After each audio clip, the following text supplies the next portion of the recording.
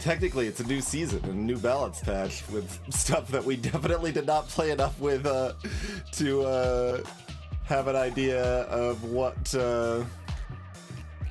that meaningfully means, but...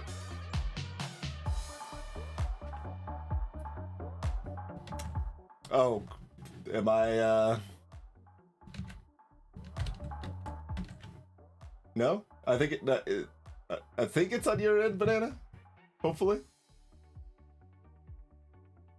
Like, I'm unmuted, and the OBS is saying that it's receiving audio. Fine. So, I'm hoping it's on your end. If anyone else would like to confirm that they can hear me, that would be nice, but as far as I can tell, things are fine. Like, the captions are working too, and so I assume we're good. I hope. Oh, I don't really have anything else to check to indicate.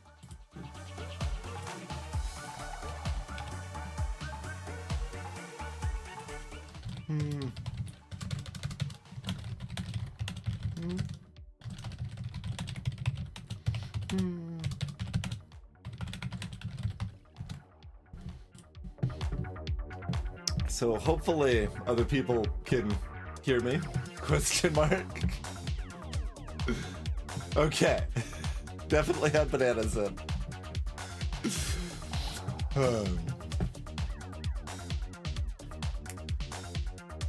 Alright, so Brawl is the kinda quickie mode. Well, I guess there's multiple quick modes. Because there's also Sprint.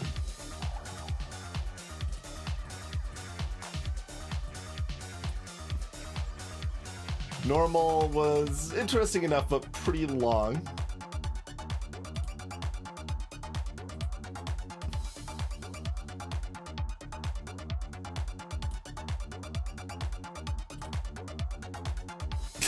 This is just kind of amusing to me that this subcategory is food or ranked.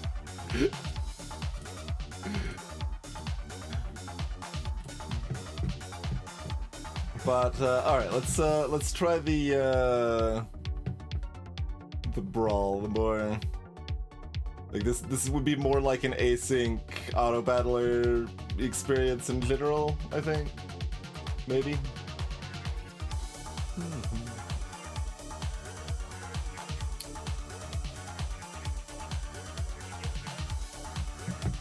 So, oh, we could also put theoretically. Oh, we haven't unlocked these other ones though. So if they're better, then we're at a disadvantage. All right, do we want table and pretzel, fancy ring, set of medieval stuff, sports stuff? Ah, the earbuds. Well, welcome, Banana.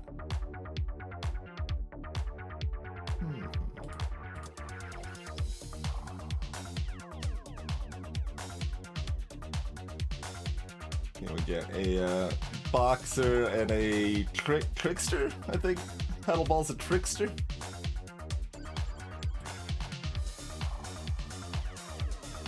Alright, whatever. Let's just do sports people. I don't know enough to make a particularly informed decision here. Not another tutorial! You have 3 lives. You must beat the other players. No saves allowed. Okay.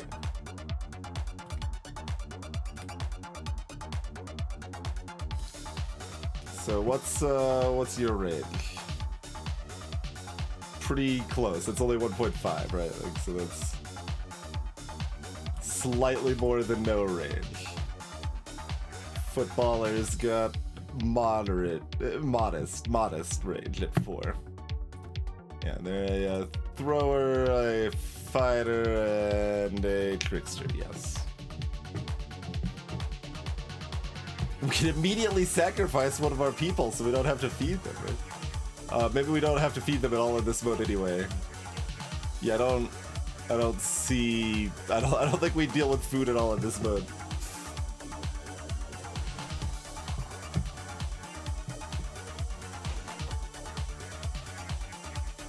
Alright, so yeah, we still do some normal fights v enemies.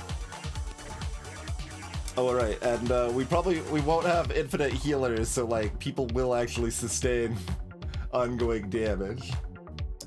We've got a giant pile of rerolls and options in this mode. On death, all units increase a random ally's health by 100. It just says health, not max health, so... Like, that would be if maybe we were leading into, have a bunch of fodder sacrificial units. Which I don't think is the route I want to lean to. The Trickster currently has the most health, teleports behind the farthest enemy and disguises himself as an enemy unit.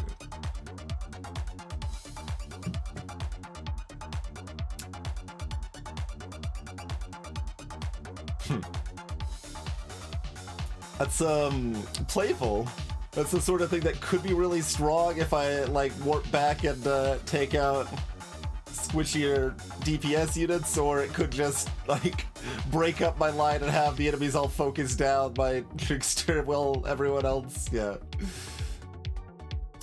We just get a drone to help us out. The drone, in fact. Or a bunch of stuff that isn't yet relevant. So, if we think, like, the early game's going to be hard to survive, which, I mean, it should be somewhat, like, linear to some extent, although it should be a little easier early.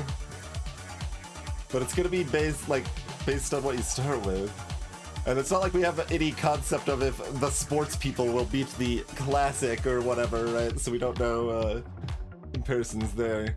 But like just having an extra unit is gonna be a lot of early value.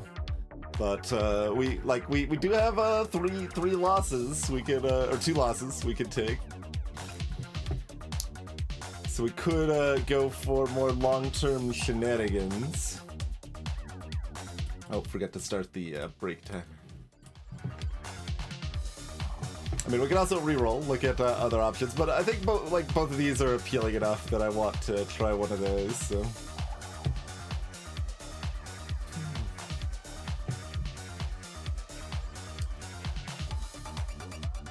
That's definitely a tough call, like prudence or playfulness.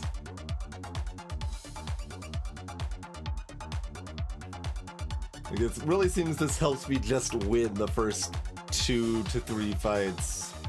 And we've only got 10 fights we need to win. I'll take the drone. I'll take the drone. Oh, we get to pick 2. I forgot we gotta pick 2. That's part of this. We get to pick 2. Okay. We can have our cake and also eat it, it would seem. It seems good, because otherwise, why do you have the cake? But now I'm like considering re-rolling. All right, let's try the Trickster shenanigans.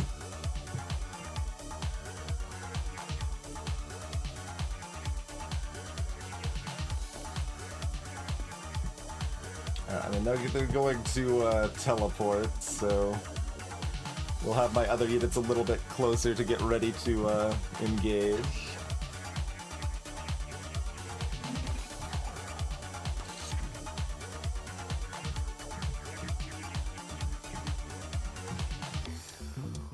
All right, we've got 32 cash money dollars.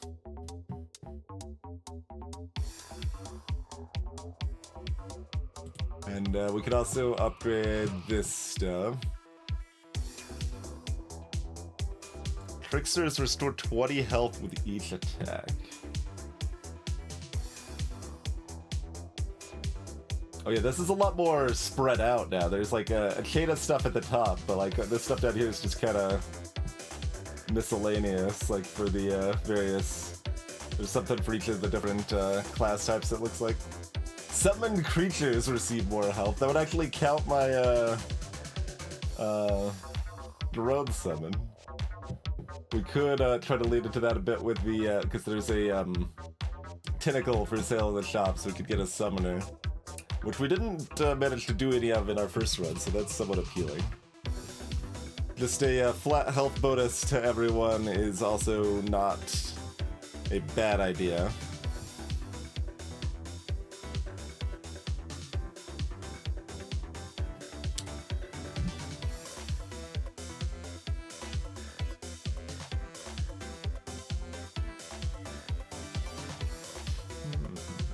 Dark metals, medium range. What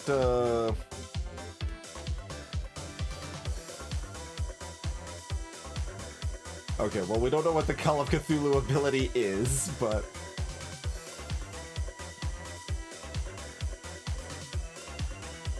it kind of sounds like everyone gets that bonus and not just the cultists. No, I think it's just the cultist. Yeah, I think it's just the cultist. Okay.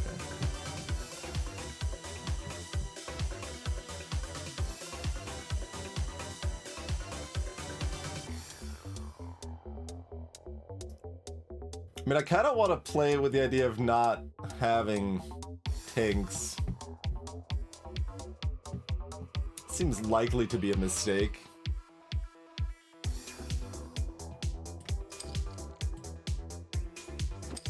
Alright, there's a cultist. Yeah, this only costs 10. That costs 20, but we don't need it yet anyway.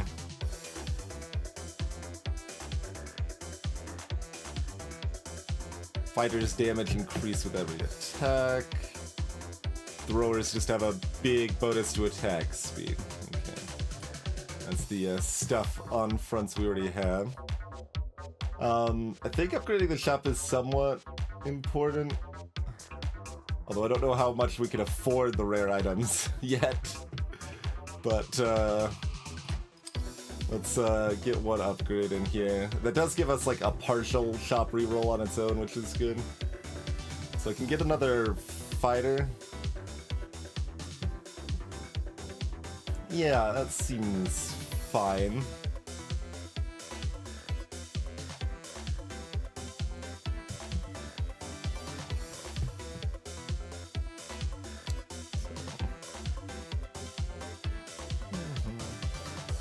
Three cultists summon tentacles. Okay, we actually do need the enough cultists before they can actually summon.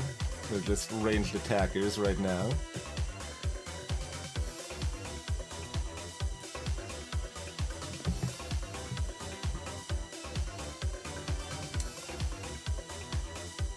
Greetings, Freeman. Welcome to the stream.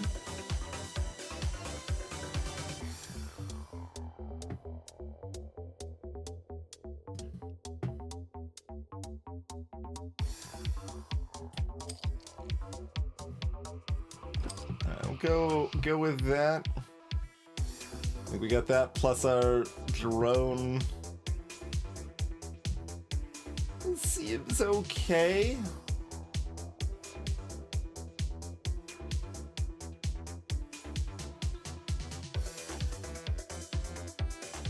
I mean, when we don't have food, just like throwing out like another just a sword or something here is not the worst idea, but it's gonna take money from potential future things. I think this is still cheap enough to do a little speculation on. Have a bunch of Natasha of Riviet, yes.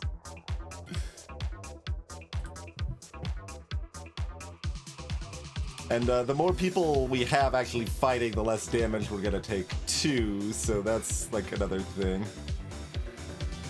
Do they actually have that many units? We got 7. We've got... well, we'll find out. They do, holy crap.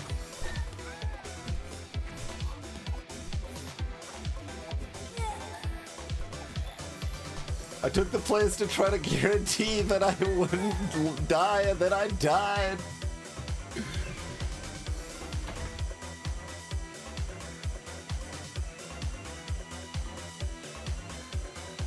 I should have paid a little more attention. Like, how did they have so many people? They didn't buy something expensive like a cultist, I guess. Random cultist gets 30 armor for each fighter on your team. interesting little mix and match thing. Fighters get attack for allies with low health. And that's the, yeah, final gift. Yeah, the final gift does apply to summons as well, that's true.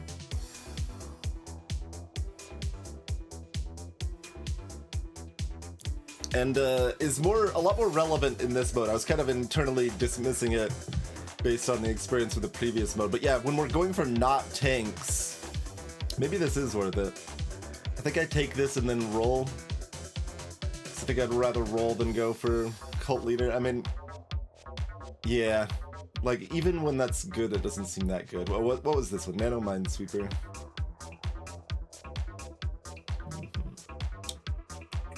Attacking, we bury explosives in the enemies.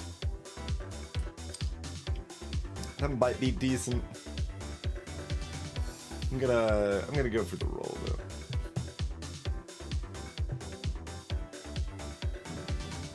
So we've got fighters reduce enemy armor.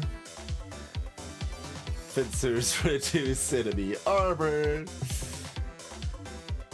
Fencers get 70 damage for each newbie on your team at the start of their fight. How much is 70? 70 is a lot right now. 70 is like double.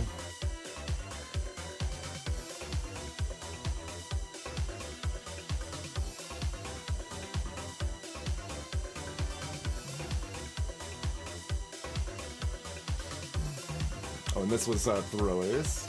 Hey there, quite.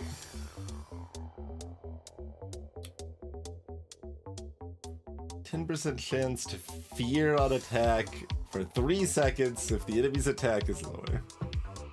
Doesn't sound very impressive. This feels like it goes with what I'm trying to do enough that I like going in that way, I think.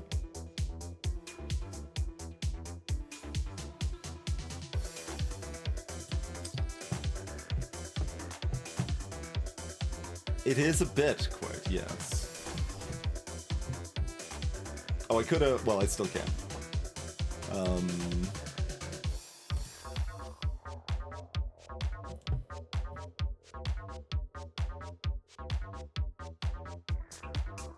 It's the fighter one. There's the fencer one. There's the fighter. Fighter's damage goes up every attack.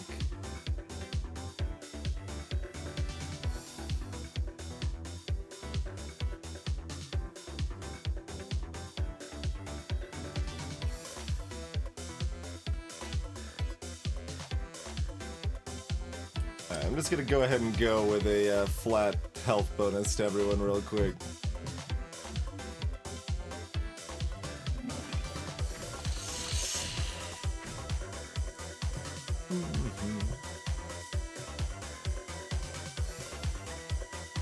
You choose your play mode. We have lots of footballers.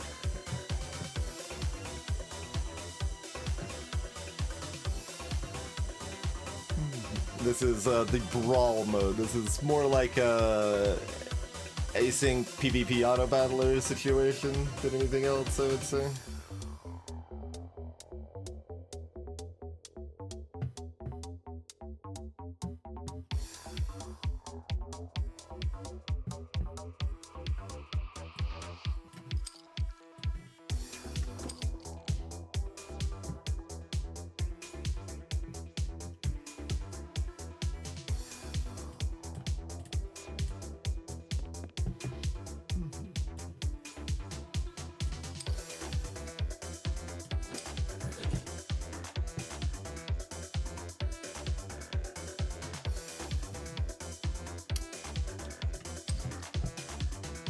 I think I just buy these.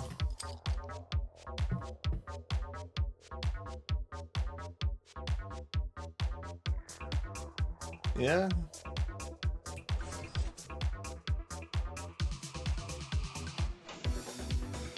Hey, kid, sure.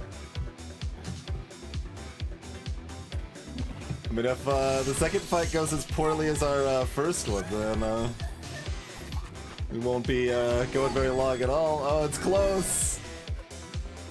They're trickstering me. No, God, they're so close. I even bought the 2 extra units just to really try to push it. Hey, Graham Cracker. Yeah, kinda.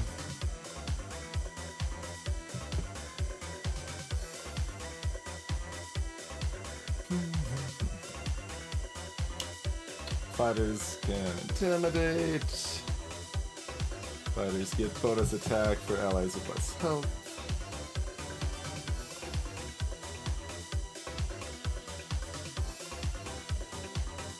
I mean, those do synergize.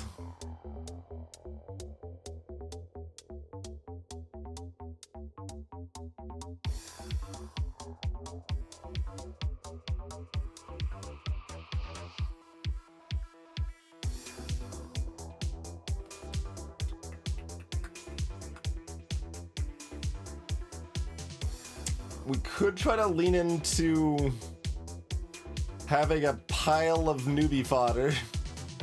It's not like we need to feed them.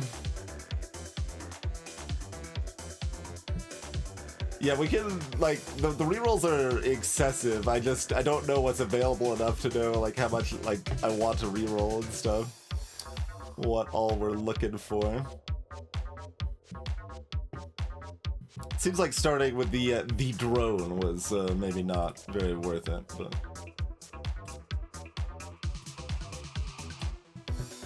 Newbies are real bad, but yeah, this is interesting, because we could have...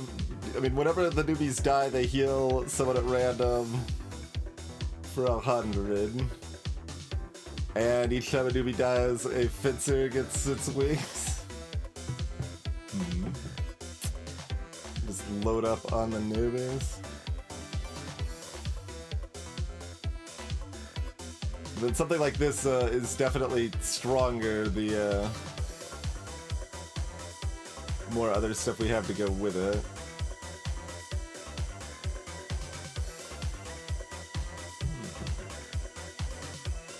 I mean, we can be pickier with it when we know they game better, like... I think is fine. Alright, we'll go that way.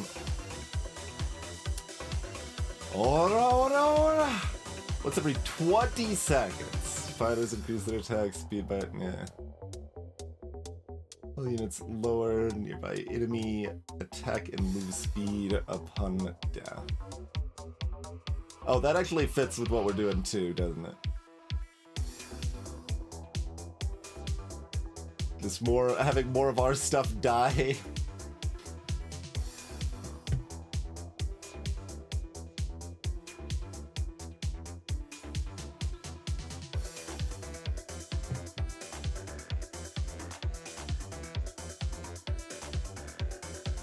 We get 2 mutations each set.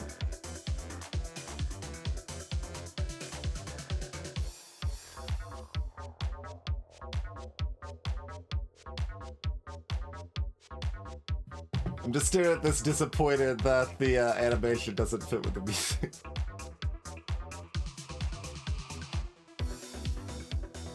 Alright, let's just lead into having a lot of our units be dead. Wait, can I not? Oh, I have to right click. Yeah. There we go.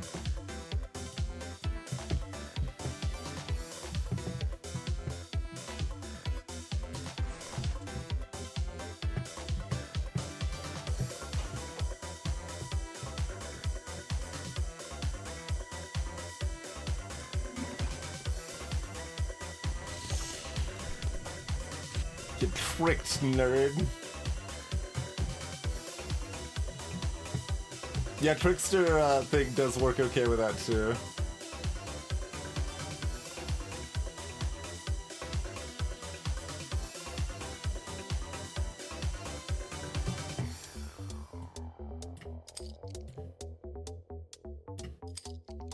I mean, at least someone's getting these extra boxing gloves.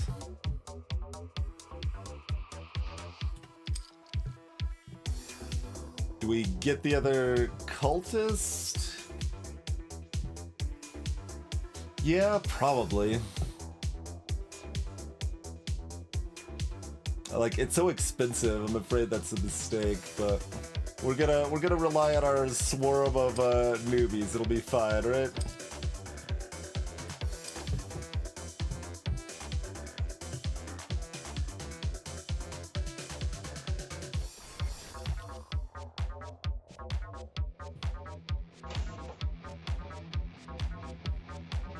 We're fighting not Jacob.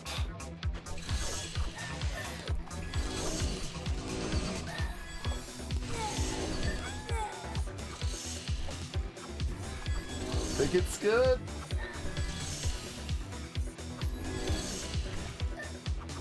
It's close.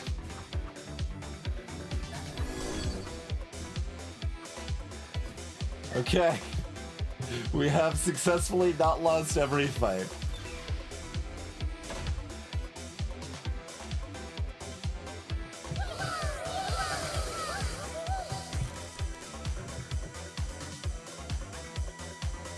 Can the human's active abilities use? So that's like newbies don't have an active ability. Okay. Fighters slow the enemy's attack.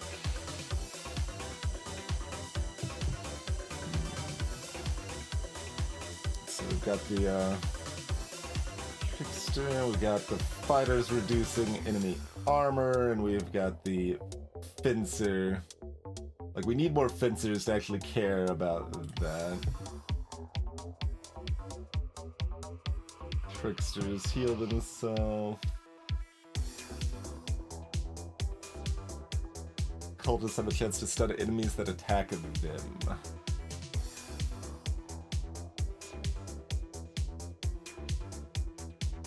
Like, this also works okay with a massive units, right? Because, like, it's just when attacking, we do a bonus attack effect. So if we have weak attacks, they still implant that. But that does still require enemies to die, so I'm not that impressed by this. Mostly this seems like good against me, rather than good for me to have, necessarily.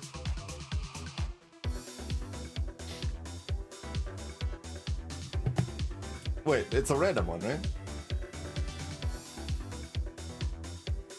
Oh, it's unclear. Yeah, I can see it both ways. I was thinking that, like, I guess it should probably be phrased the other way if it's the way I was thinking.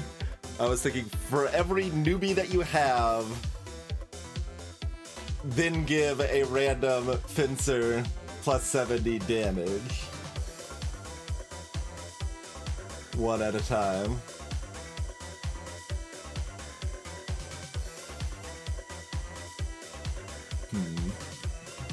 Yeah, that might be worse than I thought it was.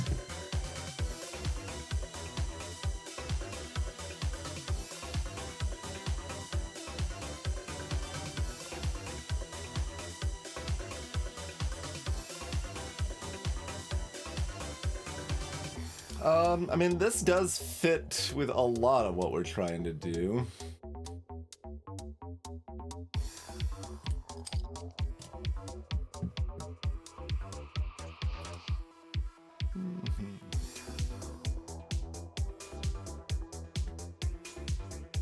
All units blow up on death. Okay. I think we're taking that.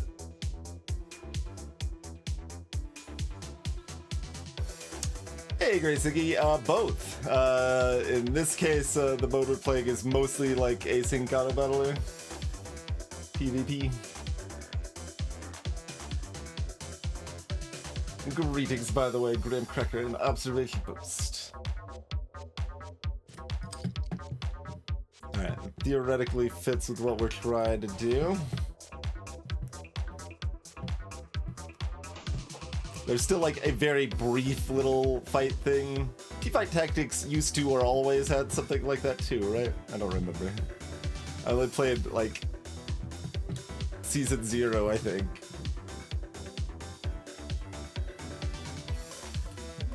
I don't remember a lot about it.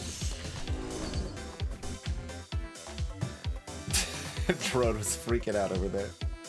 Okay, we can get more boxers, just boxers for days. There's an Excalibur. We do want more of those. And we can then maybe try to pause during combat to check once we've got the 2 fighters.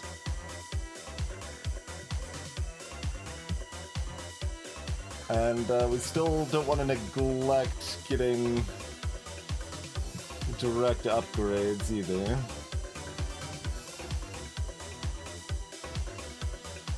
Fighter damage up by 15 with every attack is starting to look pretty good. Although we didn't take the thing that makes fighters confuse enemies. We might want to look for that soon.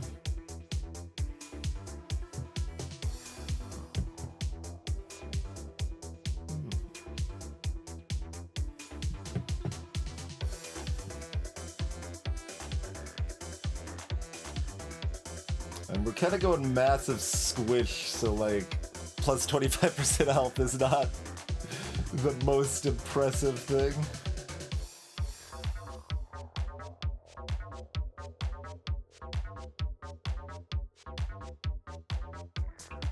So yeah, Fury is probably the one we'd care the most about, but it seems like just more units is probably more useful right now.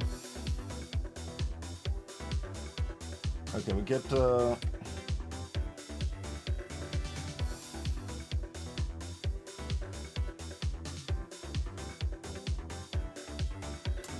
yeah, we get this bomb at 2 of them, but it doesn't really do much until we get like at least 3, right?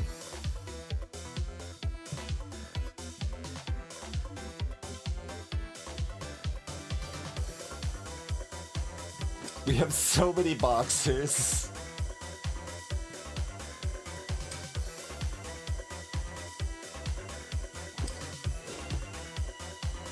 Oh, we actually did already have 2 fencers. I forgot. I thought we only had 1.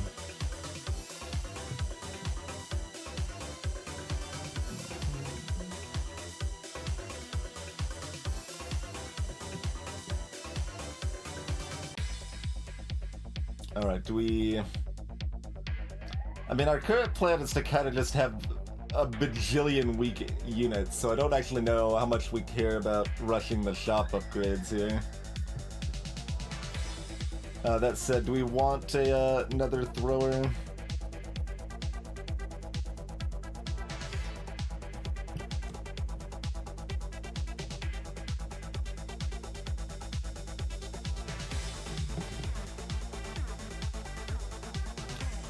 Increase a random ally's health by 100. Lower enemy attack on death and deal 40 damage upon death.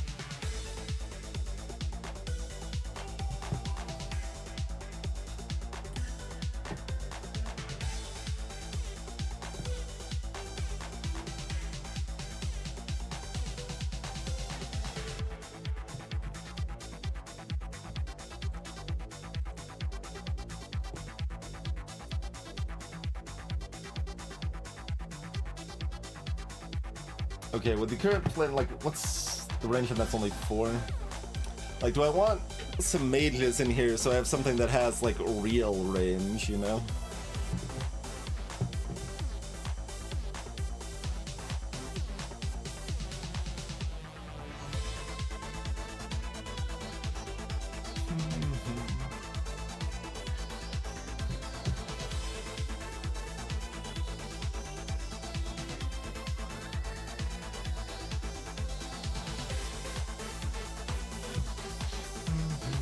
I mean, I do want more tricksters, too.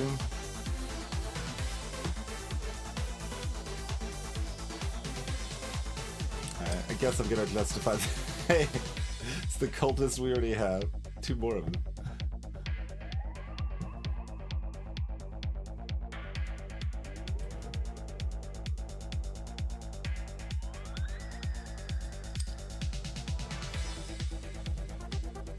Yeah, I think we just need a few more ranged things while everything's sprawling in melee. We need some stuff that can poke at a distance, yeah.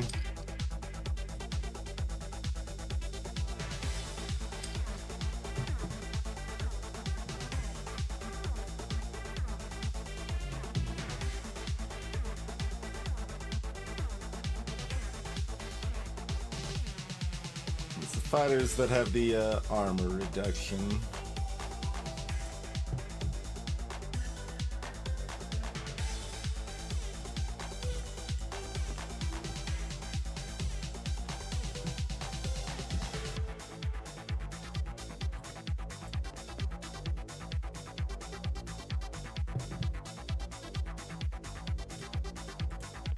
Trickster can be wherever because they're gonna teleport. Cultist range is mediocre, yeah.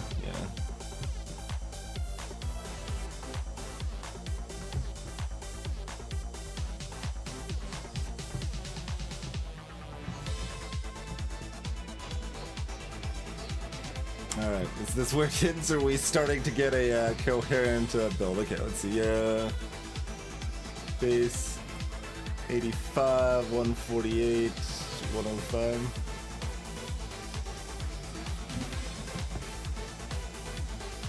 Yeah, looks like it's just on the one. So Natasha Rivia has a bajillion damage. They've got a bunch of tanks and magicians here. And we both have our little drone summon. How... Wait, their drone is named the drone. My drone's name is Nika.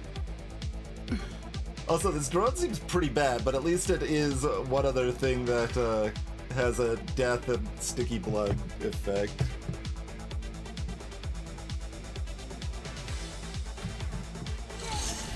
Yeah, I mean, if our sword ever gets close to an enemy, they will kill them pretty quick.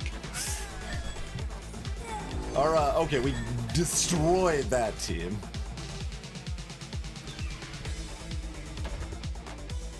Utterly destroyed that team. Oh, people are leveling up a little bit, finally. I forgot that was even a mechanic.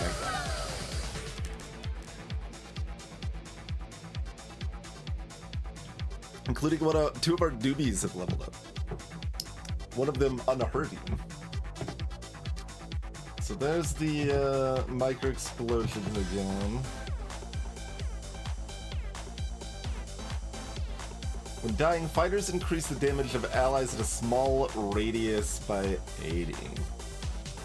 That's potentially pretty good. We've already got 4 just basic ass boxes. Okay, I'm down.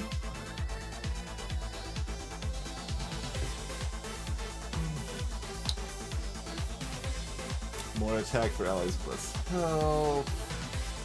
All abilities have lower cooldown. We aren't really that ability focused. I say is that I look at this and like, well, do we want to be?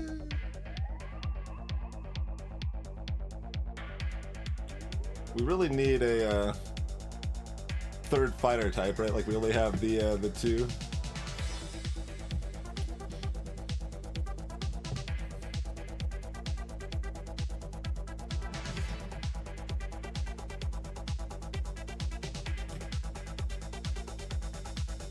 Cultists have more health. Cultists have armor, wind summoning tentacles. Tricksters can poison enemies.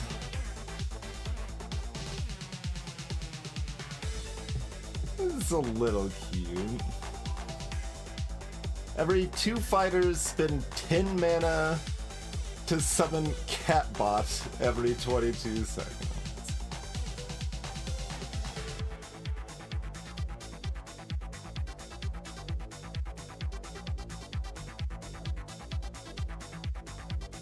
I guess? Pretty sure we could do better, but that does fit with our plans pretty well. And it's Catbot. Who doesn't want to summon Catbot?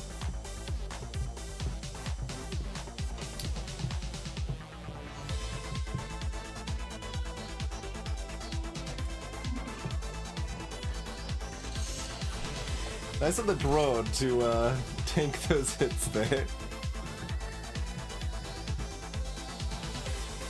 Okay, there's another fencer.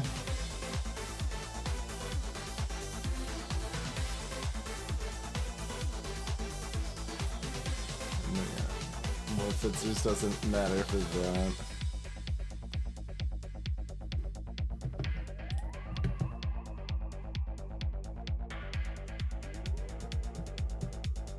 So, I think I don't care.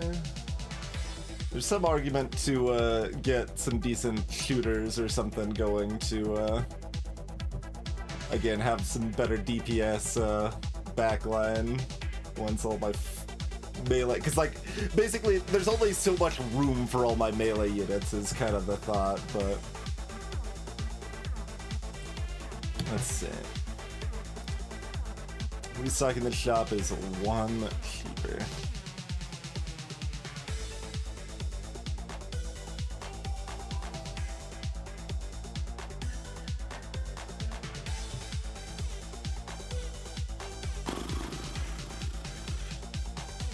I feel like I just ignore all of those. This don't seem very good.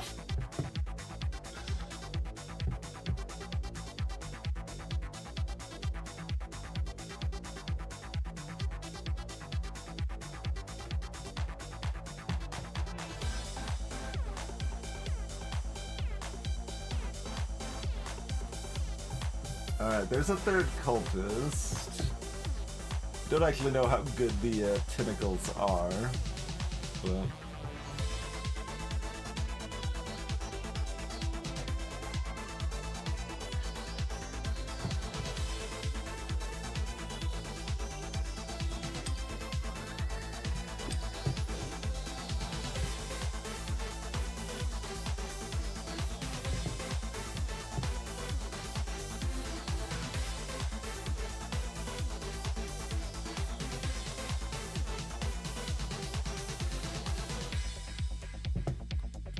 We have nothing special for cultists, otherwise.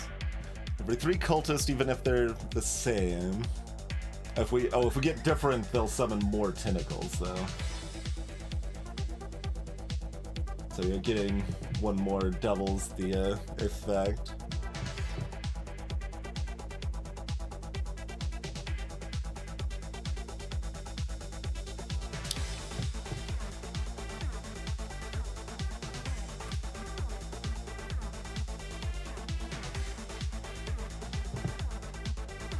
Okay, we finally see some more tricksters.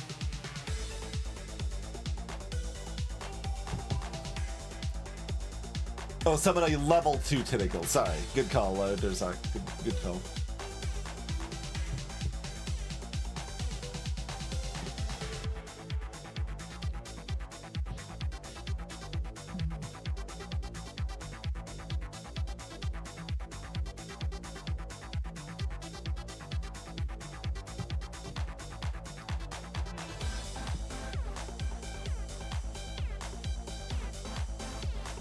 Nanolance has 1.5. Oh, and it's the trickster with the most health. So, I mean, it'll be whatever trickster I pick up.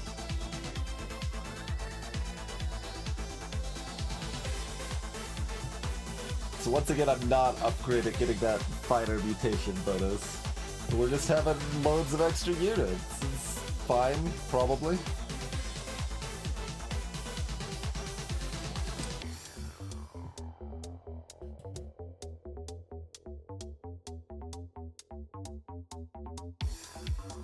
I mean, I can see who's got the most XP, I guess.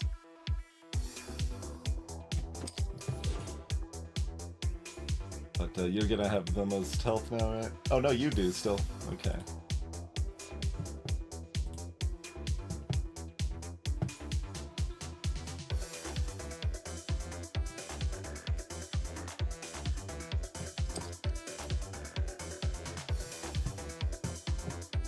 Alright.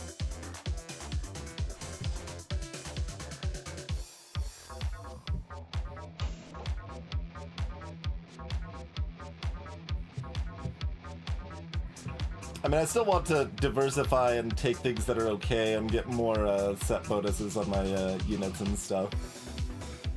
Like that gives our trickster that teleports back a dodge effect now too, which is who knows, but seems decent. Oh yeah, okay. The tentacle starts all the way back here, unfortunately, but.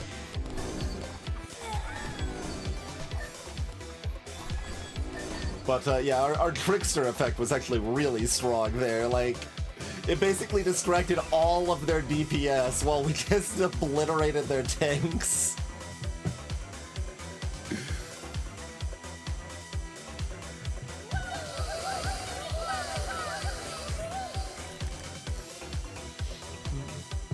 And having more classes that I'm building towards gives us more viable mutations that we can get. Tricksters extend receiving damage for 4 seconds. Okay. I don't know if I'd actually understand what that meant if it wasn't named delayed pain. So they take damage 4 seconds after they take it. Cute.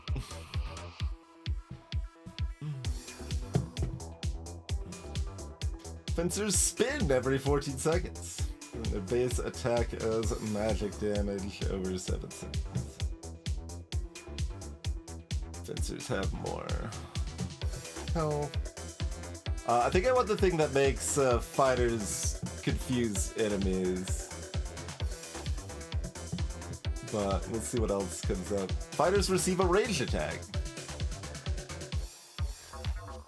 That sounds potentially great. Yeah, exactly, Arctic. Yep. All units have a 20% chance to ignore the cooldown stuff. Every 5 seconds, tricksters deal 2 times damage attack. Alright, no touching. No touching.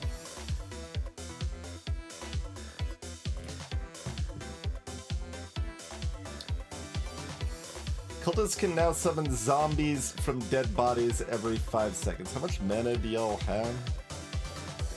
It costs 35 mana to summon the tentacle.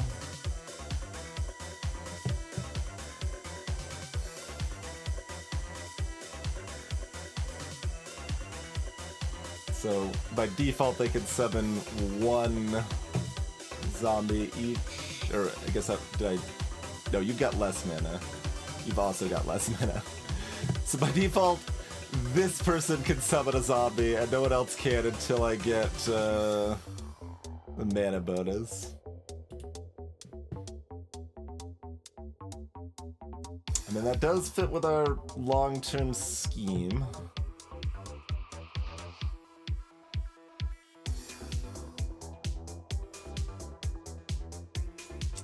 This is stronger now, I think.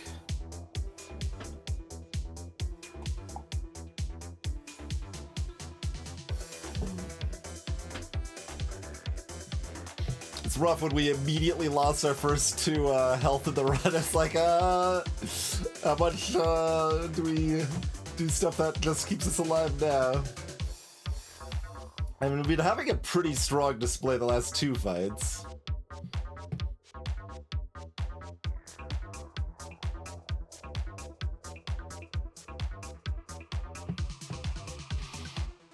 And I guess we're like already close to the point where we do definitely want to be just adding more units on, which would largely be cultists, I guess. And there will be plenty of dead bodies, rather.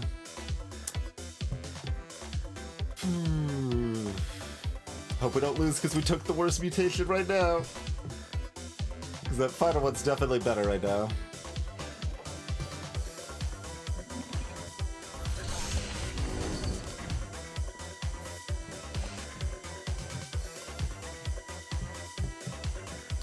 $42. So now we're incentivized just to take random cultists to some extent.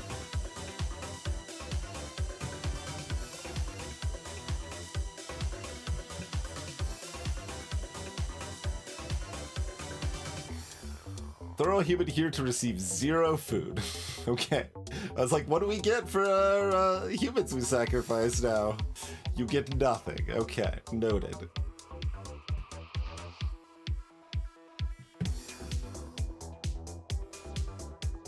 Having newbies on hand early is also useful because they level up, is an interesting note, right? So that when we toss another weapon on them, they'll already be a higher level and more effective.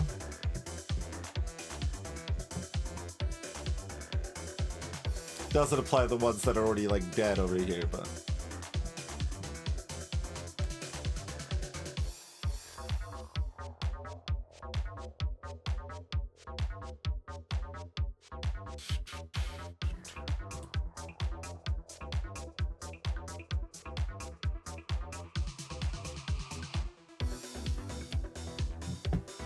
That's a tough call. This is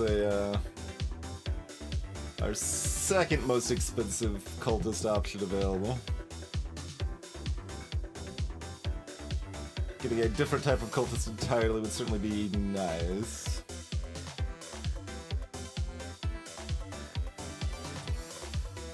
Not any other trickster stuff yet. More fighters. Just any type of fighter would be fantastic. Like, look at how many effects we have for fighters right now.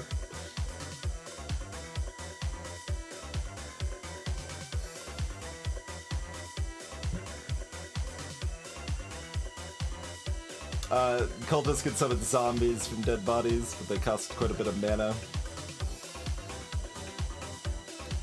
Or if you're talking about the next tier of this, we get a better tentacle.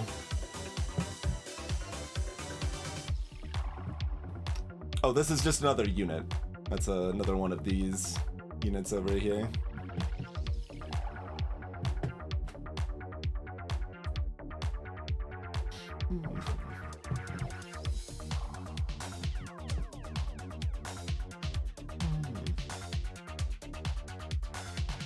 Need everything. Like, I also want this rabbit in my head. Oh, did I see how much range y'all have now? It doesn't say. I don't think. Yeah.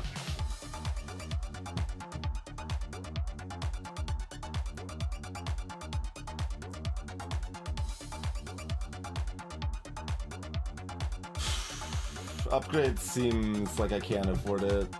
Because I kind of need this upgrade and this upgrade too. And I'd like to buy at least one of those right now, probably.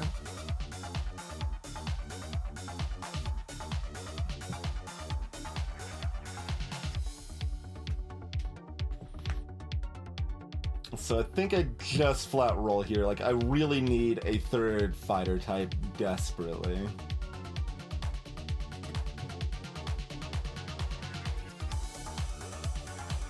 There's a somewhat cheaper cultist. There's an expensive fencer. I think I do buy the somewhat cheaper cultist here.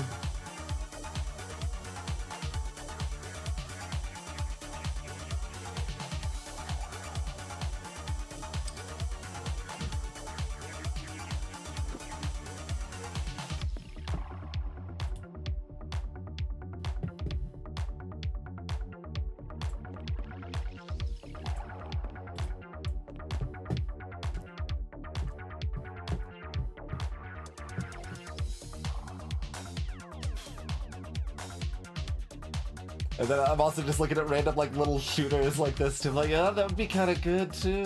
Everything's good. But I need fire. There's the cheapest cultist.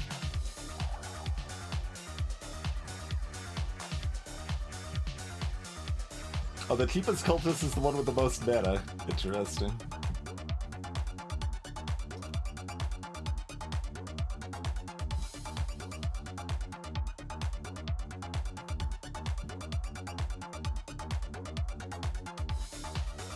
There's a whip over here.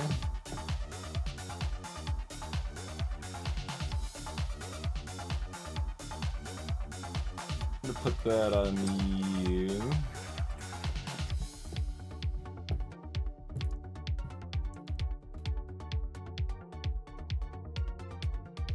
Oh, they are level 3, that's true. That's probably why they've got the most mana. That is, in fact, why they have the most mana, yes.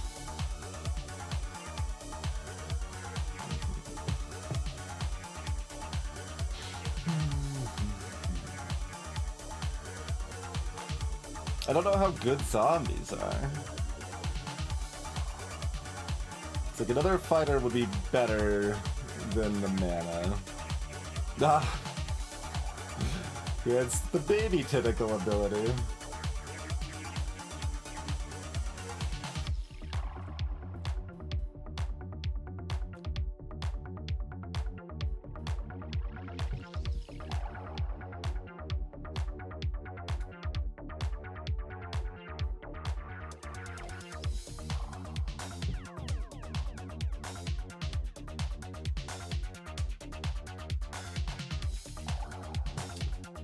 And we've got to do some repositioning now. I guess I'll buy the mana and hope it's good enough.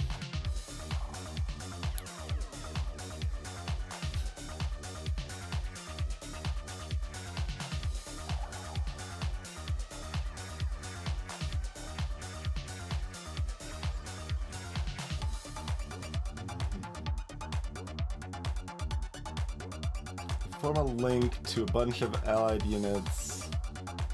Damage is spread amongst the units.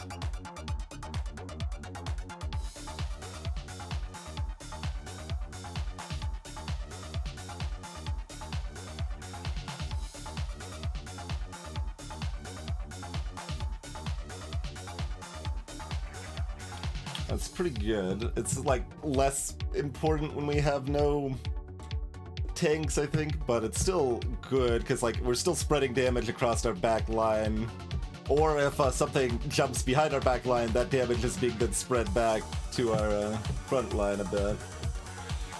But I don't think I can look for it anymore right now, so we'll just buy garbage and hope that zombies are good.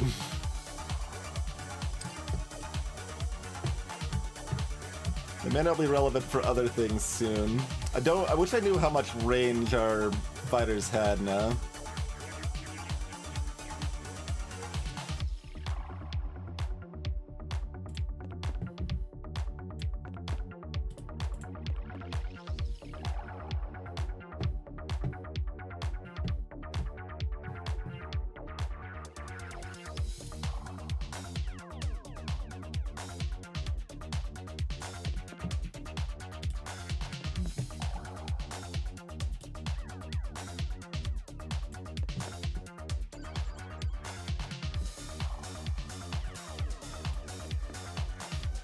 But we'll assume it's enough that we want them all in the second set here, right?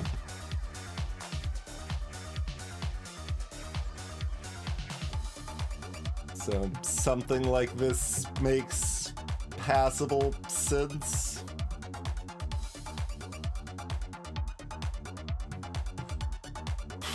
Alright, let's see how it works. We can also see their pattern and theoretically change based on it. So they've got some tank stuff. Our Trickster Warp should be doing some pretty good effect against this team. Otherwise, my positioning seems fine-ish. Oh, their tanks are in the back. I don't... Go Tentacle! Go Tentacle! Oh, I needed to, how good are zombies? Zombies have a lot of health. Okay. Interesting.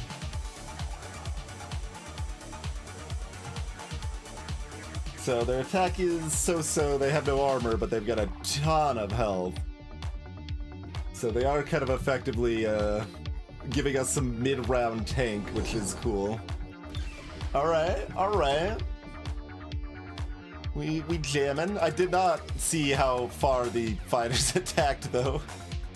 Feel free to comment if you have an idea of how far the fighters attack with their ranged attack, but... what's this? Fighters can stun enemies at a mana cost, but we've got extra mana now. A zombie joins the human side before the fight.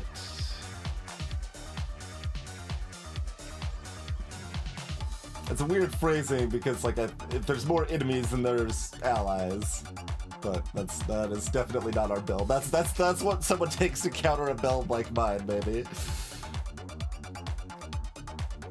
But we do have some armor shredding to help counter that counter a bit.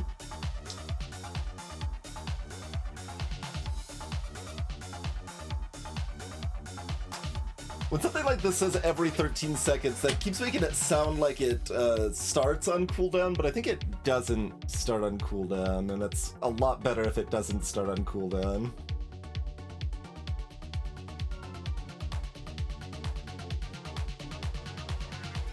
So, I mean, this sounds pretty good. So we're gonna go ahead and take that. Summon Tentacles have a ranged attack. Getting close to that making sense. Fighters just have more health.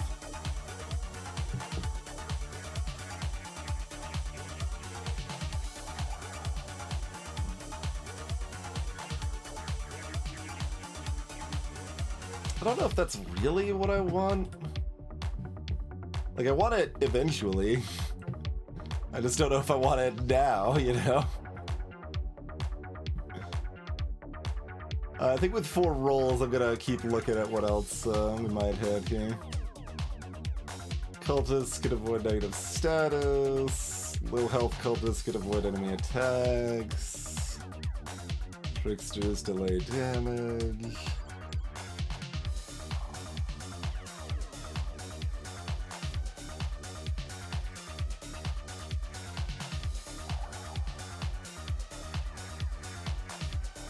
Tricksters attack deal splash damage. Tricksters have armor. Do I just settle for ranged tentacles? Or...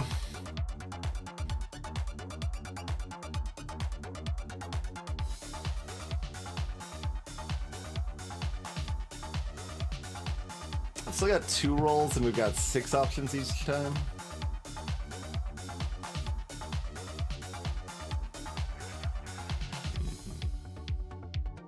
Fighters deal 1% of an enemy's current HP as damage with every attack and heal themselves for the same amount.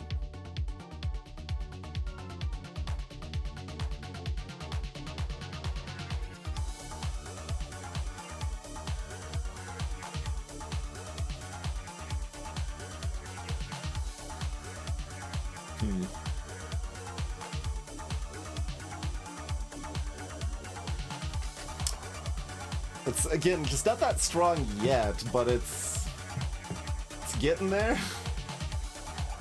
I guess we'll take it, with only 1 roll left.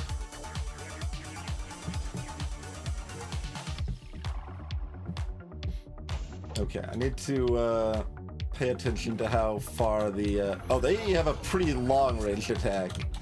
Like, they're attacking from over here. So it's quite a bit longer than, like, the footballer and stuff. It's a proper ranged attack. Okay.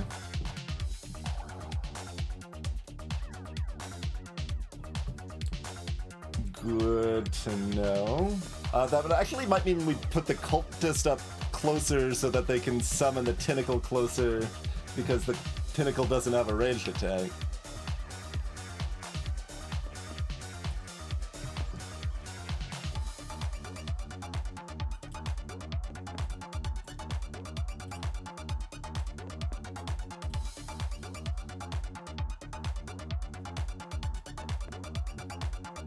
Interesting. We have a bunch of these, like, long-range punchers over here. Okay, we're at 4 of 10. If we want to buy this, this is a decent time to do so.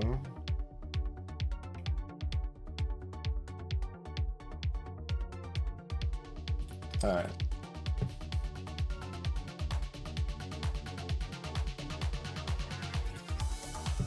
Okay, there's a 2-2. That is what we're looking for.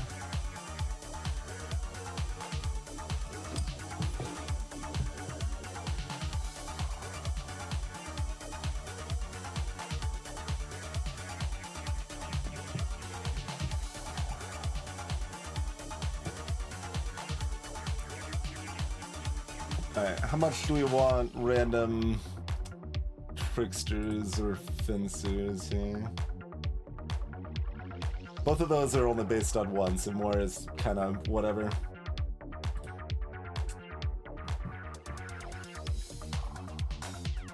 Leaves us with $10.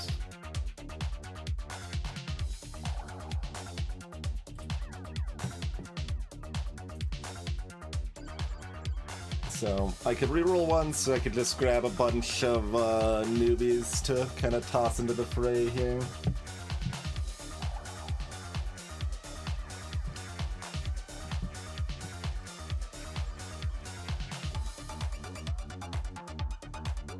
We got plenty of newbies for the fencer bonus, like it's pretty big diminishing on that, but more does mean that they'll level up so that when we get characters we care about more, they'll already be higher level.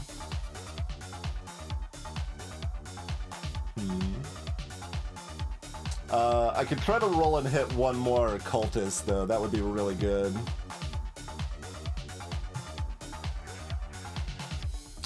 I do not think it's correct to save up for the most part. Since we are benefiting just from having newbies, like different builds, you might not benefit very much at all from just having random garbage on the field. But we actively benefit from having random garbage on the field, so... But I think I will roll once or twice to find another cultist, because we can get a second tentacle if we get one more cultist.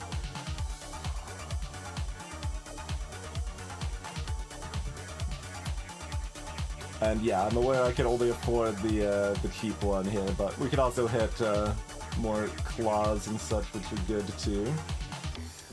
So we'll call it good enough with that.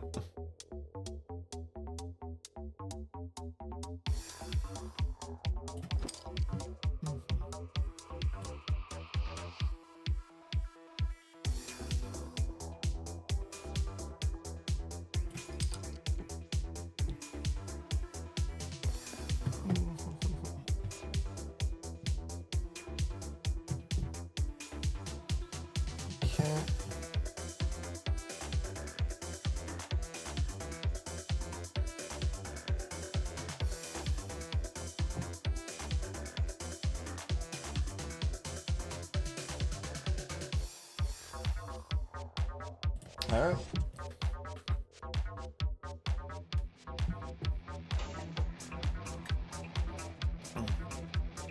Versus Unluckies. They've got a bunch of stuff further back, so they probably got a lot of range stuff.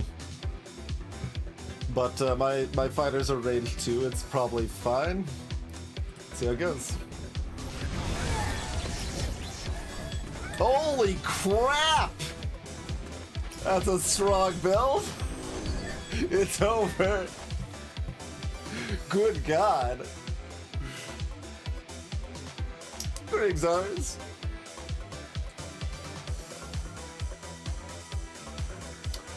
Our rank went up by 20 points.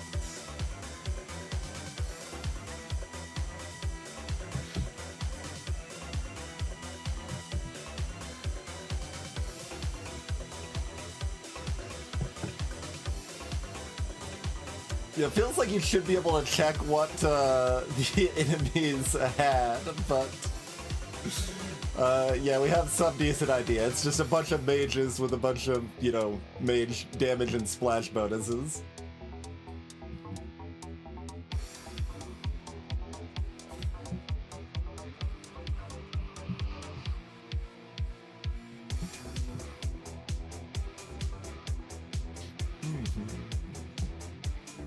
Yeah, none of those really would have helped us here, though, Design.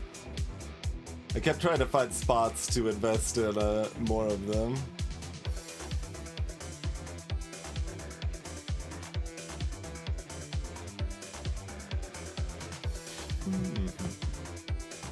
We can look at these things and pretend we know how it's trying to display information again and failing.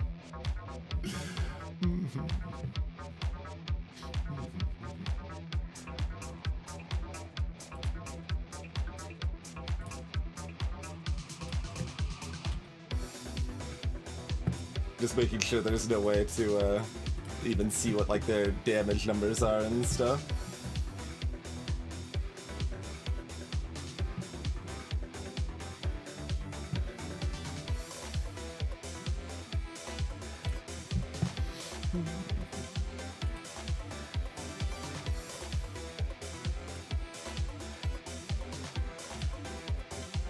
Special magic.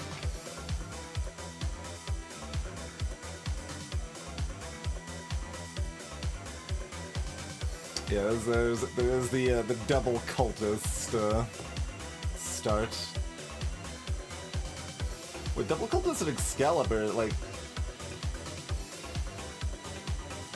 isn't that a fair bit better than this? Or maybe the bow is at least third tier.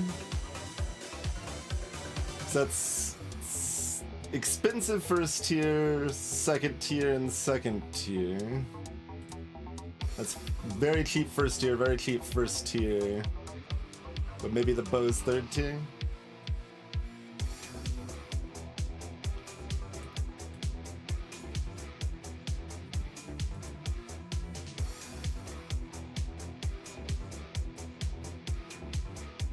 But like, this is only third tier, isn't it? Maybe that's fourth tier.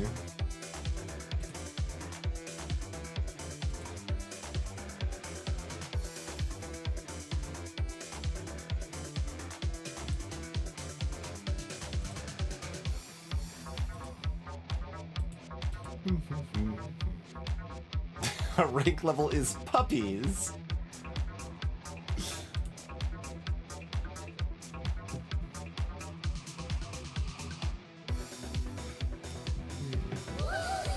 Let's have a special ring here. Yeah, it's all the way over here. Wait, no, that's not even a magic resist. There's magic resist. Yeah, it's all the way up here. That's so expensive. It is 30% on the first, which isn't so bad, but like,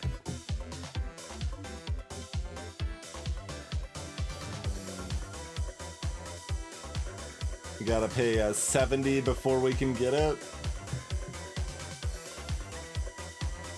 And like, this is very weak for the build we had. This is very weak for the build we had. Well, that does something actually. That might give us an extra zombie or two, at least.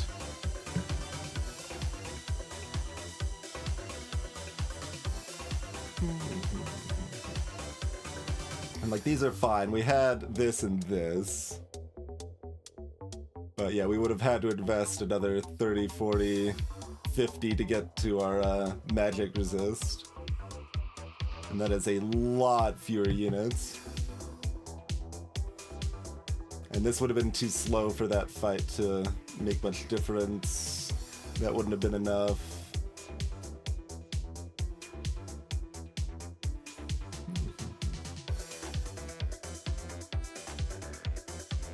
Oh, how many newbies in each? Yeah, I'm not sure. I guess this one starts with 3 newbies, and I think the ones that have 3 items just have 3 characters total, and no newbies, I think, but I'm not sure.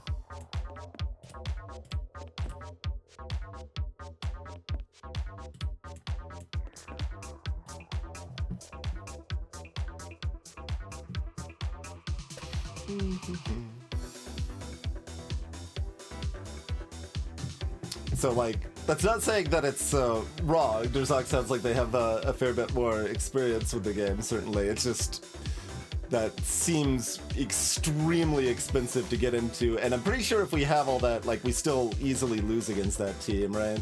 Like, 30% magic defense is not enough to deal with that team, especially when we've got $50 less of units on the field. But if we hadn't lost our first 2 fights, we would have room to lose a fight like that and still keep going, of course. Greetings, Itty Bitty.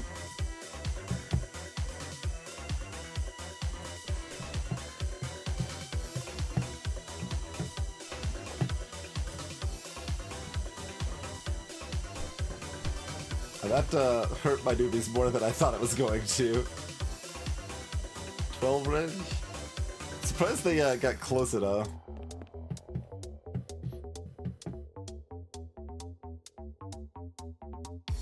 Mages get armor for tanks on your team.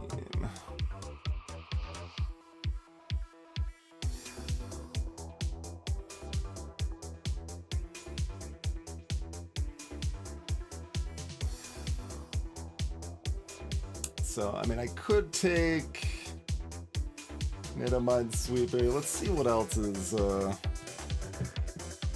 out there. Starting with only one class does make you feel more beholden to that class, certainly. And this was, like, surprisingly disappointing, because I took that early on, like, in our first set of mutations, because I'm like, okay, like, this probably isn't very good long-term, but it should be good short-term to help us win the first, like, 2 or 3 fights by having an extra passable unit on the field.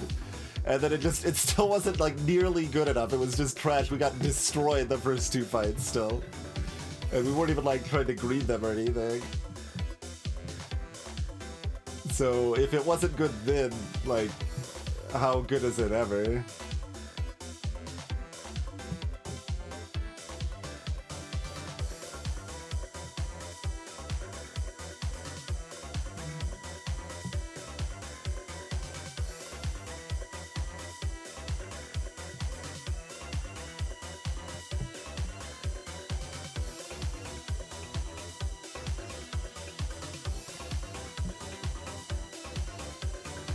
Alright, we're gonna end up having to pick something not mainly at this point, right? Eggheads could be like mixed range and tank to some extent, so mixing in eggheads will probably make sense here.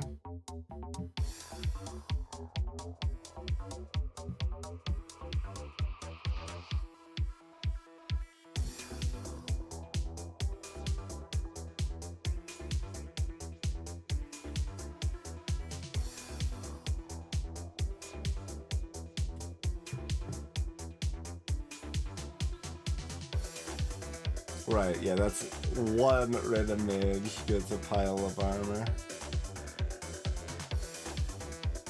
Alright, Nano Minesweeper it is. What else? One more roll. It's like, I'm not very impressed with it. Alright, well, do we want something that does something? These early fights are important, so I guess we do get the thing that does something. Even if it's not really what I want right now.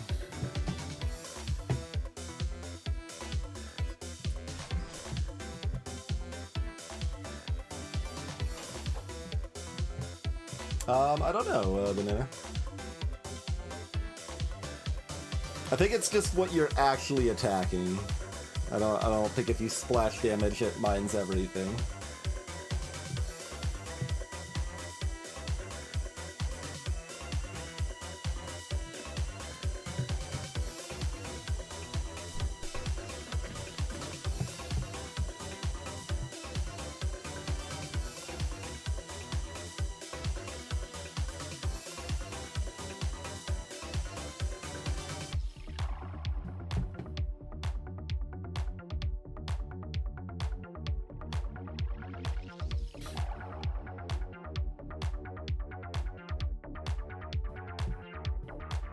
Yeah, I have no idea what I want to try to get here. Like, how much do I settle for passable things that are clearly a lot better than our newbies? Versus hunting for more mage stuff. I mean, I'm gonna need another upgrade, like, immediately, basically, right? Well, by another, I mean the first one. Although to some extent, having rolls to just find that first cheap mage is kind of appealing, but it's still at 46%. I think that's okay.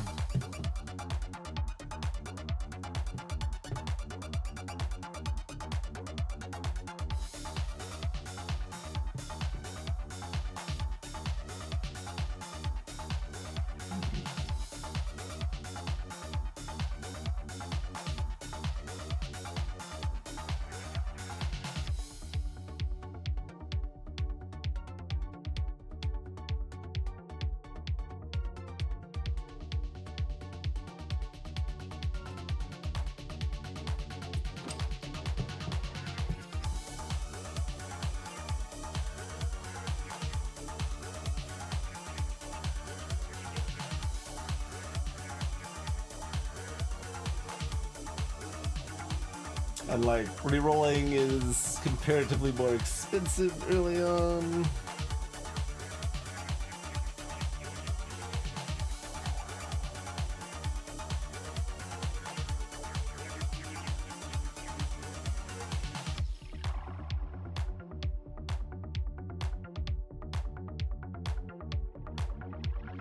We don't need to eat in these parts, Chthonic. Eaton's for nerds.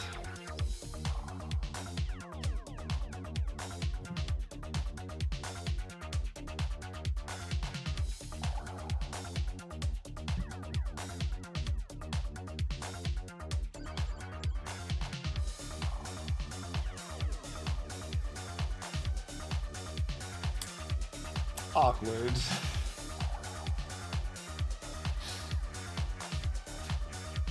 What we were looking for. Currently, this is still more common.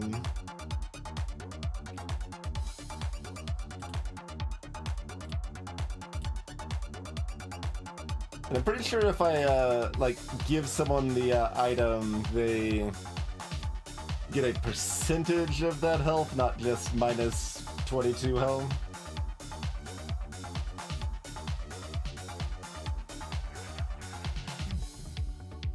But yeah, Chthonic, this is a more PvP async auto battler sort of mode.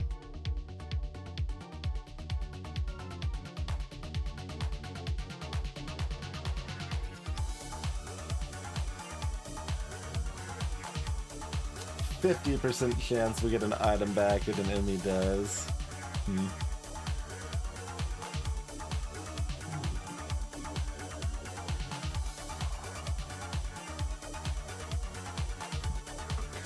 It does make me drastically stronger immediately if I don't die. That's interesting. Yeah, like, Thunderbolts are really good.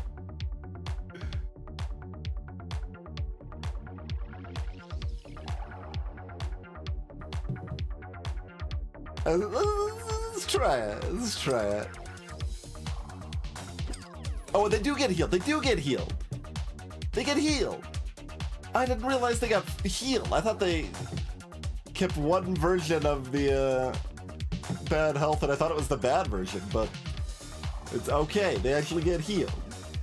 So that was great, in fact. We've all got 12 because you're mages, yeah.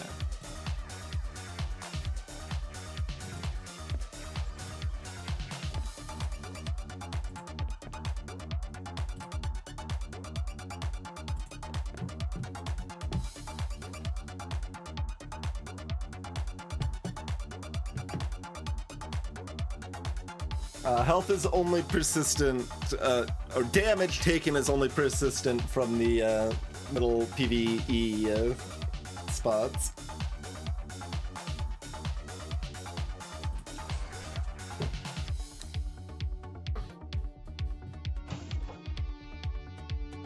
Alright. That was less explodey than I thought it was gonna be, but it was good enough. It was good enough.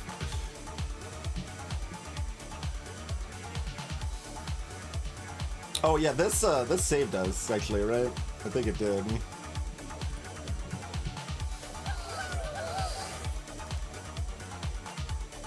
Come on, there's other mage mutations. Why do you just offer me this one? I don't want that one. I don't think I settled for the summon drone on 5, although it should actually be a little better in this build, but...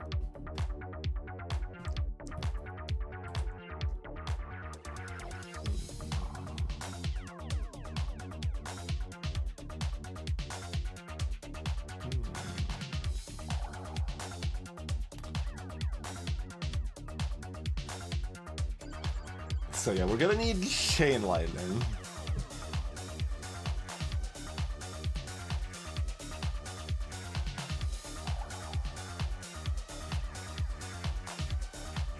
Come on! I might have to settle for the summon drone here. Or do we want to figure out what else we want? Like, do we want shooters in this mix?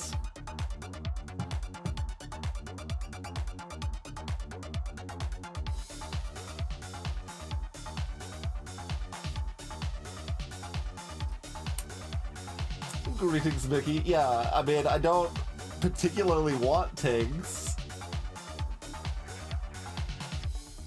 To some extent, we're trying to do what destroyed us last game, but I was also considering doing mages that game. Some mages are fun.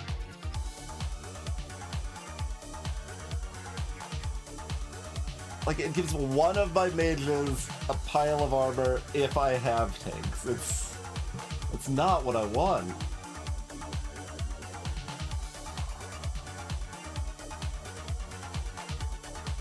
So egghead shooters and mages, maybe? Filler drone? Or still just roll fully hoping I hit whatever awesome mage tech that surely exists. I mean, I would take egghead tech too.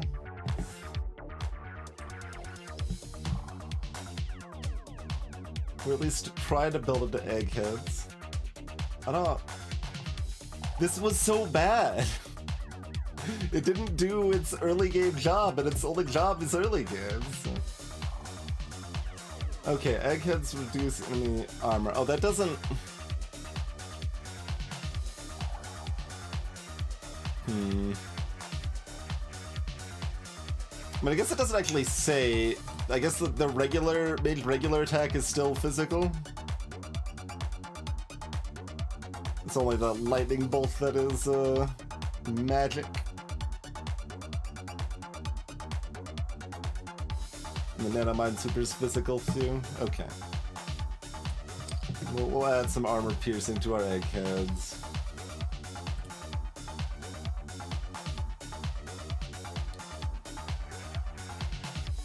How high is egghead attack gonna be?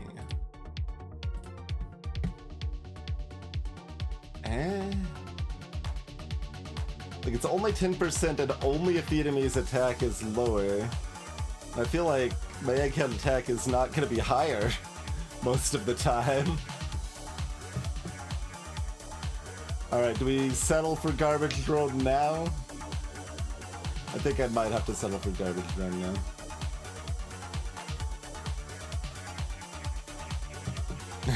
I could roll again.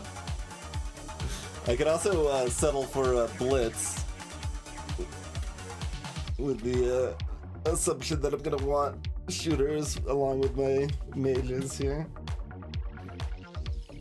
Green roll? Alright, chat, what garbage are we gonna be stuck with? Oh, not garbage, maybe. Alright, yeah, mages have a chance to evade. And this one again. But that's still not like, I want damage, not evasion there, but we will take that. That's not bad. It's not bad.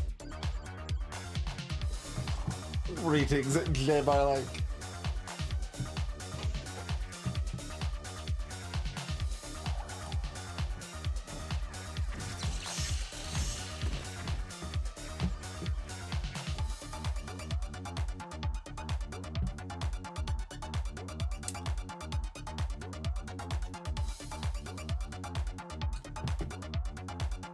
So, certainly short term, throwing out a garbage tank is probably worth, right?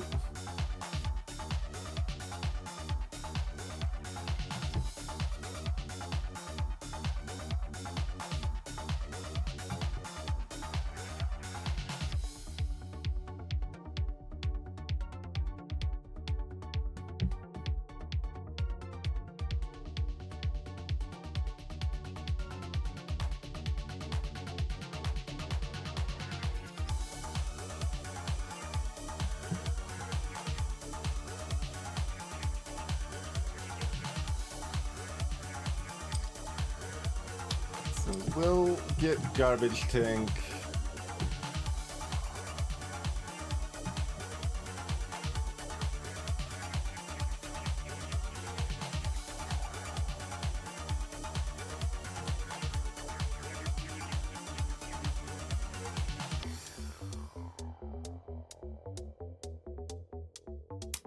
Do we just think that chain lightning's enough to just win the fight? Because I could just upgrade and buy that. And only have 5 units, but we have chain lightning.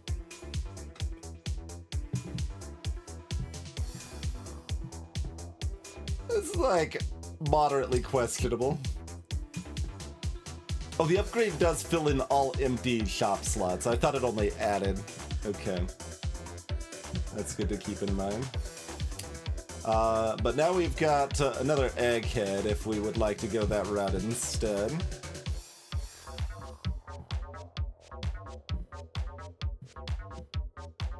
Or a shooter, for that matter.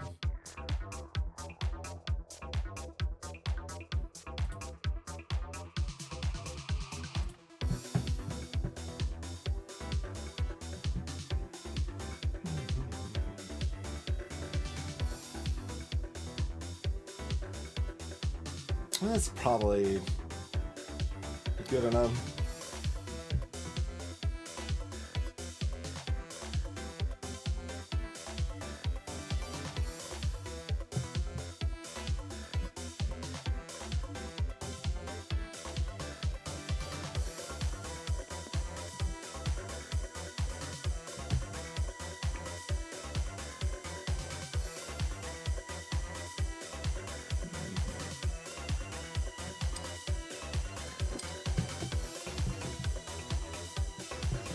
We do need the lightning by the next fight, probably.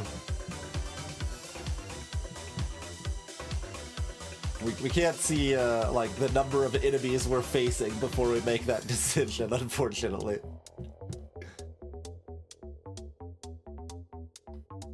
Seems like even here, especially now that I know that the newbies will full heal, we probably want to go ahead and buy 2 newbies here as well.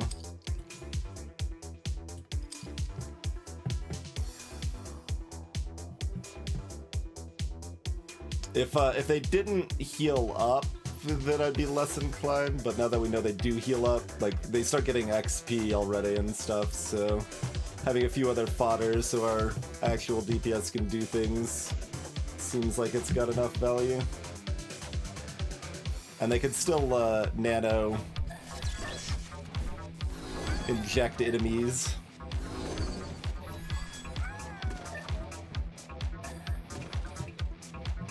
We might be in trouble if we don't buy those newbies, I'm not sure.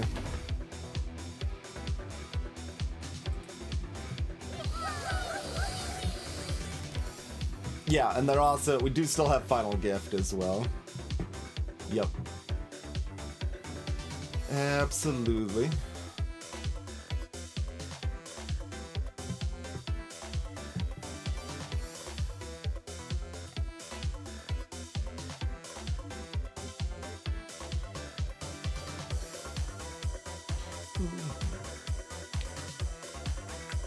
Active abilities, does random damage.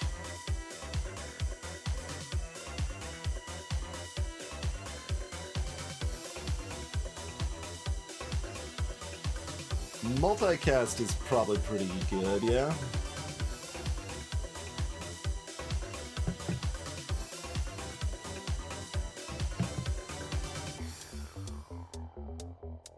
Chance to ignore the cooldown on Thunderbolt.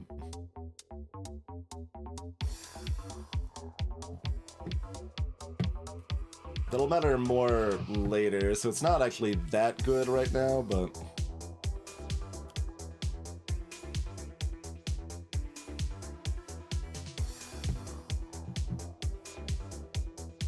But we can take things that are better later at this point, too. Given we haven't lost yet.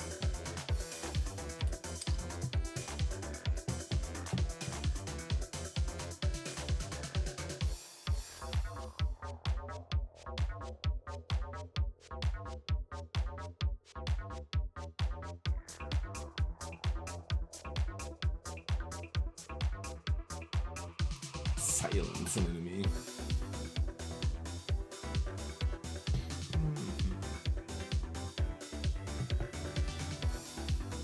How do we feel about Sparks? I've still got 4 rerolls.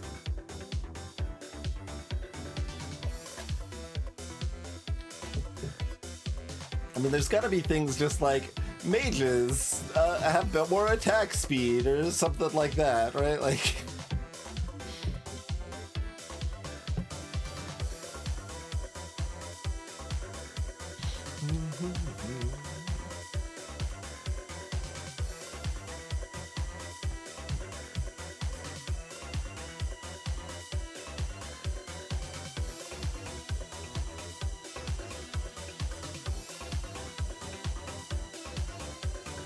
I don't think, yeah, I mean, this doesn't have a cooldown, so I don't think Nano Minesweeper is an active ability.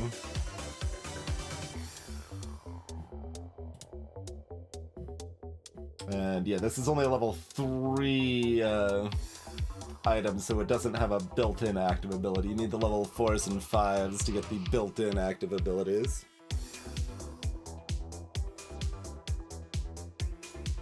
But every 3 mages is another Thunderbolt.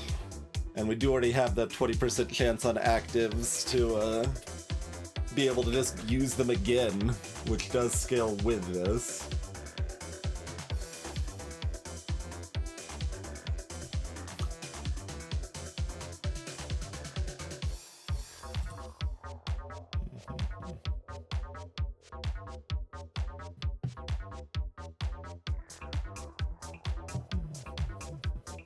Is this all the way at the end? Negative status. And these are...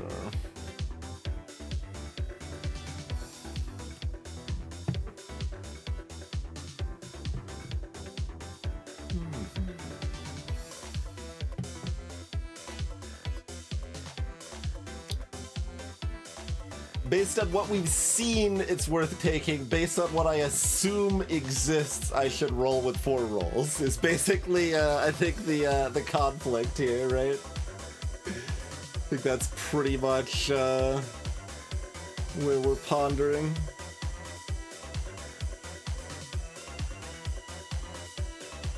I'm gonna roll.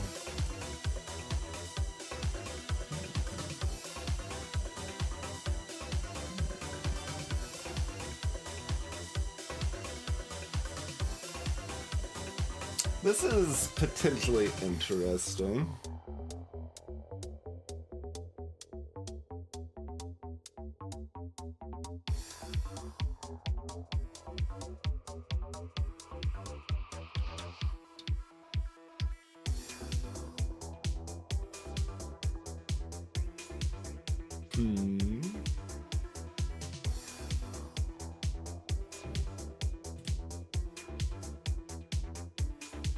I mean, we don't really care that much about the mana right now, though.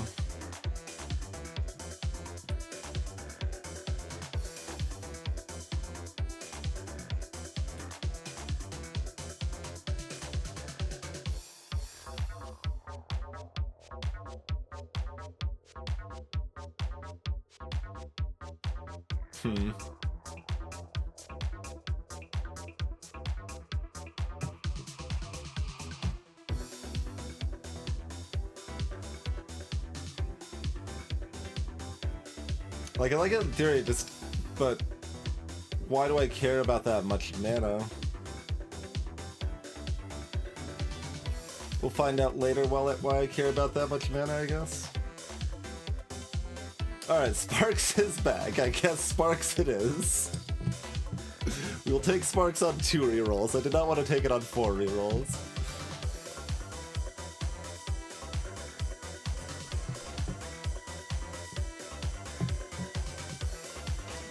So now this is also kind of interesting. Like, we are actually somewhat encouraged to, against the,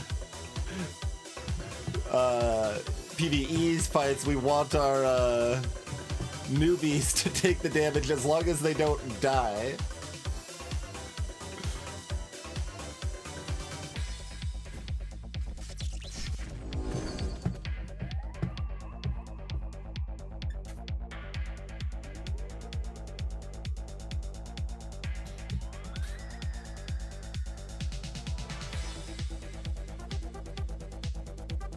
So, like, upgrading that to tank is cheap. We have 16% of tier 4s.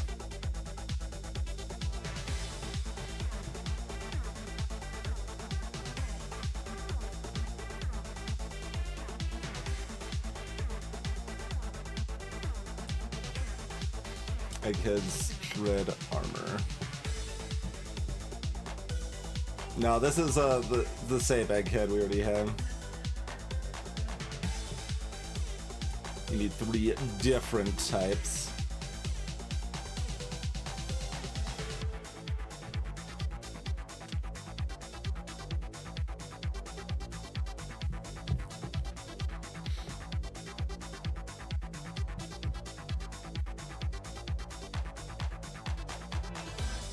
Like, it's still worth considering these, but... Alright, I think I buy this.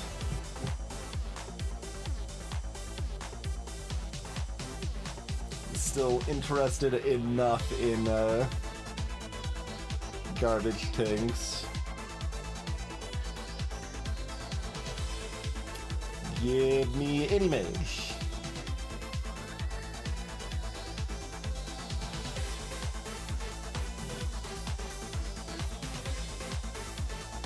Any mage?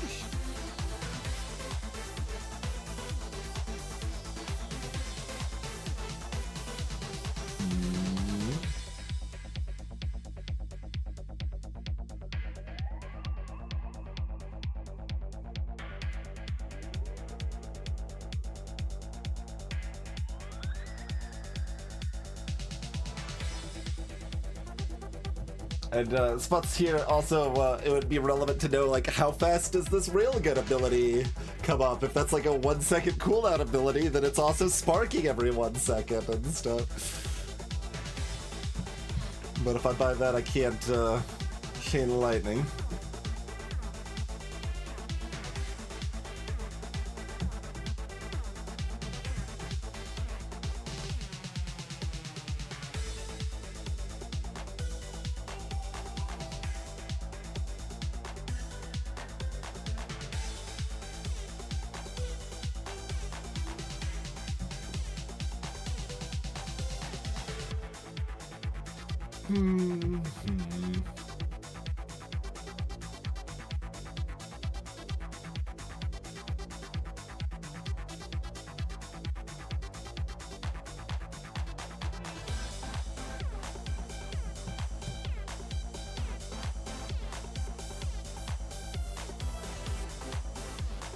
I mean, I kind of want this. If we invested in the, like,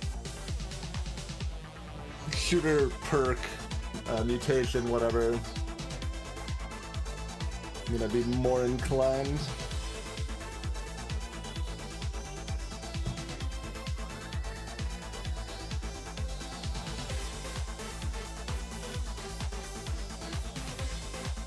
Alright.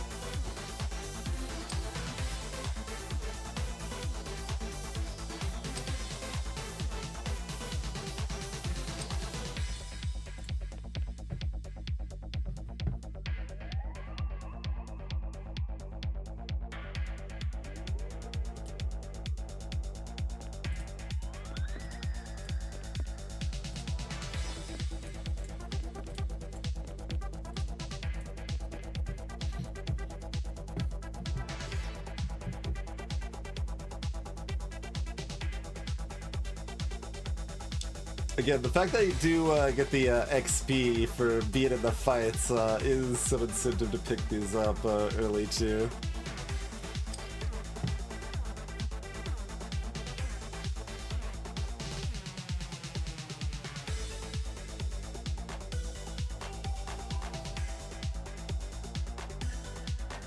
Alright, and I think we'll be looking to buy the cheaper rerolls next floor.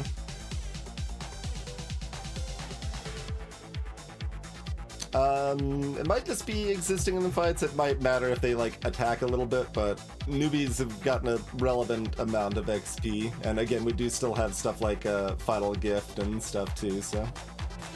And the nano machines.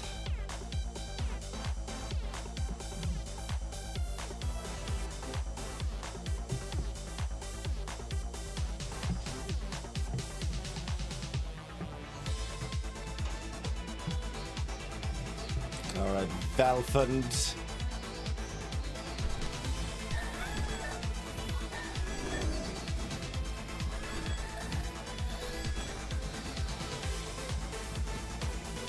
A little close, but that's fine.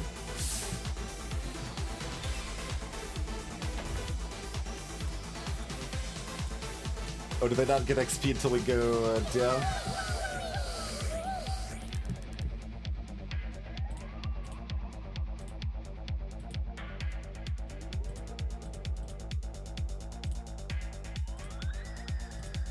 Well, a lot of those didn't get XP. I guess they died. They do need to attack or something.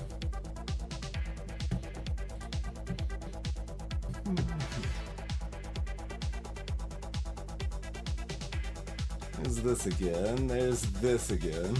This at least does something now, but I still don't like it. Oh, surviving a fight? That might be.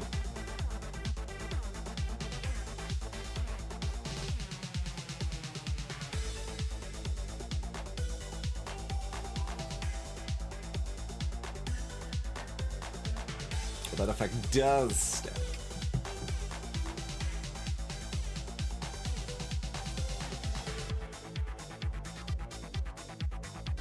Okay, slow enemy attacks.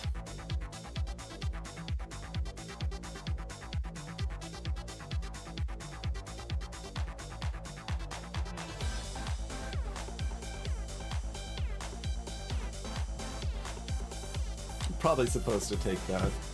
This looks like something we want. Oh.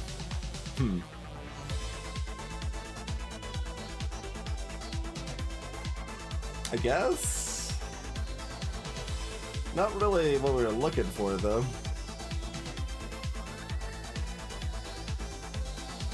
And it says a small radius, like that's so vague.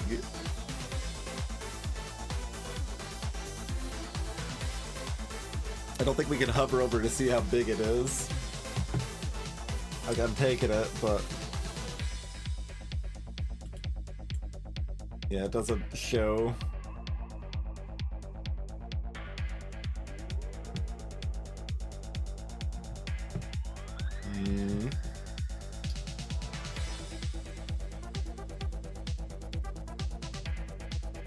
One egghead is hurt because they took damage.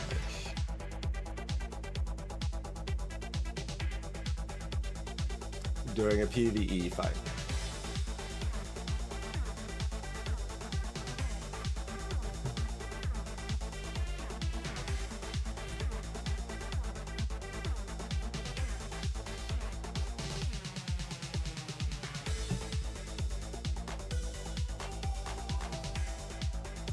That's why I clarified. Keep going.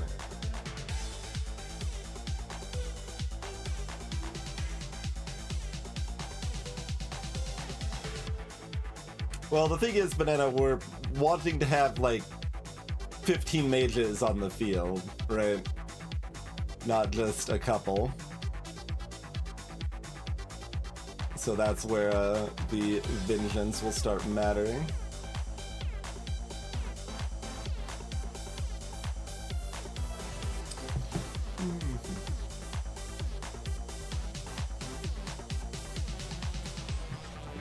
I said PvE, Katonic.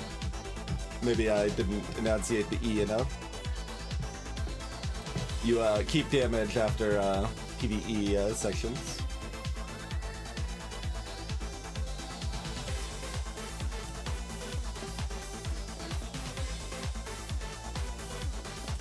Well, okay, their damage is fine, because they'll, whoever gets damaged out of these will just, upgrade.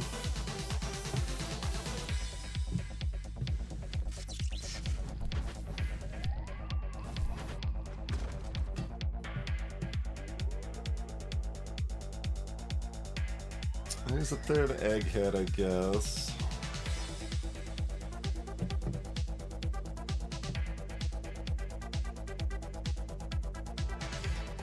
Not sure just how much we care about the buff tower, but we're in on it.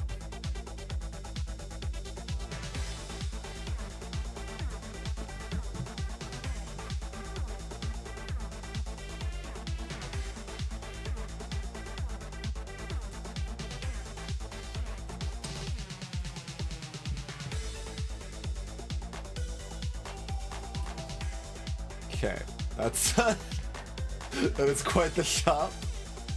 Oh no. I would just buy both of these if I could. But since I can't, I guess I'd buy the better one? Let's see. What do you look like? I mean, quantity is better than quality, but I can't...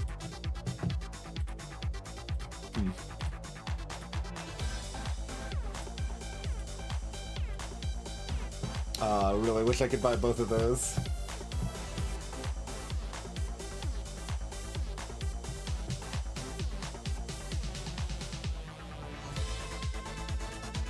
Yeah.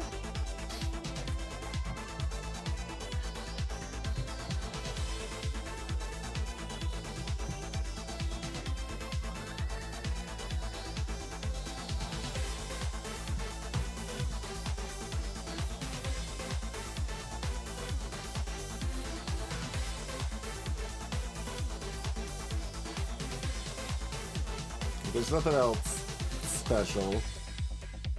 Just how much of your extra health and damage you get on level up. Oh, that doesn't even get as much on level up as the rabbit and a hat does. I would like to lock the shop, yes.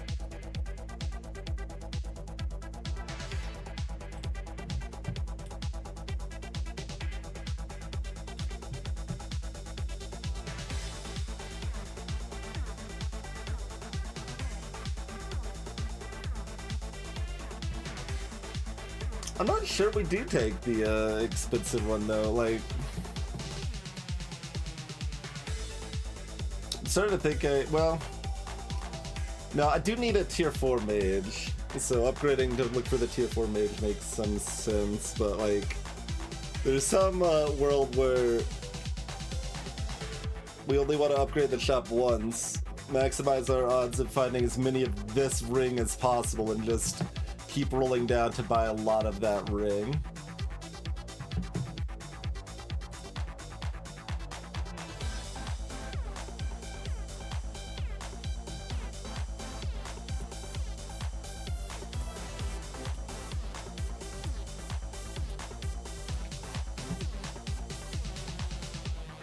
So, like, this costs twice as much, 20 versus 10.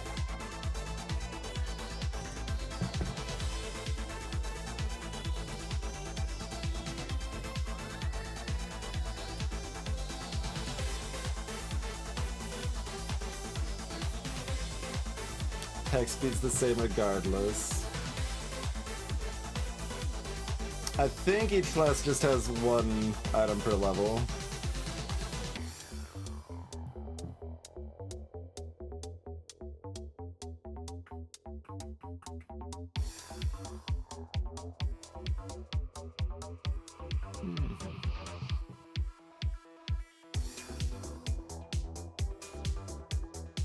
I mean, you say that after having seen it decimate my build last time on Banana. That was basically all in on mages. They did a better job of it than we're doing, though.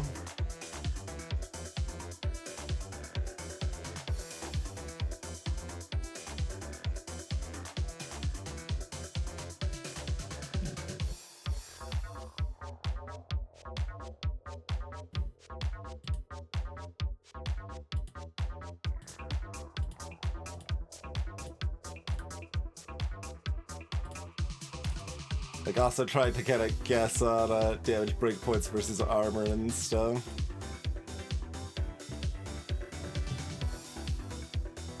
I'm gonna take the rabbit in a hat, actually.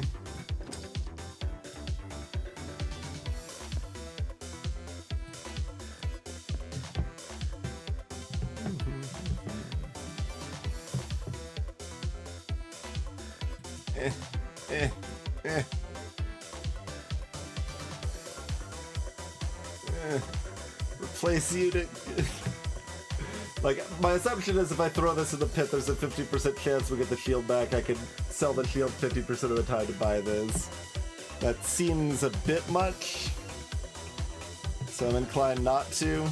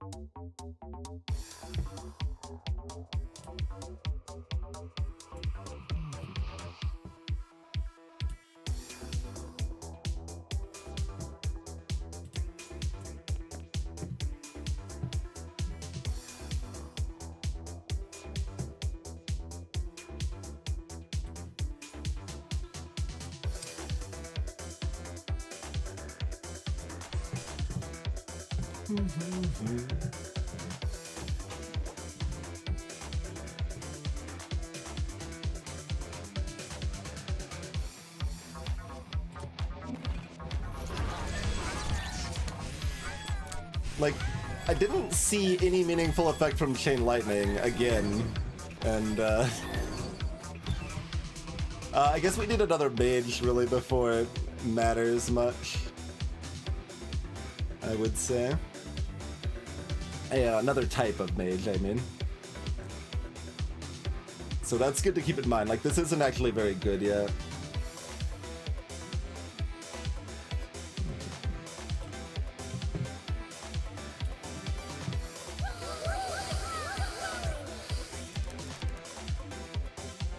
I still don't really benefit from this.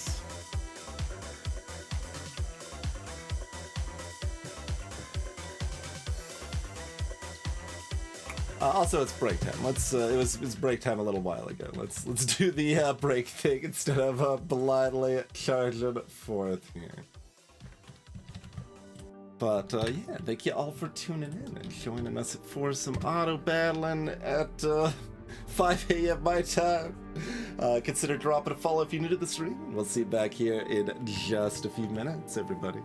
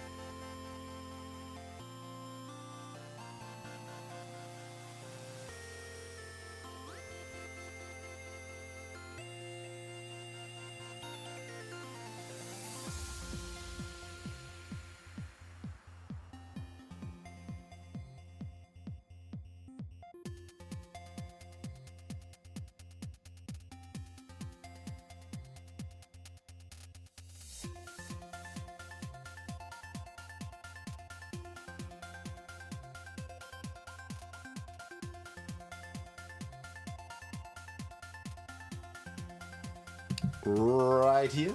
Thank you all for your patience. We are back.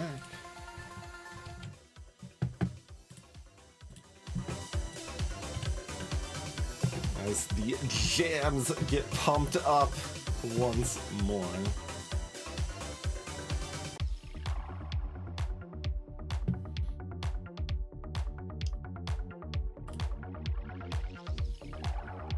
There we go. Yeah, I remember seeing this at our first normal run, now that I think about it.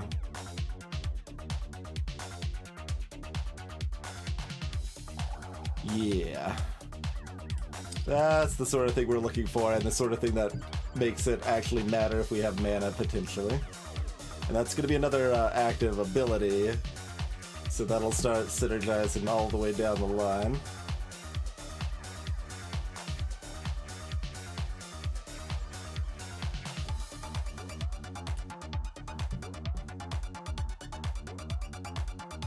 Eggheads can stun.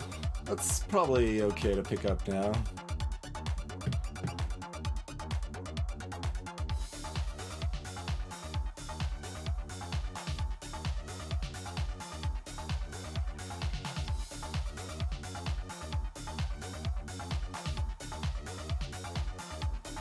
Yeah. Keep getting more active abilities stuff.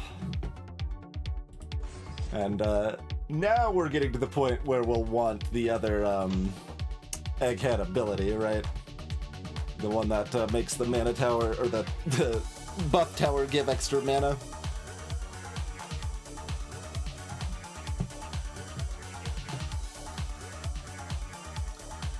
That certainly could matter now.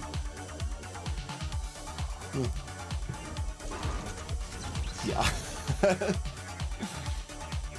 I can't get back to their spot because the buff tower is in the way. Healer starter pack. I still don't think I want healers. Like, you need to be going pretty hard on tanks for healers to make any sense, I think.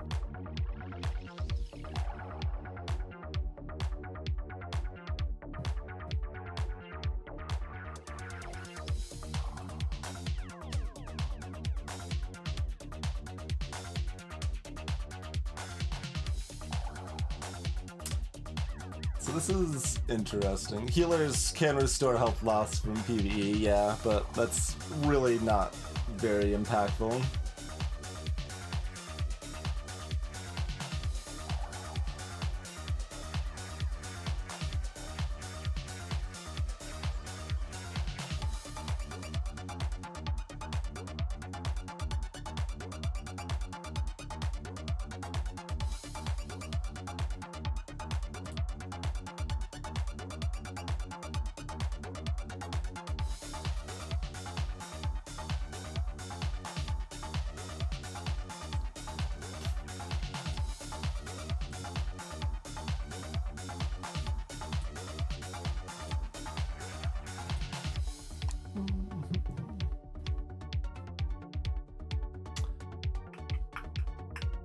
So, that's interesting. I'm still leaning towards...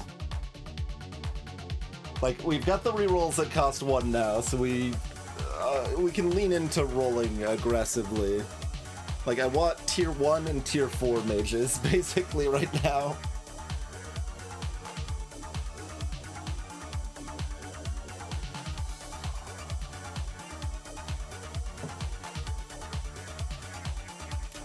Upgrade is somewhat mixed.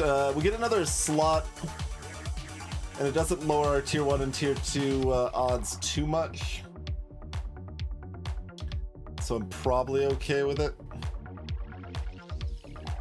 Right, we get a higher level buff tower if we get another egghead.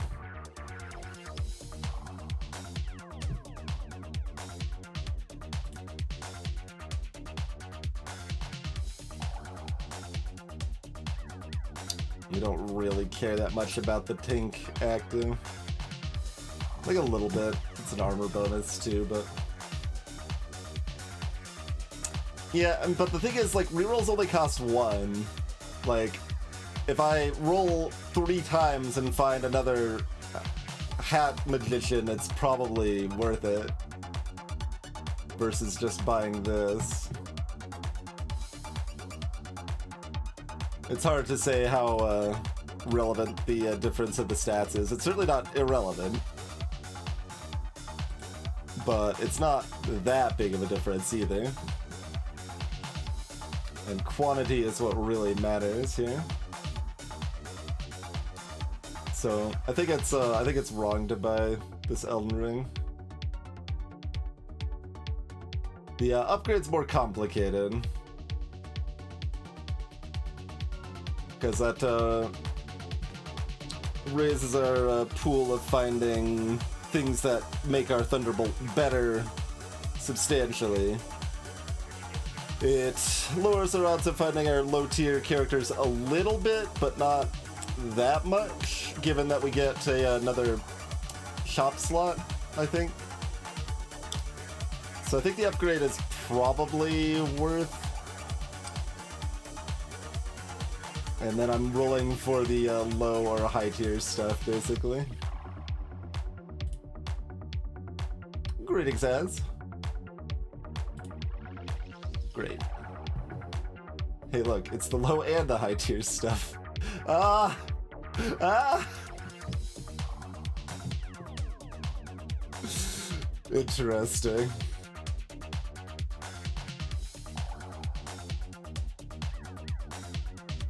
That's our melee mage.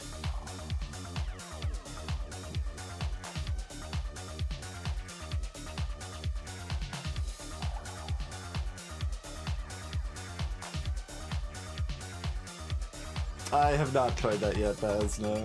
Or Az, rather. Reading Belatro while looking at your name and add it so it becomes Baz, apparently.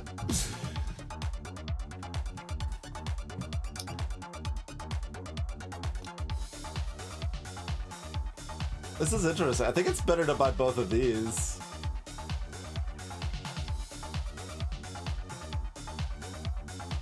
TBH. If it was just one, I would buy the higher, but like this means I get 2 lightning bolts off to the start, and they also get more fireballs going, and more total active abilities going. And it costs less money to do that.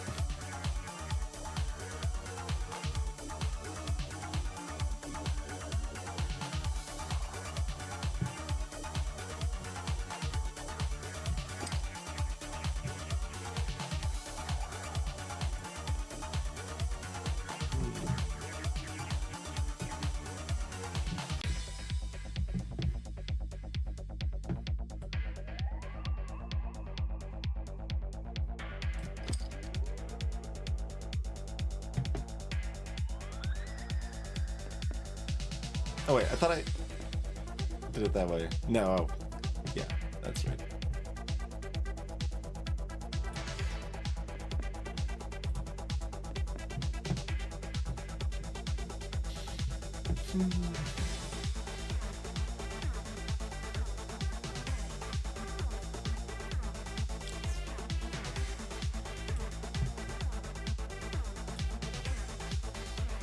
So I cast 20, I cast 20. So, oh, the thing that makes it repeat ignores the mana cost, though. Okay.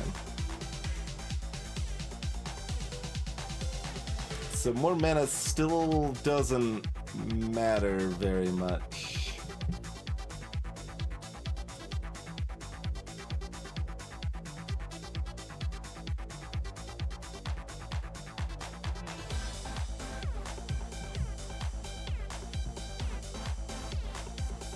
So, just flat health to everybody. Like that certainly could end up being enough to survive an extra hit. It's not very exciting. What's the egghead bonus down here? The buff towers are built way faster. I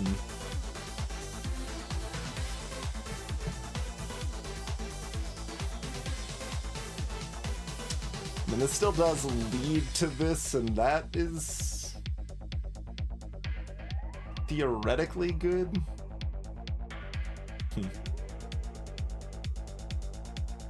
Like I say that, but I kind of need like 2 points in this before it's actually enough to matter most of the time, because the fights are fast.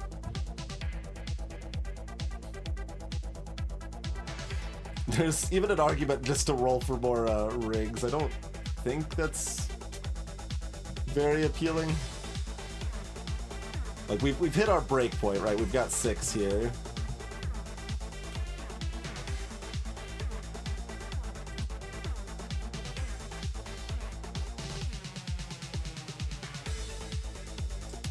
So, like, the thing that is the most impactful that I can do right now is this. It's not a ton, so I'm like, eh.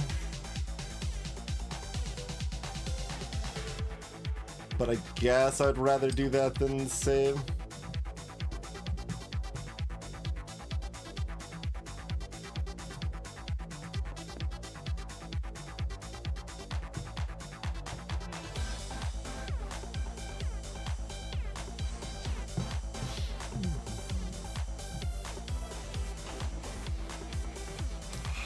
High LZ.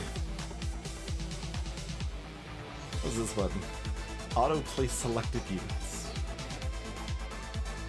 So they appear to have something of a normal tank line, probably. Yeah.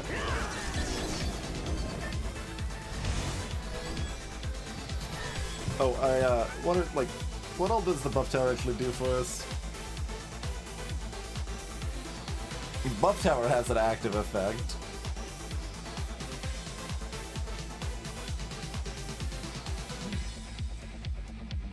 Gives that a random bonus.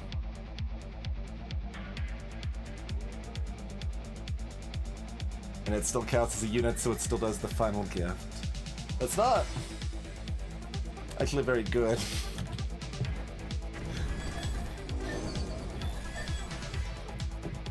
Becomes a fair bit better if we get one more egghead type, probably, but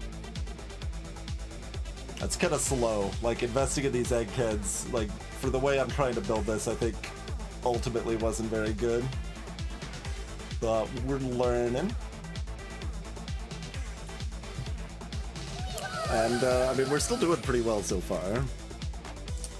What do we got?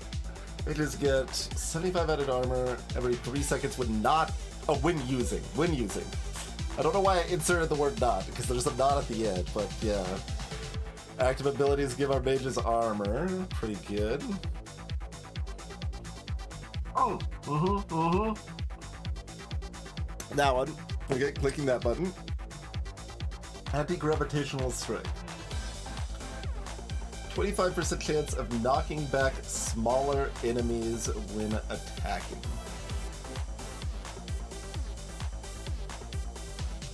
I assume that's still only mages, even though it doesn't actually say in the text, because like it is still tagged up here, but like everything's normally always tagged. Like that says healers, that says tricksters, that says mages, this just says has.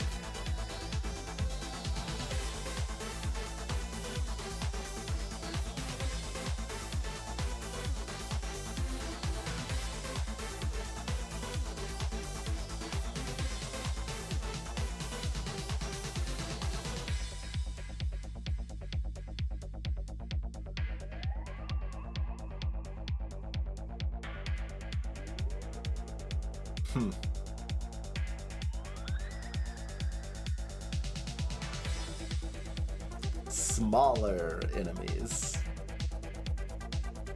The hell do you mean by smaller enemies? Like, lower tier, I guess, but like, why don't you just say that?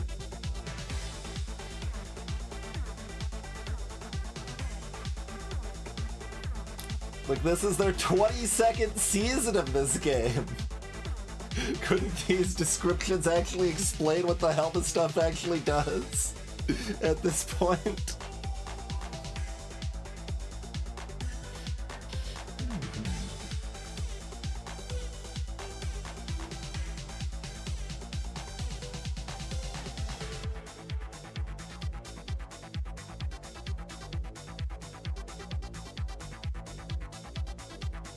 You think it's well,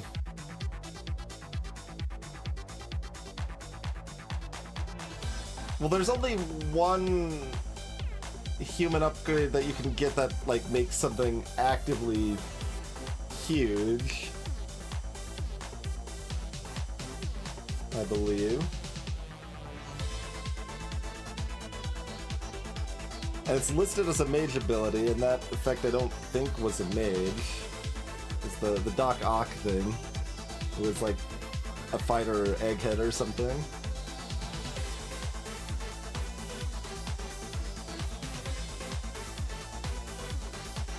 So since this is a mage tagged ability, I assume it just means lower rarity tier. But like, I don't know why it says smaller instead of lower level or lower rarity. I mean, we could see if there's a wiki. Let's take a quick look. Let's see if we've got anything. We can go to anti-fandom.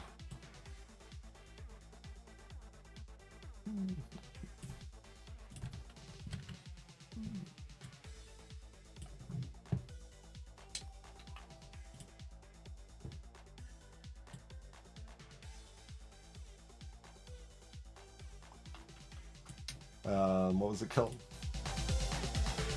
Anti-grav. It just lists it with the endgame description. Thanks. What's this last column? Oh, floor. So some of them might not be available earlier on.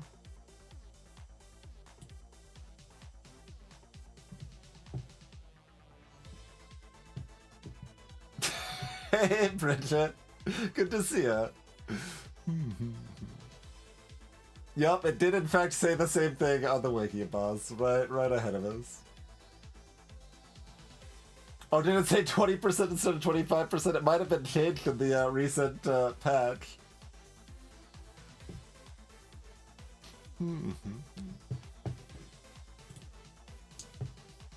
Yeah, the only wiki I saw was a fandom one, so it loaded up on anti-fandom.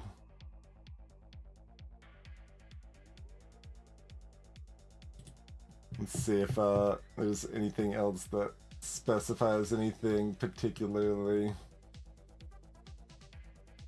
worthwhile here.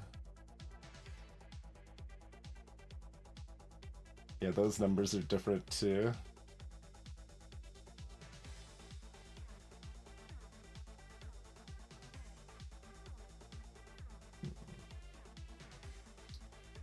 But like, why is it explaining how mutations work on the mage's peak? Because that's part of the import of the mage stuff. Are these all mage ones? Supposedly?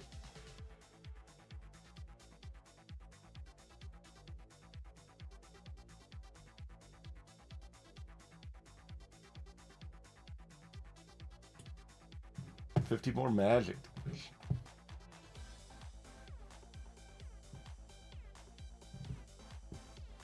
I mean, it implies more of these we care about, but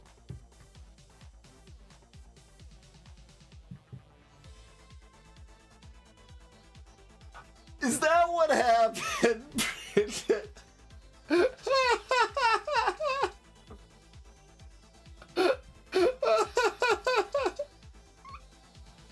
Oh no! That's wild! No!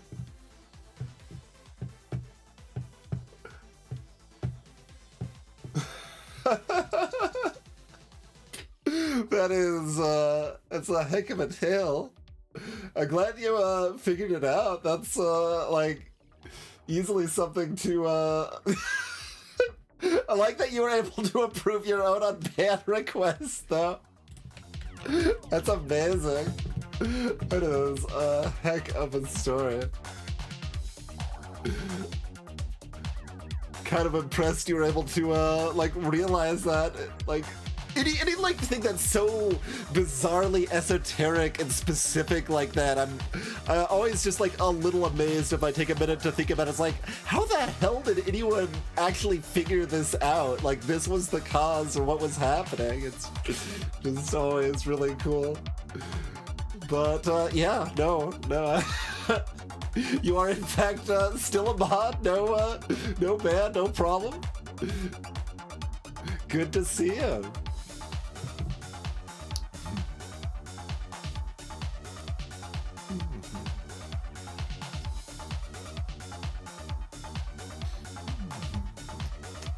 Okay, do we want the thing that definitely does something that we're not that excited about, but it's like fine to good, or the who knows, maybe it's really good, maybe it's completely garbage? It's quite an impressive feat, Brendan. Quite an impressive feat.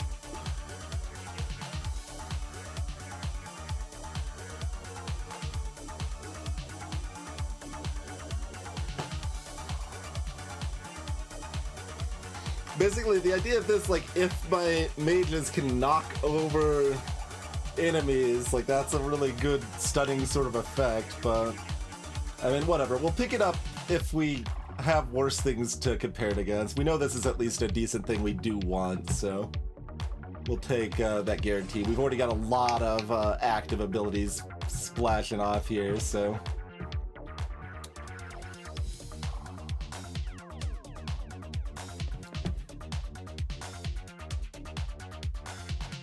I mean, it shouldn't be in the pool if it doesn't work in PvP, so I assume it does something in PvP. Alright, here's another mage. So upgrade our Thunderbolts, that is excellent. Vroom. So now our Chain Lightning Thunderbolts are at 750. We fire 2 off, each with a 20% chance to go off more than once. So, like... We're starting to game now. We're starting to game.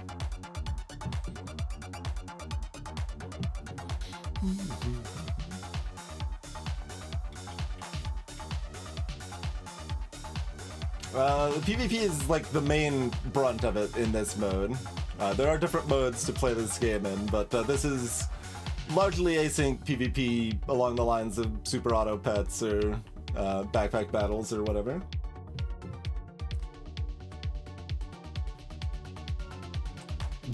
Ryan. It's huge.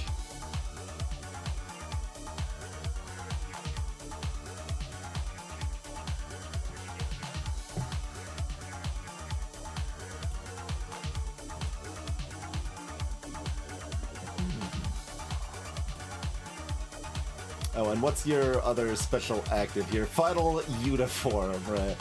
After using 5 active abilities in a fight, they get massive buffs, yes.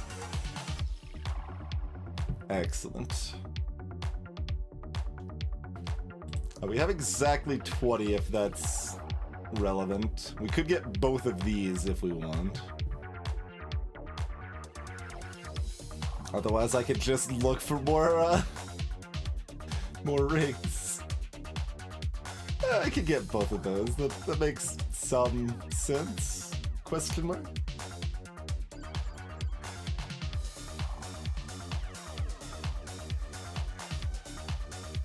Our mage abilities are starting to maybe be popping off.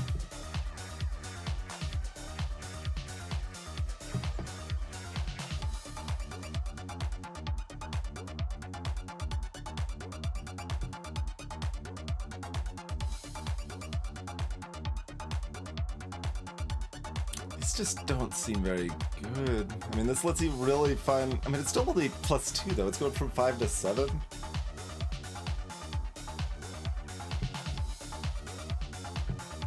That was Mage 5 or Mage 4 that we just picked up. We have access to Mage 5 though. We've seen Mage 5 once. We took 2 Mage 1s instead.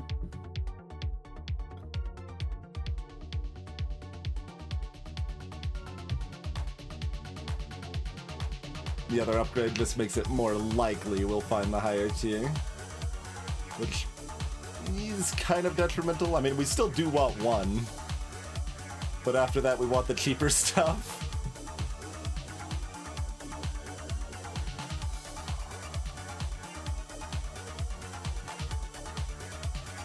Alright. We'll accept that as at least somewhat reasonable, and hopefully it is.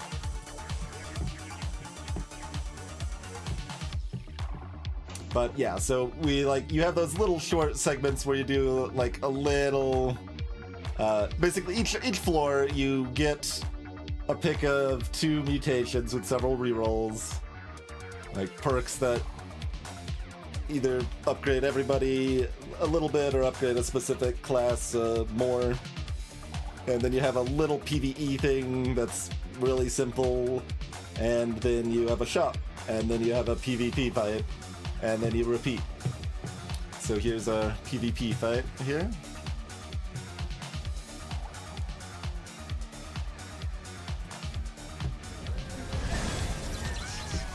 Yeah, okay.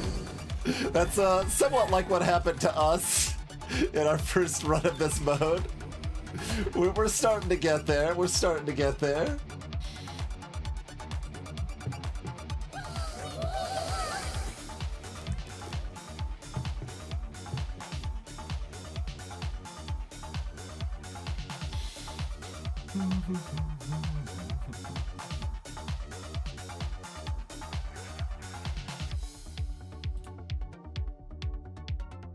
Mages slow the enemy's attack by 20%. Yeah, absolutely. Chili attack's fantastic. Hook me up. Summon tentacles.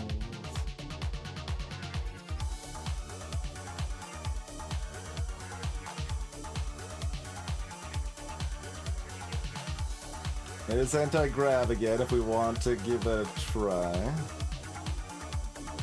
I don't know how much I care about negative status, and it only blocks it half of the time and only on my eggheads. I'd rather see if anti-gravitational strike does me.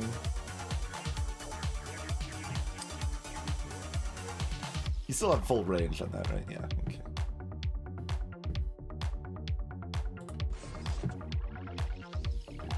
Alright, so try to pay attention if we're... Well, these are big enemies. They're trash lords. I mean, they do get knocked over in one manner of speaking, huh?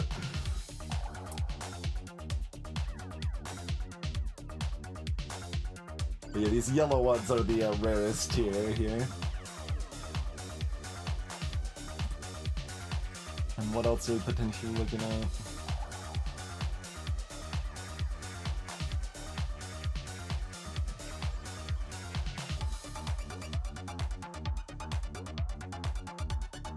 Meh is kind of what we're looking at.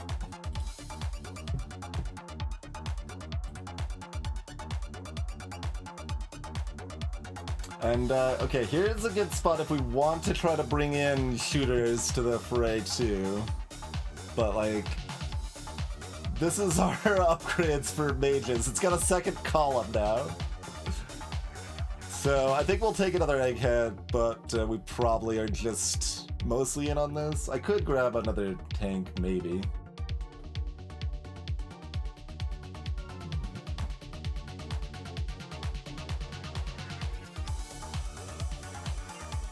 Great.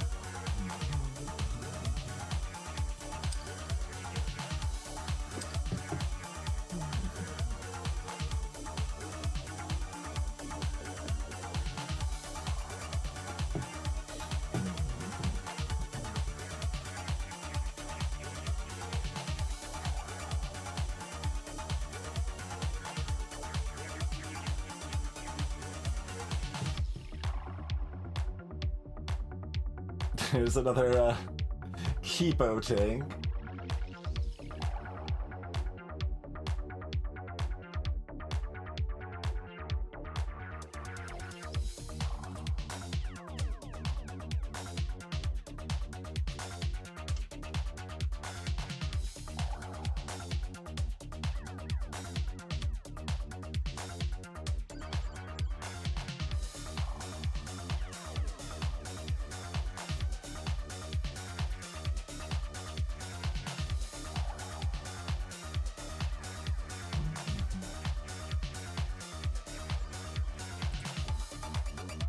So they shred armor, they slow enemies' attacks, and they stun enemies.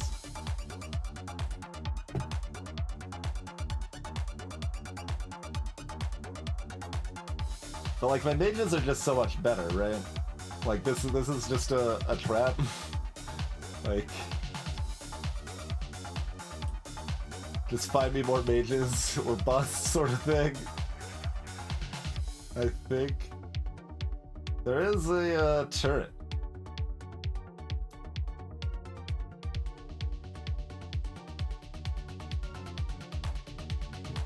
It would be a higher level buff tower at least. Yeah, but the buff towers take long enough to build. I know there's an ability that makes the buff towers build faster, but that costs another $20.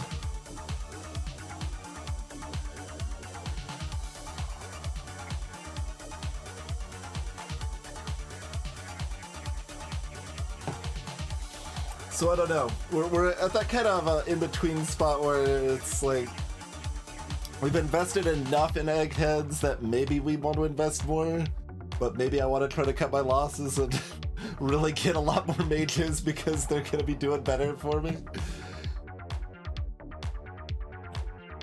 I guess we'll buy the 4th egghead here, but I am not at all certain it is correct.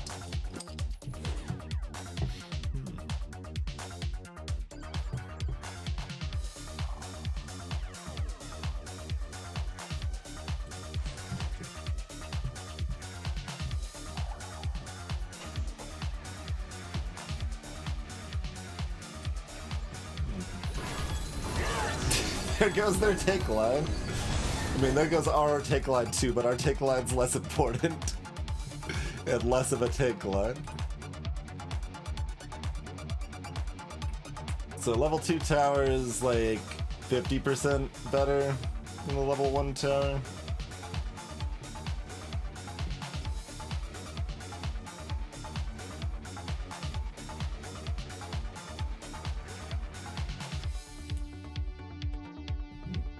Can I see if this is active?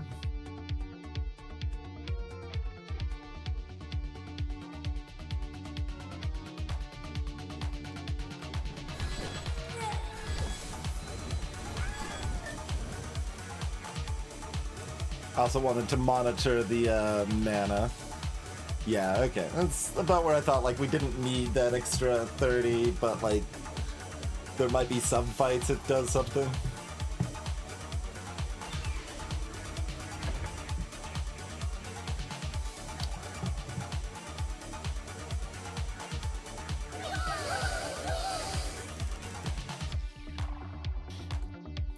Unit's magic damage increases by 80%. Click.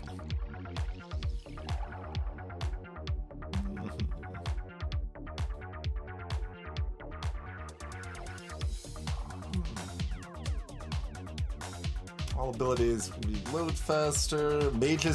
All mages just have 50 armor? Okay. Armor is additive. And we have, like, a potential other 70 when we're using abilities.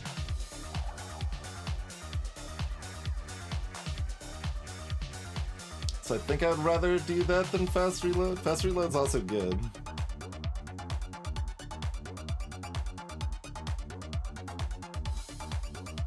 Cheerio, Bridget. Thanks for stopping by. Hope you sleep well.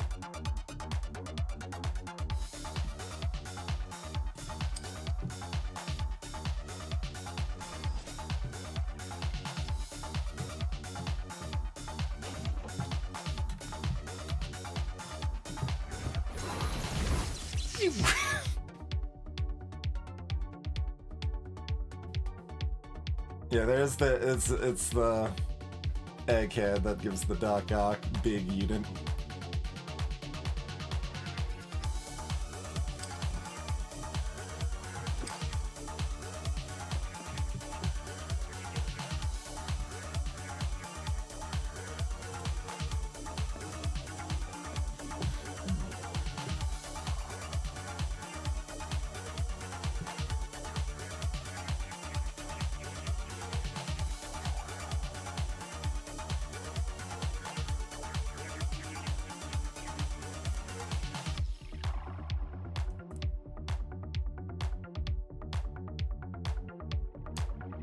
Like, I don't know if 30% magic defense even does anything in, like, the mirror. It does something, probably, but...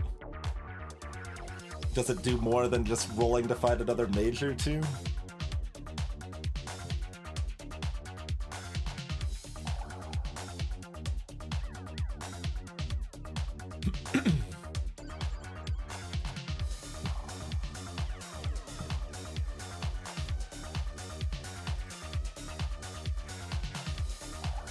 Oh, appropriate enemies.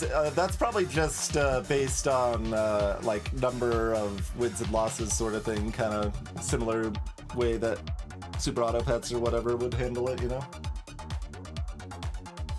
Most likely.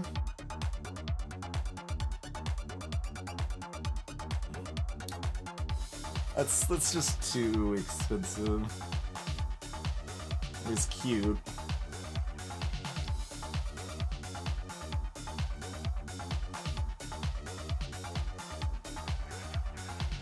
I'm still hesitating. It still might be worth it.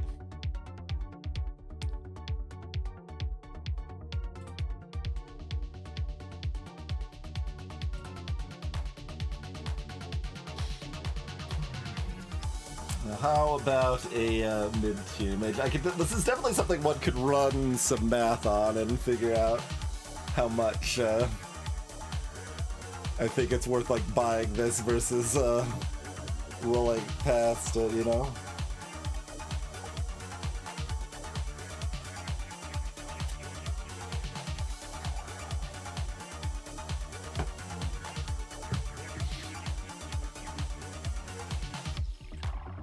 I think it's close.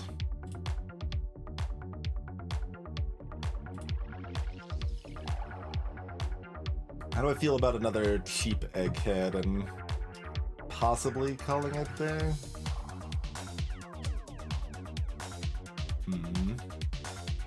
Not at this amount of money, I think. Yeah, there we go.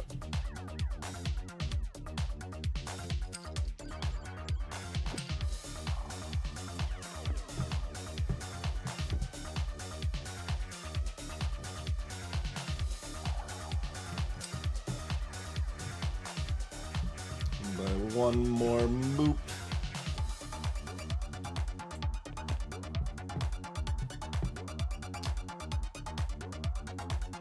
One more.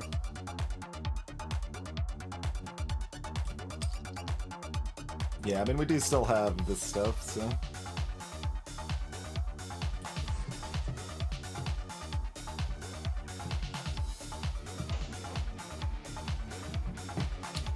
Killer 4. Oh god, they probably got magic defense. Can I see?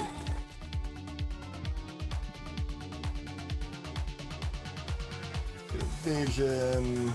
Oh, they've got this stack. Holy crap. Plus 90% magic defense. That's additive and you can get that high, huh? Is that just capped? That's so expensive. How they have this many mutations, but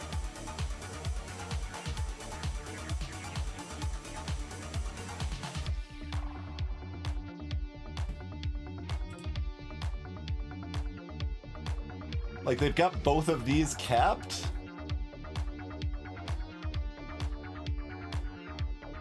How do they have that much money?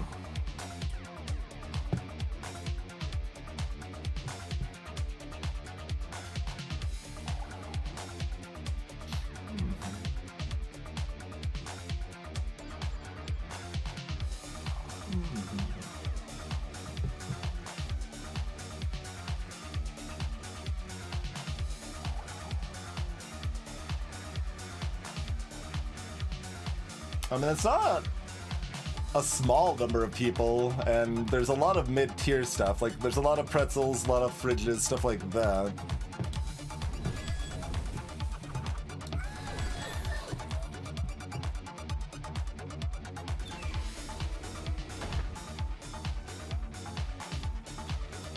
Interesting.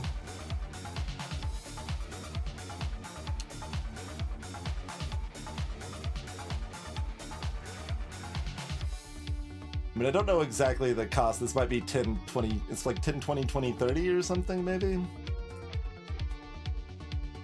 Even that's so expensive. And this starts at 20.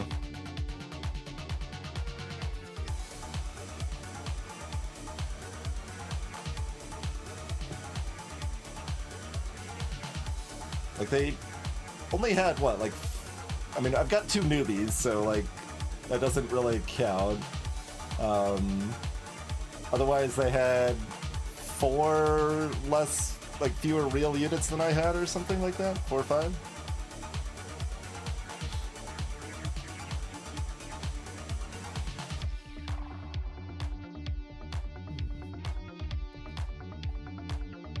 And it's not like my units are super expensive either. Interesting. So, I mean, they don't, like, assumingly don't have, like, this or whatever, so that'd be 20 more, but that just... So even on, like, a low estimate...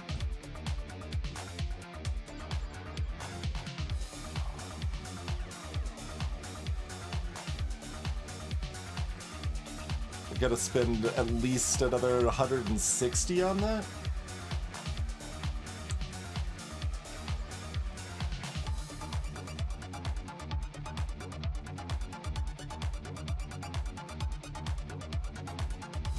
That's neat though. That's nice that like super tanky build is viable. It seems like so much money that I'm surprised they were able to afford it. Like 1 less upgrade, you know, saves a decent little chunk, but it doesn't save that much.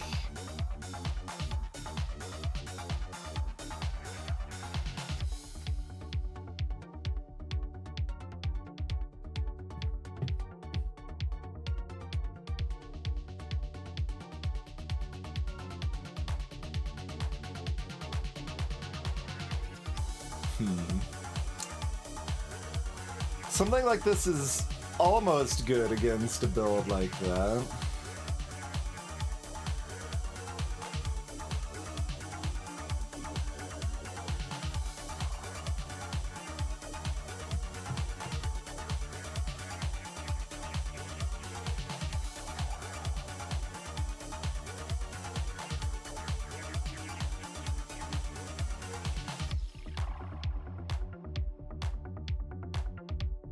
Like, that should be at least okay against tank, okay against mirror.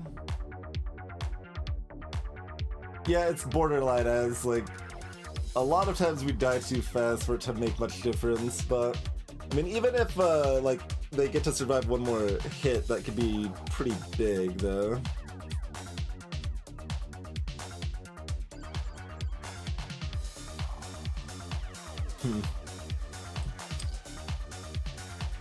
Oh, and there's this again.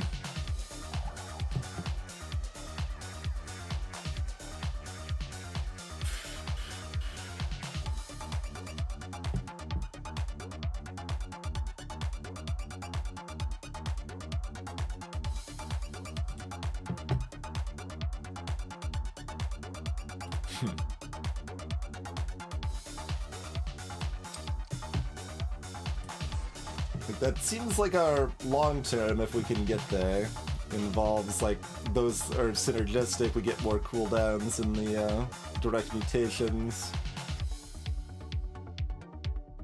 And we did have the flat 50 armor added to our mages now too, which helps for stuff like that.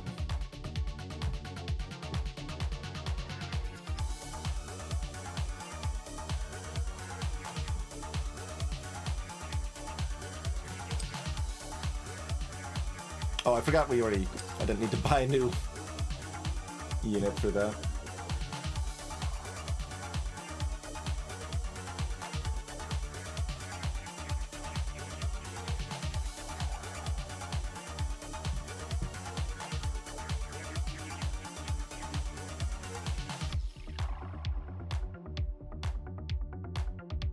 I mean, I kind of want this, but I also want to try to find my last mage now.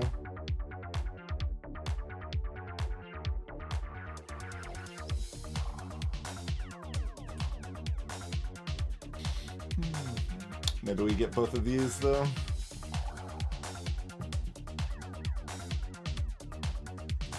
Only leaves me with 10 rather than 20 for this. I could just buy one and still buy this. What do we add on our mage count? Oh, I thought if I hovered over this, it would show what. Oh, if I hover over this, it shows the same type. Yeah. Alright, 1, 2, 3, 4, 5, 6, 7, 8, 9, 10, 11. Okay, so that puts us at 12.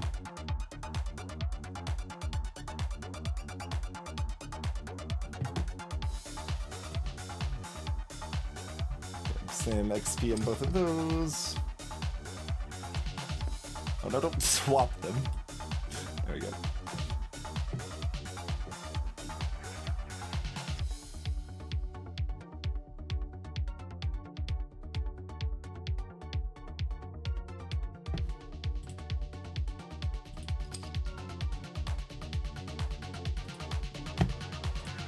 And that does stay 20.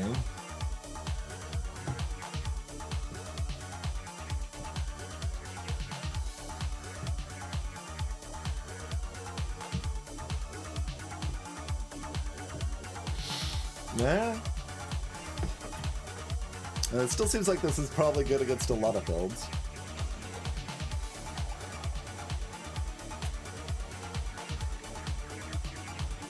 Got a nice spread out here against my AoE. Holy crap! That was on both sides, though. I saw them raining down terror on me, but my raining down terror was actually significantly more. It was what, like a 3-second fight or something? All humans receive plus 10% to attack.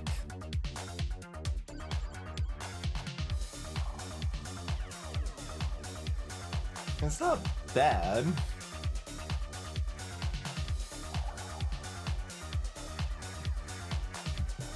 It does seem like we are getting some different options as we go further.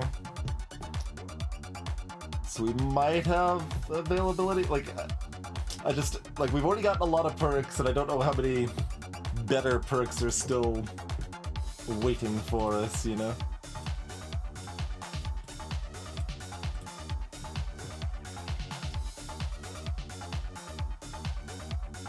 This is very much in the bland but fine category.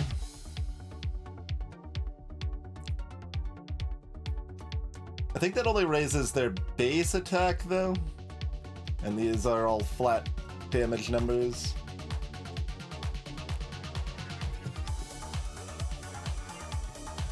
So I guess we'll greed and hope there's something cooler. Mages can create a powerful shockwave, dealing magic damage, and that probably has like a knockback effect or something too. It's very expensive mana-wise, but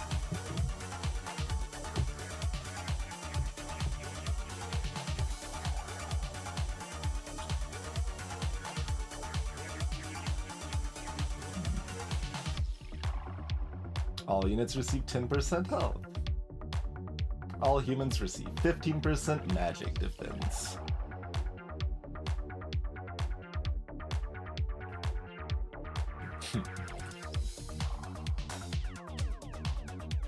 Like, I don't want this mana regen. Fights are too fast for it.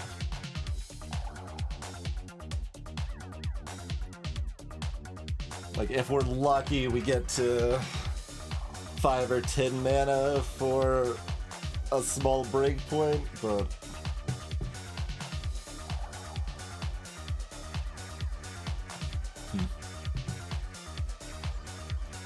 mostly my thought is like, this isn't that good until we also get this.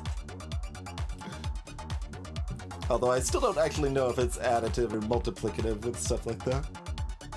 And given that it gets to 90%, it's feeling kind of additive, but we've still got 3 rolls.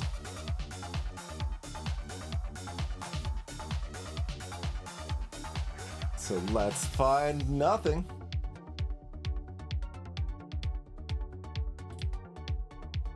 Let's find this again, I guess. Okay, fair enough. That's much better on one roll than it is on 3 rolls.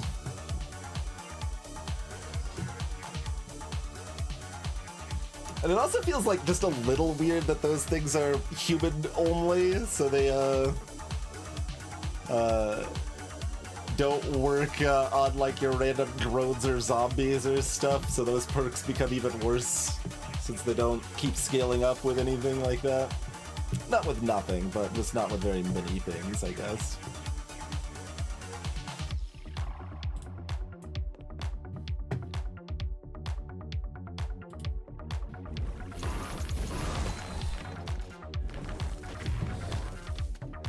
You actually damaged my dumb tank nerd.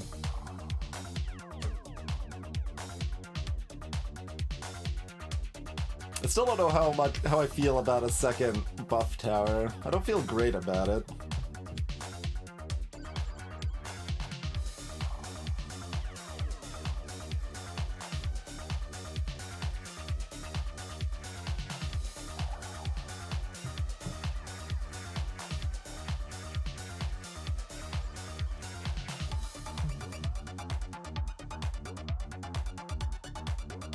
Yeah, I mean, it still feels like I mostly want a bunch of extra mages. Like, they give attack to every unit around them when they die too. That's just further reason to get a bunch of cheap mages. They've all got some built-in evasion. They've got the ability to heal up.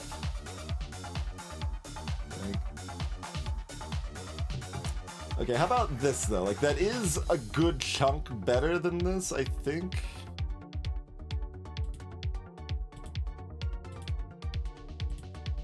Yeah, bottom bar like shakes a little bit while figuring that out for some reason. Only between them. Is that because of this maybe? Sure got a whole lot of abilities now. No, they've got a meter there too.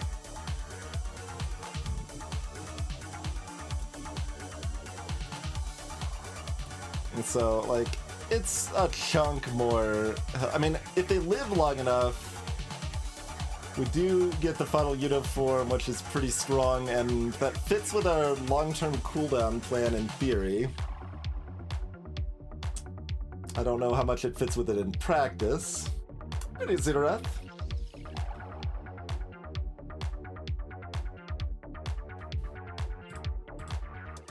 This is 15 now to give loads of mana.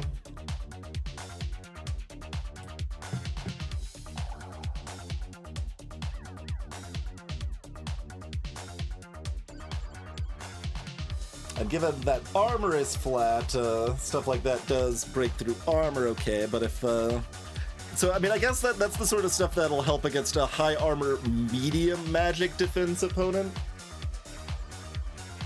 Would be having another sailor.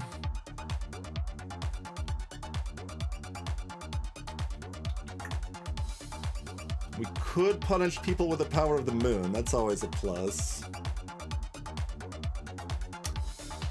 Cheers, Zitara.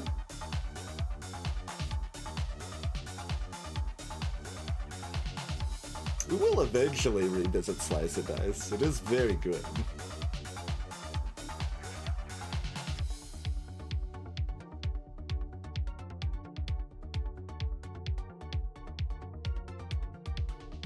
If I had $2 more, it'd be an easy pick. Just grab that, grab the cooldown mutation, call it good.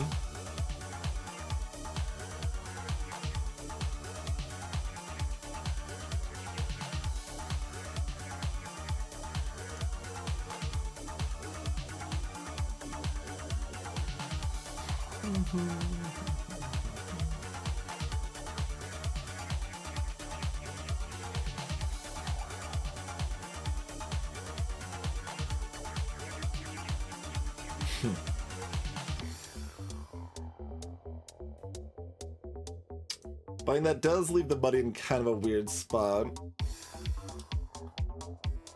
Because it means I kind of want to roll to find more cheap mages, but then if I find an ogre mage, I can't increase the lightning bolt power. Like, we're shooting off 4 lightning bolt chain lightning shots here, so making that do double damage is pretty strong. So I guess I want cheaper mages or the most expensive mage. Like, I do think there is merit to this, though.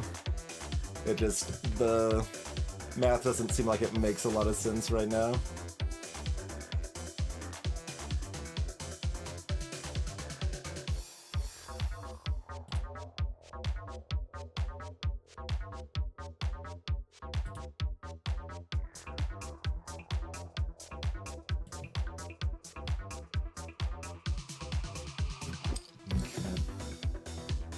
We will get yet another,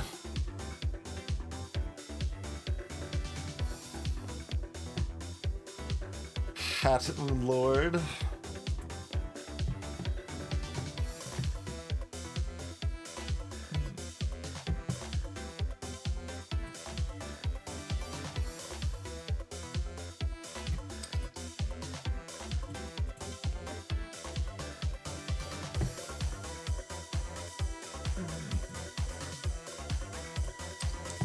Like, I'm hoping all of that means the cooldowns are fast enough to, be relevant, although now the manas might be a problem because of Shockwave. But sometimes it's free. And we got plus 80% magic damage. Like, we got a lot of cool stuff going for us.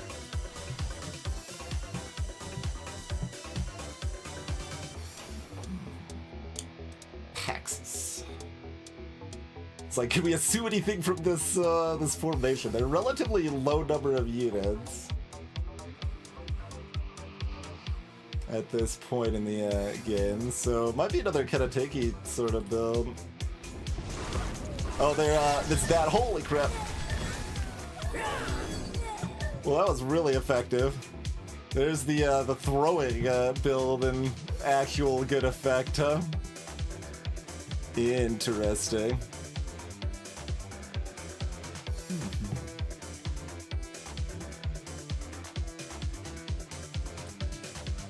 Boomfish? I don't even see any fish throwers, and I didn't think they actually spawned a fish, but maybe they do.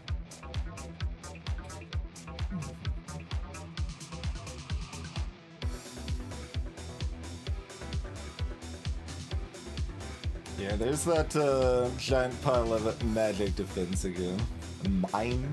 Oh, right. We stuck them with a nano mine.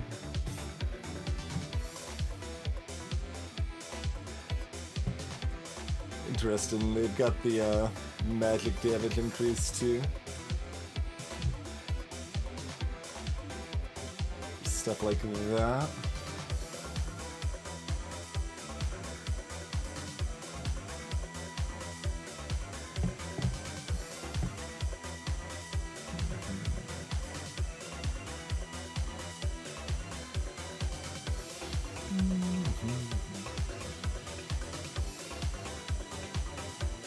Be nice to see like exactly what they have other than just like, kind of trying to awkwardly hover over everything to guess. So they have they don't actually have that many variety of throwers. They appear to have no higher level units at all, or no, that's a high level one, right? Reach throwers summon Boomfish. They just kind of bounce around and explode on death. Sure. And oh, they have 0 attack, but they can get plus 100 attack. That's funny.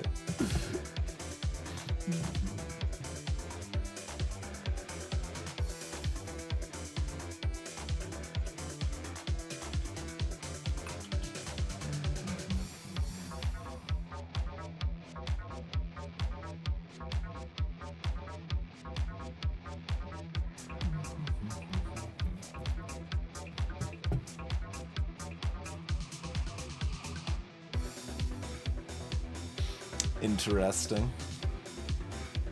Certainly when we got the throwers throw units in our first normal run, that was a massive downside when that was forced upon us. But nice to see a build that actually takes advantage of it, huh?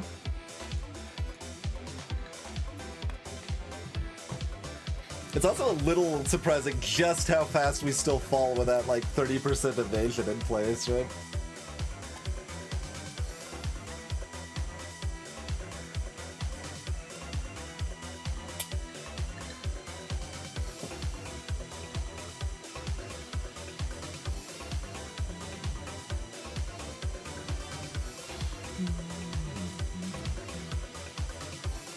What are they throwing from over here? Like, they've only got 4 range.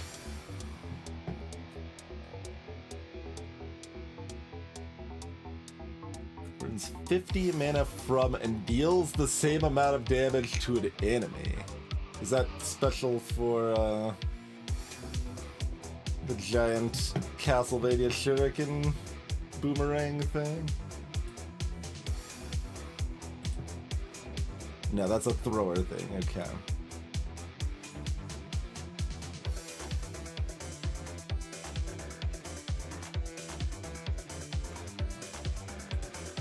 So that's pretty rude. Look at the stat bar on mine right now, though.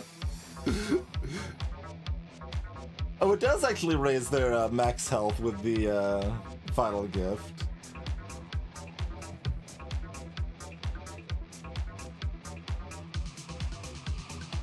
Still not good enough, but better than I thought it was.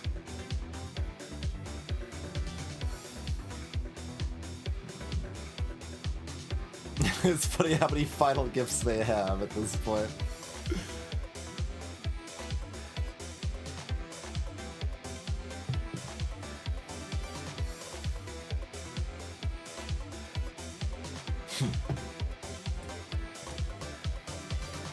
That's a little bit less clear how exactly things are working than it was with the tanky stuff.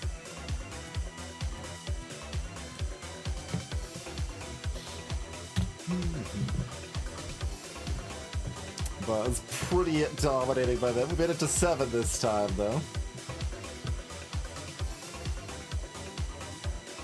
And it's annoying that, I mean, I should still be able to find a save file to skip these unlocks, hopefully. I don't know how many more there are.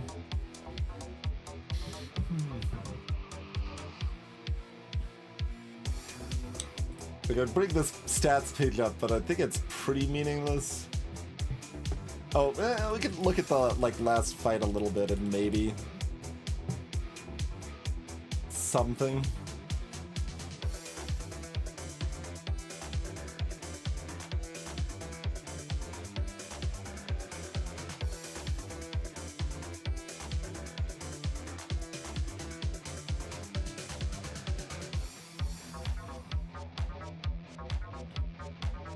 Yeah, they did do mostly magic damage. That much magic damage?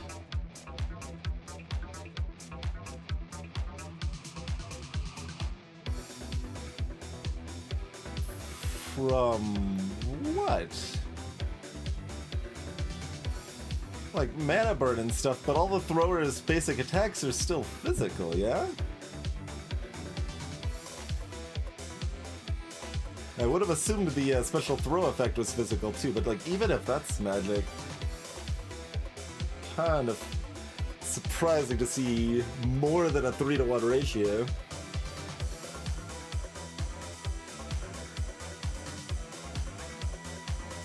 Oh, the AoE from the bomb is magic damage. Although they only have the second tier of that. Our HP is low enough that that's still pretty relevant damage, but like, it's not that high. You think the throw is magic damage too? Yeah, if the throw is magic damage, that might cover it enough given how fast we fell. That's interesting.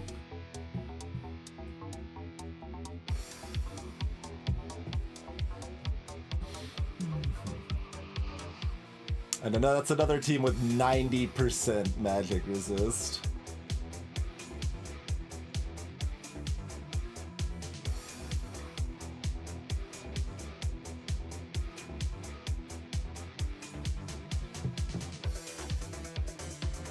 But like, their magic damage is only slightly less than mine, which feels a little bananas, right?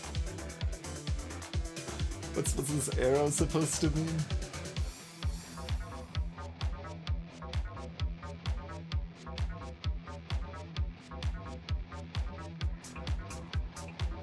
The most extreme, I guess?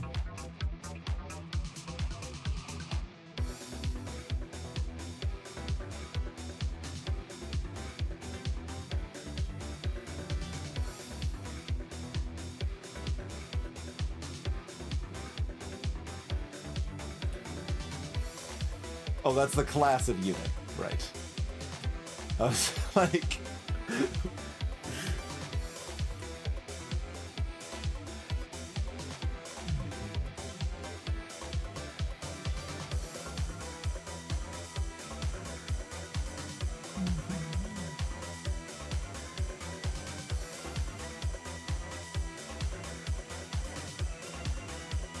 Yeah, their throwers actually had more magic damage percentage than my mages did. Bananas.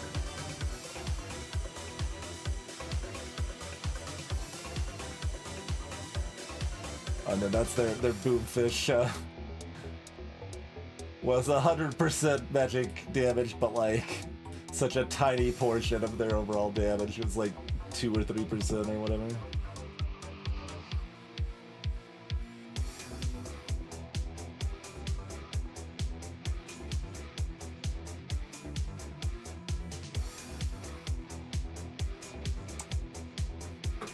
Look, if you even have like 70% magic damage, which I realize is 3 times as much damage output, so it's a very big difference, but like then we're fine.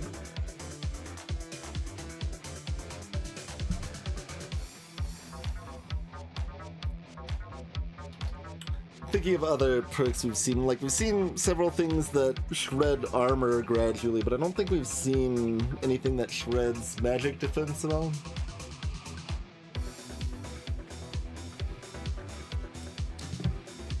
So that certainly implies that like a pure mage sort of build is fairly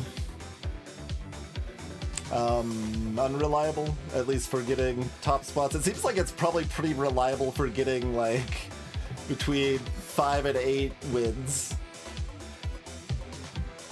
but should be very unreliable for getting 10 wins.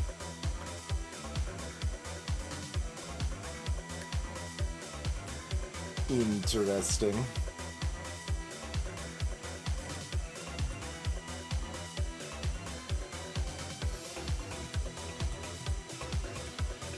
But I guess that's the only other thing. Oh no, there's still plenty of perks, right, that are not...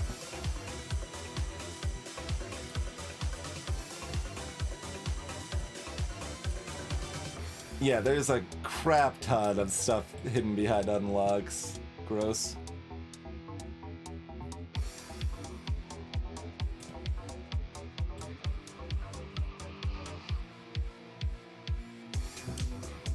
Or win 184 fights in Brawl? Excuse me? What the hell are you talking about?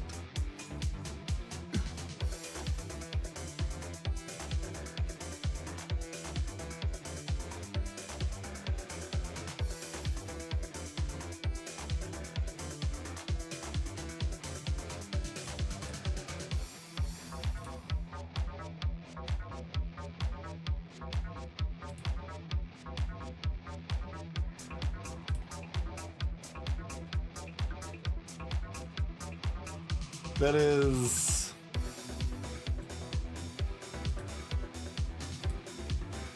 weird. Like that is a lot of stuff for to have hidden behind unlocks for that long for theoretically competitive multiplayer experience. Right?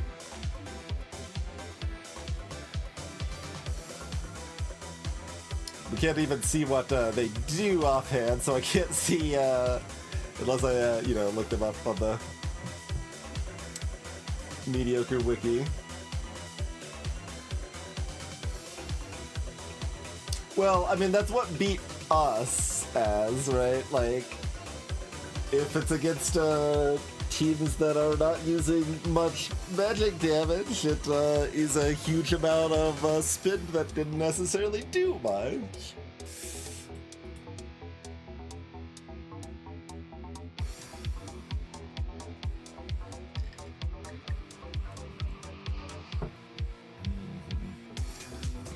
based on 2 entire runs, having lots of magic defense seems quite good. Because one of those runs we died to powerful mages, and the other one we lost with somewhat powerful mages.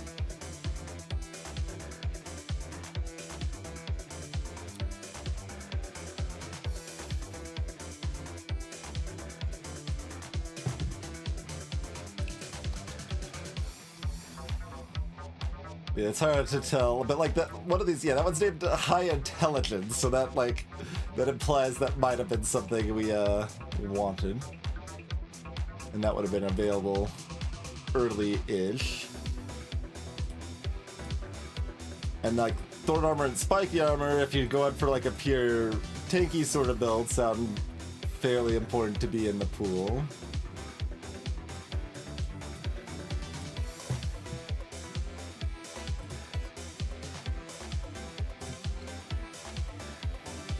Is that just for newbies? You make Dodge Lord newbies? I mean, that would have been probably pretty good for our first build. Not that it's particularly useful, just to, yeah, speed magic. That would be one that would have been available at those early levels where we couldn't find any perks we wanted. Only 151 brawl fights to unlock it. I don't actually know if dodge works on spells or not.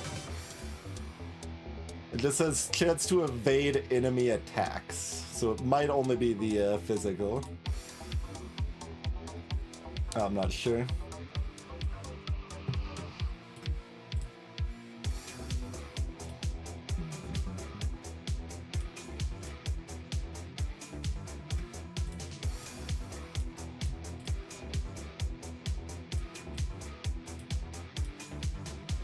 Ratify.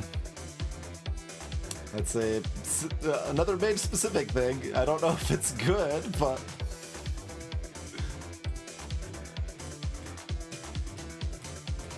it's another thing we didn't have access to. Mage Gene, we did not have access to.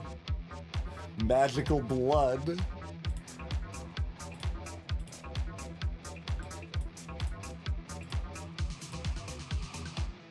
Pet-friendly vampirism.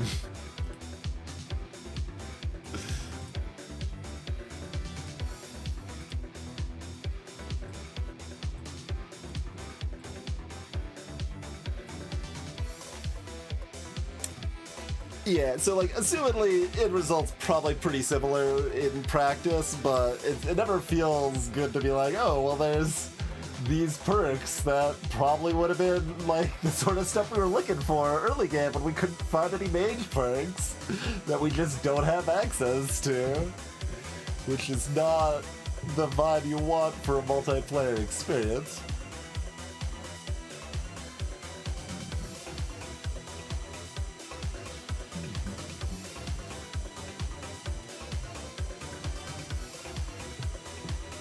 And yeah, it's just one for each, on each.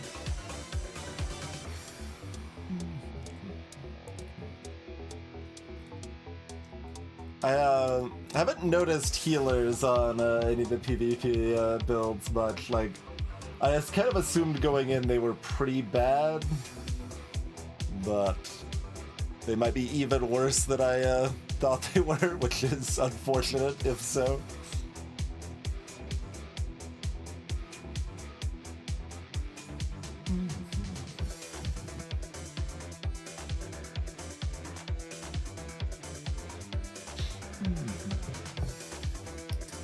But interesting.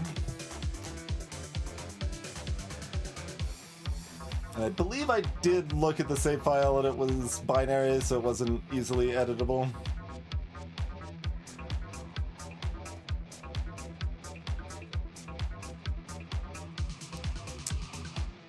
But that's certainly another one we would want for the meta archives.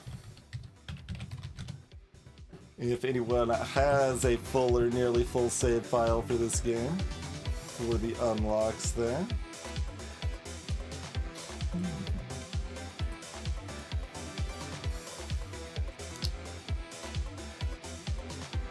Cooking Show would be a good base start to try to go towards the build we just lost to. Yeah, it does show how many newbies there are over on the left side. I was only looking on the right side. That one has no newbies.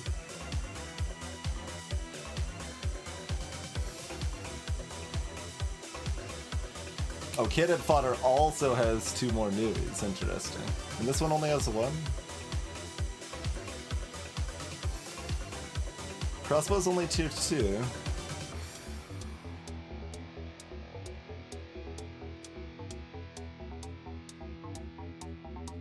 That seems worse than the other ones. Hmm.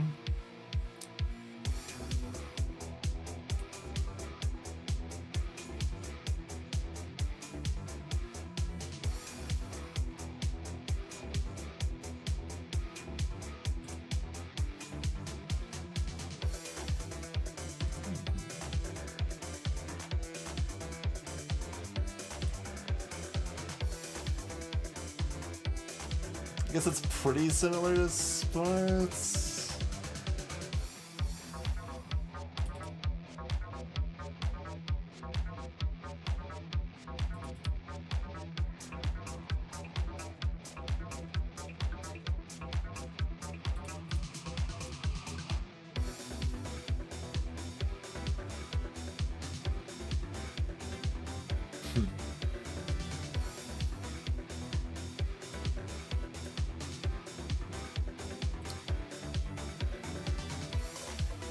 Pretzel and table are both 2s. And Ultraviolets has 2 fighters to start and a basic gun. Like this thing, the Harkibus.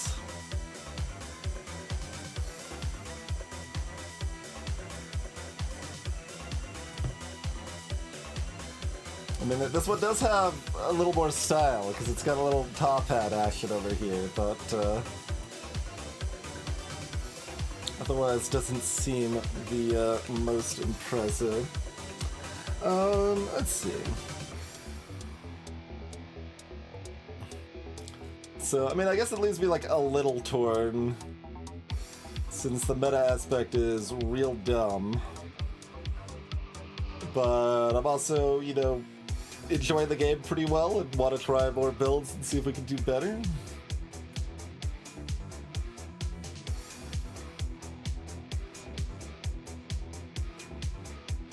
So we can probably do another run here. Try out Cannon Fodder, I guess.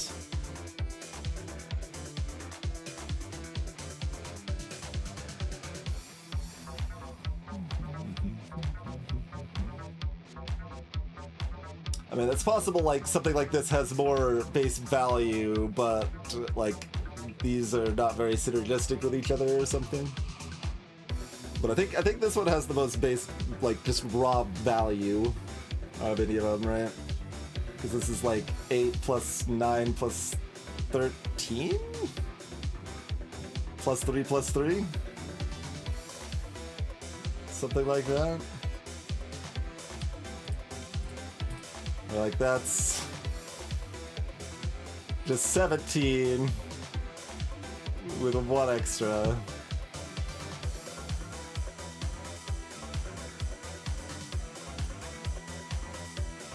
This is like 7 plus 4 plus 9?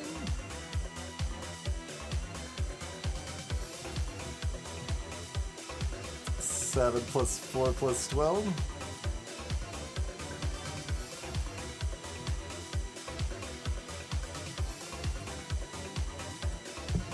This is 3 plus 4 plus, I don't know, like 12 or something. I don't know how much the crossbow is. With 1 extra, so plus another 3.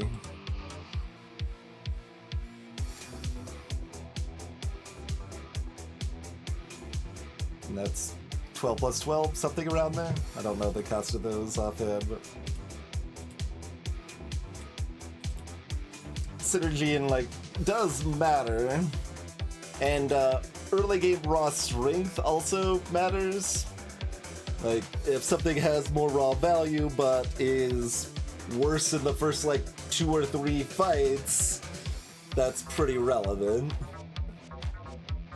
So, I certainly have no idea if that is actually particularly imbalanced, but it's in a weird spot, right, where they, like, these are teams for normal mode and also for the, just the PvP mode and stuff too, right? So it's always, like, a little bit of a question of, like, where they're putting that, balance focus for stuff like that.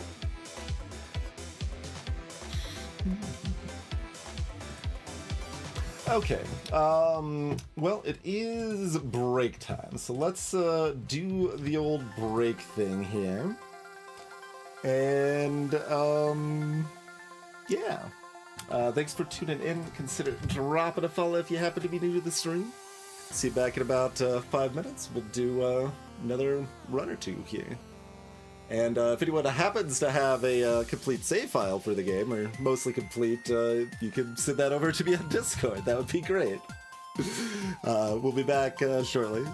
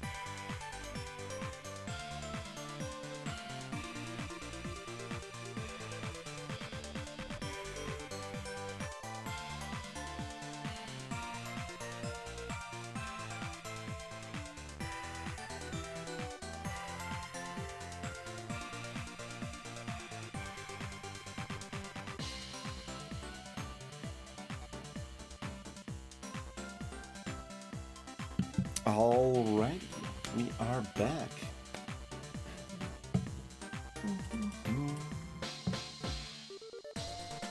Probably a game we will eventually switch to playlist if we keep playing more of, but I think chilling with in-game music for now is probably fine. Alright, let's try the cannon fodder run, I guess.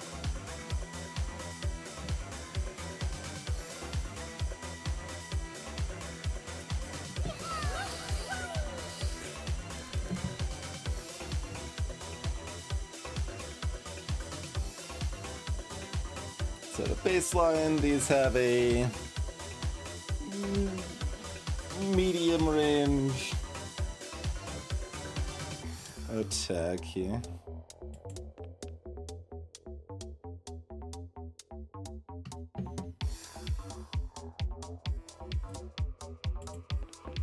I guess y'all get healed up when we replace you, so having you up front makes reasonable sense.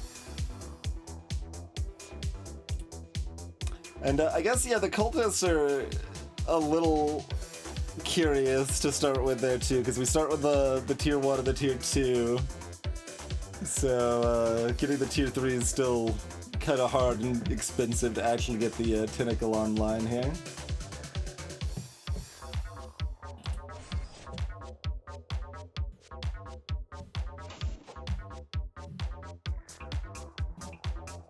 Well, that said, like, it seems like a little easier for the cultists to get in range sooner.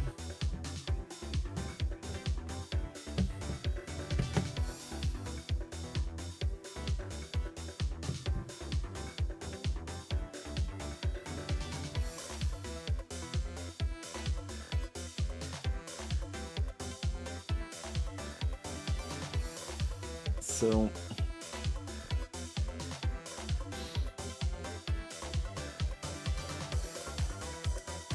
what do we think this sort of build wants to end up doing? Somebody sort of stuff.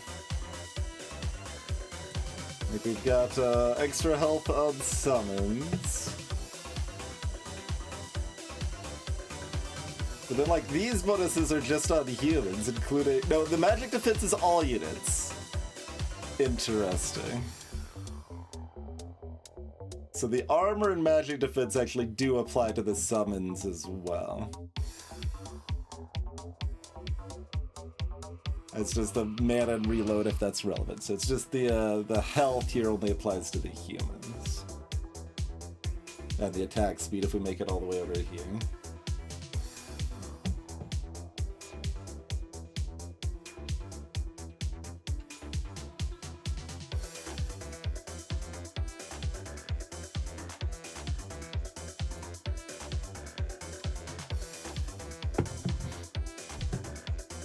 One thing I do wonder about is this one, because, like, 20% isn't that much, and it's only one item, and it costs 10 to get this.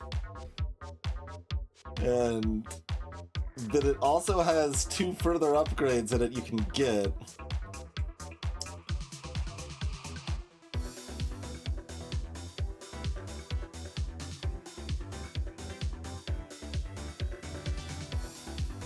Like, it just seems like that takes so long to even break even. And the upgrades are probably even worse. Like, I don't... Like, I would hope it's actually worthwhile, given this game's been around long enough and had lots of updates and stuff, but that one definitely feels a little weird.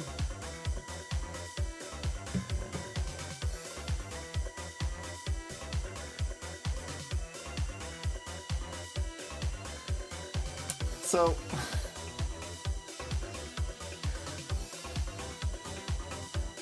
that can't be as good as it sounds like, right?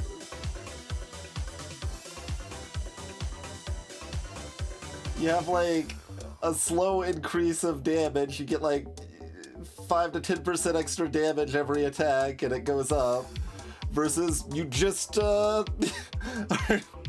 you ricochet 3 times. Like, it's...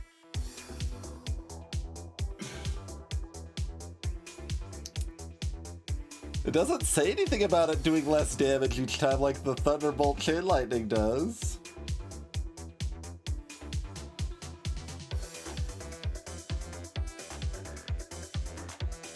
Are shooters bad, but then you get this and they're not bad? Is like... how the balance works on that? Weird. Stuff like this is a lot harder to gauge, the vampirs and effects and stuff. And that's just, so like, that's just 50% more DPS, basically, on their main attack, but this is 4 times DPS, or 3 times, or whatever. Let's see. Yeah, 4 times damage.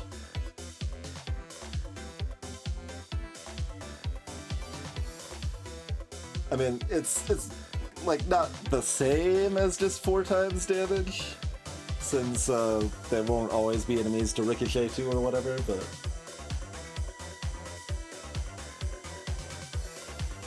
It's interesting. Like, it kinda sounds like Chain Lightning, except Chain Lightning happens, like, once a lot of times. And this does more damage, it happens every attack.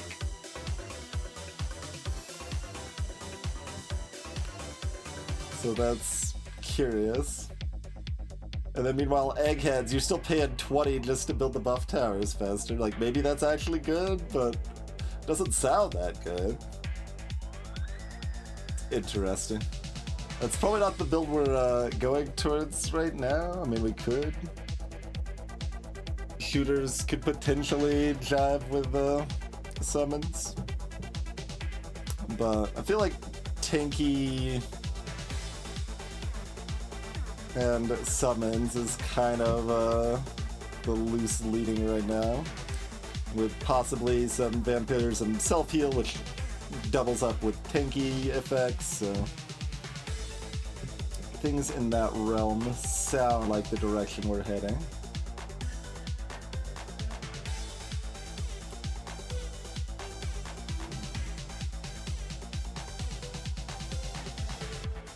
There's the Guardian of the Order.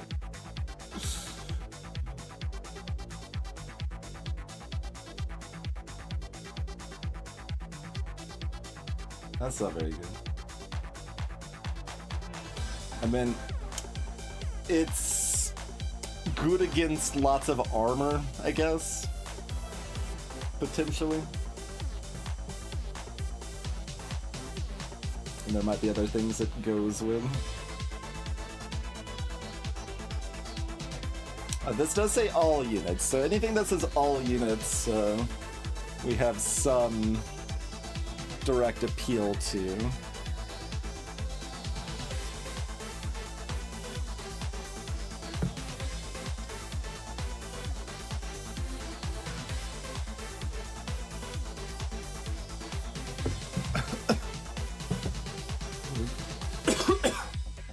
Since they would apply to summons as well.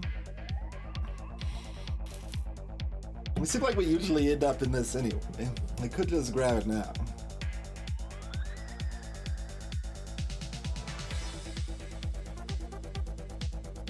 Fine. Fencers heal themselves for 10% of damage dealt. Okay, that fits with the similar long-term plans. Okay, and this has the, oh, this is Fighter plus Cultist, not, Fencer plus Cultist.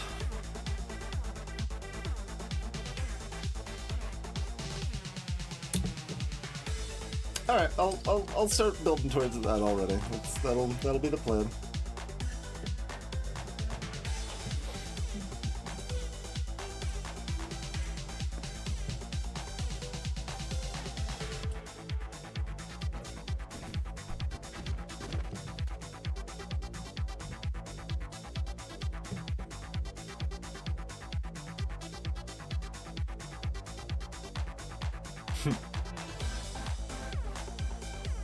Do I just buy the shop? And then upgrade?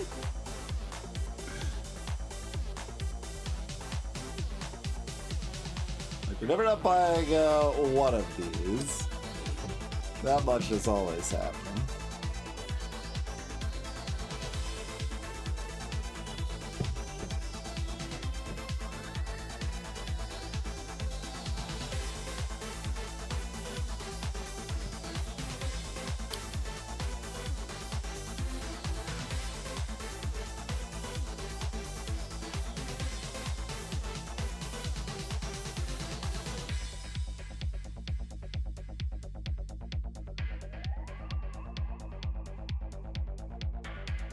I don't think I'd buy more garbage cultists right now, or do I?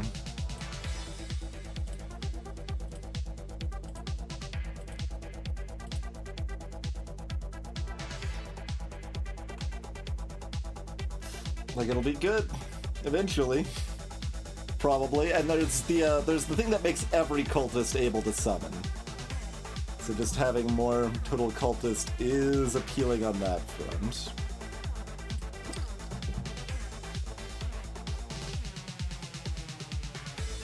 And it is a little cute to just buy out the shop.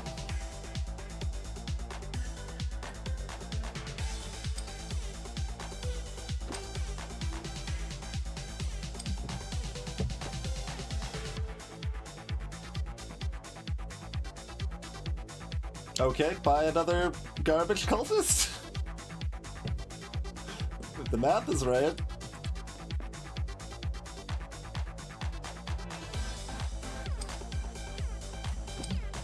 Seems like not necessarily the strongest thing off the bat here, but...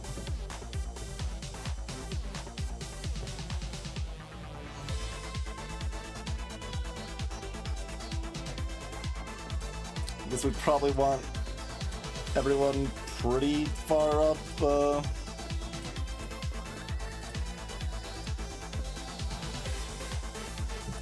in case they're ranged.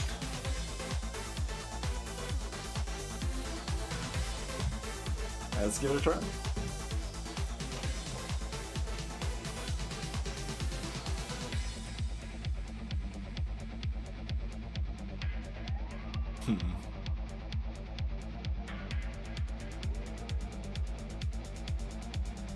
Let's just focus down the tank and then make it through. Oh, that's not even a tank. Even better then.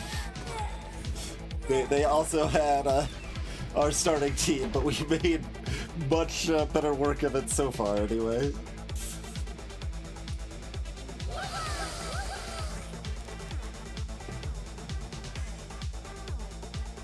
Fencers fear enemies if the enemy's attack is lower.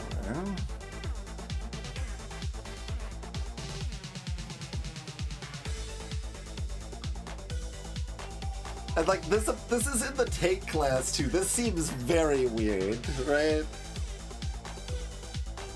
Tanks can fear enemies if the enemy's attack is lower than the tank.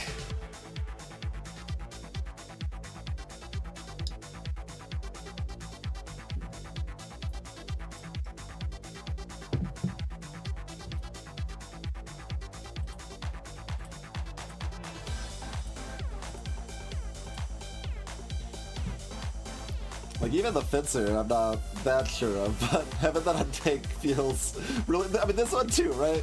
Critical strike on tanks. I mean, at least it's 10% rather than 5%, like it is on the actual damage dealer, but... seems weird. I mean, maybe in, like, some pure tank builds that actually works. We're still in that very middle ground area where I don't know how much I can trust the game to have good balance on stuff like this. It's like, am I wrong that this seems really bad, or is it just really bad? Both of these things are definitely possible.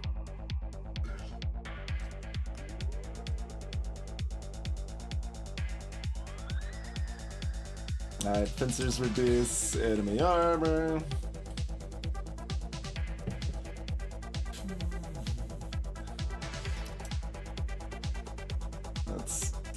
for fighters, I mean, I'm not necessarily opposed to mixing fighters in here too, but we're trying to be fence lords, mostly.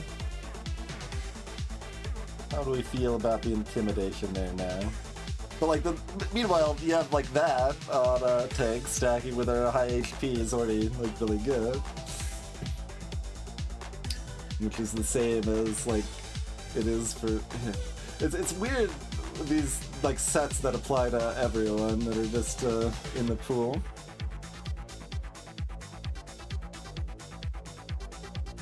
Still got 2 more rerolls.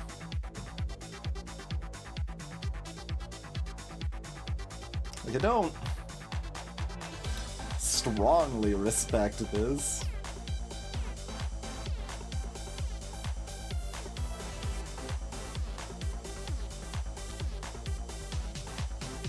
And I don't know how often a fear is better or worse than a stun. I mean, I guess like a fear on their tank is probably better than a stun. I'm assuming the fear just makes them run away from you. So like this is probably decent anti-tank tech. It's not very good right now. We do want to be strong. I mean, we did build somewhat strong early game by getting just some Justice Swords here and stuff.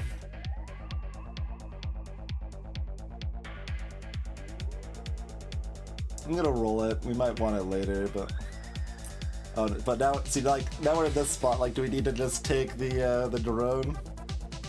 It is another summon, and we are gonna be making summons better, so that's potentially okay. I think with only 1 reroll, I'm supposed to take that, but I don't love it.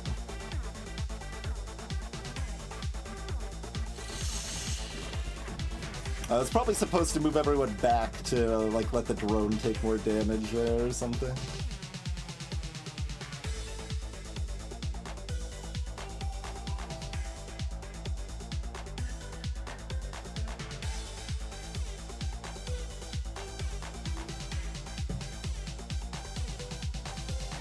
I mean, they will have some bad vampirism.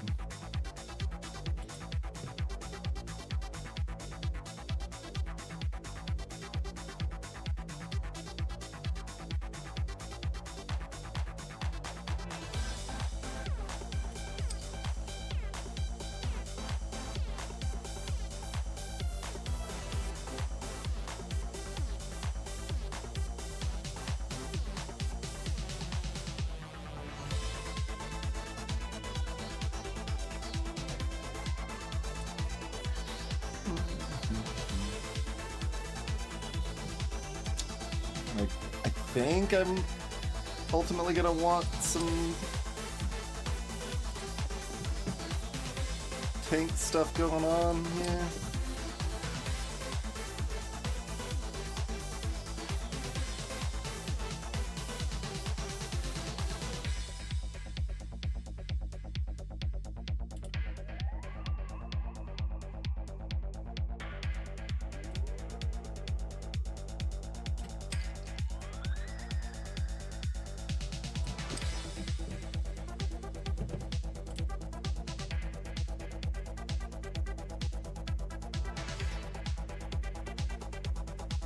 Alright.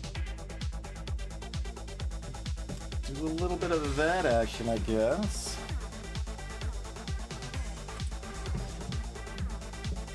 Could have also bought the fridge and held it in storage. They're running a pincer formation.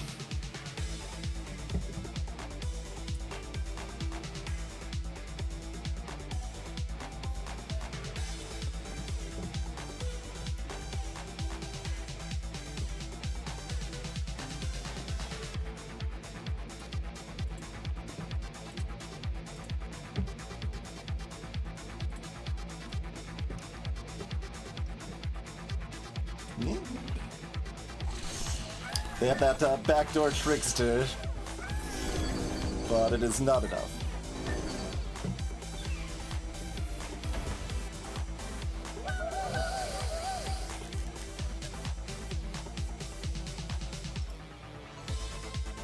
Stop giving me cult leaders.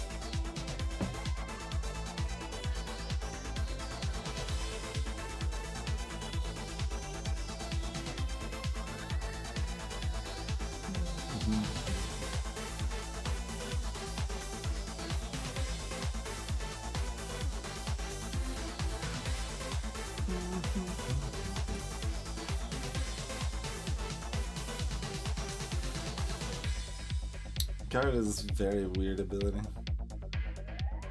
Cultists have a stun chance. 10% for 1 second.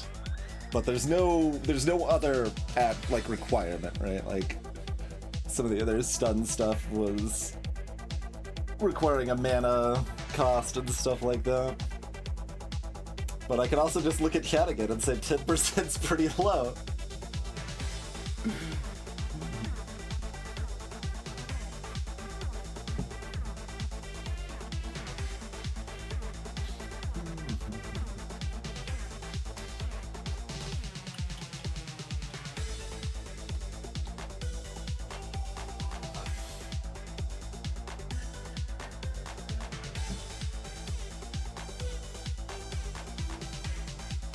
Yeah, I'm gonna grudgingly take it. I'm not gonna be happy about it.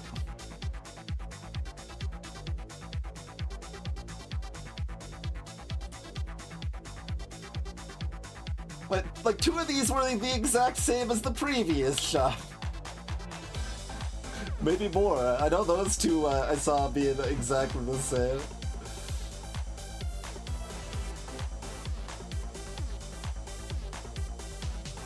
Alright, do we want sticky blood now?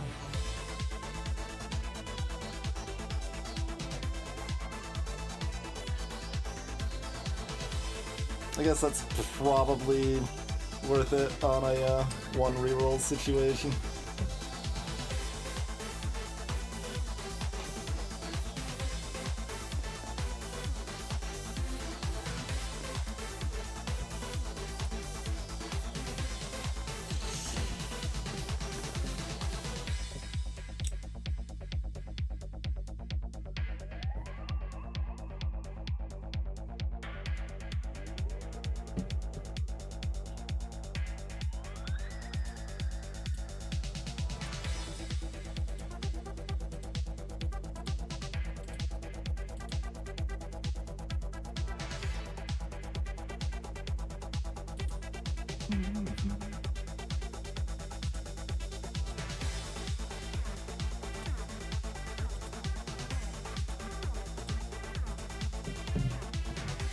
Excalibur's probably worth here.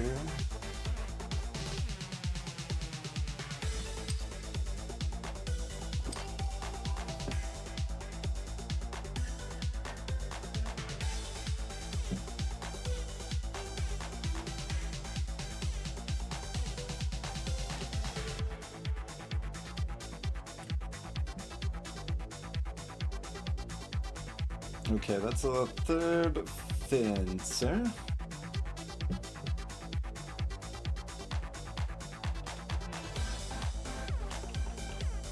Nothing else here, he only costs 10 other than this mana. I mean, there's that, I guess. I can also just buy a few fodder units.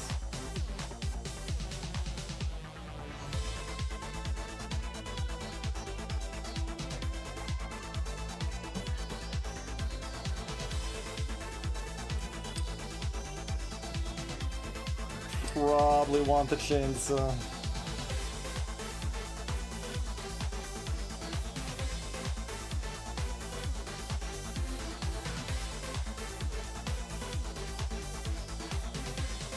Dorothy the Barbarian.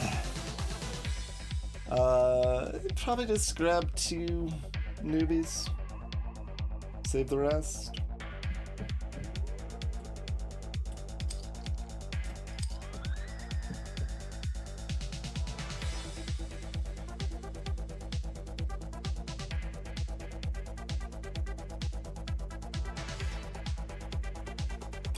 Newbies. We have sticky blood too. Alright, I'm buying 3 newbies. We don't have the Guard thing yet.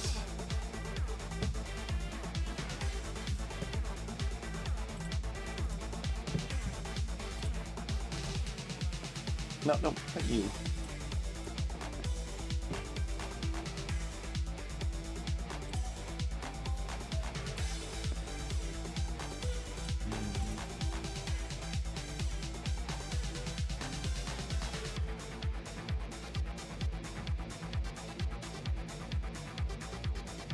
Meh.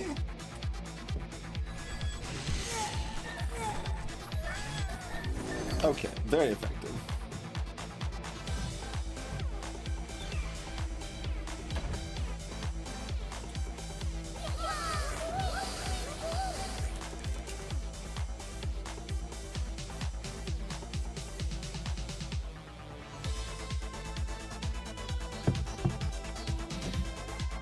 Not settling for explosive death yet.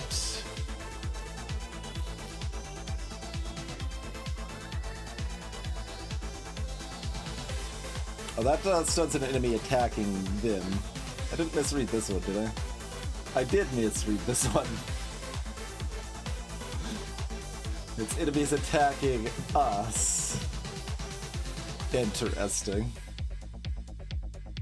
Yeah, I didn't want that cultist ability then. That's a lot better on tanks, but we only have the one tank. This would be really good on fencers right now. They got 5 rerolls, we're rolling. Fencers, 30% evade is great, yeah. Definitely want that. Takes up a 5% chance to silence enemy attacking them with magic damage for 2.5 seconds.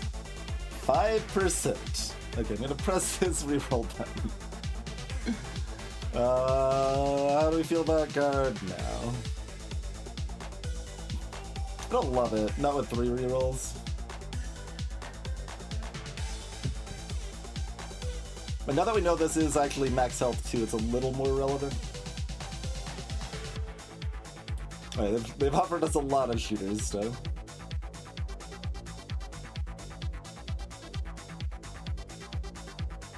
It offers us a lot of cult leader.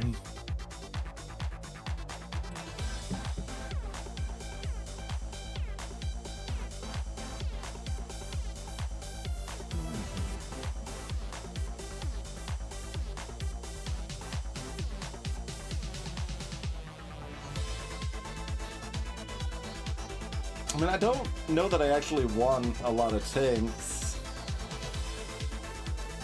I think I might be rolling. Okay, we get explosive death probably. Okay.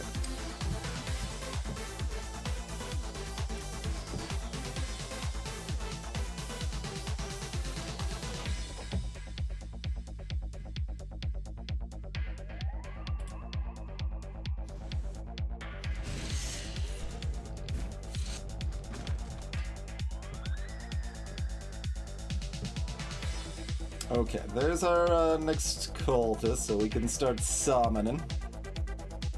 And then we need one more to summon 2.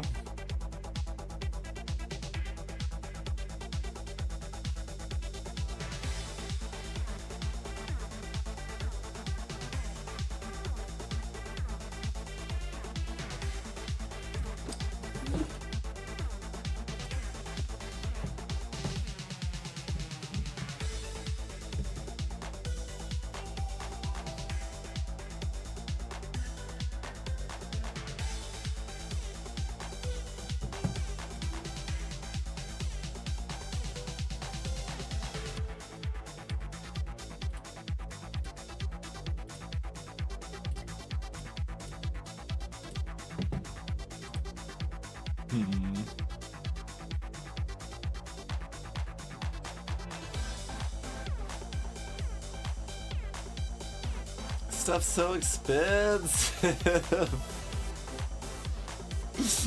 Costs so much money. Like, to even get this magic defense, I need to pay another 30. It's so expensive. We've seen how good it is a lot of times.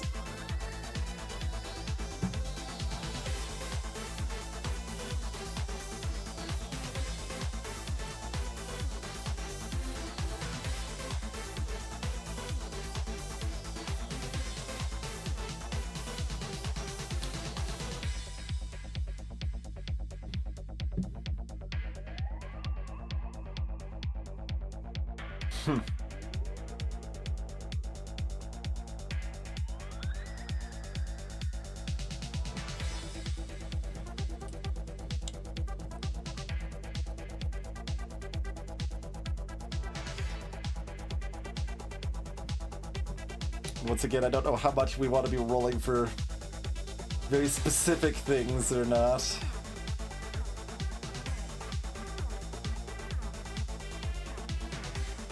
This is good if we want to roll for a lot of specific things. It's worse this floor and probably next floor.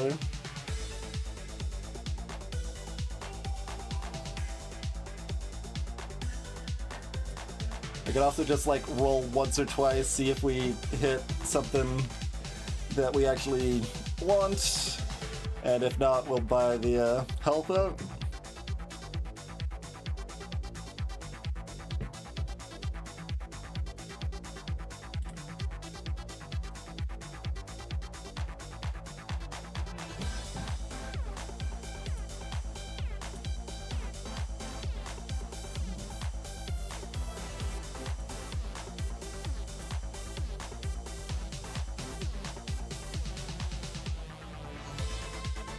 I mean, it's not direct comparison because that's level 1 versus level 2, but...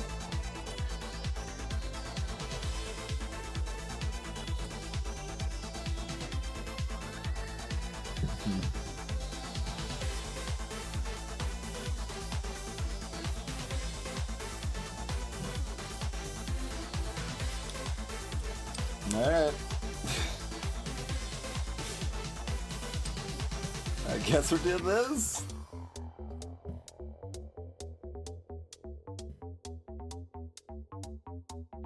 I mean, maybe it still would have been worth it because it would have been our 6 cultists. It's just so expensive. I should see the stats on the tentacle here.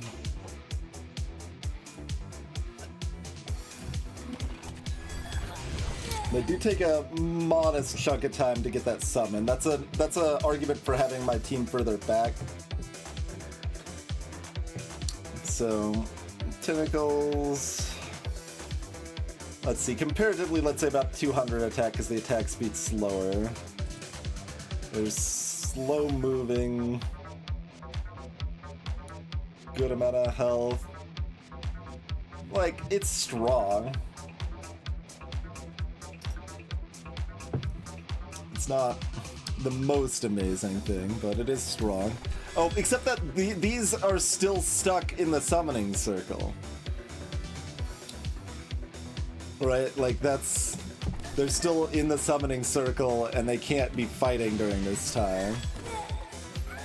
So that makes Tentacle look not great.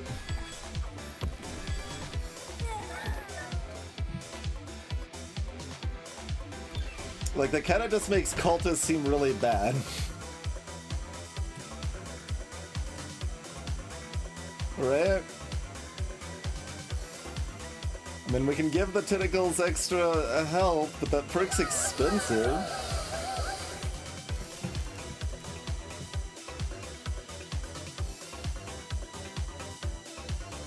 On the plus side, when they're just chilling in the summoning circle, I guess they have a 10% chance to stun things that attack them. But...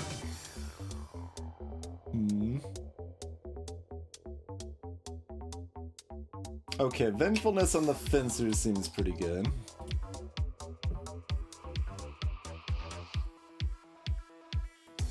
And then we do definitely need this. So we get the Raised Dead. So cultists can still do something else relevant while they're... Or an additional summon effect, anyway.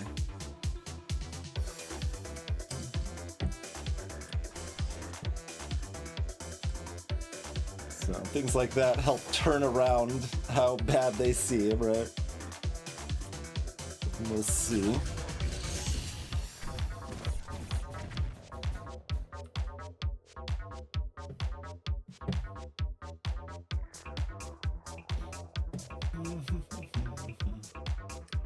And there's definitely an argument for having most of my team further back so that the tentacles get to be a little bit more in the front. So I think that's probably something I should try, depending on what the positioning of the enemy looks like.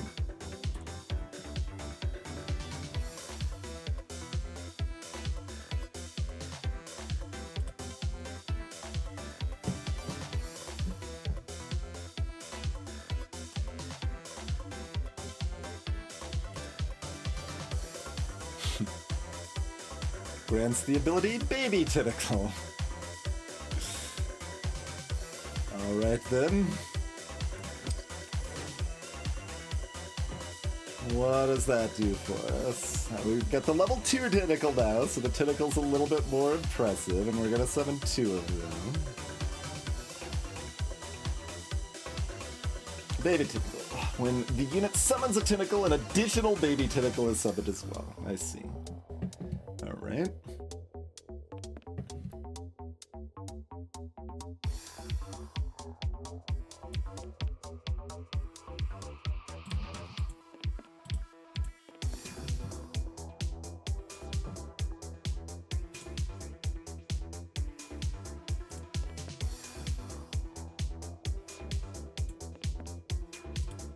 Well, we should see what the enemy looks like before we position fully. Do I buy another newbie? Because we're buying the mana now. So that we can summon more undead.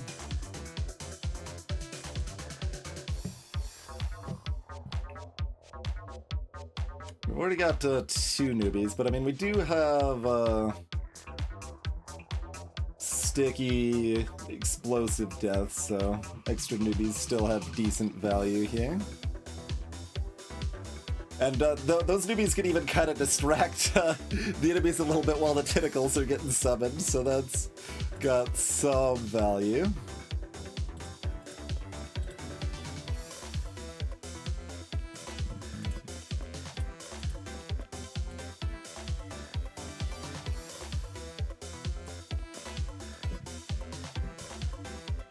I did go ahead and position everything before looking at the enemy again. Now that we get like that meaningful of a look, but it seems fine. That seems fine. I'll try like that. Okay, one of the tentacles, like both tentacles, died instantly. They've already got... And the tentacles take a little while to summon, so I'm surprised the thunderbolts were targeting the tentacles. Or did they target one of the summoners and that broke the summon? So Baby Tentacle is pretty good. It's like half health of a... Oh, well, I don't know how good the tier 2 tentacles are, I guess. They're already dead, I can't look at them.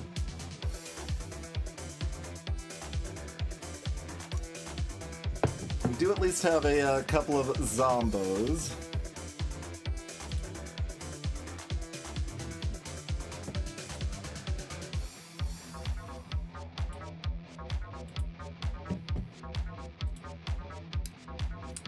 We've already got a Sailor Scout at this point, huh?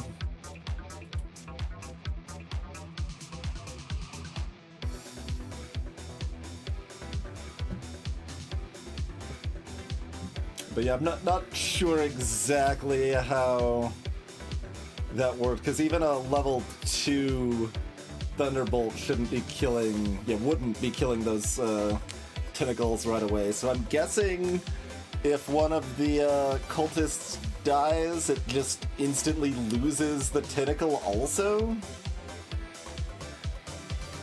Like, that seems like a lot of downsides for these tentacles. Can y'all get an extra summon by chance? Probably not. No.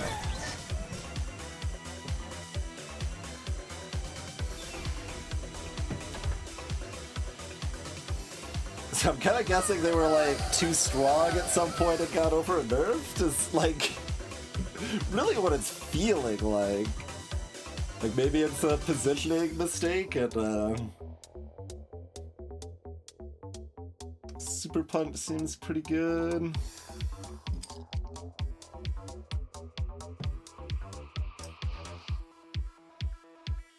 Pincers spin every 14 seconds.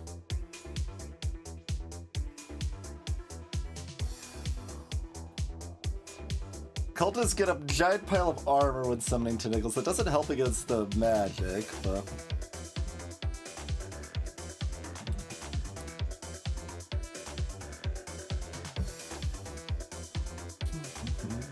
And, like, I'm building reasonably aggressively towards this stuff while trying to be strong enough not to lose in the meantime.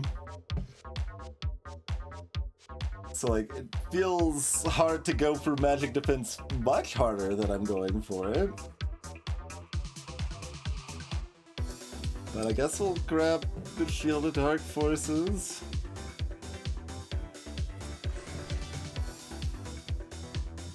But I mean, that was like 2,000 health tentacles that just immediately died, you know? It feels weird. But like I said, I think it is because it was one of the cultists that died instead, probably.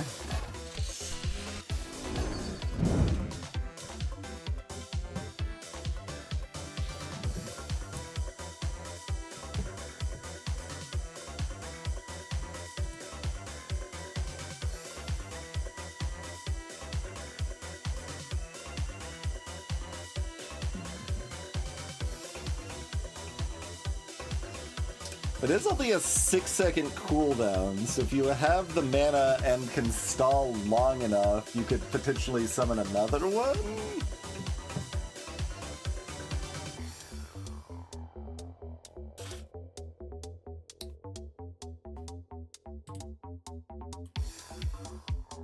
Like, I can't get the magic defense. I can get the armor. I can get the summon bonus health if I want.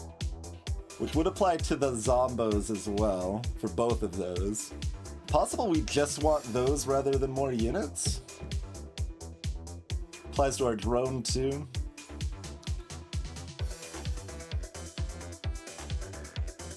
I mean, that's like a kind of different way to look at it, and the way I'm looking at it now hasn't been the best. So maybe that makes sense?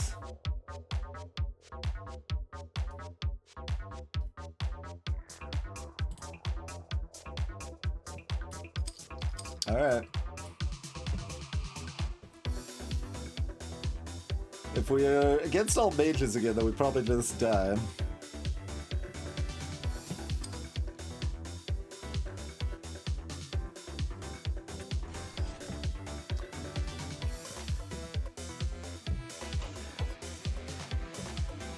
Versus 1.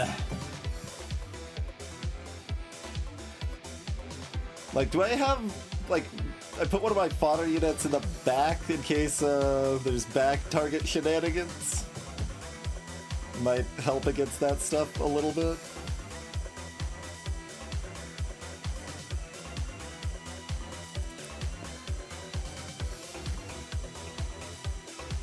Everything back another step, give the tentacles a little bit more time.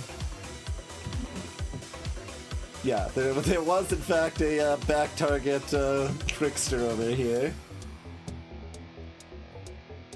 We've got several mages.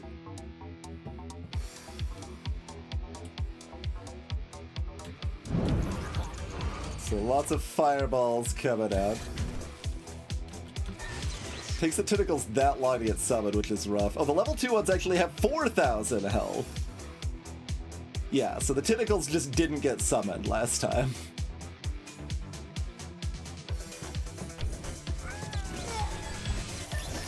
And as soon as anyone in the summoning circle dies, it unsummons the tentacle, period.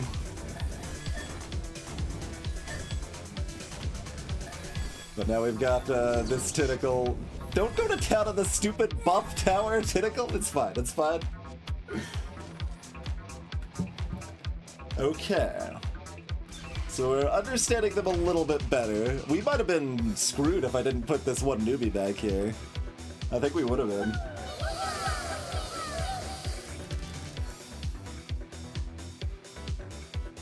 I didn't see another tentacle get summoned by the top group, though. That was... maybe they just didn't have enough mana still? Because that was more than 6 seconds.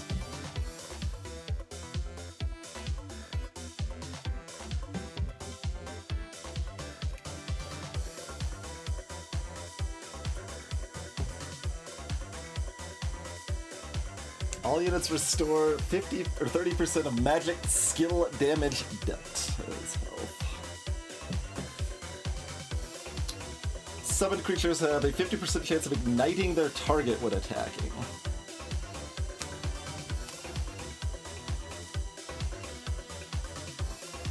Okay, yeah, we'll take that.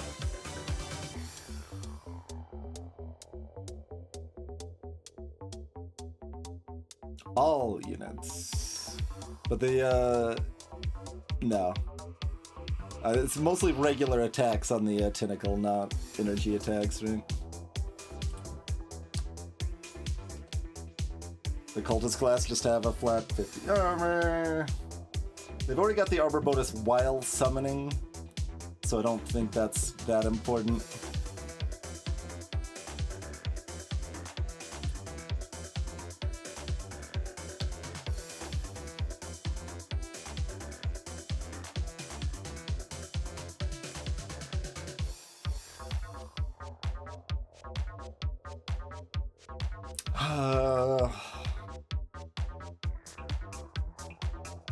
I need more mana before this really matters. But, like, it could end up being another zombie summon or something, right?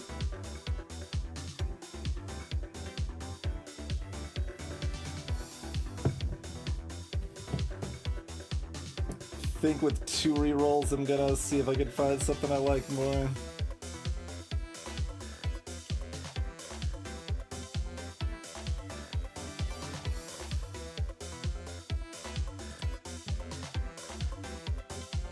Summon tentacles have a ranged attack. Yes. Yes, please. We did, in fact, find something I like more.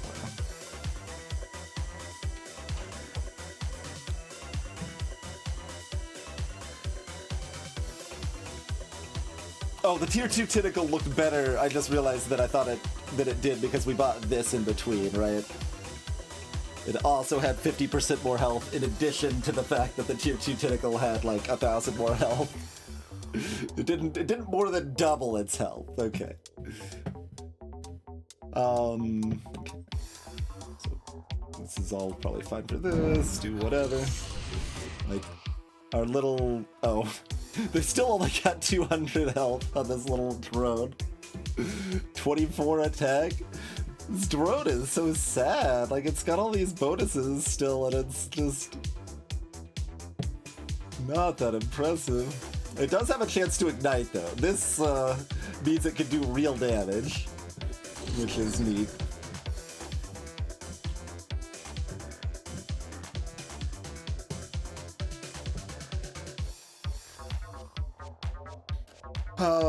Do we want a lightsaber?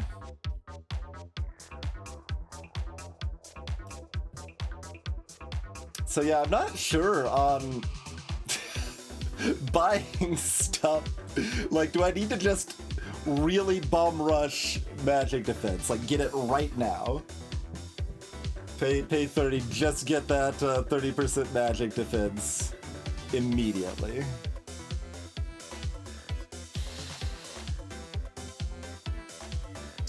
Maybe.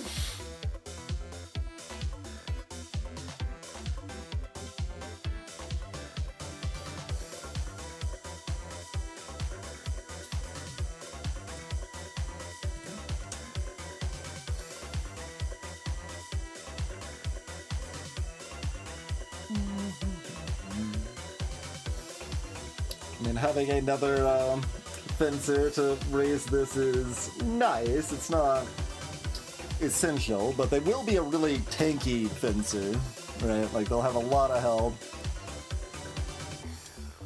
It's, yeah, 600 base health, plus a decent chunk of more armor, a lot of attack. We've already got, like, the vampirism that will work well for something like that. We've already got the built-in evasion.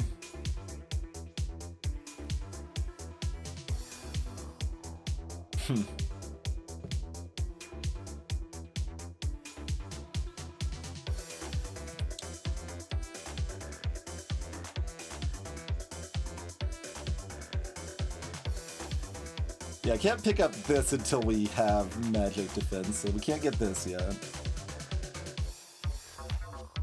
But, I mean, I could just pick up these two and get the lightsaber. I think that's close. It's tough. Like, that is just a really strong unit. And it makes all of my fencers an extra 10% better, something like that.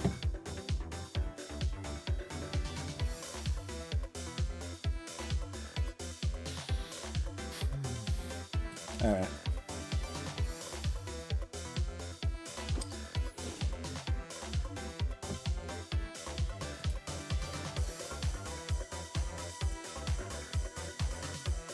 Well, again, we shouldn't be positioning until we know here, but...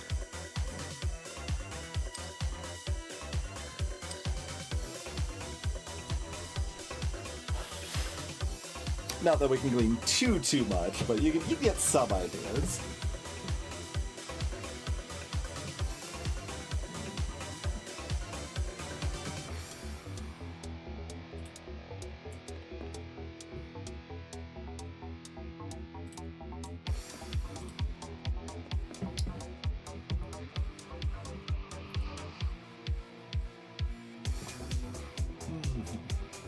Let's dance. What do we got? Okay, we got a bunch of fighters and shooters on their side, also cultists. So they've got a moderately similar team to me.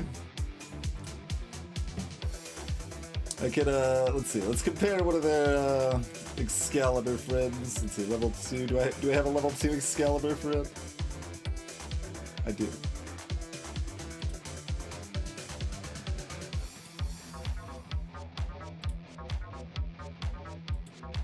They've got a bunch of attack speed. We do have the evasion. More criticals. They will slow my attack speed as well. And random sparks, which doesn't seem too strong yet. Isn't this... I thought they didn't have this, though. Yeah, they've only got 12 armor. How do they have... this attack speed bonus? Well, those are different attack speed bonuses, I guess? Because this one starts at 20%? Now I can see if it has... Well, they got a 30% on... They have a 30% attack speed on everybody. From what? Greetings, Eltrius. That is an engineer, yes. Greetings, Roman numerals. I mean, it's another player's board, rather than an AI cheating, in theory. They've got 2 tentacles as well. Shooter cry bonus is the attack speed or to everyone. That's right, thank you. 30% to all allies, that's right. And then these ones have a 25% fencer attack speed bonus or something like that, I guess.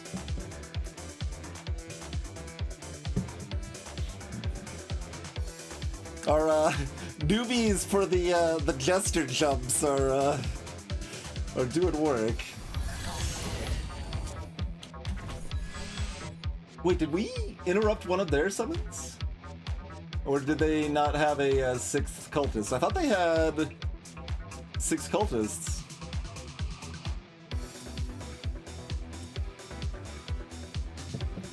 Yeah, so we've got more armor, they've got more attack speed. It's kind of the loose thing. I'm guessing their tentacles don't have ranged attacks. Their tentacles do have a taunt though, that's neat. Yeah, this is like super auto-pats, like async multiplayer. There's multiple modes in the game, to be clear. There is just a...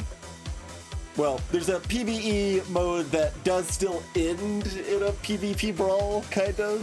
It's kind of unique in that way, but this mode specifically is more like super auto-pats or whatever.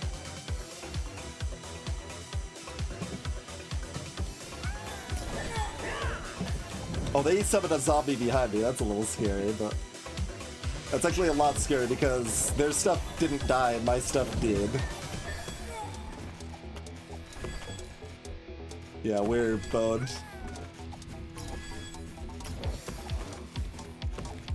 Man, how is it that uneven?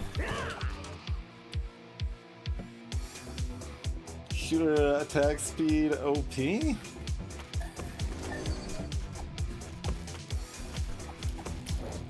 It is funny how, like, long our zombos over here are living, but...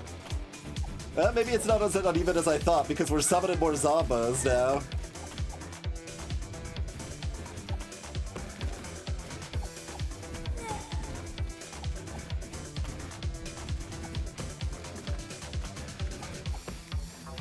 We still lose, though. Yeah, we still lose. Well, we summoned one more Zombo. We summoned one more Zombo. Hold on. Hold on. Hold the phone. We actually won. What a comeback. I did not see that coming at all. Interesting. That was an interesting fight. I do not know the game well enough to really, like, analyze that deeply, but that's interesting.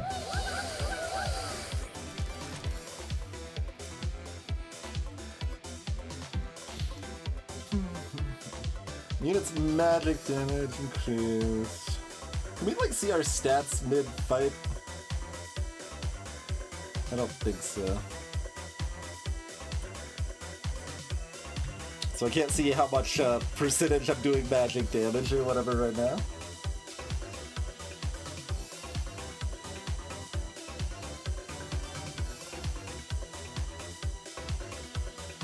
Yeah, they had the sparks going off. That was like... yeah, that was doing good work.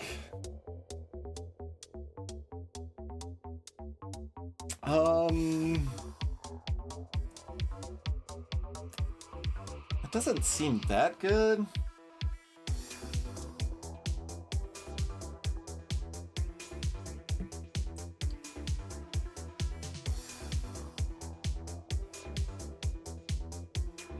I'm probably undervaluing canceling enemy status effects, but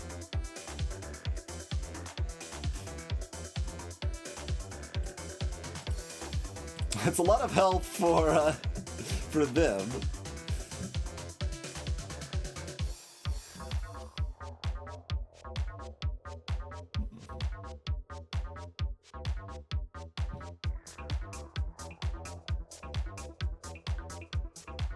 Like, also, like, Killer 99, the newbie back here, somewhat of an MVP. They have been instrumental in not losing 2 fights in a row.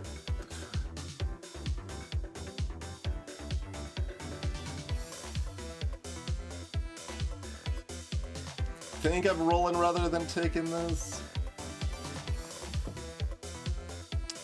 We get an extra Zombo to start. Honestly, fine?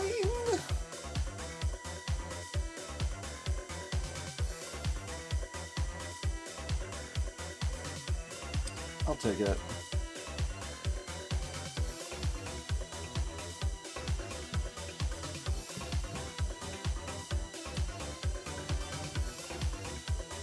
And then, see nothing? Oh, what about this?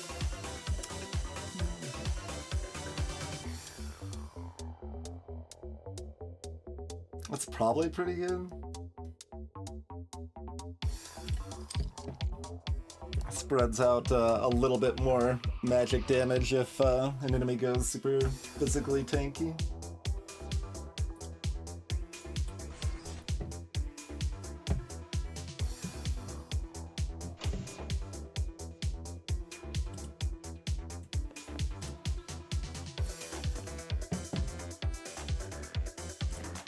So this little like thing here is PvE. It's just a little short intermission where you take a small amount of damage and get some money and then go to the shop, basically.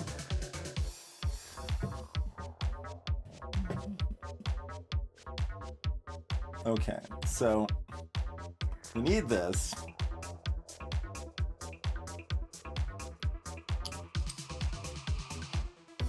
Oh, the next level's only 10. Okay. So that's a lot more reasonable to get once you plow through all of this than I thought. That's interesting.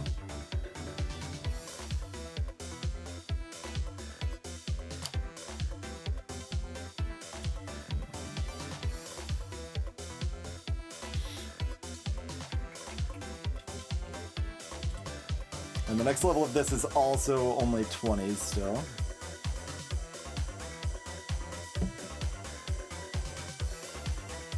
Okay.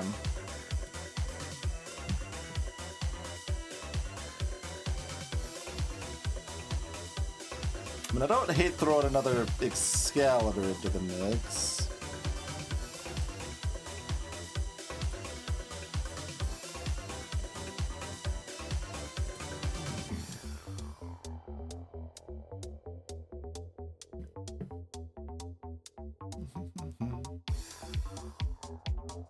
It's interesting, in that last fight, like, healers actually could have done something, too. Because it was so drawn out with lots of low damage. But still think I'm probably going to be avoiding any sort of healer stuff.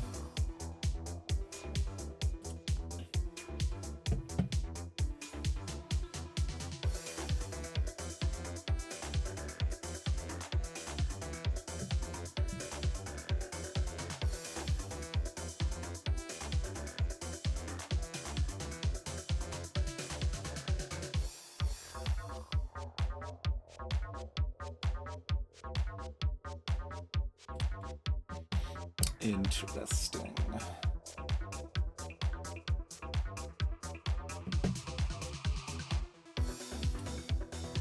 Put one of these back here again before I manage to forget about it.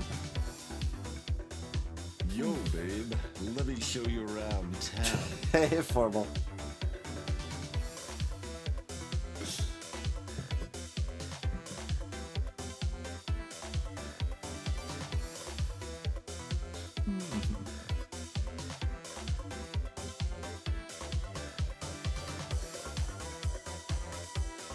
So yeah, I'm basically torn between getting like double upgrades in this vein, or if I should get another Excalibur. How much does the next one of these cost? That's 15. That's what I figured.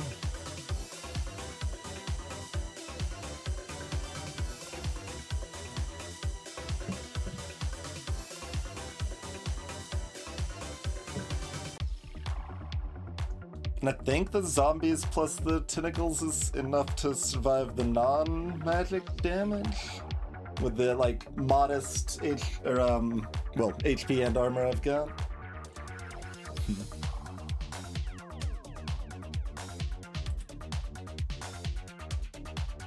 So maybe it's just all in on the magic defense.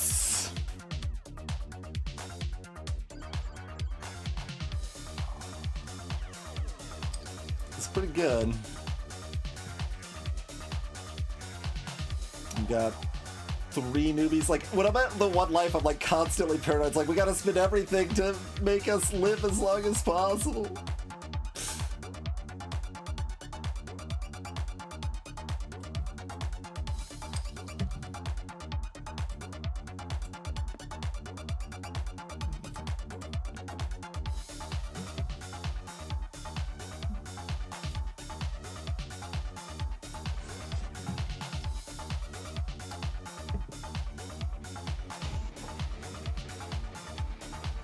Okay, so small number of enemies over here.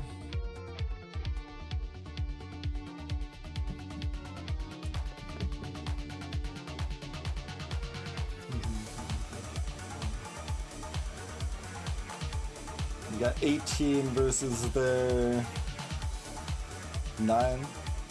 So they might be getting like plus 90 armor or whatever. And I don't know if that's dynamic. It might go up as we get more summons. But that's part of why we have stuff like Jack Guts here with their bonus here. And we've got the armor shredding as well.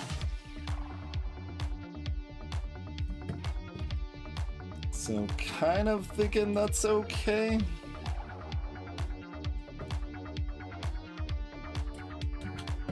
Let's see. Yeah, we've got plus 80 armor from probably what we were thinking.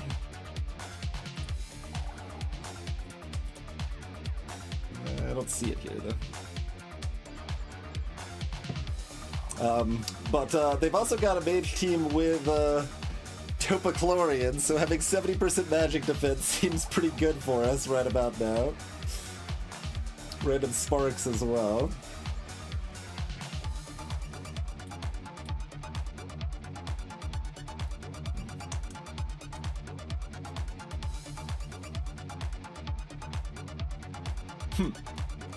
There's an ability-based magic damage block and some counterspell.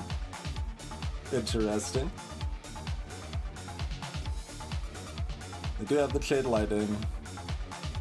Yeah, I don't see the Valor thing, actually. Maybe it's just not listed because it's stats.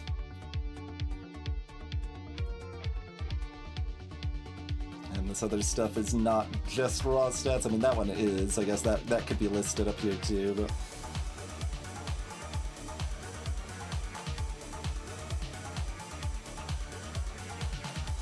I might have miscounted, but I thought they would have gotten 90 armor rather than 80 from the Valor.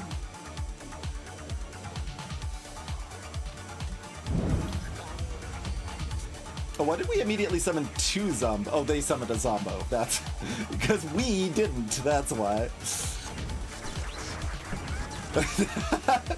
There's our Sword Lord spinning around, twirling towards freedom. Did they not get vampirism from the twirls?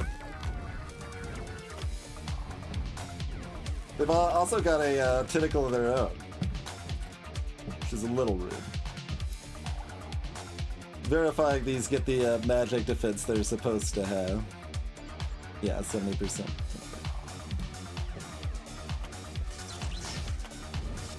Oh god, it changed. We broke. They broke one of the circles.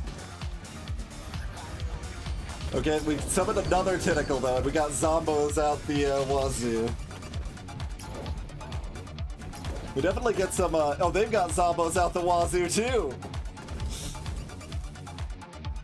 So they've got mana regen too, yeah. Summon another Zombo. Do you not, there's corpses, right? Are you not in range or something? Or are you busy with the tentacle so you can't summon more Zombos? Their tentacle's much lower health than mine is. Both of us have a attack speed debuff. They've got a lot more armor. My Zombo is not making it to their line though. Yeah, they aren't gonna summon anymore until the tentacle dies. So you gonna summon another tentacle? All your mana's full, and this is not on cooldown. Why don't... I guess it is only one at a time. It just kind of implies that it's not only one at a time.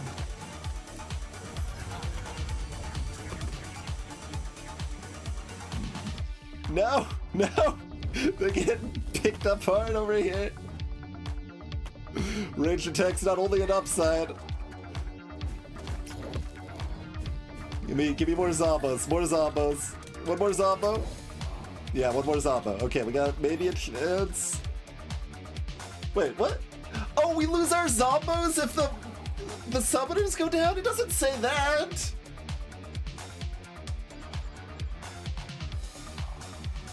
Robbed. Like, we actually win that because we break their summoner circle.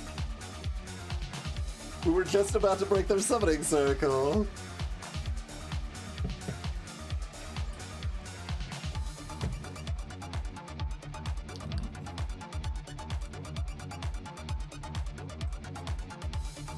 Wait. What? Hello?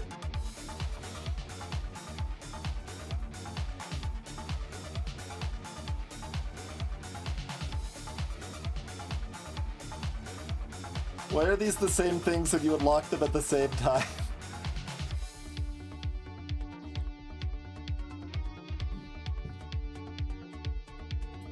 Weird. Shooters receive the ability to launch bullets at enemies that deal 0 damage in a large random area, falling for 0 seconds. If it's already been unleashed, using it again increases the frequency with which bullets fall by 1 second and extends the duration by half a second. That's very weird. But yeah, that is what it appears. If 7 units die, we lose, but it's very sad. Because we would have won with our 7 units. At first I was thinking we still would have lost, because like, oh, their tentacle's still healthy, but no, we had a Zombo on their shaman there. We were just about to break their circle and drop their tentacle. Alright, so...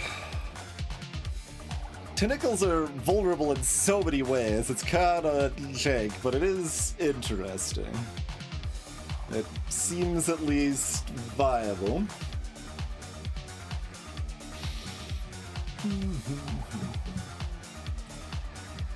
Yeah, the ricochet still seems like so ridiculously mandatory for shooters that it's weird. Like, shooters would have to be worthless without the ability and then, like, still kind of strong with it? I don't know, it's very weird.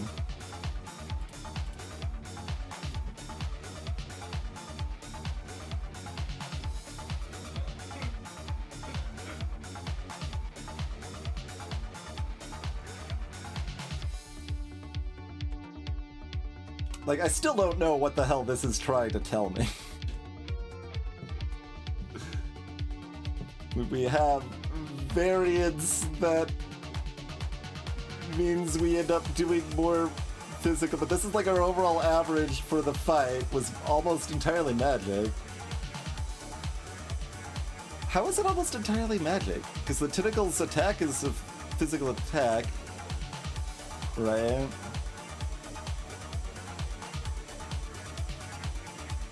The Zombo's attacks are going to be physical, our Fencer's attacks are going to be physical.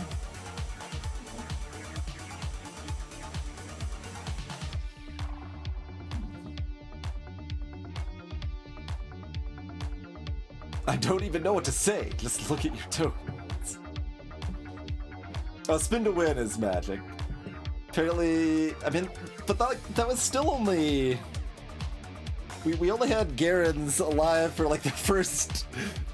third or fourth of the fight, right?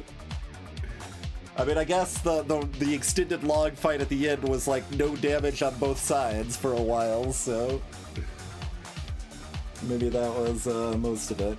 Not that it's like a huge problem here. They only had 50% magic resist. Although the spin to win, it was unclear. Like, it seems like anti-synergistic with a lot of Fencer's stuff, so that seems kind of weird, right? Because you can't get vampirism while spinning, is what I was seeing. Like, their health was not going up at all.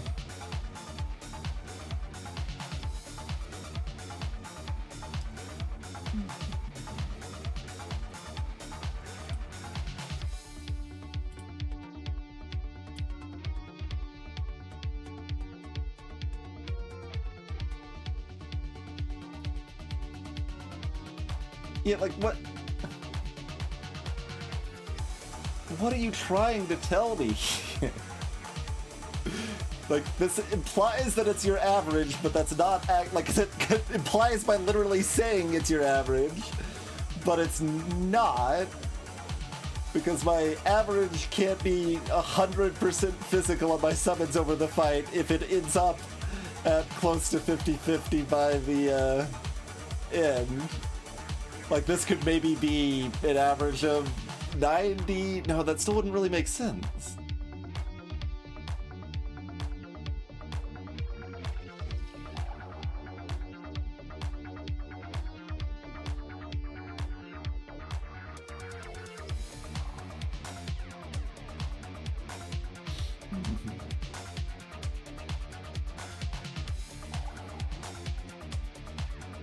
Like, this is basically saying, like, what it is in the first part of the fight or something? Like, I don't...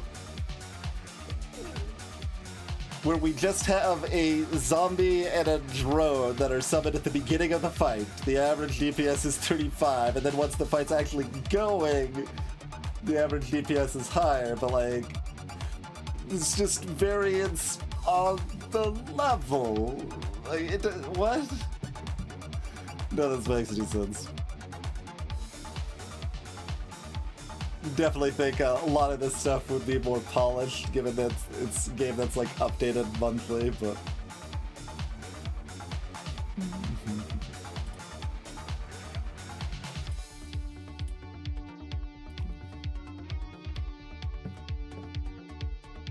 But yeah, it's also notable that the cultists cannot summon zombies while stuck in their summoning circle. So a 7th cultist is actually pretty good, because then we can at least have one that's free to keep summoning zombos all the time.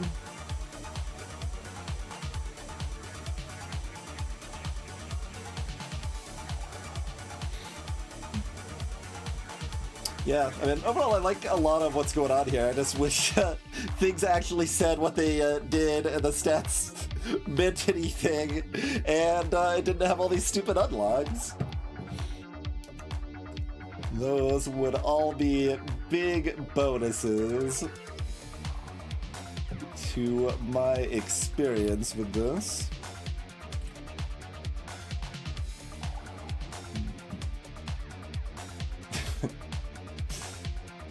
Can't see leaderboards for stuff like that.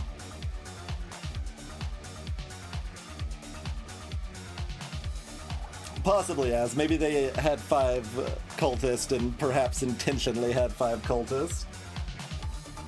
That might have been her plan.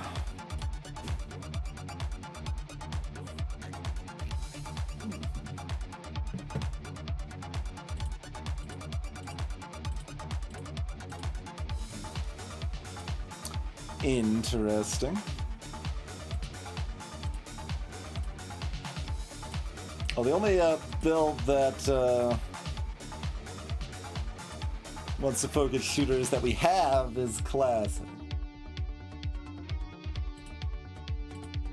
You aren't like that stuck in most of these, but like they're enough of a direction that you probably want to go with it, especially since like early perks are going to benefit what you already have, and you do need to win those early fights. You can't just play it on the late game, because it's 3 losses and you're out. It's not, oh, the early losses don't matter that much. It's 3 losses and you're out. So can we play a deathless run? I don't think so. We can try, but seems reasonably unlikely.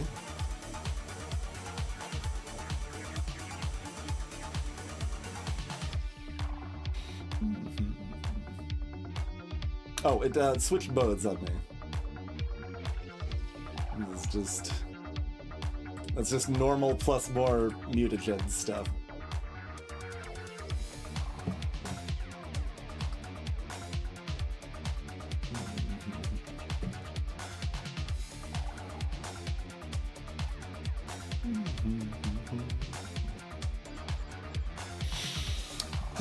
Okay, let's see, what do we reckon? It's 8 a.m. my time, but that's fine.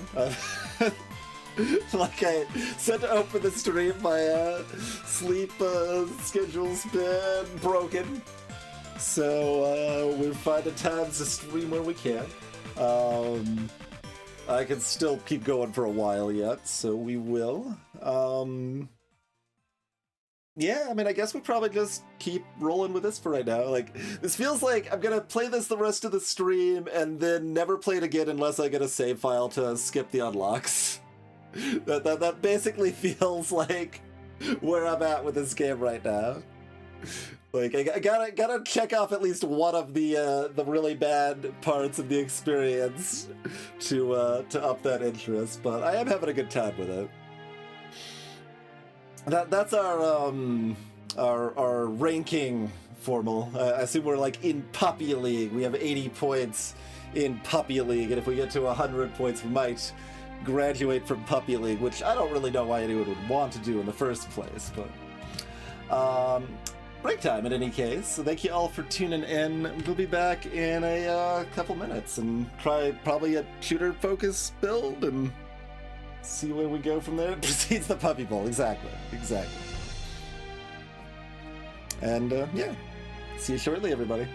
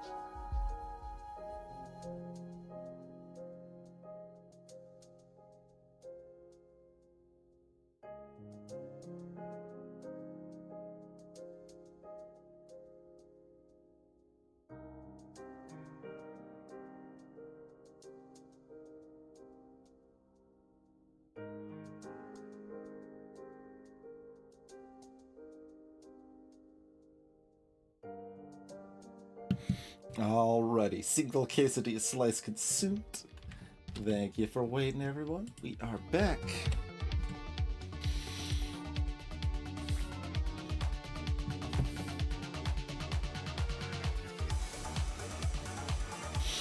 Alright. Sure. Start with a shooter.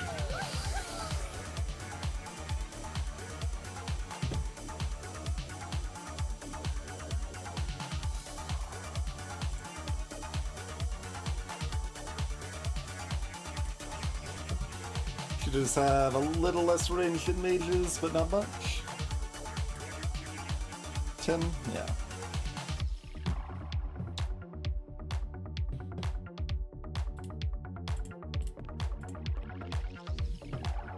It seems like this, this is gonna be, what's our hard key for this? F. Okay.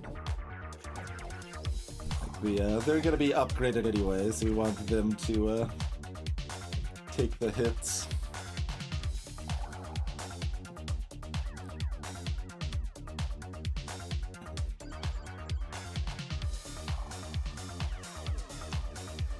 Okay, what do we think we want to probably pair with our shooters? It is a mystery.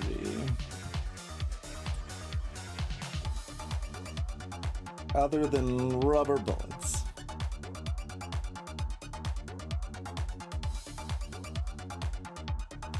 The fact they emphasize the rubber bullet parts feels weird. It's oh, but they bounce, but they don't do damage, so they only do special added effects or something. But it really needs to say that if that's the case, right?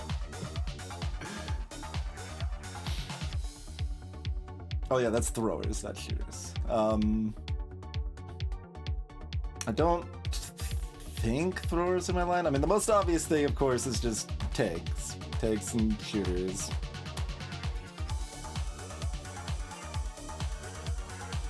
But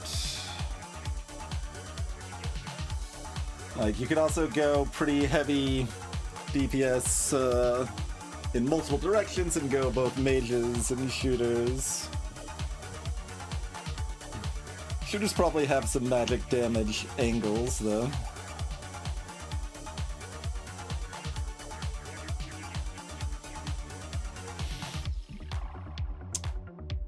Tricksters are kind of in between a tank and a fencer, it feels like, in a lot of ways.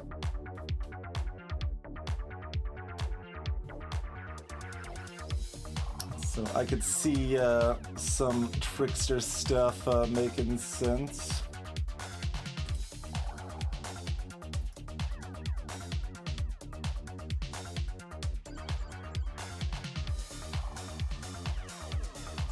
Other things that benefit from the shooter's attack speed aura, so more fencers or fighters sort of stuff, would make reasonable sense.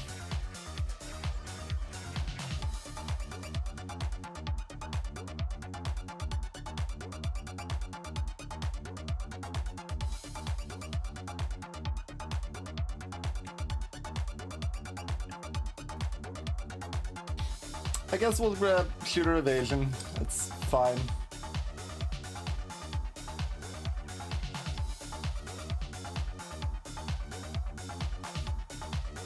That's not great. It's okay.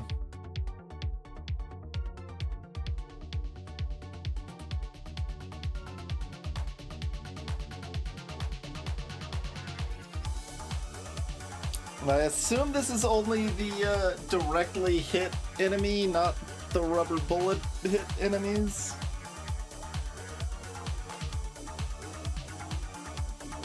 But maybe?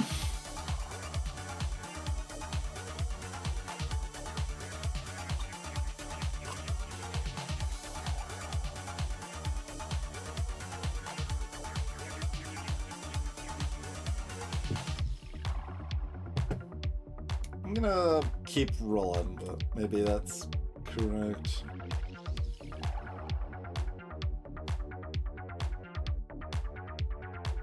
There's that mediocre shooter crit again.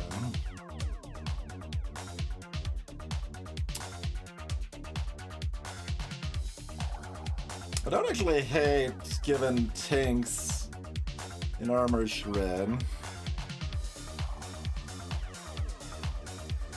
Like, some form of armor shredding alongside the shooters seems pretty sensible, given, like, our little bit of armor was how we defeated the shooter comp that was really close in the last run.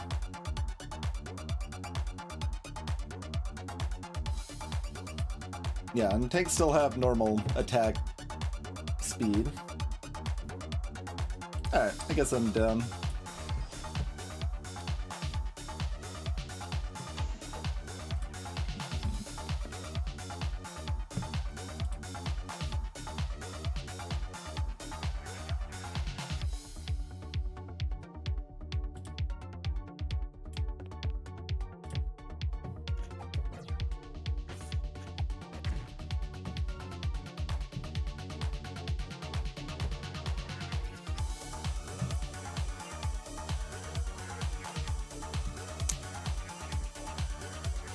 Like, we start with the one fencer. Certainly leads us in that direction a little bit. We can get a fighter.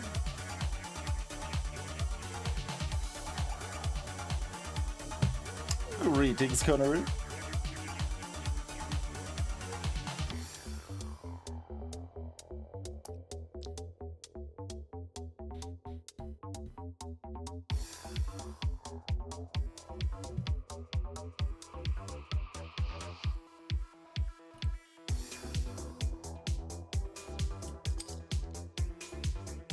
We can get another crossbow.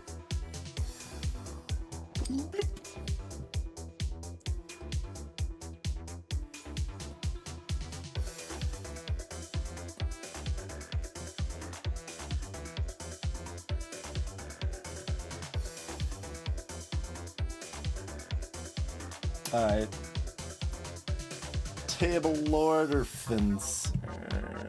Did we already take a tank thing? We did. Yeah.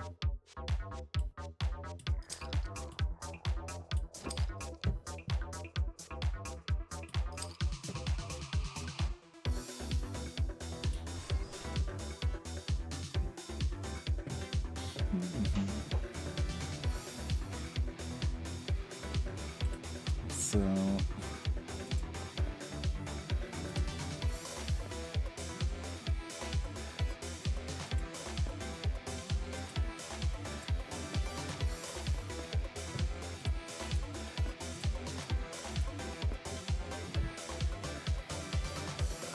Splat?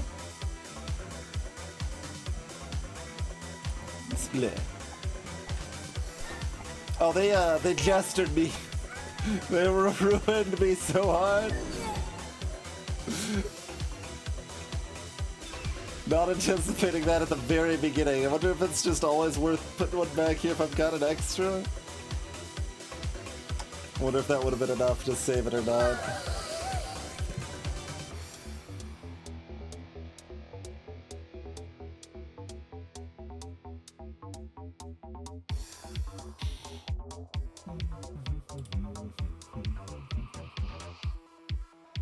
Just fencers get 25% attack speed. It's not really where we want to be going, probably.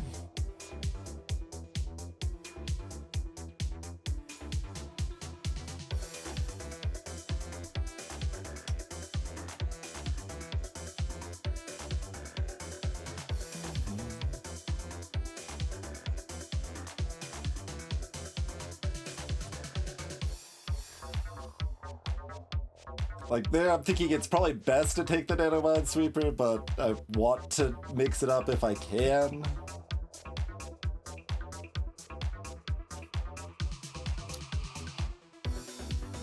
And this works fine if I have one fencer, and I'm going to have one fencer at least, so I guess that's fine with 3 rerolls.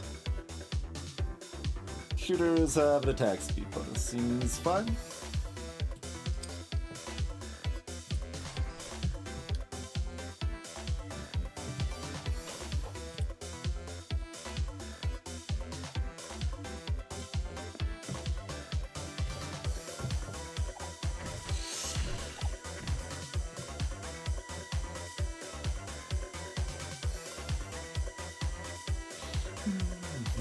Here's our third tank.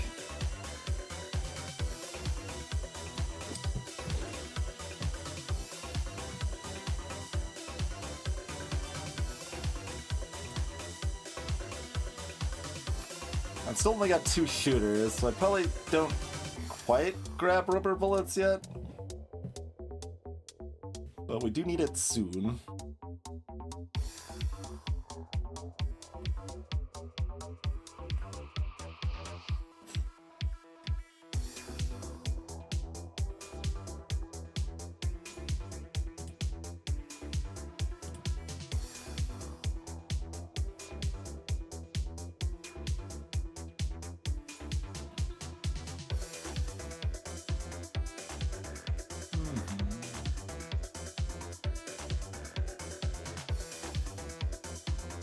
I mean, I could reroll 11 times, but 10 times is the comfy spot. Keep that $2 so I could reroll next time.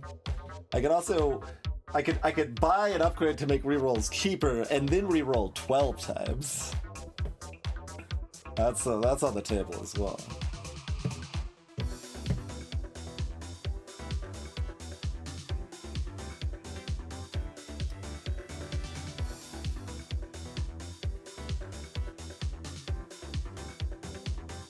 Taking that first loss, like, always makes me nervous. I'm like, well, like, now we probably shouldn't buy this upgrade yet, because I just need more units on the field, right?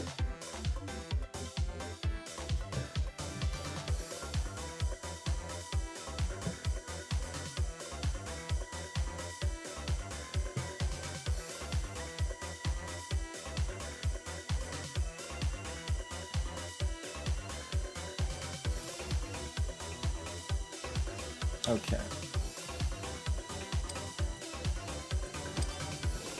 Everybody gets attack speed. I could buy these, but they're not. Like, it's in some ways worse than just buying this because of the bonus. I think I just buy 2 puny humans. Maybe 3.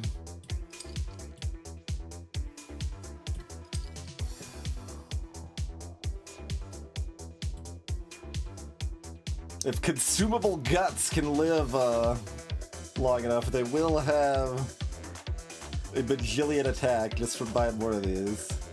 That's probably fine. What?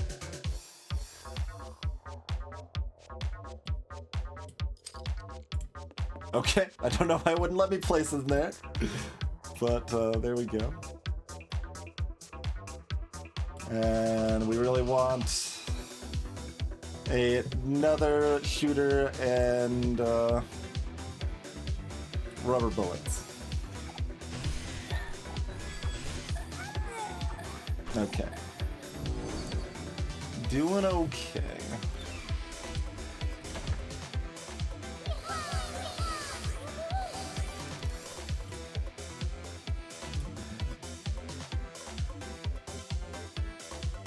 No option to make the like transitional animations faster, I guess.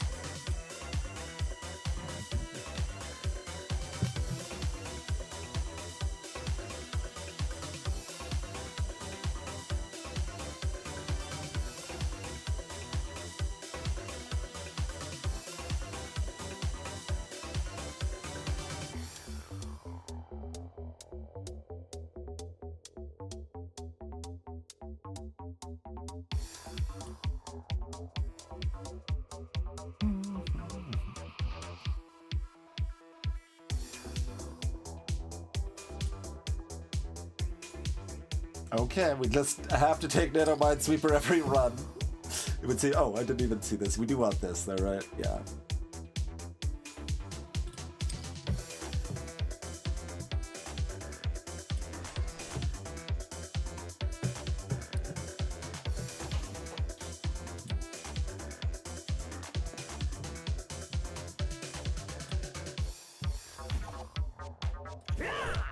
Okay, perfect. We wanted one of those hurt but not dead.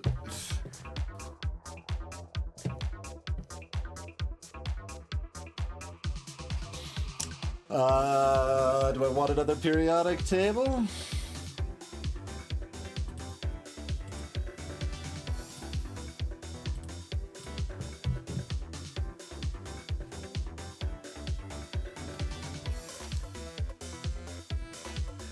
This might be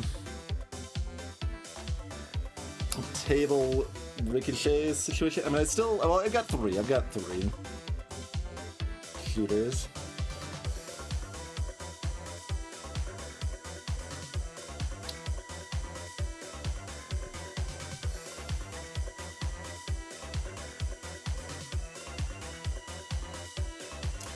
I would really like another shooter. Another shooter is really good. Like, the AoE aura even helps our tanks because they can... Well, I mean, it only happens once, I guess, but it does get that first hit to get the armor shred sooner, which is good. But I guess that's probably good enough.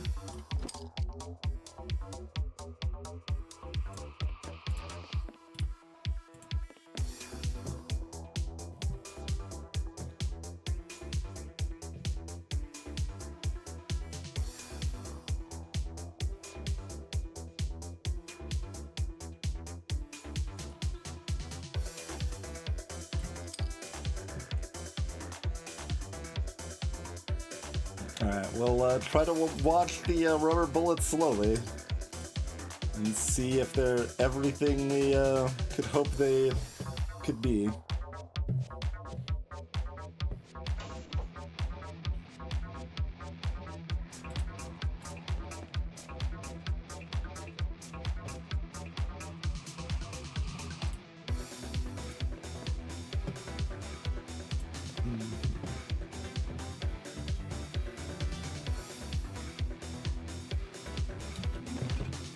They do have a trick stick.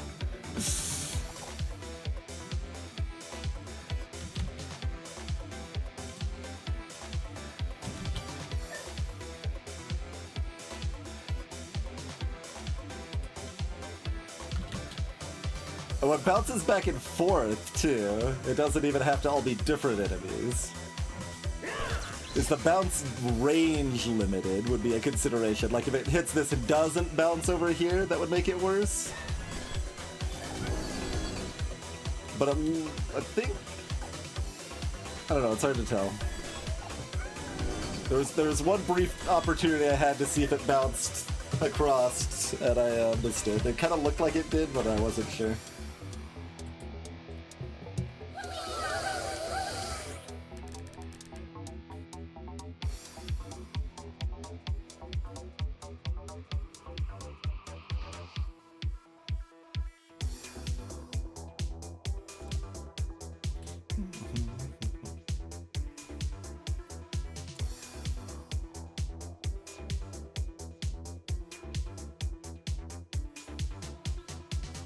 Assumingly, this by does not stack, it means doesn't stack with other armor wrecking as well, not just the single class's armor wrecking.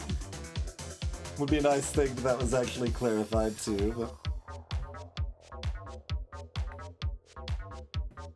Okay, I might have to settle for this crit I don't care very much about.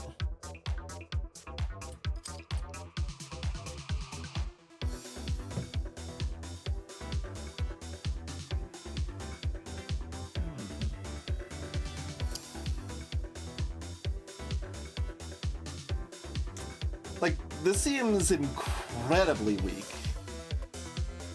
It's a 5% chance after they've already been hit by a magical attack, and then it only silences them for 2.5 seconds.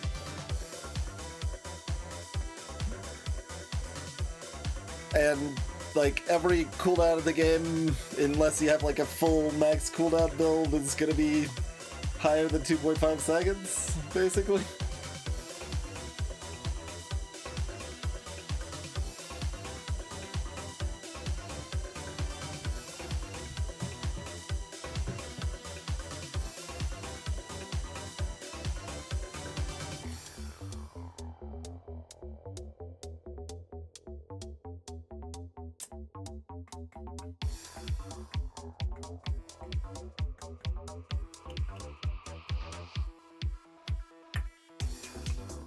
I could end up getting some more fencing.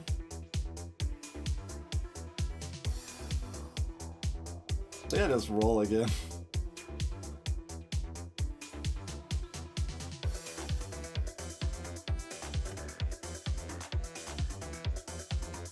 Sure. This would also be fine.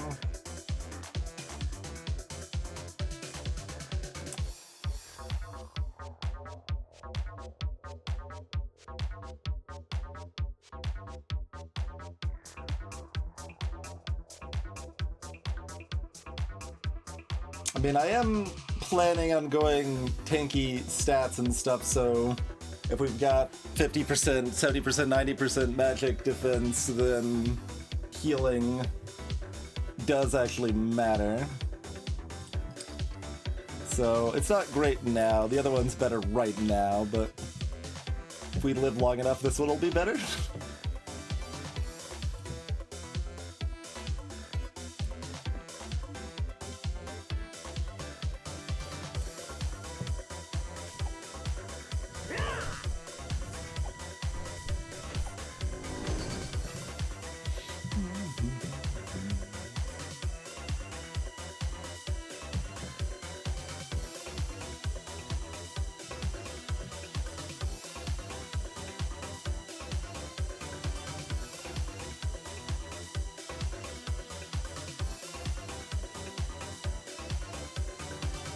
What's the tank thing here again?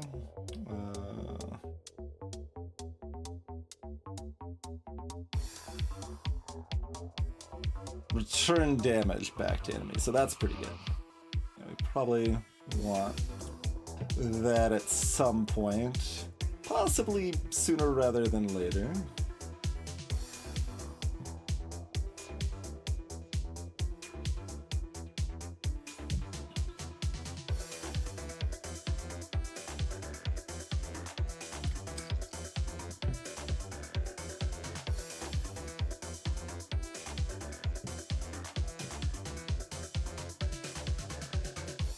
I don't entirely hate tricksters, but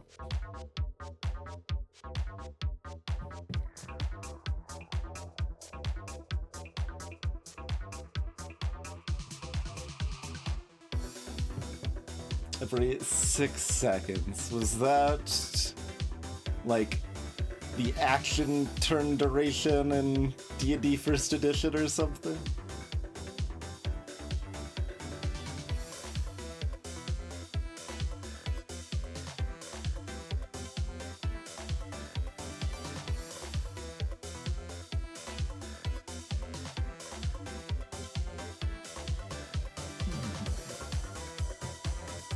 Although that's a bit of a stretch for back in your day then.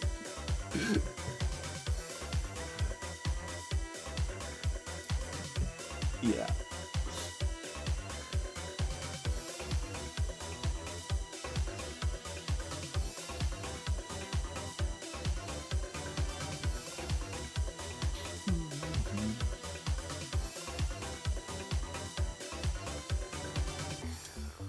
It sounded like a specific reference of some flavor, so that's what came to mind.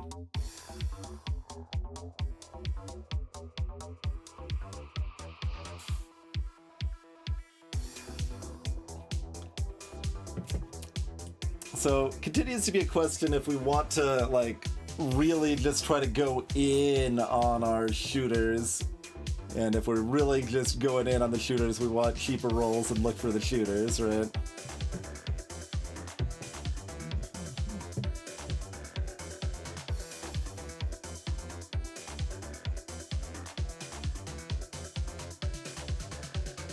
Which, maybe?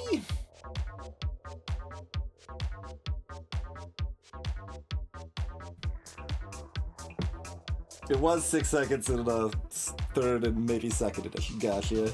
Yui, welcome.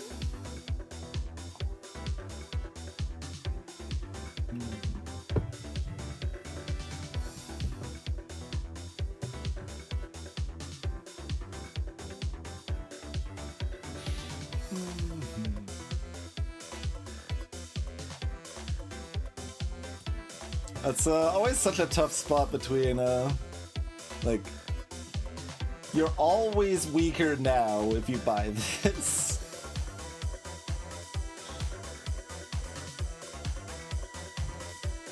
Are my rubber bullets enough to carry? Believe in the rubber bullets? Just take every gutter that is on offer.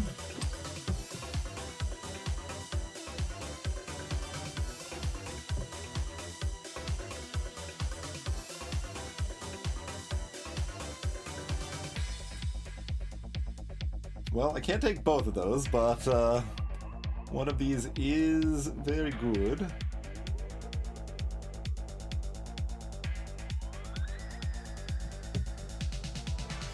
Alright, who's got more XP? You've got the same, so you're hurt more. Oh, you've got slightly more XP too. There we go. So there's an attack speed buff to everybody.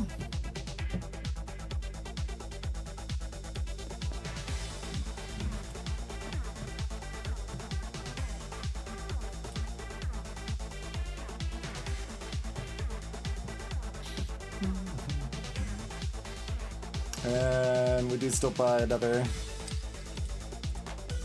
fodder here. Do I buy another? It's interesting when, like, I've got this direct incentive to buy extra garbage units. I mean, I guess I bought the cheap rerolls, so we're looking to fill. So having more units is, it's likely they won't just be newbies indefinitely. And that's just another thing that gives us a small extra benefit right now when we already took the downside of getting the cheaper rerolls. So it makes further sense in that regard, I would say.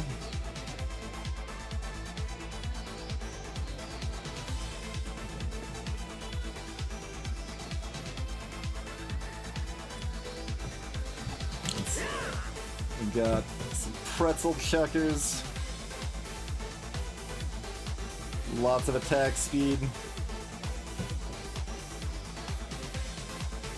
So,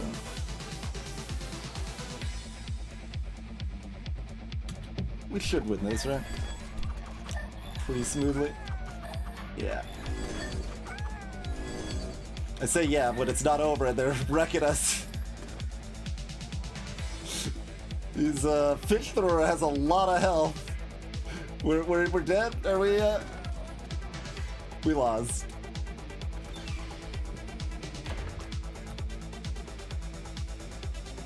You let me down, shooters.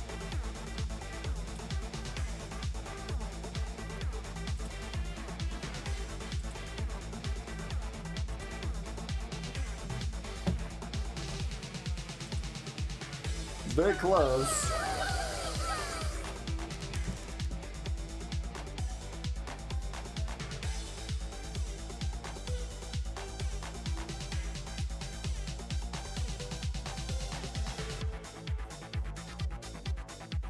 Takes good poison it is. Pretty great. How much mana does this take? 20. Yeah. Absolutely.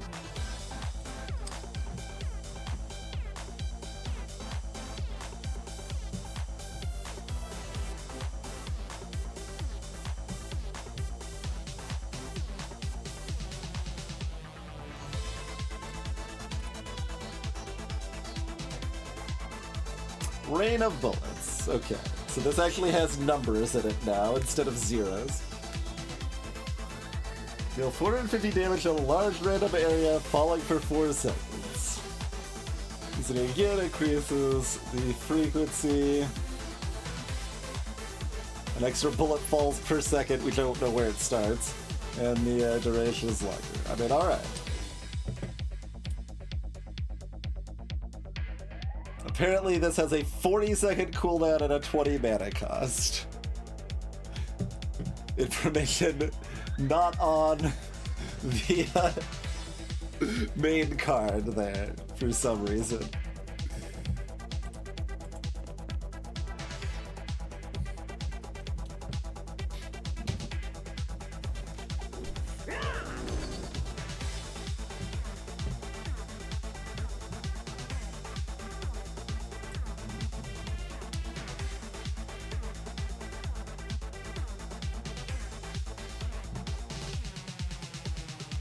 I mean, I probably want a Boulder Lord.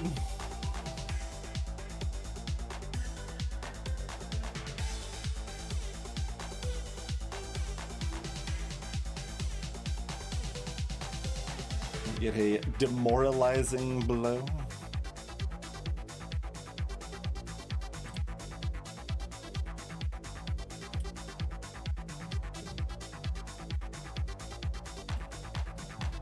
Feels like not enough of an upgrade. So I'm like,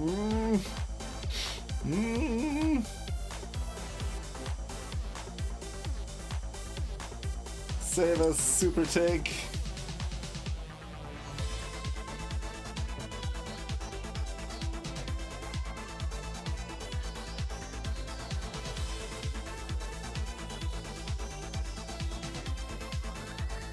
I was hoping for the cheapest gunner.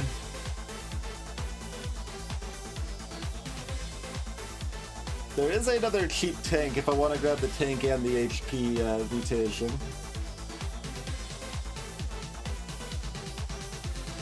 I mean, that's not as strong right now.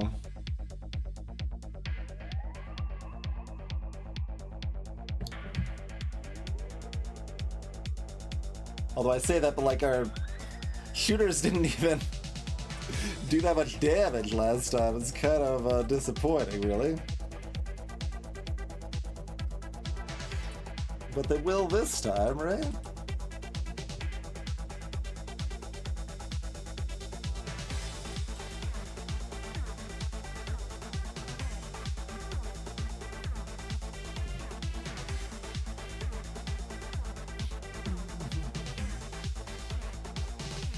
I could buy this and this and this, I guess. That's probably pretty reasonable.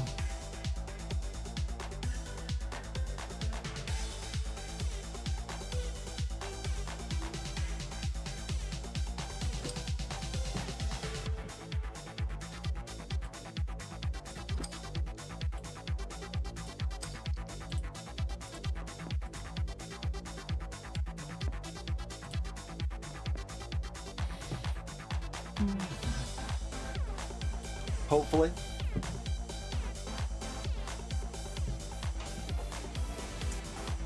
I mean, I like that. Well, I guess this is an ability that doesn't actually scale with attack speed on my tanks. Alright, they've got a whole pile of units that probably is good for me, like bouncing a bunch of shooter shots amongst all of that seems like it's gonna work to me. Let's see. Oh, you've just got a swarm of fodder over here. With, yeah, you got Final Gift, you've got Farewell, you've got Sticky, yep. They've got another row of fodder in the back. And 3 cultists? But not 3 different types of cultists, so no tentacles summon. But we should, yeah, take pretty fast work of them, I assume. Oh, they do have Zombo summons from the cultists, though. Okay, that's why it was close. It was very close! It was too close! No! Why are shooters so bad? I don't understand. They don't do any damage.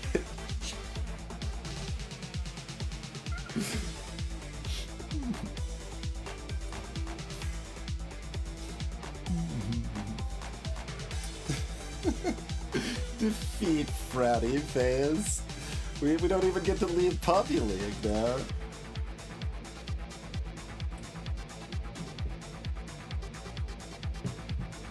Alright, well, shooters have not impressed me.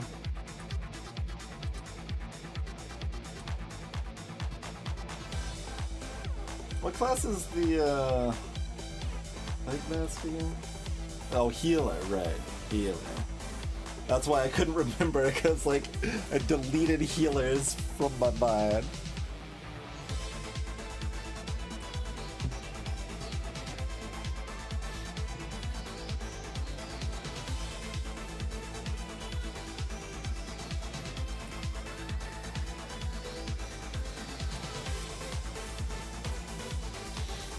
Alright, give me cooking show.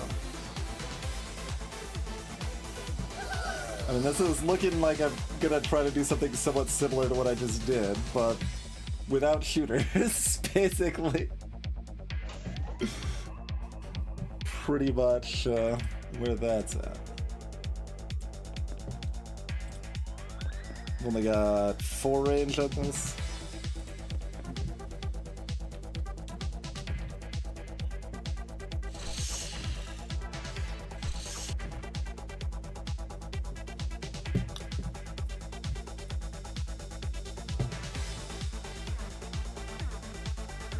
Throwers reduce armor.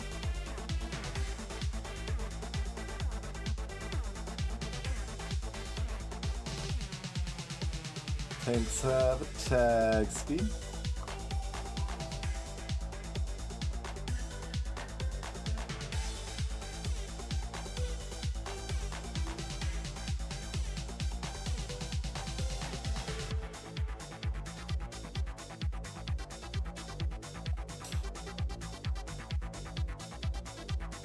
I would guess it does in Roman numerals, but I'm not sure.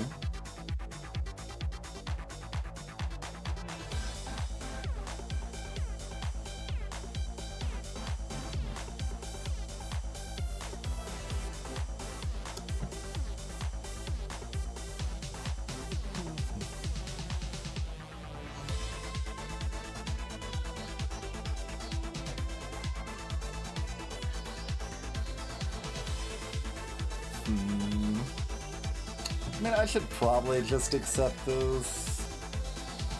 It doesn't feel that strong on, like, the first fights, though, right? Like, that's why I'm like,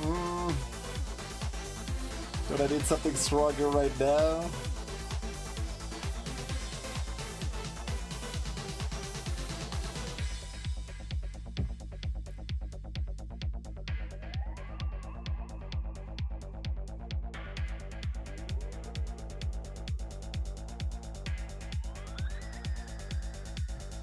How necessary is mine?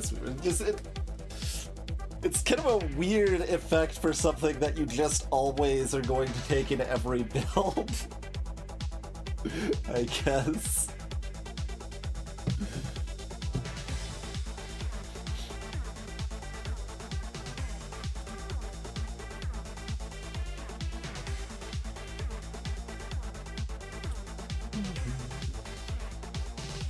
Tanks have evasion.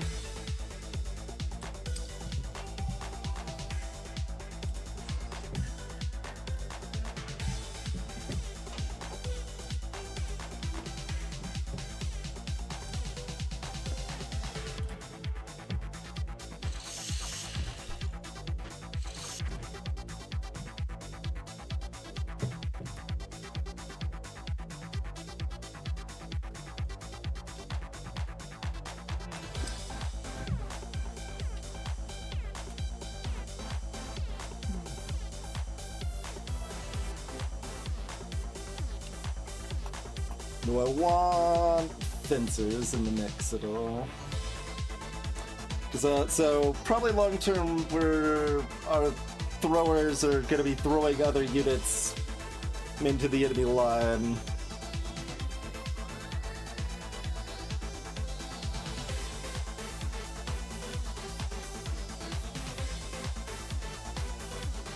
We could certainly plan on that just being tanks. Fencers are another good mix for that. Tricksters could be a good mix for that.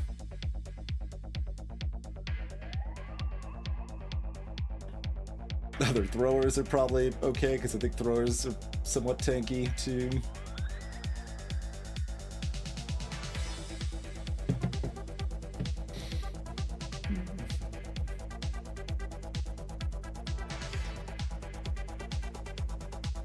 This has the added advantage of definitely being a pretty good value right now. I think that's actually enough justification to go ahead and grab that. And we get the upgrade. Oh, now that's interesting. That's a fairly good way to... Oh, I can't afford this.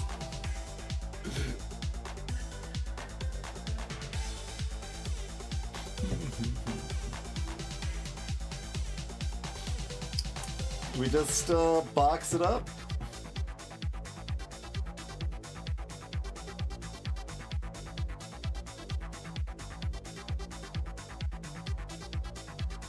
So once again, yeah, like it's really hard to figure out where we want to balance spending money on the long game versus the short game, right? Like, if we just buy 2 more boxers, we win this fight guaranteed, and we're in very strong shape for the next fight, right?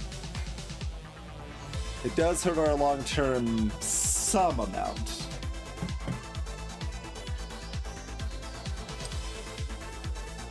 Don't know how much.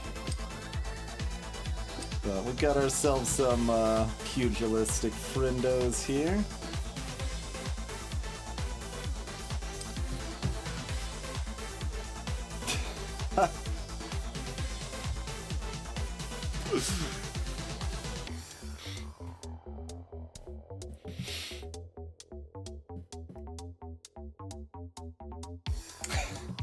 I did have a friend in college that could do a pretty solid strongman impression, but I don't think I've quite got it in me. Hickosh. I tried in my head for a second. I could not find a line I was happy with.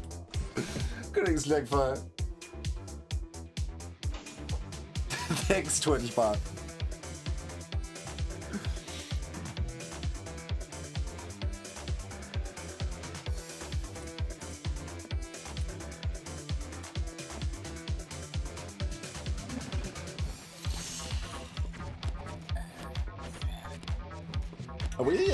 We're still losing this, aren't we? I said the word guaranteed. We're not allowed to lose this. How can we still lose that? I invested purely in not losing.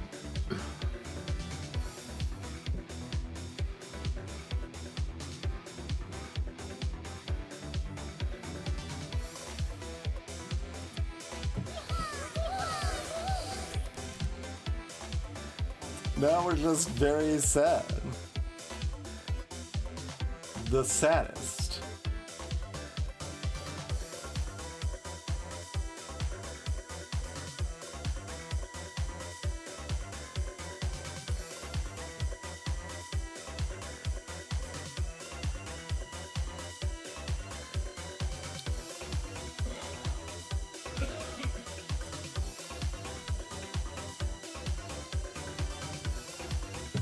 Okay, now we take Minesweeper.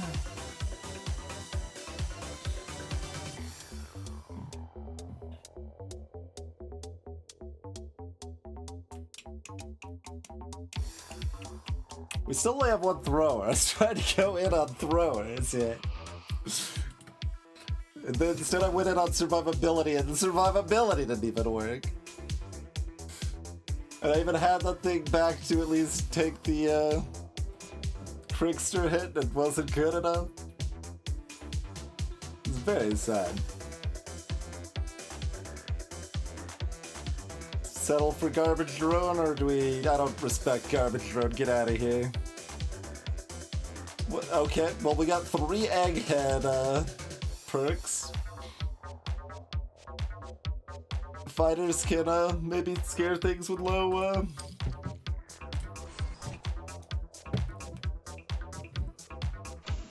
Sure. Good luck.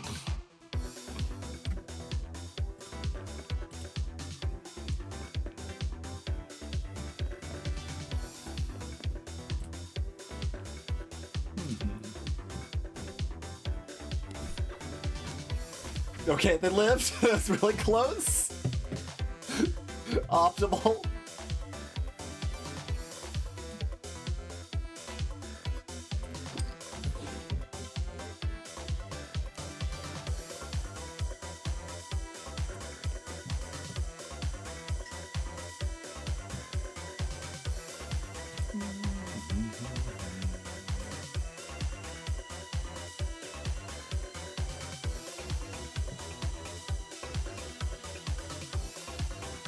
Thrower is just gonna big attack speed bonus.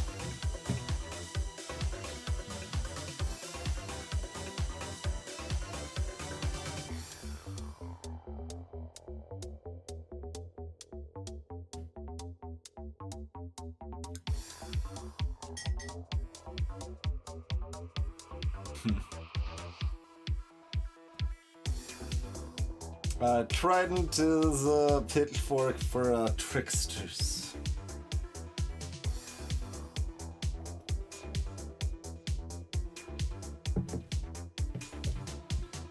You know, the type of team that just wrecked me.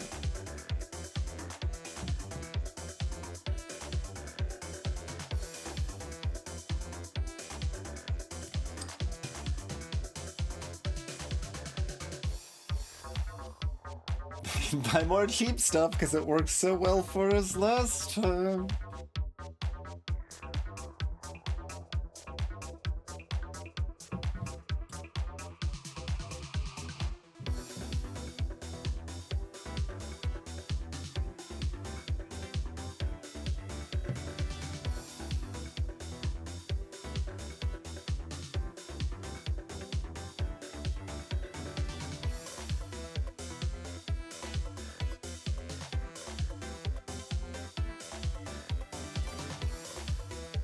More pretzels. Oh, I can buy this, but I can't put it on someone. Oh, no.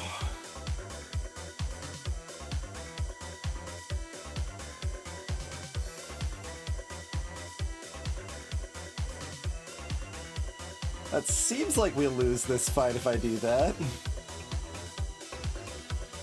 I probably need to get just scrap pretzel. Like, I really want this, I just don't think I can justify just sitting on it. Greetings, Doom.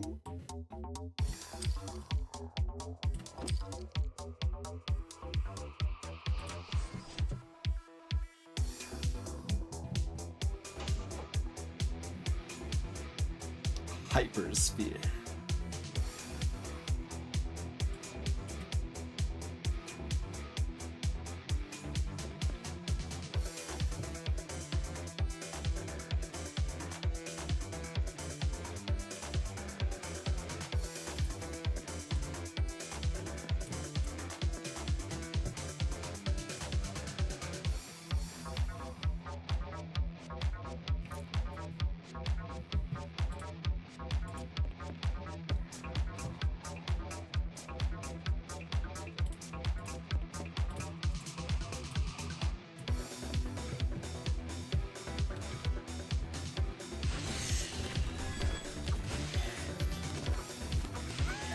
Okay, they got a bunch of eggheads that are just gonna destroy us again.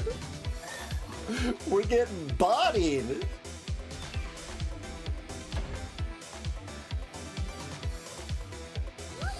I keep not doing the long term and it's still not good enough.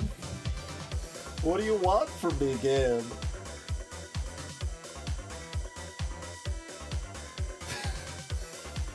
Sounds about right for me.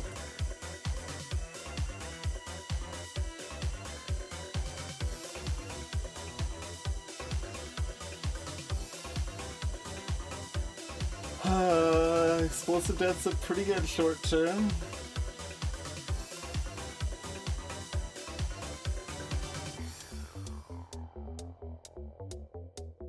Oh yeah, given this activates at the beginning rather than only after 20 seconds, this was actually really good and we should have bought it on our fighter team. But.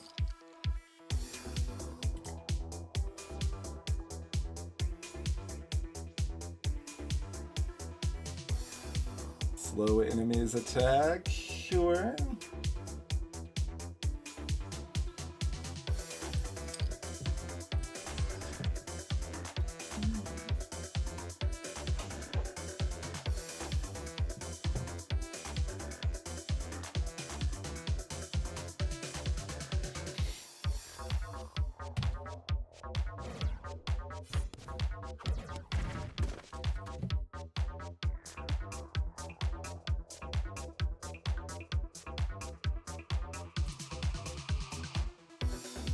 Oh yeah, fighters get to spread out the damage, which does synergize well with tanks. Is that enough reason to buy another fighter here, and then buy a bunch of HP ups or something?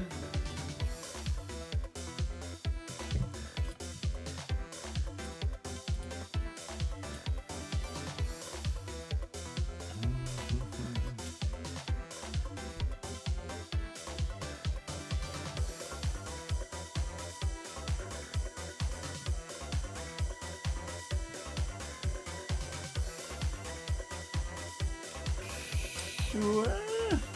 Get some yoga pants.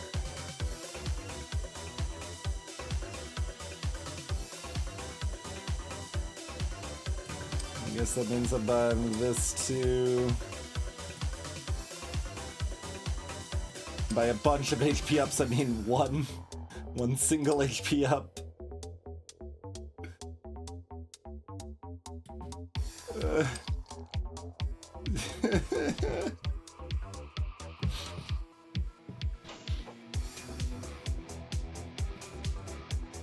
Hadokener.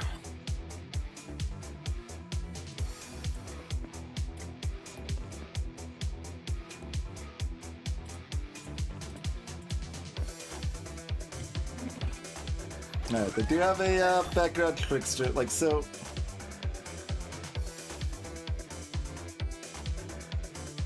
Does that like attack damage buff stay with them the entire time then?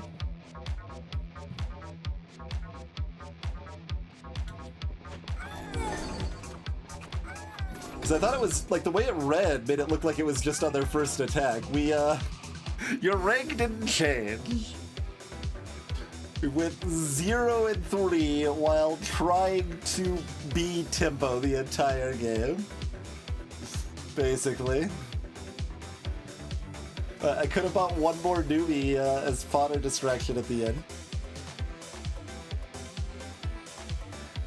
I don't know what I was supposed to do there. That was brutal.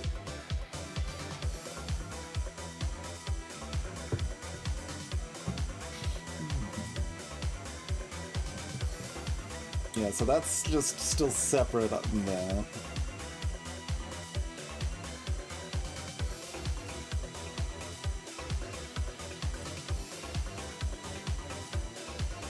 Not a complete noob.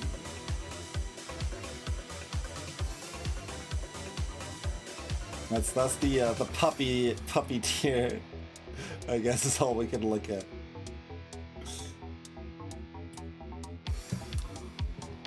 I know, but like I don't.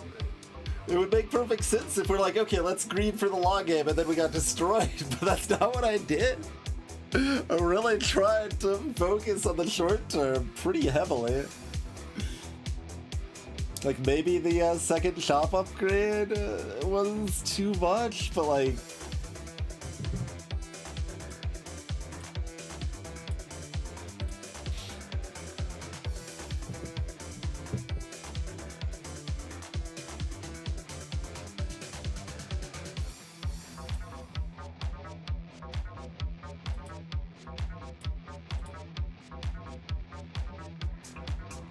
Alright, I guess we haven't done cosplay yet. Let's see if healers can work at all. I feel like I don't really respect healers a lot in this mode, but maybe they're okay.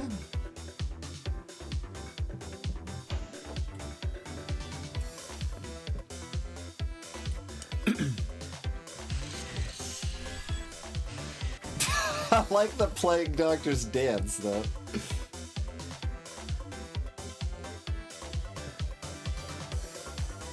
Healers heal from a distance. That could be pretty interesting. That could be pretty interesting.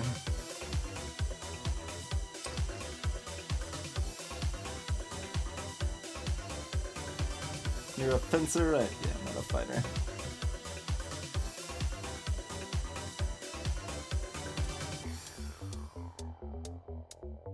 Evasion fencer situation with healing. It's got promise.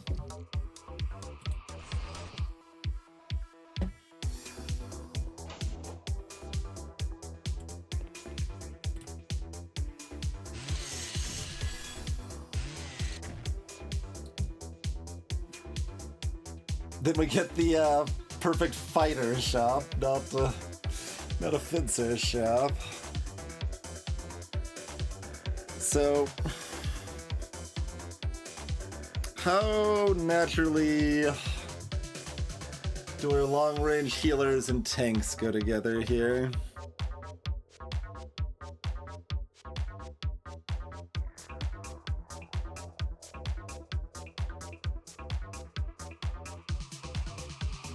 Like, I kind of don't want to do tanks, but there is one right here.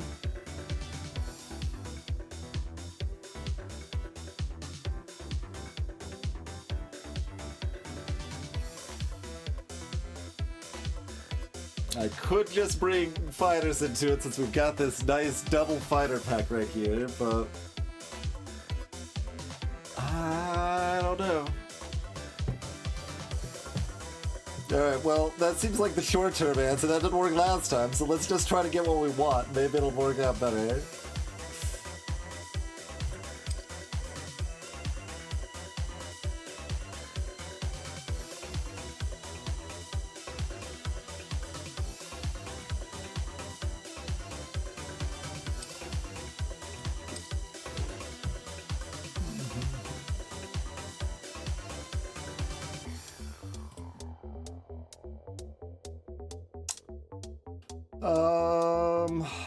Trickster?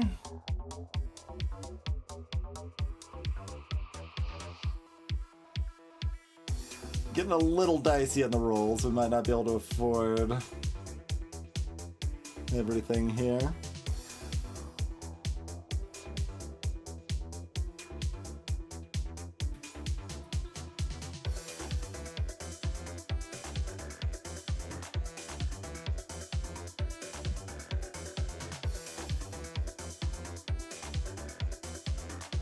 Alright, give me the Trickster.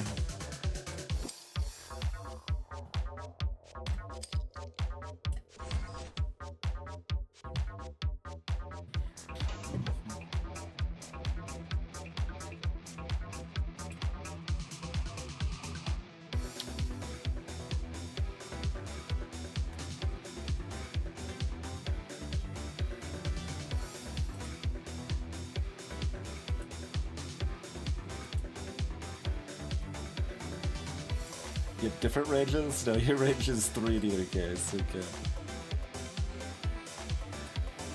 We don't get more attack for our better healing tier.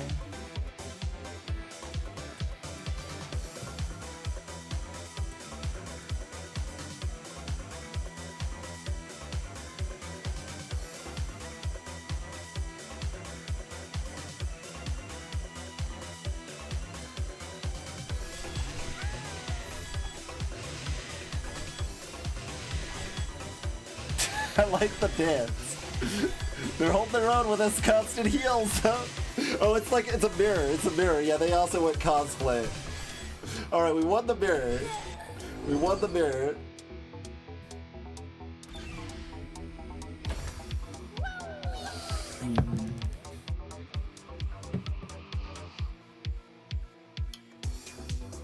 Alright. It says their first attack does increase damage. It's like... It felt like the enemy tricksters had so much damage for that backline stuff.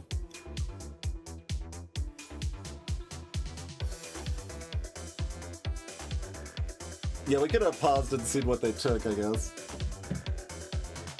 But yeah, I mean, this seems like you want to take this if you're running tricksters at all, so I'm gonna roll that.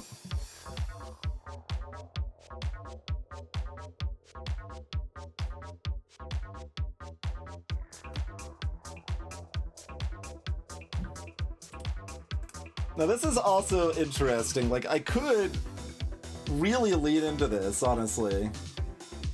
Is this a good idea?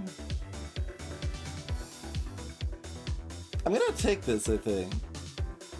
We could just have one pincer with a chainsaw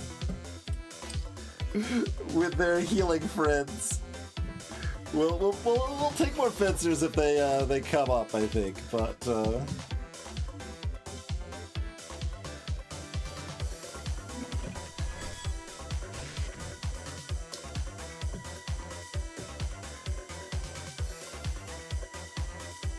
it's a fancy trickster.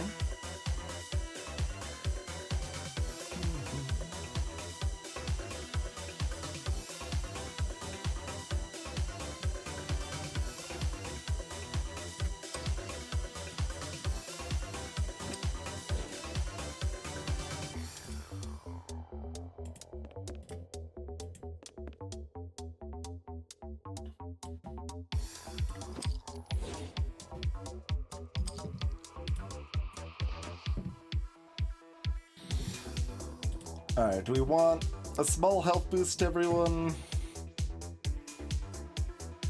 This is okay with the healer situation, potentially, too. We don't want it, like, right away, but I kind of think I just want, like, to just do this, though. So, one of our fencers is gonna have plus 200 attack. Oh, they've got a really focused team. That's interesting. So they might have Valor and have a bunch of armor, but that's okay because we're gonna have a million attack, right?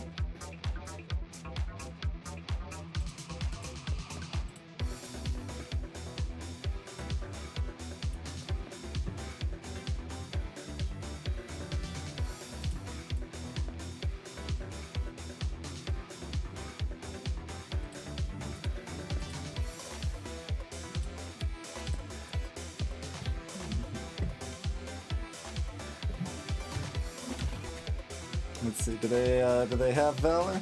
No? Why do they only have 4 people? I don't know, one of them's getting stabbed in the back though, so... we lost 0 people in that fight.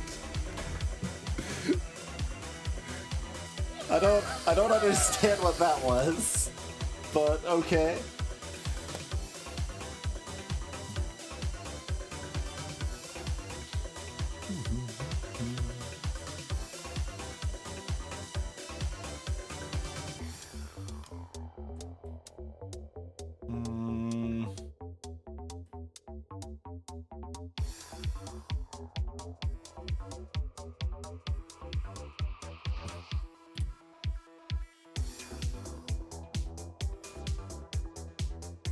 Fencers return damage back to enemies. Okay, that I think we want. I think we want that. I think that means I don't have to take this yet now. Got choices.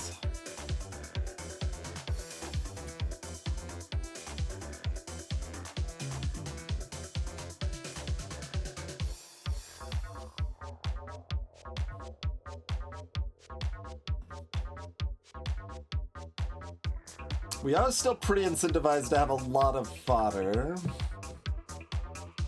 Don't hate this. I would take this on 1 reroll. Do I take it on 2? I think I don't take it on 2.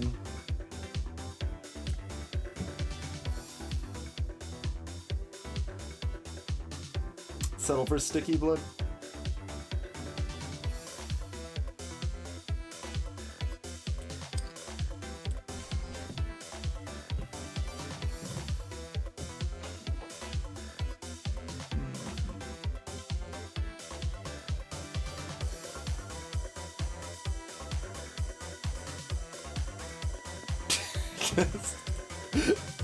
Everyone steps back and the newbies are like, wait.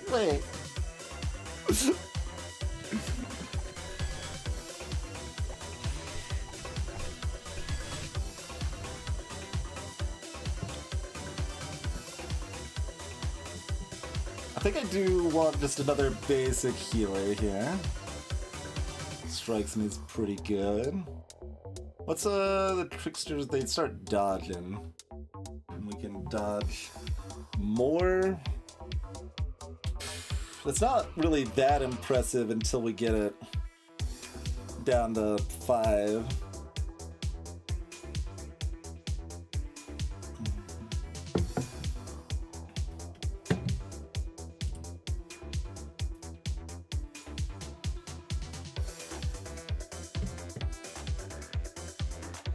Tricksters have a heal on attack. I don't want that for a very long time. Like, we need this stuff first. So I think I will buy both of these. And then buy the health up.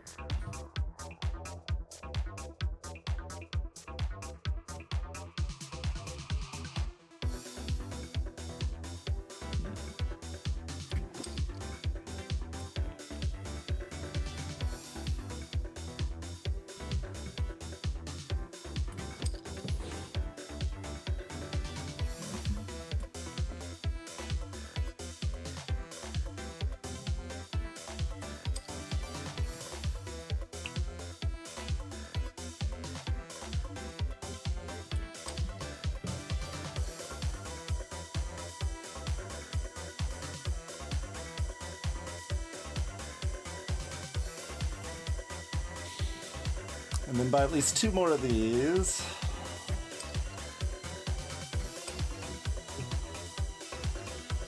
We've got sticky, and we've got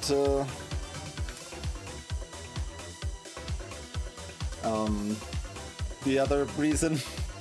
Oh yeah, the guard thing. One of these is gonna have a bajillion damage with the healing behind them. So basically this seems pretty strong until we hit the mages that could blow us up because we have no magic defense.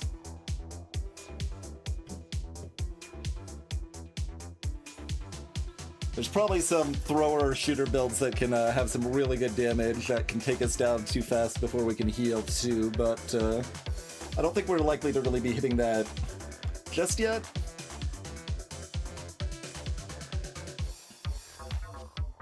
So we've already got 5. Like, I don't think I need to buy more fodder. Like, I'm feeling strong. I might be wrong. We've been wrong plenty of times before that front.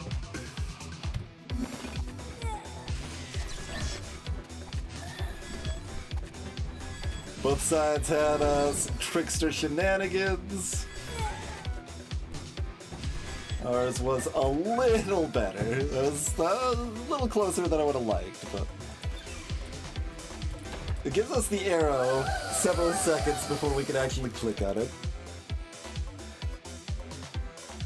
Bonus attack speed for tricksters.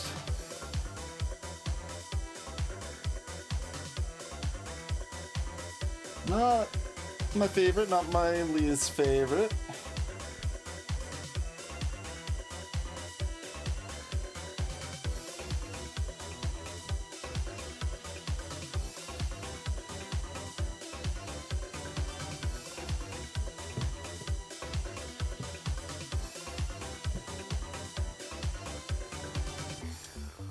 Certainly reasonable. I think we're at a tier that we can start finding a few new things we haven't seen yet. So I think I'm gonna roll on the first one, but we might regret that. And then, like, I don't know if I should lean in on something like this. Is just more healing more good? Or is that just overkill in that area and it doesn't really help? I think it's kind of right in the middle. The fact we only have 2 fencers so far makes that sadder, certainly.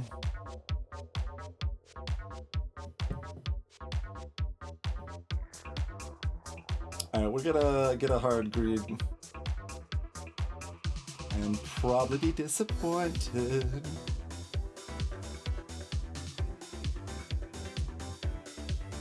We're gonna be disappointed.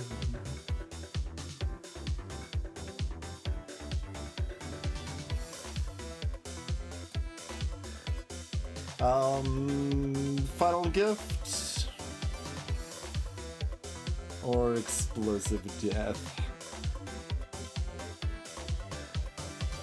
Very similar value.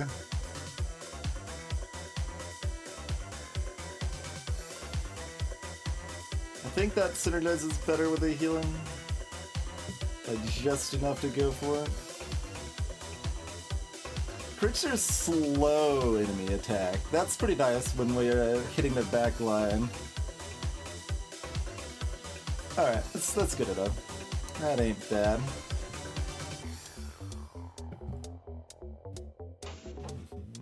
I'm not gonna really worry about... Wait, did I...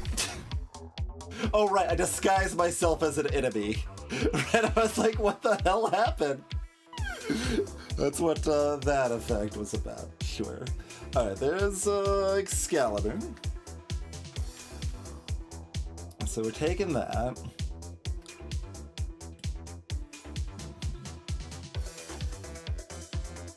Hold on. Because we might take this other pitchfork too.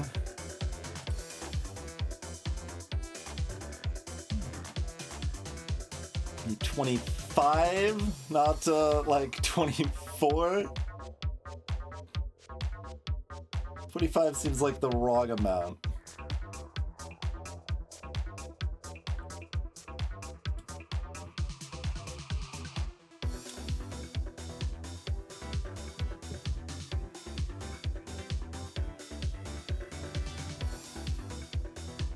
It's not like the Fitzer bonus is that important, but it's still nice to get the diversity in here.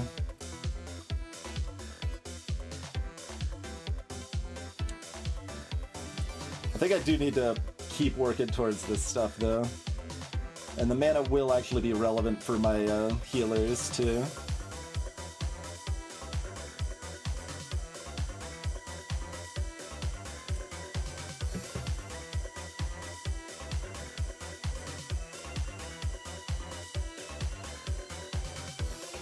So both level 2. I'm just like, do I save the higher level for... Like, it's not gonna matter much. There's someone we care about more. Sure, we'll do that modicum of random green.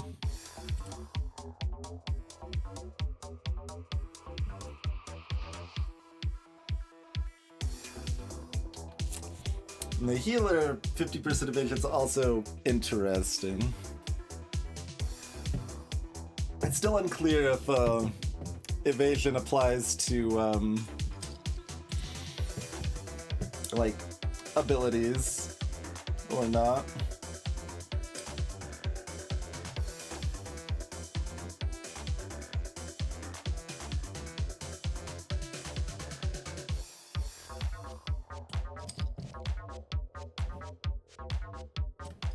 Alright. Couple more fodder, friends. I think that's plenty, though. Like, we've got abilities, like, several perks for it, but I still want to have money for the stuff I care about more.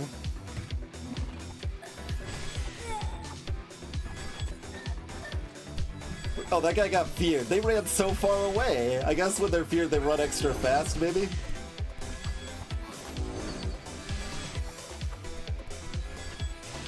My Chainsaw Lord, who's got my extra damage? It was probably them. Let's see. It's nobody now. Doesn't matter though. Wait, what did they have? They maybe had that poison stuff, probably. It's like, how did the tank do that much damage?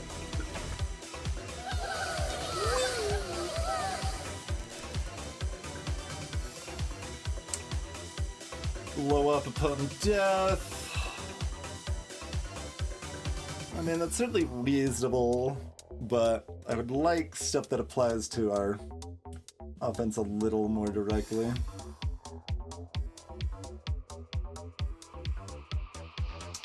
We have never really had anything resembling a Valor team. I like having lots of units. Tricksters can stun enemies. Yeah. I'm down.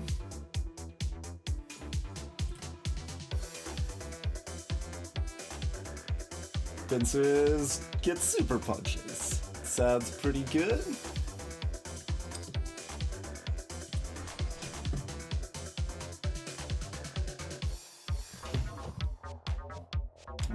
This is fine.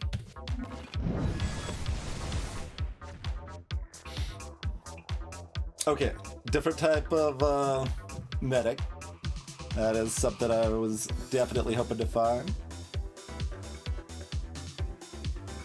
Since Trickster's stun, getting another low-tier Trickster is probably pretty appealing too.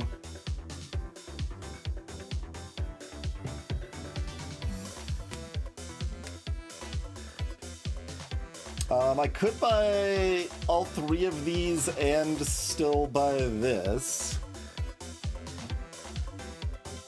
That sounds pretty good to me.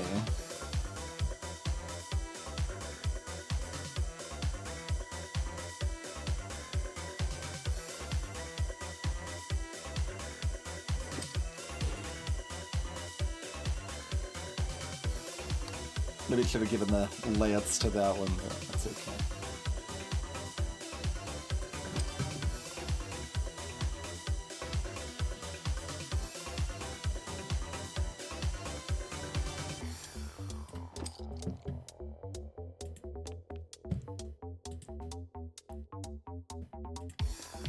No, you stay there.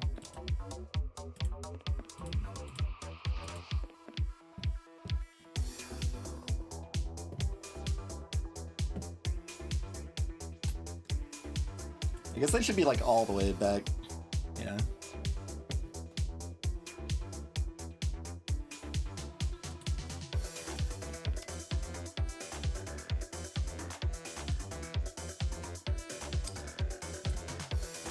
Bloop. Everyone's got loads of armor to go with the healing.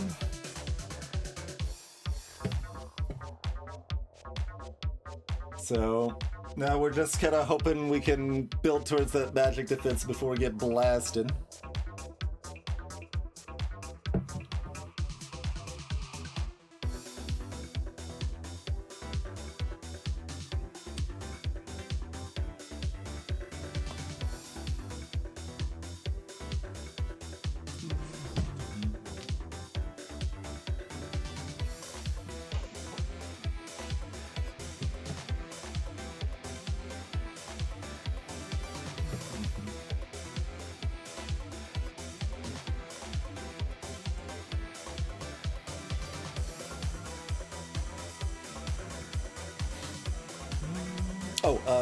This is still up here. And given that the tricksters can stun now, I think I like them pretty front rowy. Basically, like, they can run up and stun, and then, like, if they die, it's okay. We've got our even higher DPS units behind them. I mean, variable, but one of these is going to have, like, plus 200 damage, so... Wait, our Paddle Lord has the most attack now. Also, we're getting wrecked. What did they have? They have so many pretzel throwers. That's a lot of money in pretzels.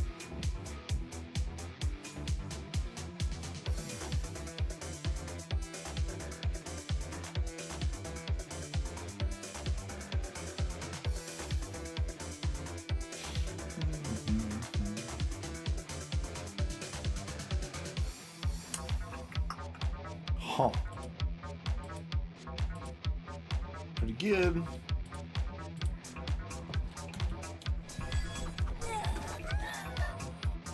I mean, you'd think, like, we got the armor. I figured, like, that's the sort of thing that we would have just won against because we got the armor in time. So that's a little surprising to me.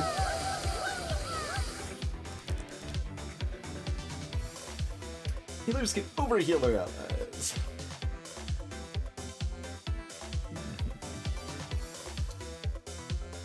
Remove negative effects, maybe?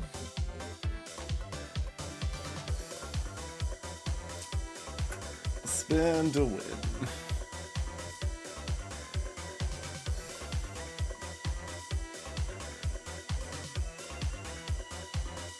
Also, this sounds actually, like, the way it's written, this sounds atrocious.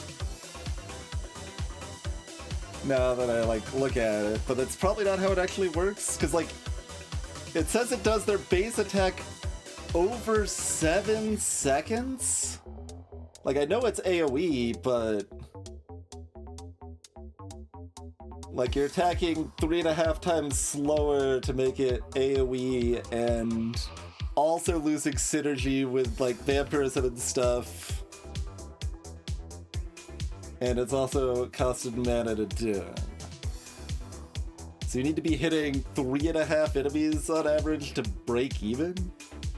It's a little more complicated with, like, the difference between the physical and magical attack or whatever, but... the baseline of that seems like a negative rather than a positive.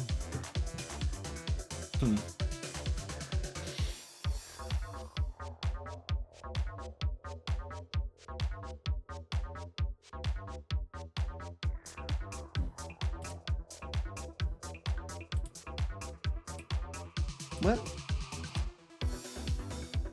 What happened? What's hell?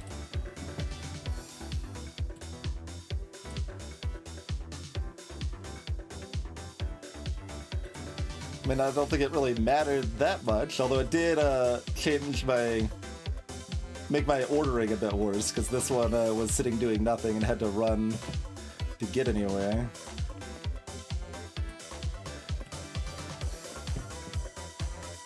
But I have no idea why the Paddle Lord teleported instead of Lancelot here.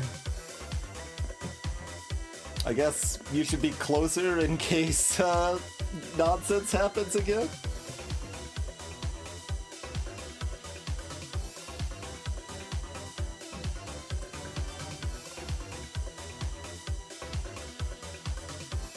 I have no idea what would have caused that. Weird. All the way up is probably good.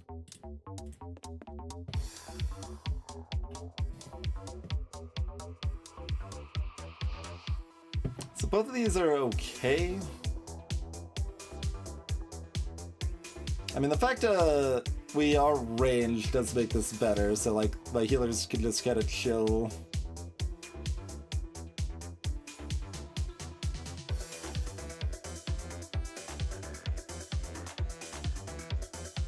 They might just heal up them, like overheal themselves and burn through all their mana though. Although they've got a bajillion mana, so that's pretty hard to do.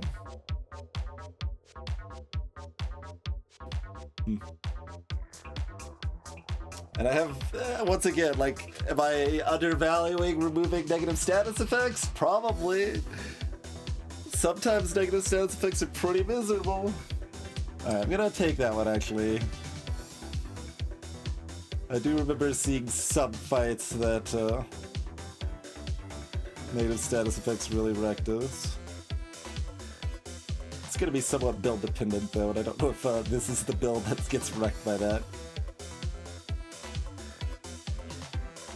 If I also get this, then like I'm kind of obliged to find another healer. And I don't really want to spend money on a shop upgrade right now because I want to work towards that magic defense.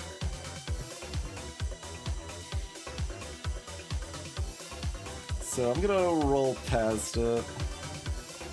Healing also restores mana. Tricksters stay alive longer. Which is complicated with healers. It's interesting. I think we'll try that. Fights are quick enough, and the healer potential synergy is good enough there that that might make sense. Not confident it makes sense, but it might make sense. I still love our Trickster turning into a, like, spaghetti monster.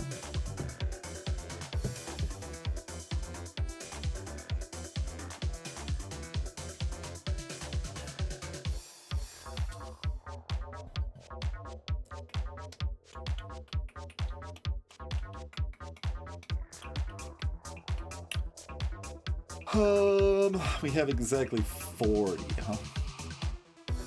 Oh, that is actually enough to immediately get some magic resist right now if I want to just go all in on it. I don't hate it.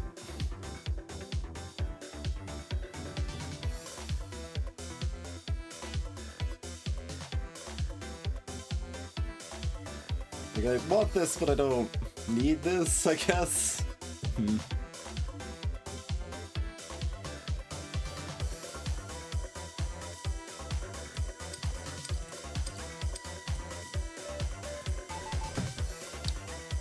Alright, so we've got more mana if the fight goes long, we got better cooldown, which is a little bit faster healing, and a few other special effects like our Trickster shenanigans.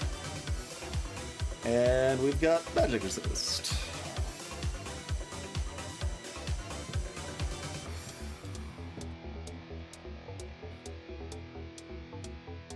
Yeah. They've got a stilt board back there, ready to body my healers one at a time.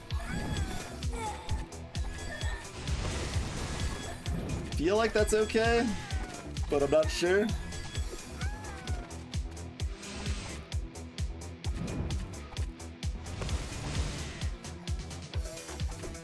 But oh geez, they spun and took out 2 of ours.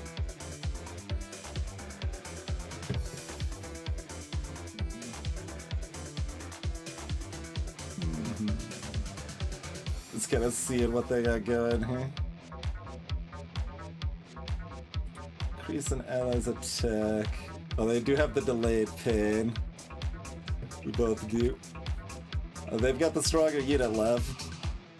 But we've got some random dodges and stuns. No! No! Greetings, SpongeBob. I think if I maybe positioned a little better at bottom of helm. When healing, healer grants a bonus of 50% attack speed for 5 seconds. Yes, give me that.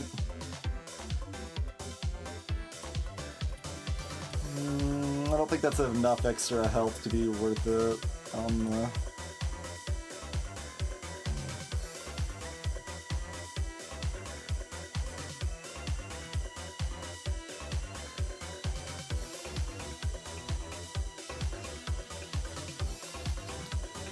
There's not that much magic damage going on here. What is this? Bite. Oh yeah, bite.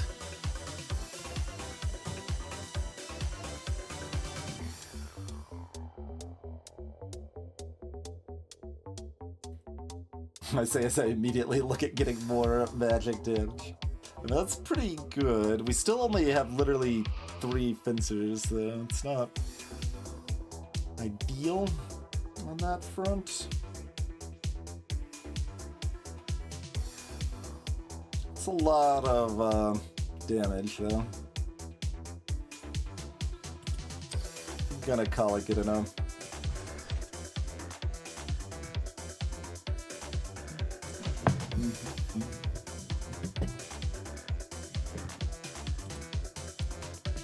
Make sure they can be healed up if they would like to be healed up.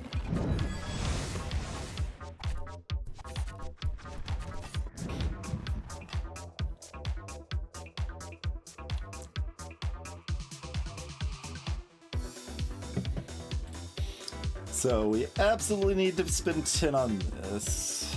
Alright.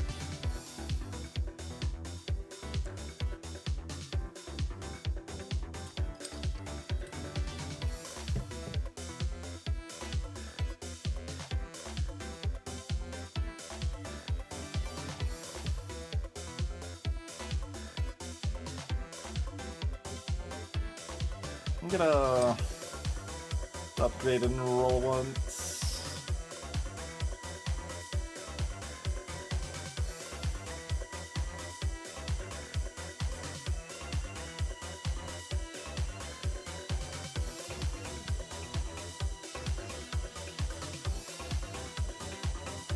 All reasonable, nothing amazing.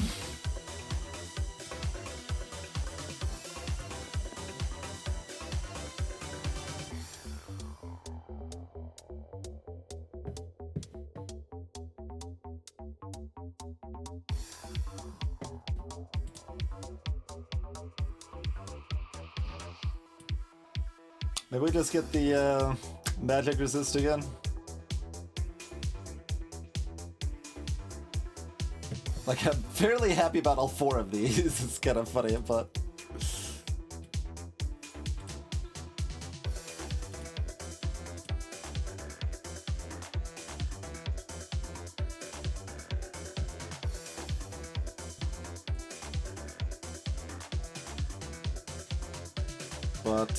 none of them are amazing.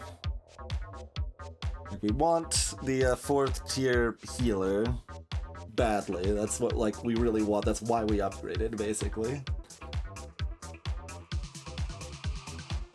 But otherwise, it's kinda whatever.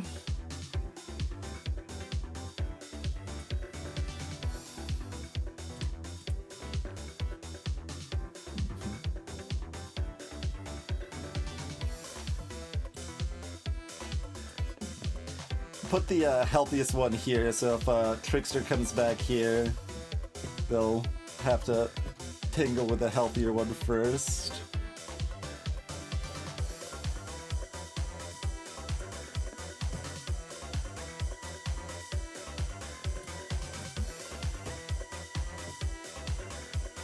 Okay, let's just do that. We still got 5 fodder units. I think I'm not buying another one. But it's close, like, here's where we barely lose, right? You better not.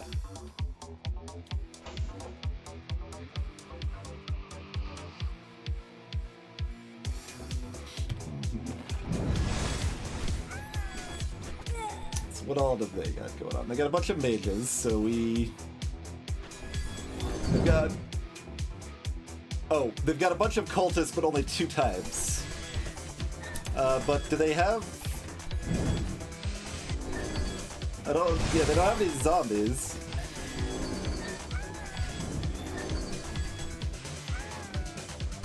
So we lose that if they have zombie summoning, maybe?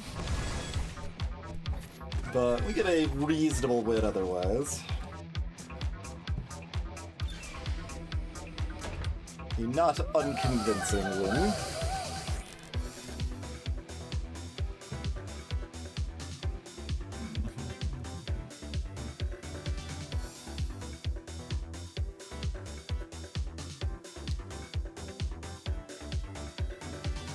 We could take Overheal now. Good expansion.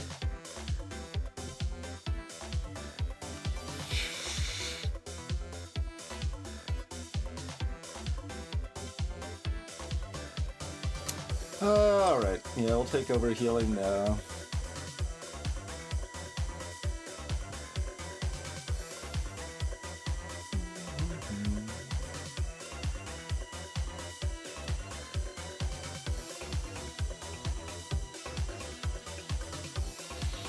Yeah, I mean, I'm unsure, Xenora. I don't think I like it very much if I don't have the remote heals. But because I have the remote heals, like my healer's standing in place to start and adding extra max health to units immediately seems like it's probably actually good. But...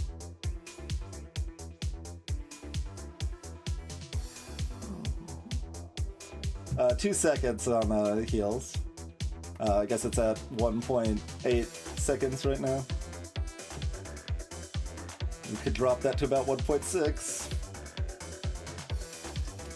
This is maybe worth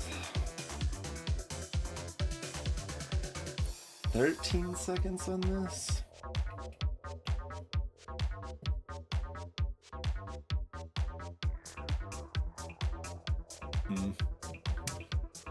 The cooldown doesn't matter that much. Yeah, 18 seconds on that. 5 seconds on that is relevant for cooldown reduction. Man, I need some more fencers. Oh, what are these, by the way? I'm not even looking at these. Tricksters reduce enemy magic resist by 50% per 5 seconds. Interesting. Tricksters help all allies evade attacks. Chances equal to their class ability level times 3.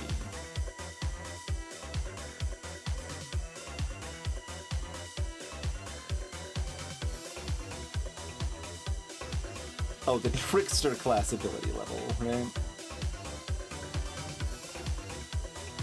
So it gives 6% dodge to all allies? And it'll go up to 9% as soon as we find another type of Trickster?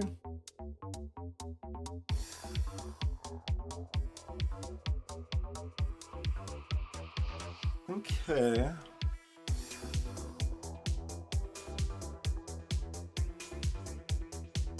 I'm gonna do that. It's not as good as I want it to be, but given we've got some base 30% on our fencers anyway, and we might be looking at getting base 50% on our healers, and healing build plus tanky build, like all of that multiplying together defensively is at least fairly reasonable. You know what else is reasonable? Taking a quick break. Thank you all for tuning in. It is break time.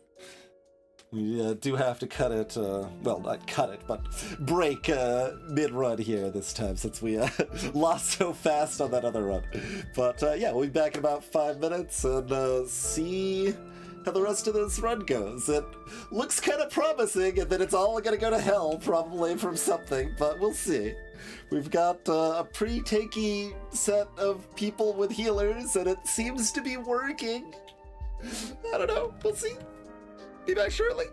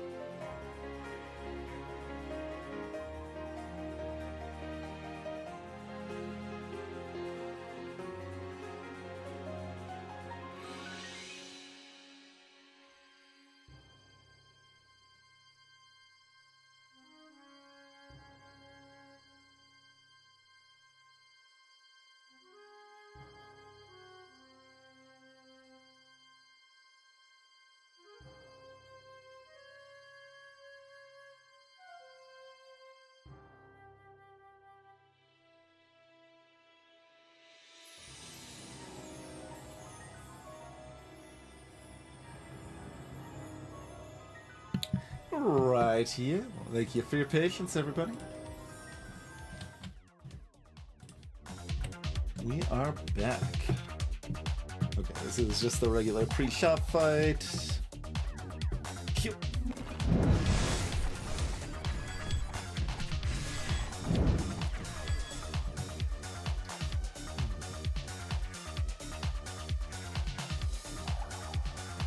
Okay. So, we go up to near magic immunity there, but it might be better just to get more armor. Like 70% is still gonna survive most things. It's in that weird spot because like a really decked out pure mage build, 70% still means we're taking a lot of damage potentially.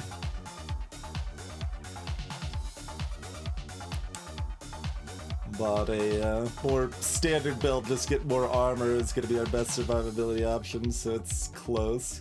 So anyway, it seems like we probably want one of those if we can finagle it. Other things that might make sense.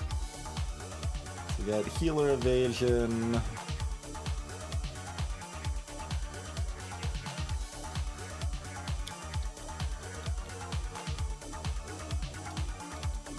Trickster healing is getting close to making sense. Likewise, Spitzer healing. Both of those are the spot where it's like we've got enough tankiness plus our healers that stacking the healing could actually be pretty good. That's a chance to avoid negative status, but we're not getting that because we're not going through this chain probably. Attack speed bonus to everyone is not bad either. That's also very cheap. So that's how much of a DPS increase do we think that is? Like 10%? Something like that.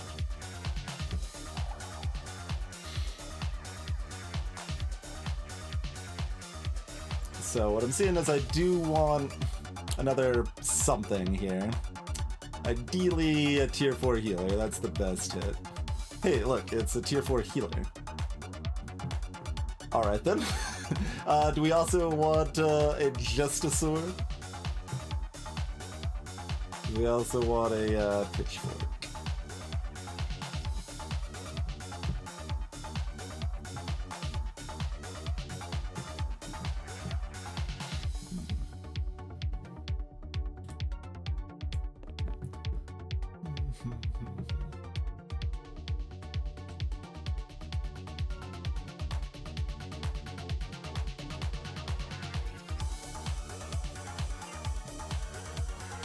Technically slightly hurt if we want that heal. Benefit of this is that it means that healers are not going to heal them, probably, huh? Alright, we'll do that. So this means all of our healing is now 110 instead of 80 from our healers. And they've also got shock therapy. Chance to deal damage to enemies around the healed unit. Okay, that's pretty cute.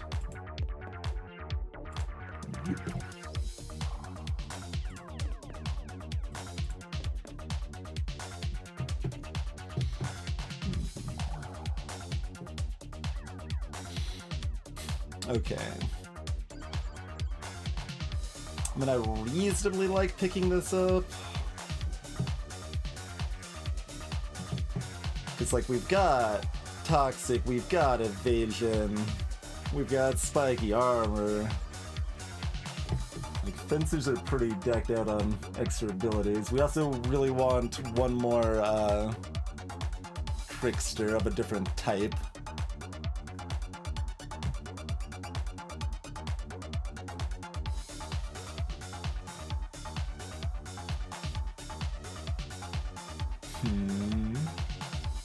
Spare a dollar.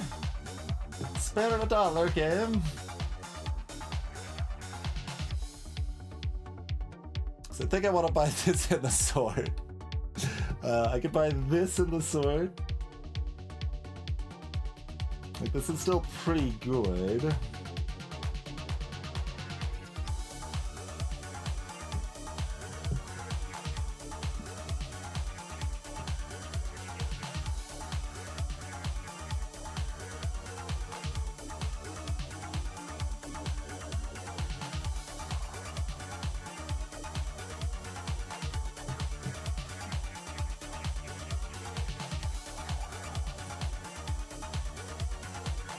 That's interesting. Like, I don't really just need another random sword. But given we've got the stacking on it enough, it is fairly appealing.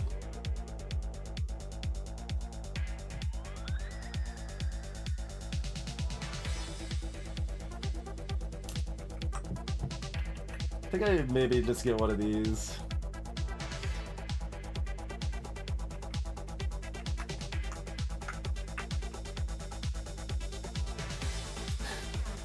The Smith poured their soul into this just a sword.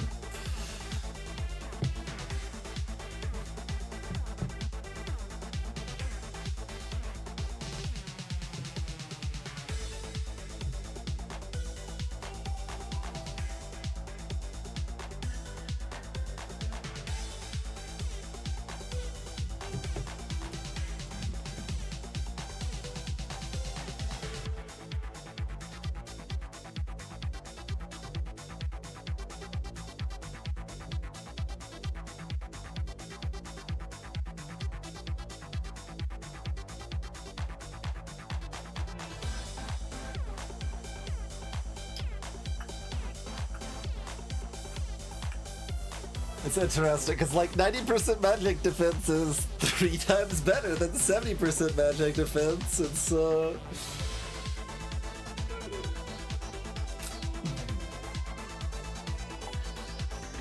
but only against magic. Yeah, I'm getting one of those defensive upgrades. I just don't know which one. We'll take a look at the enemy layout and see if we can make a guess, but...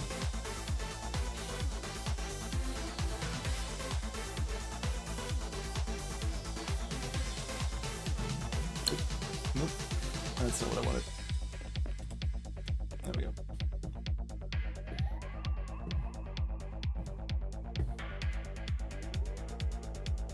We want to, I guess we want to be like that for the overheal positioning, although maybe that doesn't matter because we've got ranged. I don't know how they're going to prioritize on that. Something to watch for to see if overheal actually makes any sense or not, perhaps. Okay, don't forget we need to still buy.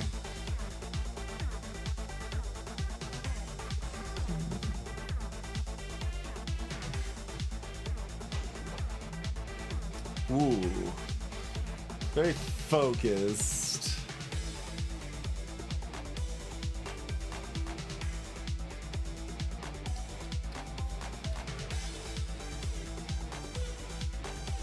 It doesn't look like cultist, it doesn't look like Maid Swarm.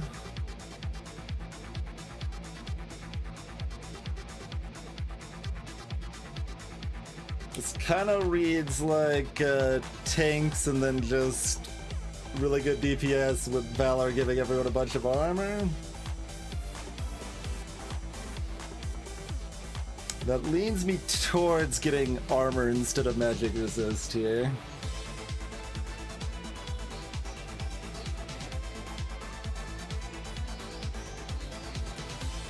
Like, I easily feel like this decision could win or lose us this fight, so I'm like...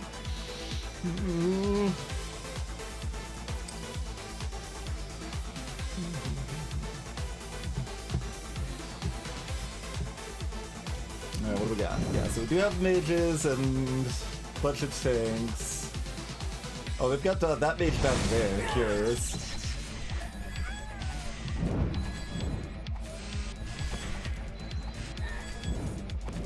Okay, 70%'s good enough, I think. We're getting that that knockback.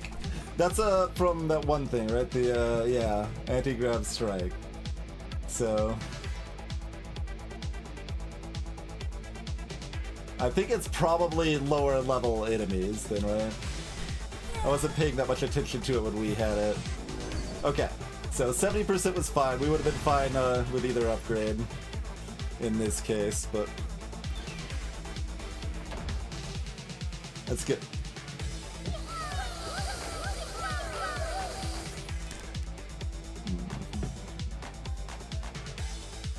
Cooldown still okay. Yep.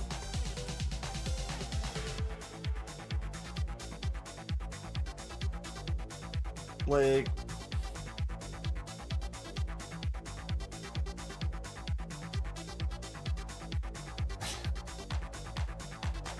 I don't know. Can I take that instead of taking this?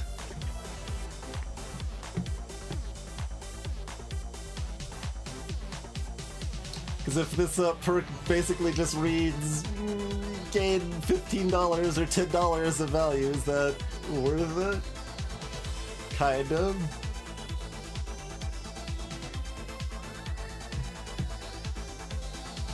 But is it just multiplicative? If it's multiplicative, then we don't care. But if it's additive, it's kind of weird, because then it can go over 100%.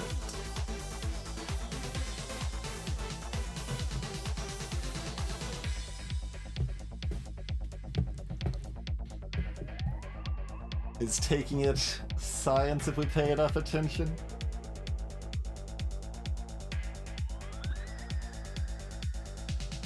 I guess. At the very least, it lets me avoid taking the magic upgrade for another turn or two.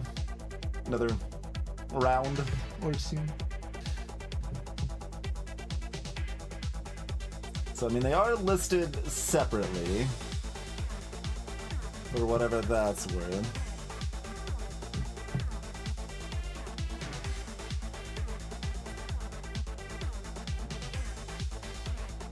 Melee units get 15% more attack.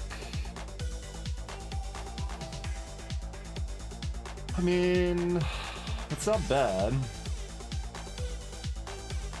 It's nice that it helps both my fencers and my tricksters. Wait, do tricksters count as melee units? Because they've got 1.5 range instead of 1 range.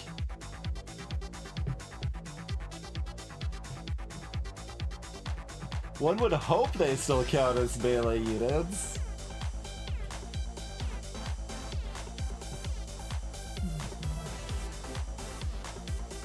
It's not really an indication.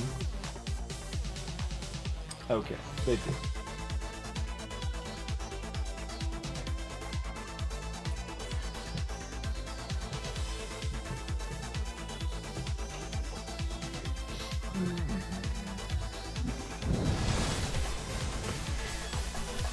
So many spaghetti lords.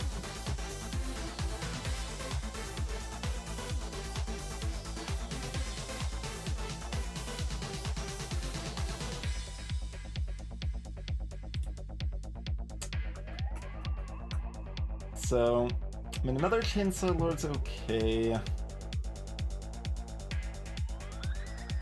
We still haven't even gotten our upgrade to there.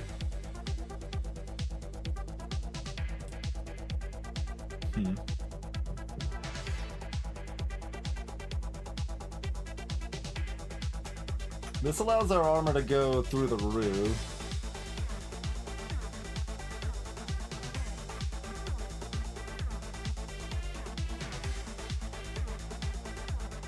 And we start looking at stuff like vampirism for finishing on that front. The trickster thing was, yeah, also just vampirism, but a flat amount. Greetings, Anna.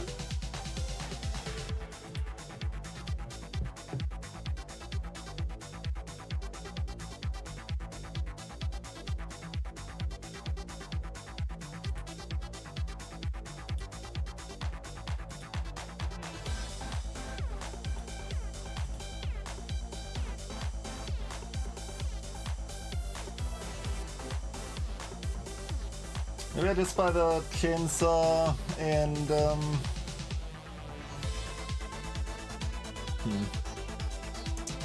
I mean, we really benefit from getting another trickster, but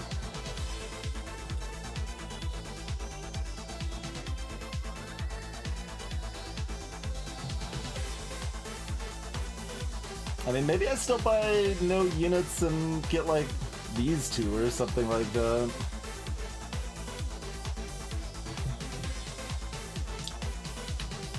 Could drop one more roll.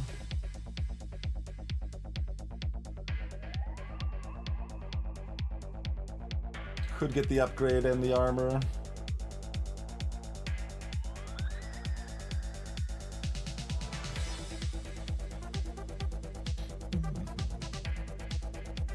Could start building some cultists. No.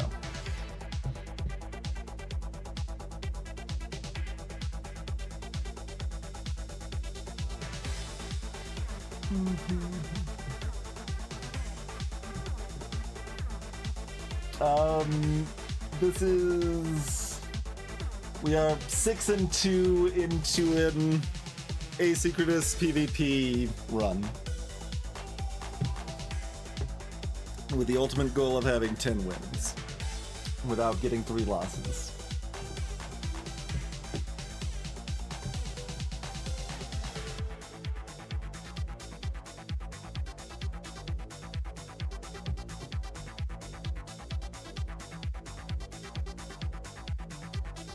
The normal fodder people help us in various ways. We've got just some generic things that, like, on death give negative to enemies or heal allies and stuff. So they're helpful that way, and our one of our fencers gets a bunch of bonus attack damage based on how many newbies we have. The number is the level, yep.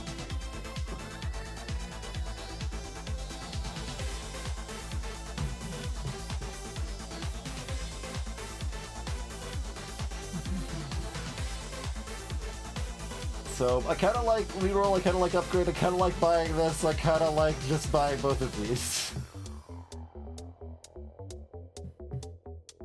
Or maybe both of these, even. I mean, we took the crocodile skin, so I should be able to delay on the magic defense, and we could maybe pay close attention to when we take magic damage. I mean, the plan is to go this regardless.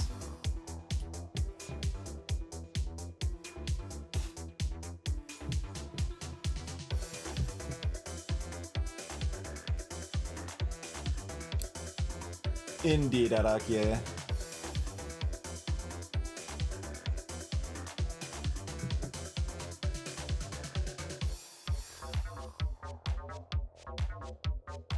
Like, I literally only have 3 fencers right now, right? And, fencers have a lot of cool stuff going for them, so getting just another 800 health fencer or whatever is pretty spicy.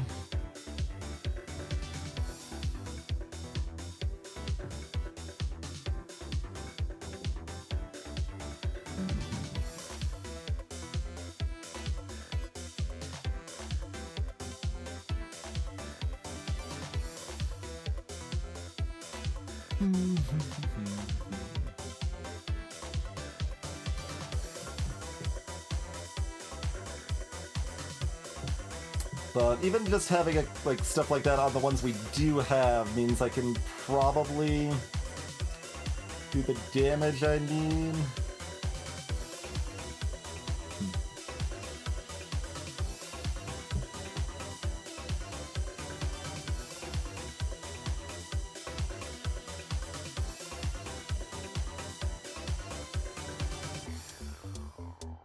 I don't know, it's close. We could certainly use another chainsaw wielder, like that would be pretty good.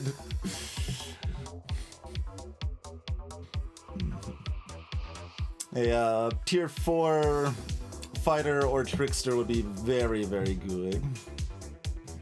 I think I'm just gonna do double mutation though, but it's close.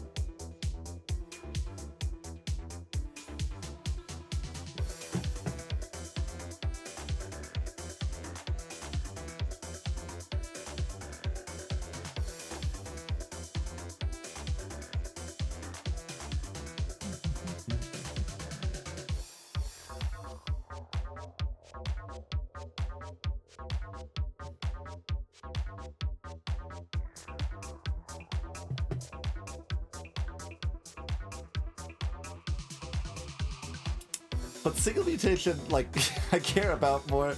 I mean, I could start on one of these.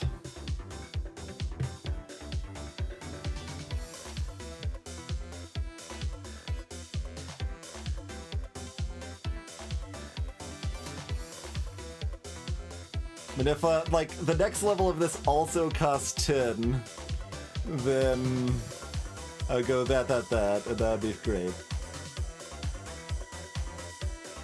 This next level, this could easily cost 10, 15, or 20.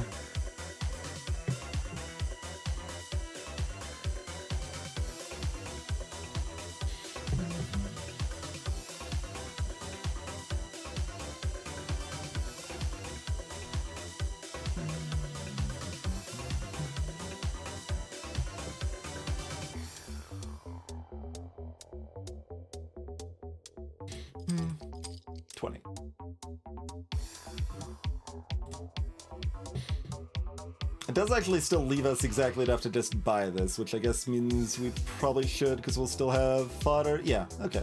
I'm okay with that.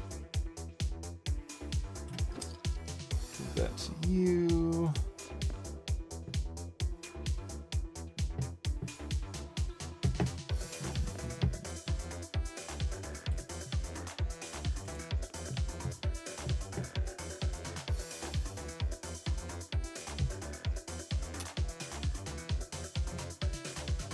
Okay.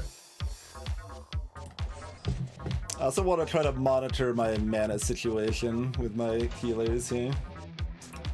The unluckies. Did we fight unluckies and lose or win against them before? We might have. Alright. So, mage tanks. Curiously have a tank back here. That's an interesting choice.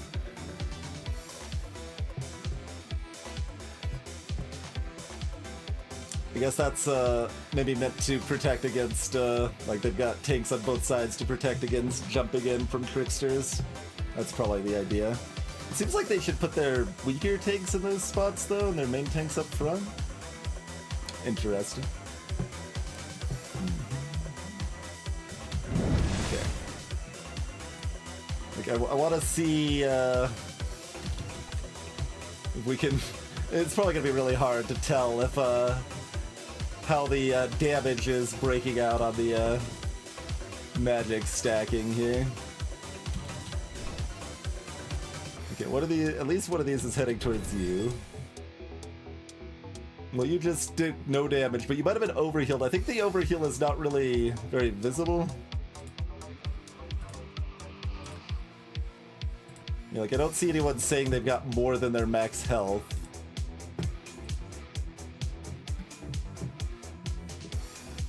The other thing overheal does is if someone is like down 50 health and gets healed, right, they'll be healed for 50 but then overhealed for 60 still.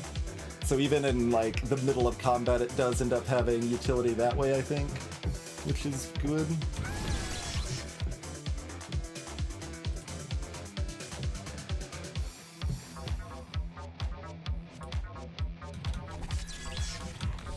Yeah, it's really hard to tell where damage is coming from in this front.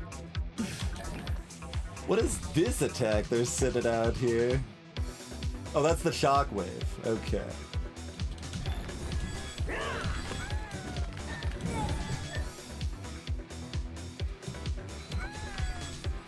So it doesn't look great. This looks actually very bad.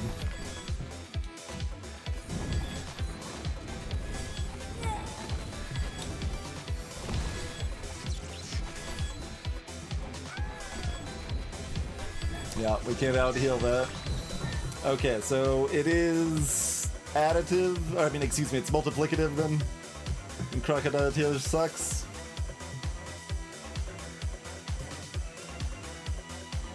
Is basically what we're seeing. Like, there's no way they're doing this much damage at only 15%, right? This is 30 or 26% or whatever. That's too bad.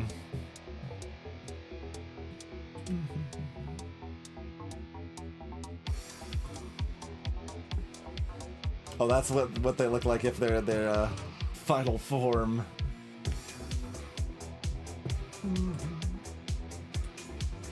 It is actually enough to burn through all of our mana, too. Unfortunately, that knowledge does not help us because it is dead.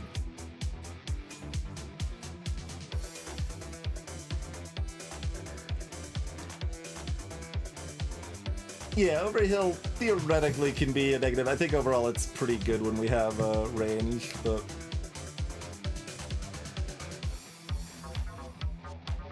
that's too bad. I was still planning on getting the other magic defense perk too. It just seemed like we were supposed to wait for it since we took the crocodile tears, but now we know crocodile tears are mostly terrible.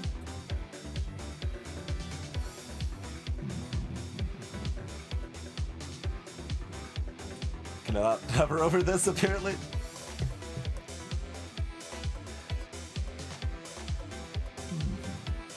Yeah, it's still puppies at 120. What was our damage output by the end there? Not that... Yeah, it was mostly physical by a good margin.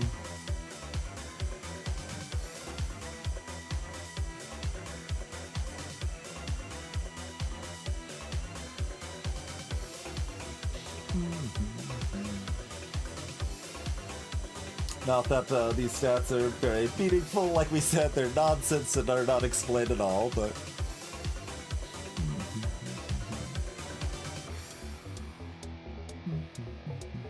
Yeah, okay, it actually says here.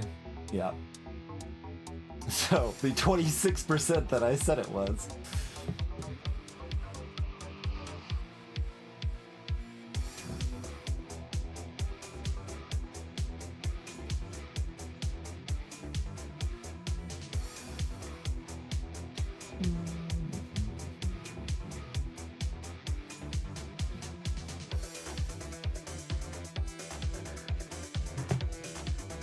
Okay.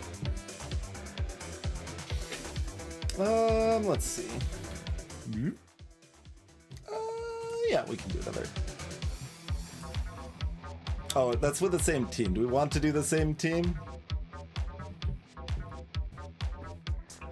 I wasn't sure if start over was same team or not.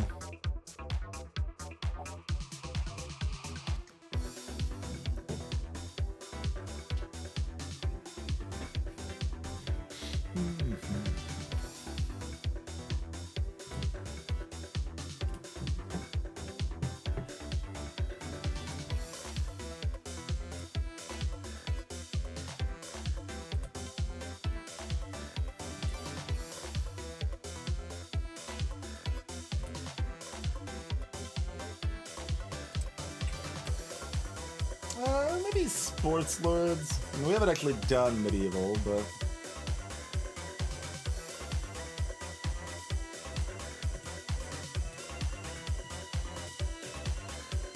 Wouldn't say I have a favorite at this point.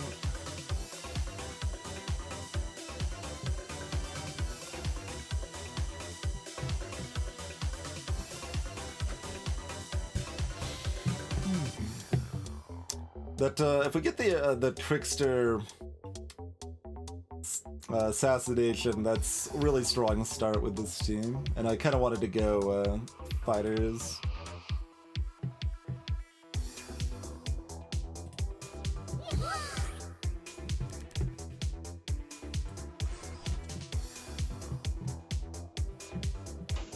Why don't they just start you in this room? Like, there's not really any reason I need to, like, transport into this room.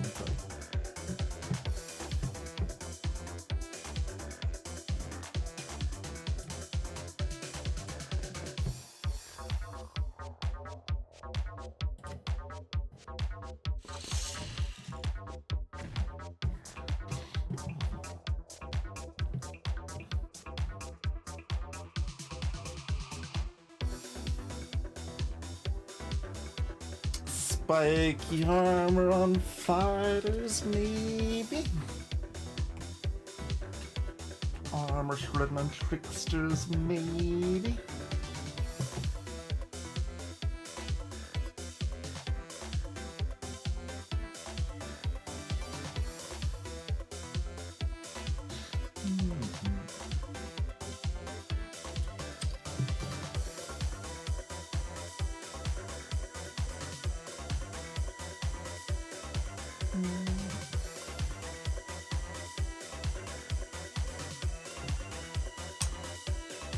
eggheads are what seems the most awkward to use to me so far. I mean, I guess it doesn't help that none of the teams start with one.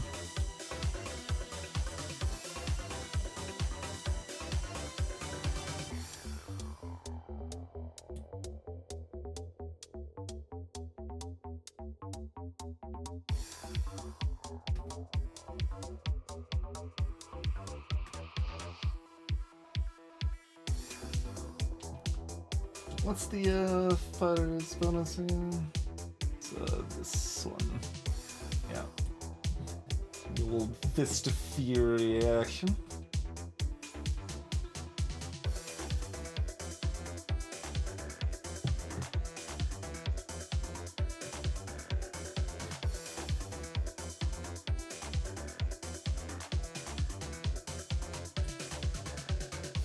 There's Imposter. Okay. That seems pretty strong. I'm gonna embrace Imposter. That's part of why we took this team, so...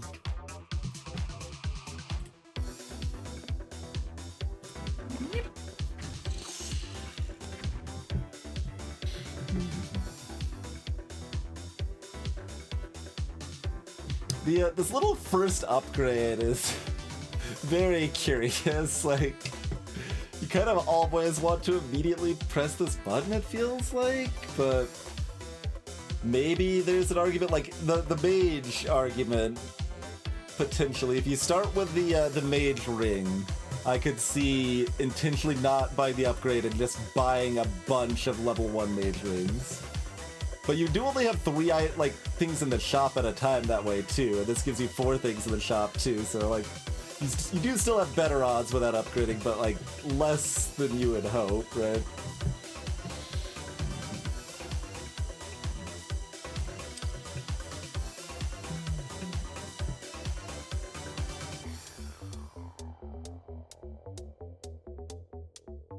Medicine's not really on my plan, but we did just demonstrate that healers can be legit.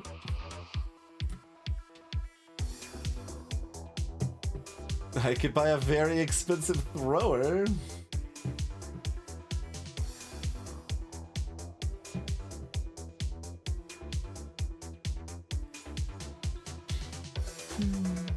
I maybe don't hate it.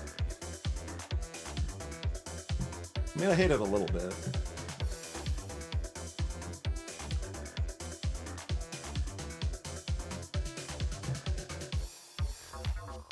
Let's see if it works. See how bad of an idea this is or isn't.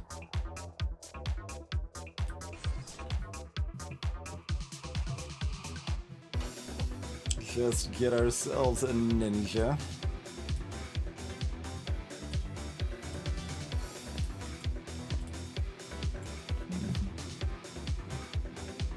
That's up here, yeah. We've got 3 hearts, we're 0 of 10 wins, yeah. Greetings, Berserker.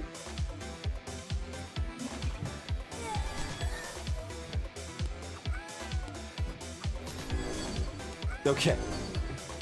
Good enough.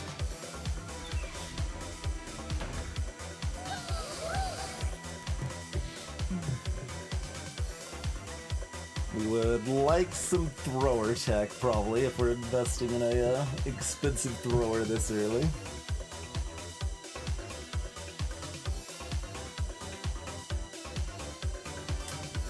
Pugilist armor wrecking is reasonably appealing.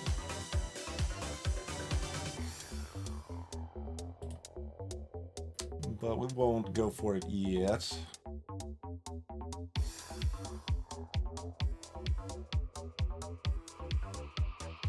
Just seems, well, it's pretty weak.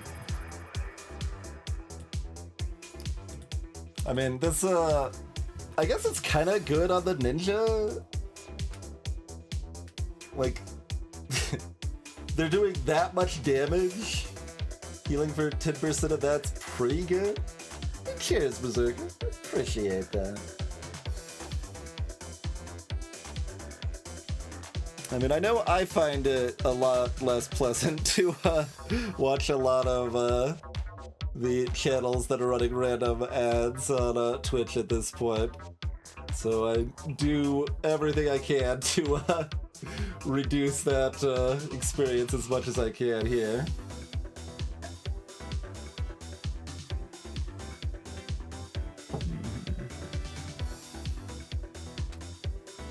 Yeah, block's a generic term, yeah.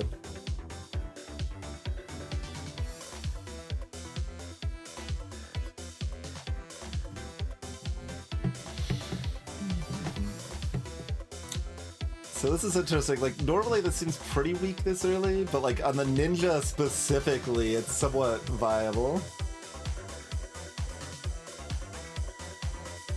Because they've got more attack speed, and a lot of damage and a lot of health.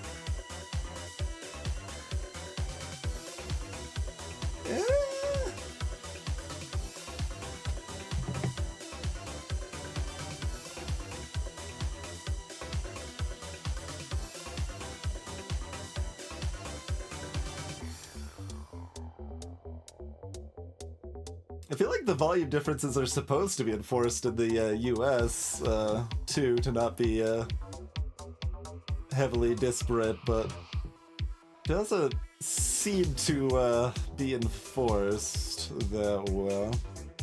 Alright, you know what? We're gonna do it.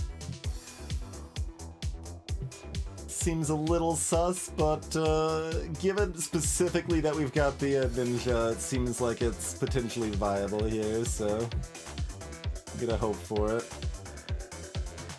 Throwers have more attack speed. Okay. Okay. I'm on board. I'm on board.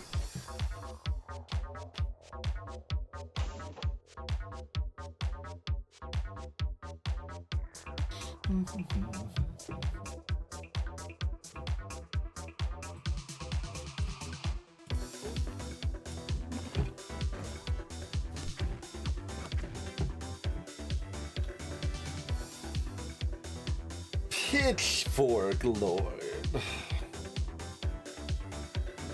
I mean, I really want the tier 2 thrower, right? That's the Pretzel Lord. These little fights are PvE, not PvP, to be clear.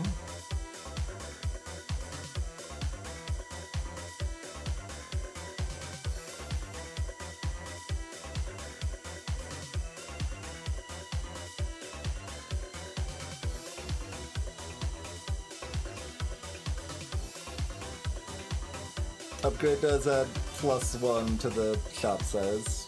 I would think of it as going from 4 to 5, but yeah. Last slot's just always newbies.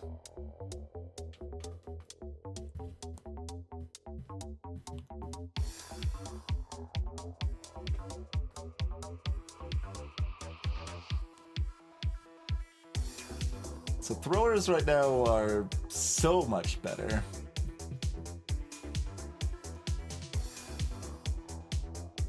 That I'm reasonably incentivized to look for more throwers here.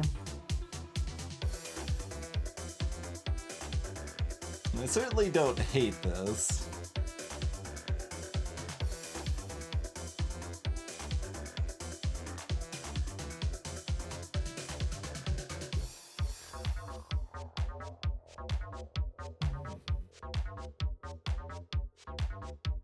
How much do pretzels cost?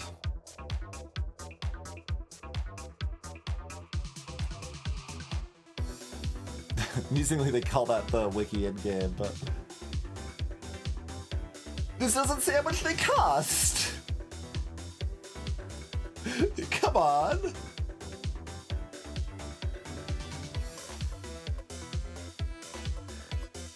Like, you should have the other sets too, but they're kind of less important for quick reference than how much it costs, to be honest.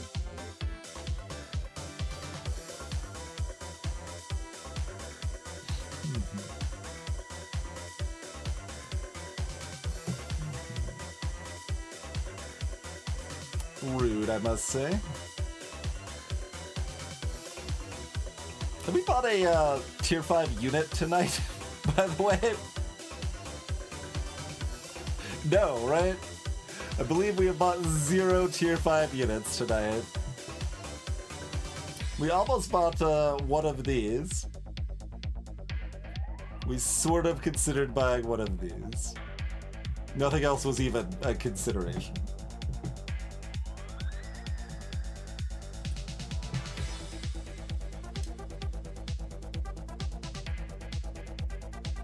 Basically, so I'm considering, right, this costs 17, roll costs 2, we're down to 18, we have to buy a new unit down to 15.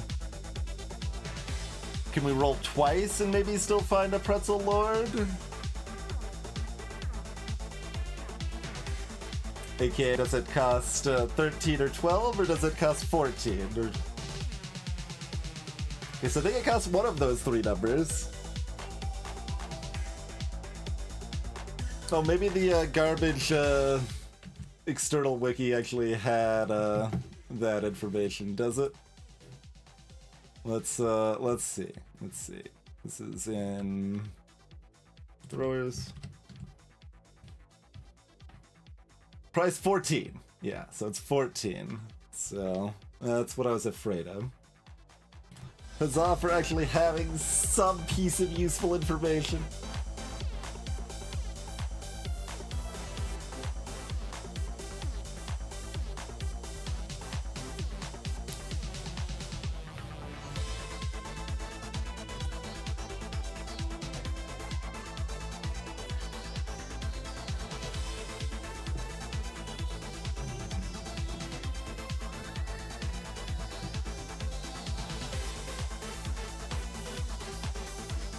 Yeah, we get one roll.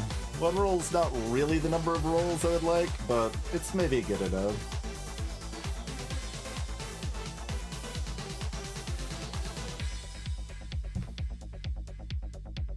I mean, it's usually felt like fewer, stronger units is not as good, but you know what? We haven't really tried it very often, so we'll do whatever here. Give it some more tries.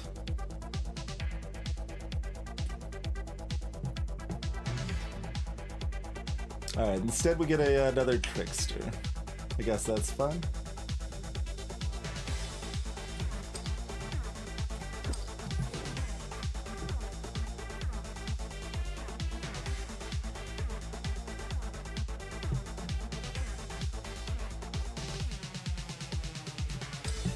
We don't have any on-death effects, but just one more distraction is still potentially sufficient value here. Since we'll almost definitely want it next round anyway. This nerd with 4 units.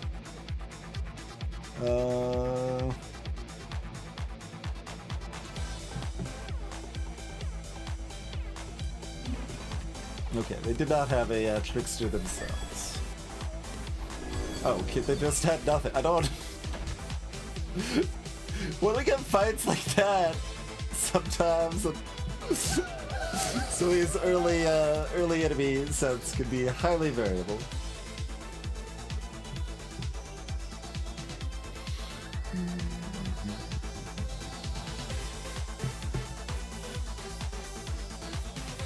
We've only got the one fighter still. Trickster, slow enemies attacks, that's pretty good. Pick that up.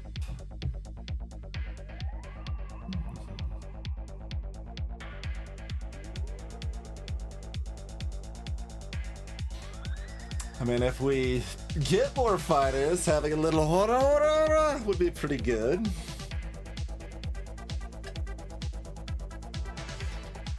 Greetings, hyphenate. Me too, yes. I mean, they all have an animation that can be tied to the music, but the cup and paddle ball, I guess not a cup and ball because there's no cup, but the paddle ball is definitely the one that really wants to be.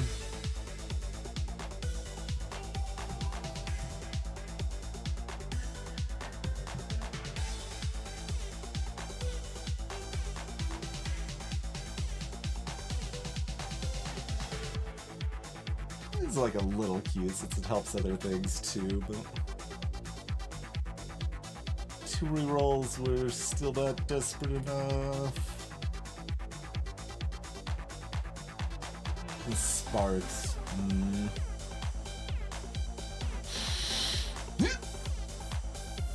Okay, we're getting a fighter thing or a death thing.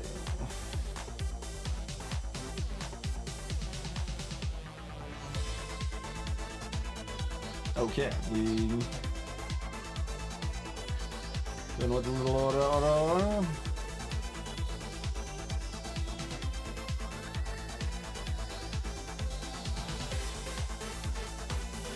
Sure. All right.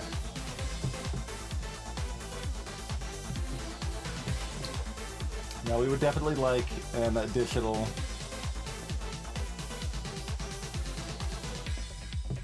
fighter. They even do that as a sound effect, sure. Alright, there's another fighter.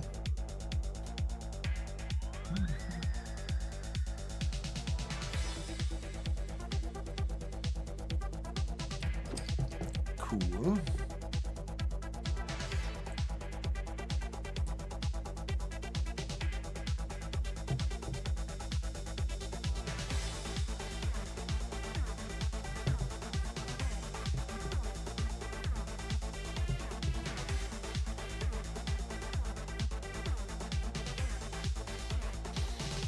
So we really want a pretzel. I will take another football because I think we've got enough bonuses on the throws.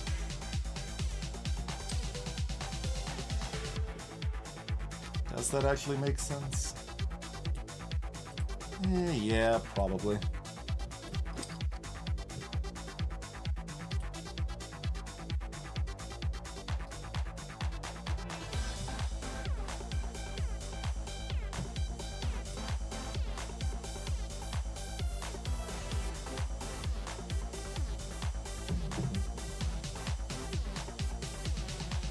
More tricksters.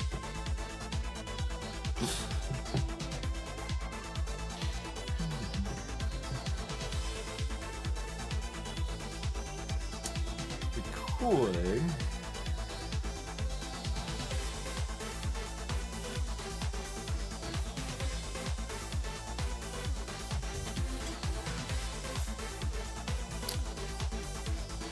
I mean, getting a pretzel or the third tier fighter would definitely be better.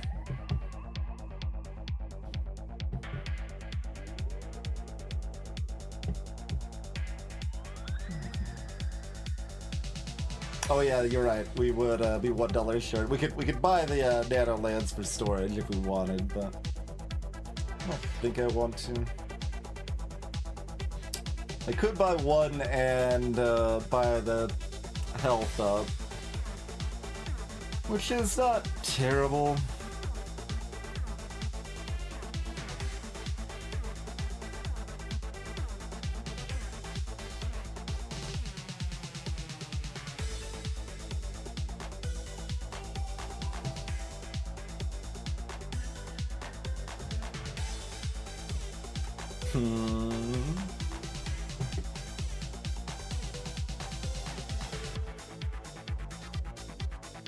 Yeah, the cost of some of these things are interesting. It's like the tier 1 trickster costs more than the tier 2 fencer here.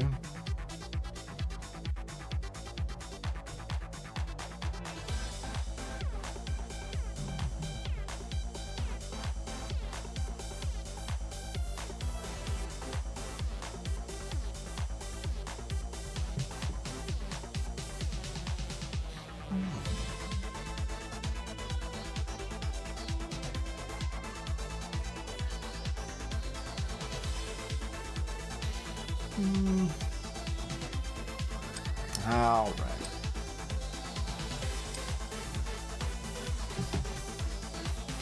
If we lose, it's 100% Formal's fault.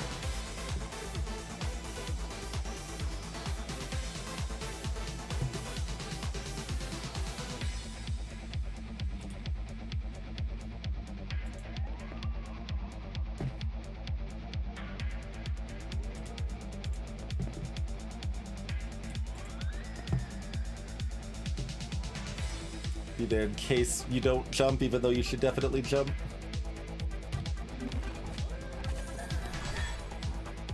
Okay, well. Wait, no, it's not over yet.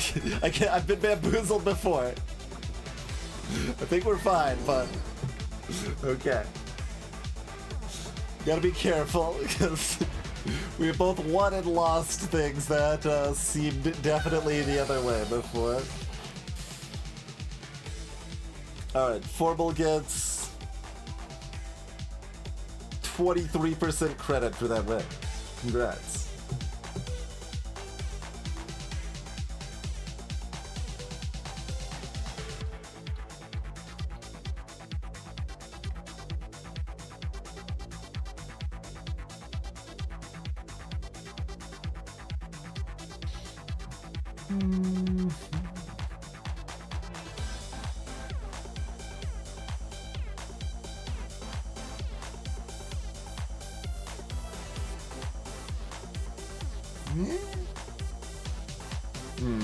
Alright, it's probably Nano Minesweeper time.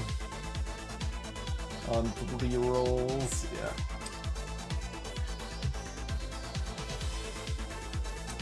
Tricksters increase damage of allies when they die. Okay, I think that's probably good enough. Might not have been if we hadn't taken the other thing, but then we might have rolled and found something better, so who knows?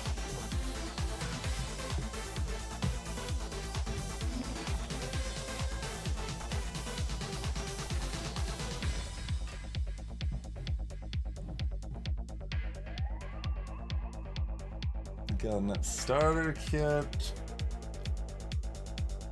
We could get our tier 4s into the mix.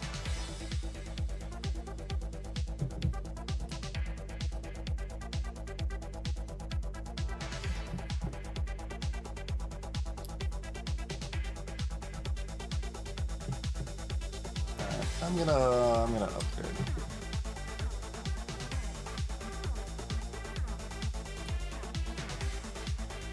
Alright, well there's another ninja. Sure. It's not really what I want. What I really, really want. But I'll take it.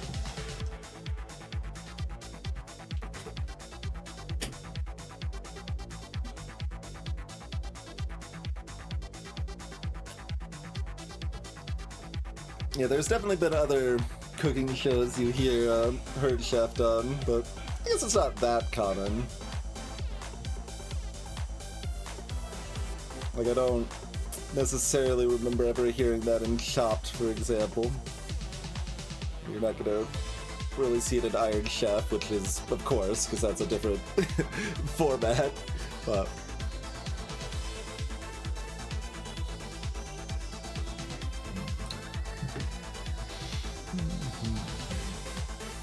That is very well regarded and talked about a decent amount.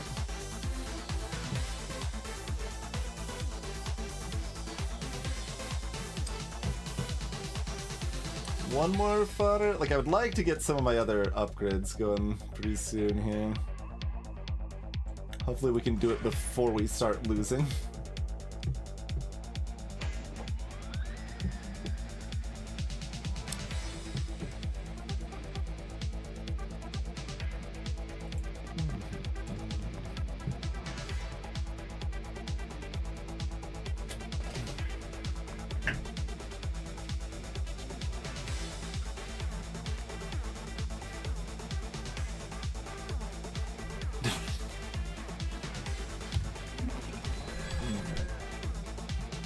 So they've got a bunch of mages. We've got a bunch of punches in the face. Oh, not even close. Ow. I mean, it was actually pretty close, because our damage is also pretty high. Their damage is just higher.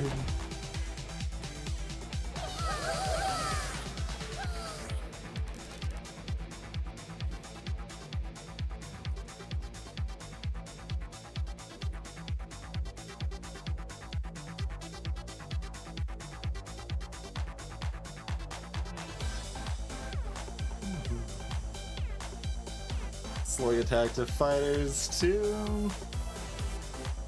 I think I'm on board.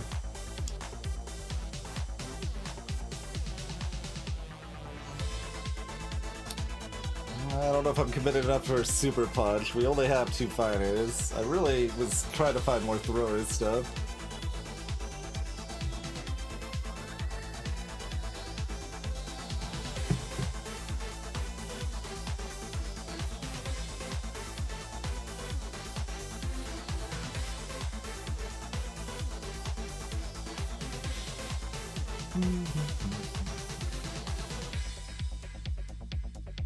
Trickster's attack deals 20% splash damage.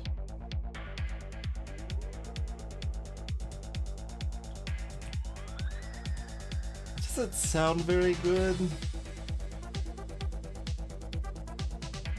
It sounds like not enough.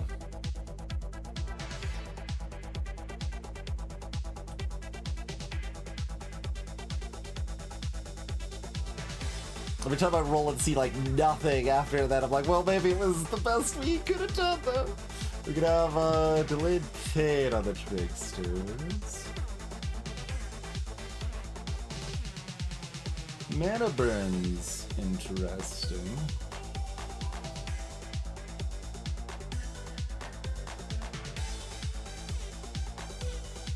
All right, let's mana burn.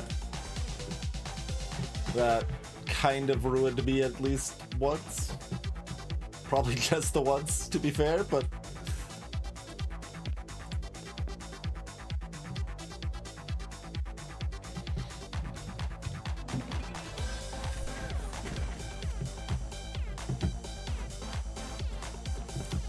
pretzels! We found pretzels finally.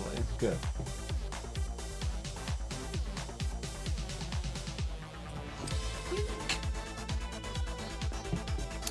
So that's a pretty big improvement. I could buy another football, eh?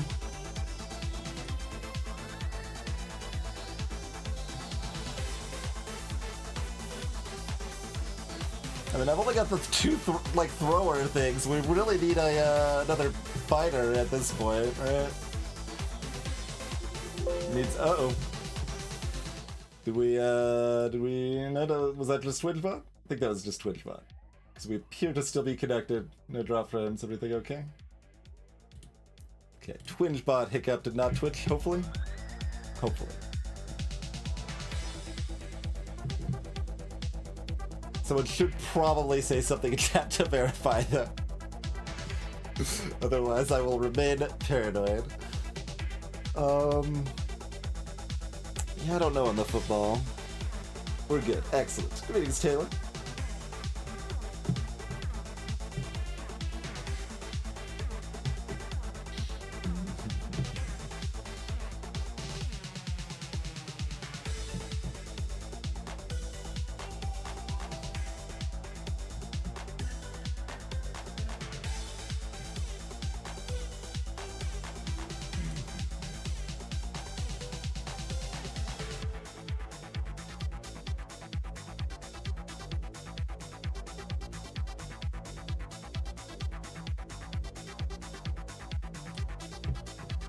That's not a fighter.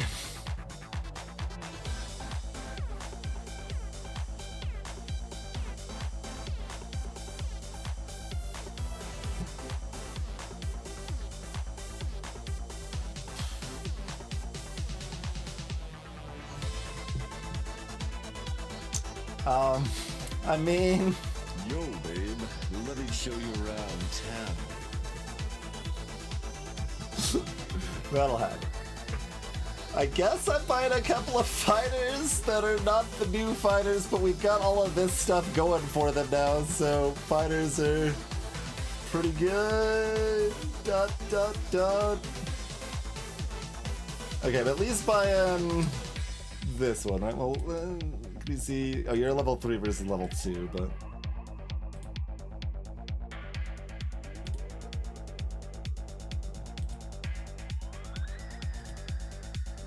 Claws are better, but not that much better.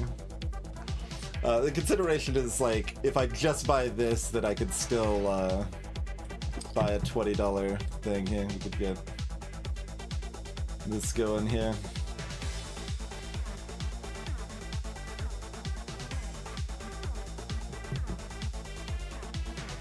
Probably that one, right? Yeah.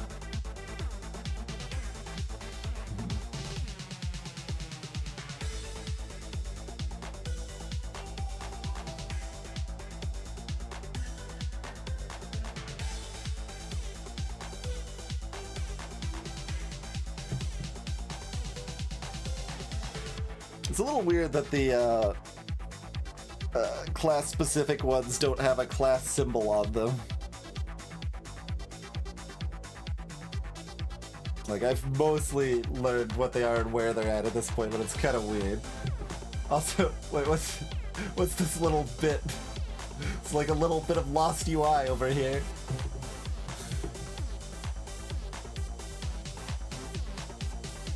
I don't know, it seems like more cheap fighters with the stuff we have is pretty good, so I guess I'm gonna get some more cheap fighters. And hopefully it's sensible.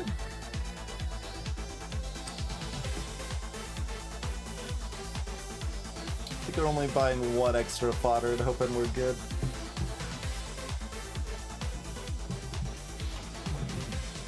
Blazing showy.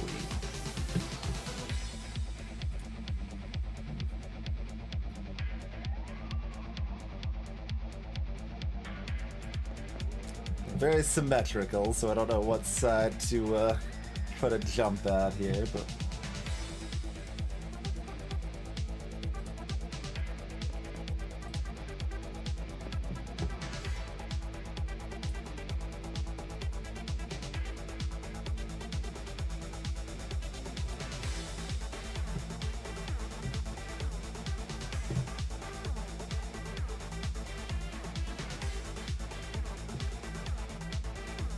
Alright, we've got tanks and throwers. So we've got the exploding fish.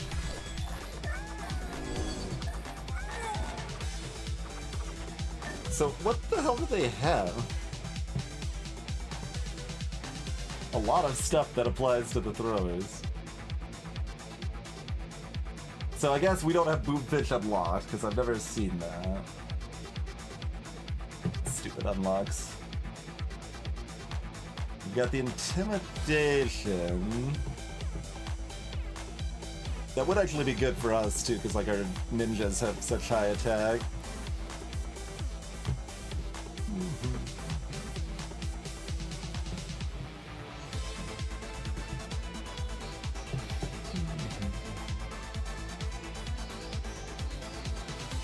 Well, most of these are not class specific.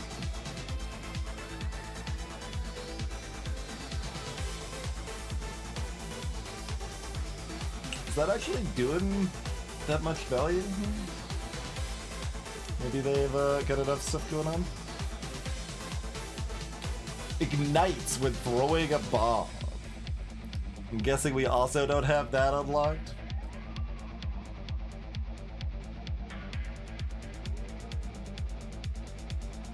I'm guessing this did a lot of damage, more so than the blobfish.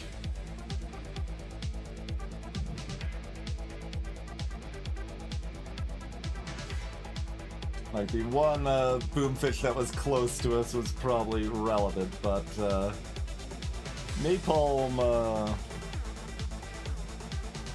nights with throwing a bomb.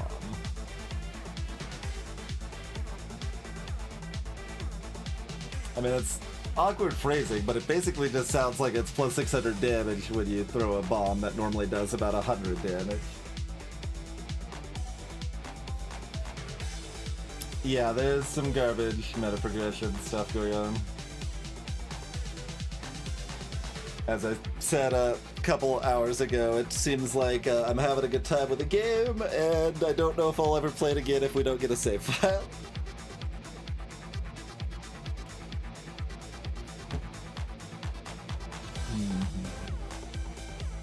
What else have you got here? Oh, they've got so much armor.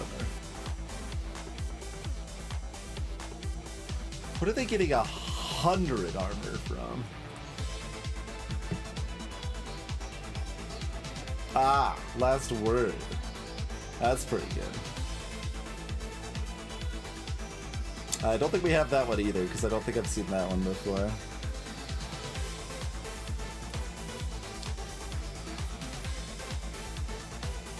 They've also got a 70 and an 80 armor.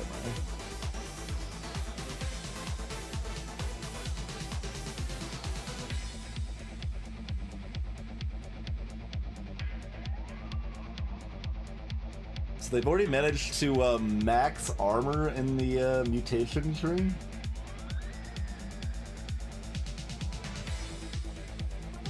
How?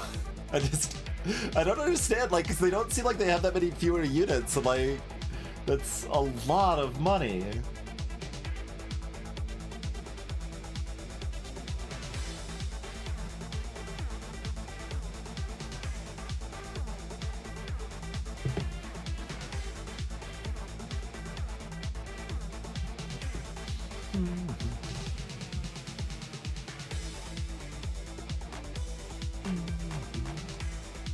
That's where the 80 kind of has to be from, right? I don't know where the 70's from still.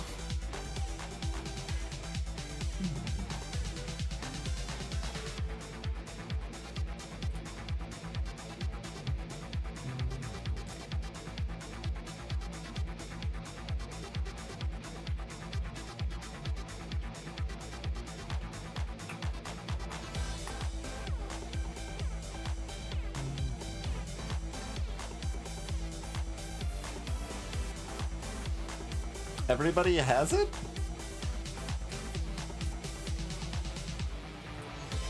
I mean, no wonder I can't kill them at all, but... How does everyone have that much armor?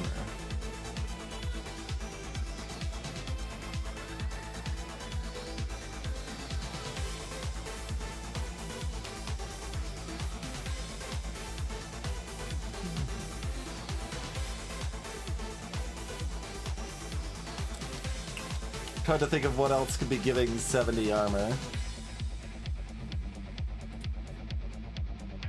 Like, they've got 80 from this. So, you know, they spent another 20, 40, 60, 100? I don't remember what the last tier cost.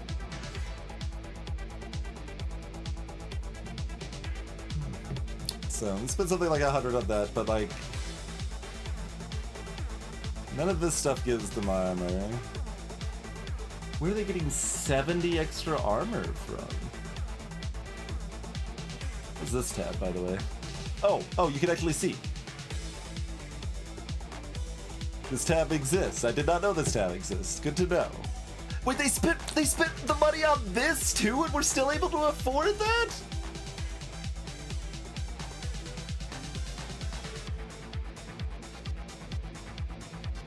What the hell?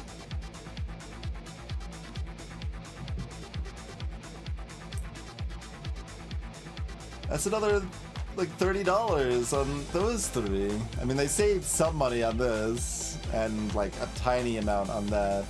So, but, like, that's still, like, a net 18 to 20 or something at this point that they've lost on that. We get to see their full perk loadout.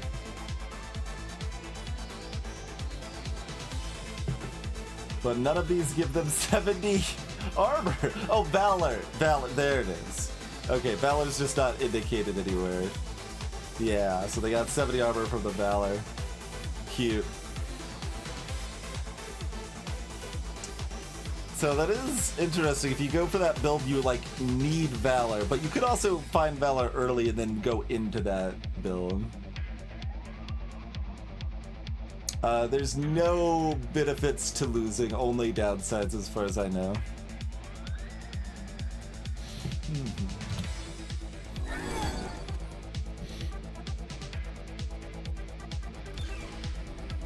Okay. I mean, we haven't really tried a, I guess I'm just gonna call it a Valor build, right? Like a, very few number of units, build. And with that kind of armor, you could survive a lot in the early game with just that armor. And then that gives you enough time to then be able to buy the magic defense later, maybe. It's interesting.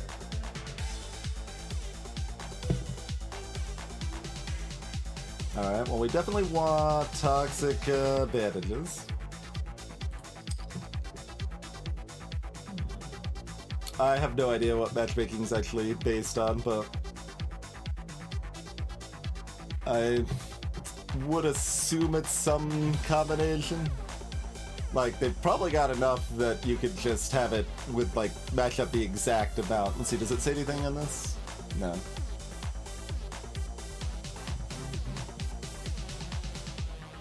But it might be, like, other opponents that have exactly 3 wins and 2 losses or something. But I'm not sure. But yeah, they had a lot of money. Oh, we could have counted their perks, actually. That would be a way to know, right? They weren't more than 1 round ahead on perks. I don't remember the exact count, but it was probably the same.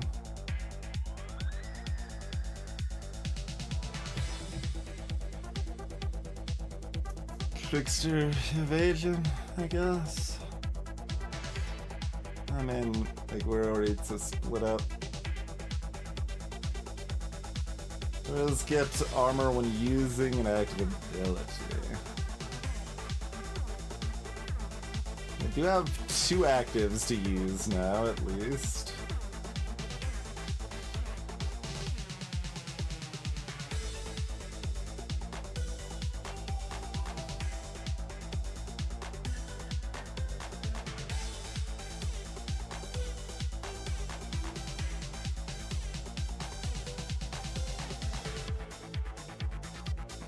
Got 5 throwers, 3 or 4 and 4. Yeah, we're pretty evenly split.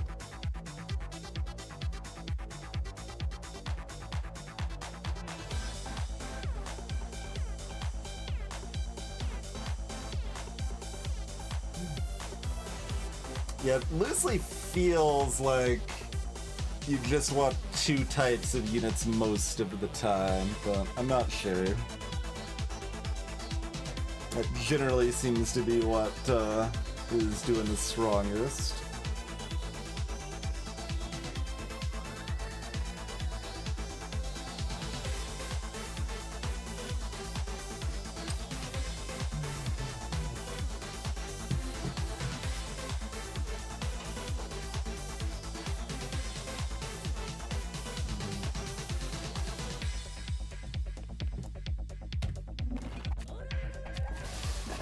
It's not gonna matter much, just if something's to take damage, we want it to be the thing that's going to be upgraded.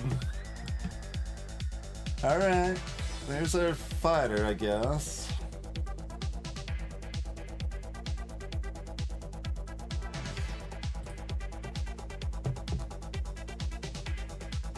There's so many things. Oh, this one does only cost 5, not 10 at least. Still. But yeah, they'd spent 25 plus like 100 or whatever, yeah. Like so much more money than me over here. Little bananas.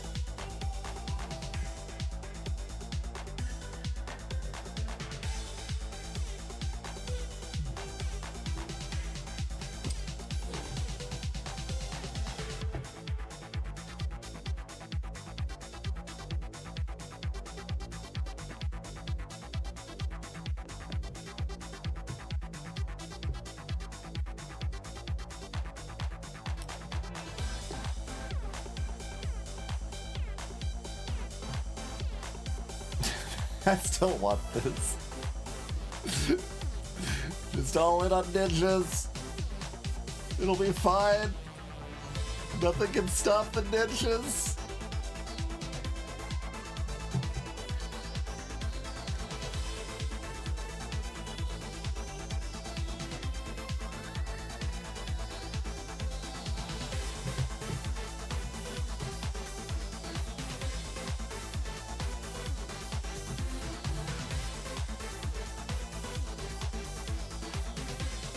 I don't think extra mana does anything. And then this tree is also a little awkward with so few opportunities to spend less than 20 for a lot of builds.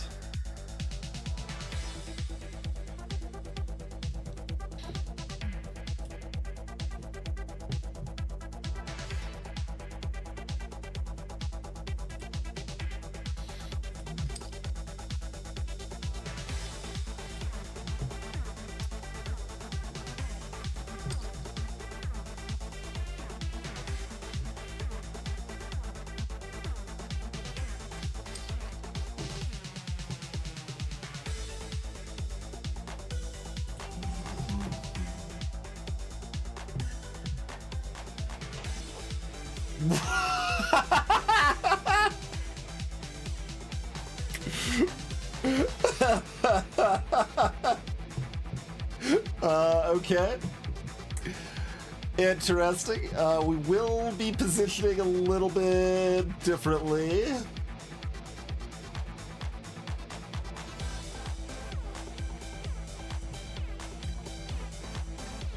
Start with this.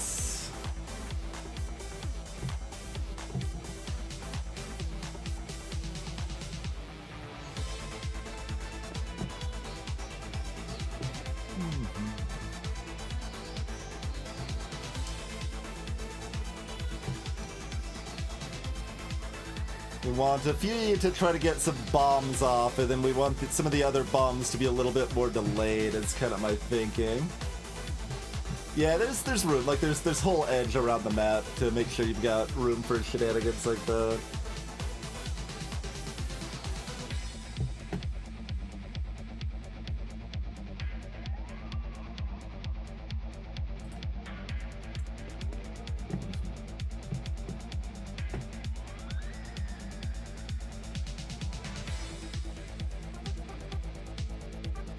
Like, I need to not be exploded on, right?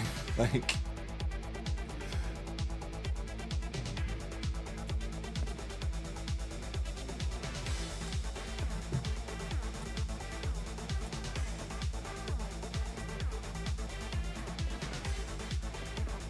Like, we're gonna have to completely redo our ordering again, but like... Right, just...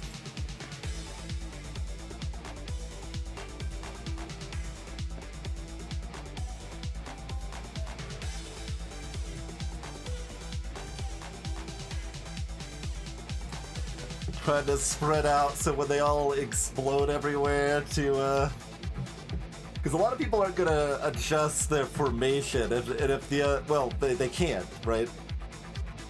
Like, if you're facing someone else, their formation is fixed, and their formation's gonna be somewhat sensible for normal comps, so exploding all over everything is gonna mostly work. But our Trickster jumping to the back is gonna help. Our bombs are gonna help a lot, probably. If they have more than 100 health, it's a little dicey, though. Which they might.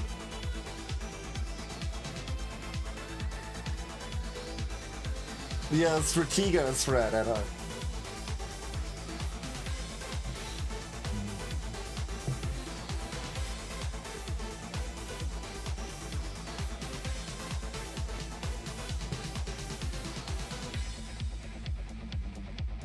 Like, I think I just want to, like, something like this.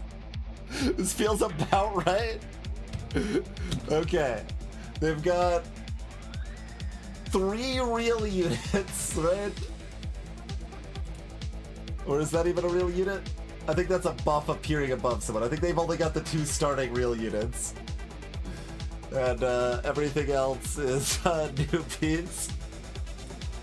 Alright, so what do they got? They do have the extra health, and they've got the magic resist, too. So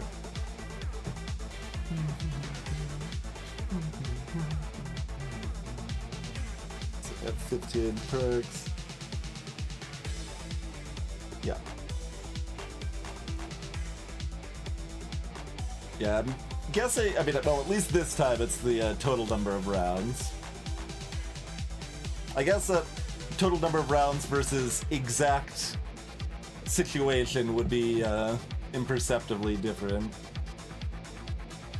All chance-based abilities are more likely to trigger. Newbies have a 50% chance to evade an attack.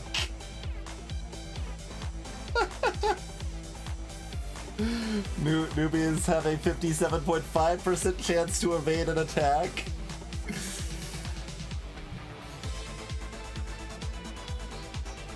Their one fighter has a lot of tech over here too. They've got evasion, fear, attack speed. Oh, they've got they've got guard, of course. I'm guessing it's multiplicative, based on the one similar sort of case we've seen was multiplicative. So yeah, we've got increase a random unit's health by 100. Let's blow up for 40 damage. Yeah, they've got all of it. Oh, and this also, we haven't seen this. Anyone attacking them has a 35% chance to become poisoned. Whoa! Yeah, adding that into the pool. We don't have that one unlocked. Rude. So we don't have this one or this one. Feels like you need at least one of these to help make the build viable rather than only having these three, but having these three in addition to these is madness. In addition to this, pretty rough. The scariest part is honestly the fact they have more than 110 health. They've got 125 health, so I can't one-shot them with bombs. But this has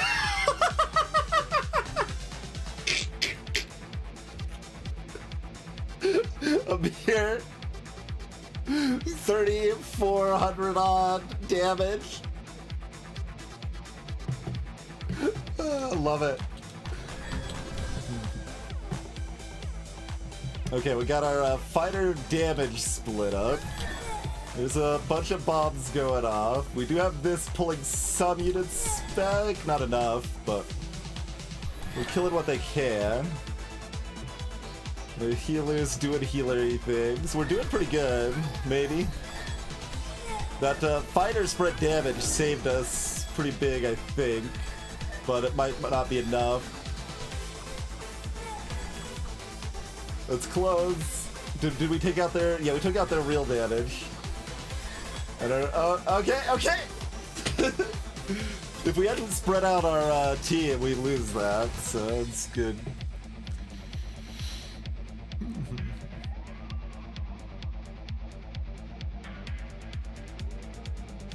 Oh yeah, I don't know on the life leech there, Roman.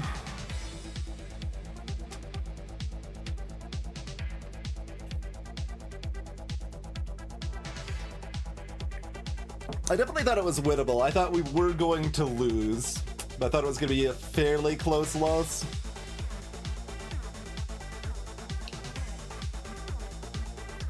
Okay. I mean, theoretically, this is what we wanted, and this is kind of why I took the defensive magic here. Throwers throw nearby humans as projectiles and enemies.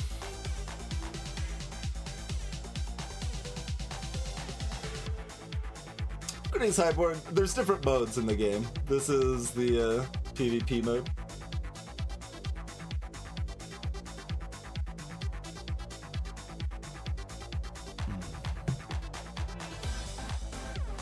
I feel like we don't have the stuff to actually make this work yet, but we're gonna try to fastball special it. See if we can figure it out.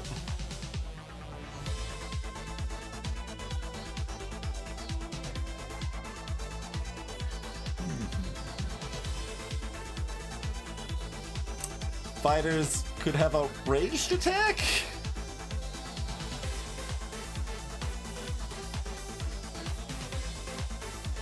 I mean, they've got spiky armor. The ranged attack with a mana burn's pretty nice, though.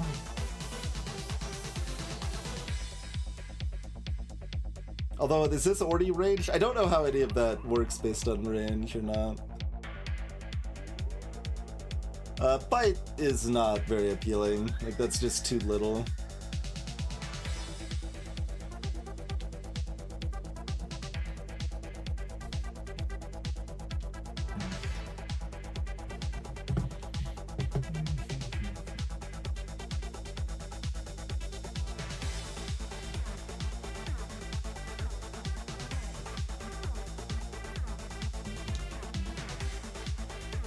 Is magic damage as well. I wonder who gets credit for the heal on that one.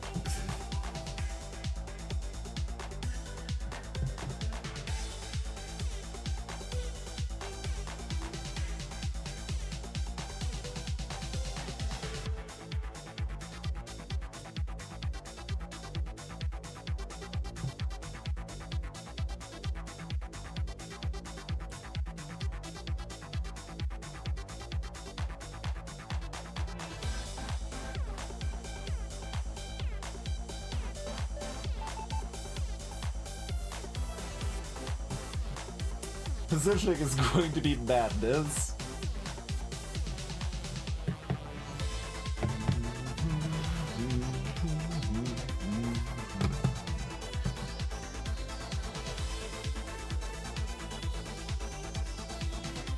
I have no idea how I feel about ranged fighter here.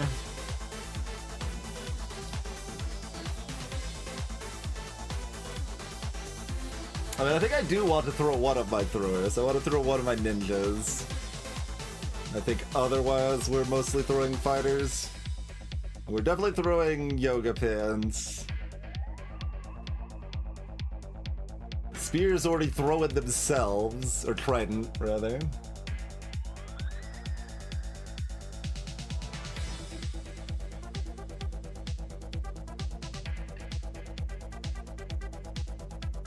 But if we want to mostly throw our fighters anyway, we don't really care about the ranged fighter attack, but I could just throw all my tricksters and have the fighters ranged attack things at the same time.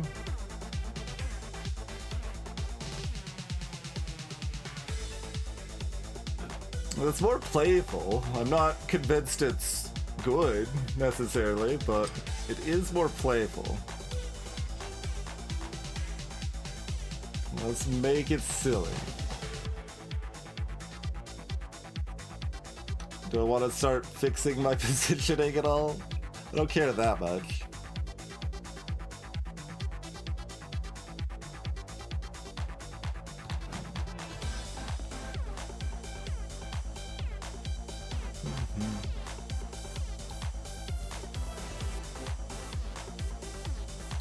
Here, we'll just sort of fix some of it a little bit and not worry about it too much for this, because we're gonna have to change up stuff quite a bit.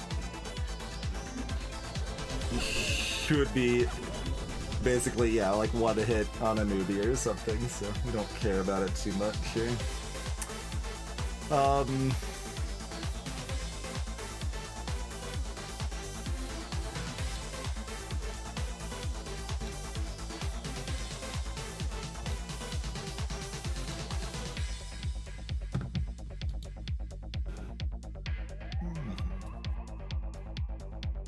Do I want another football?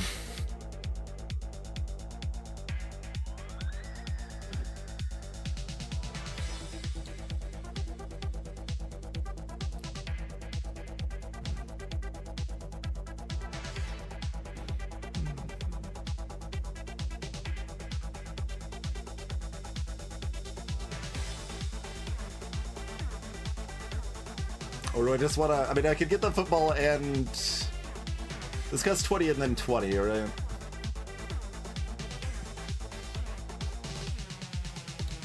Yeah. So I could get the football and 2 armor ups. Like, that loses against mages, but we lose against mages anyway, except for the fact our throwing might disrupt the mages enough. So that's pretty appealing.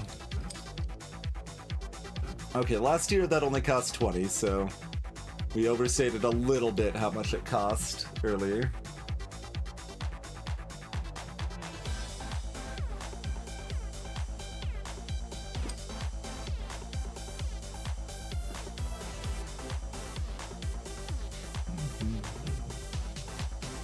Okay.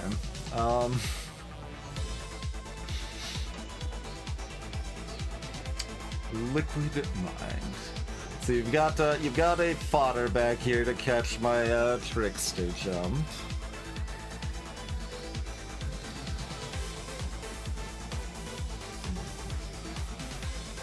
So like, you want to be there.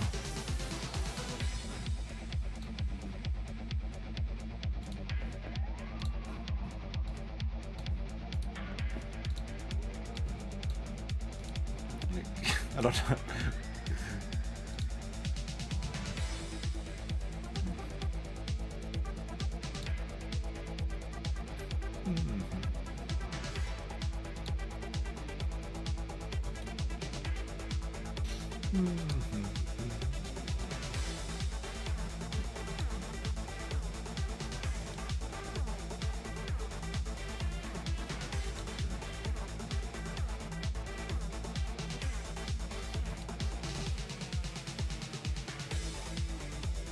If there's two throwers next to each other, do they throw each other, or...?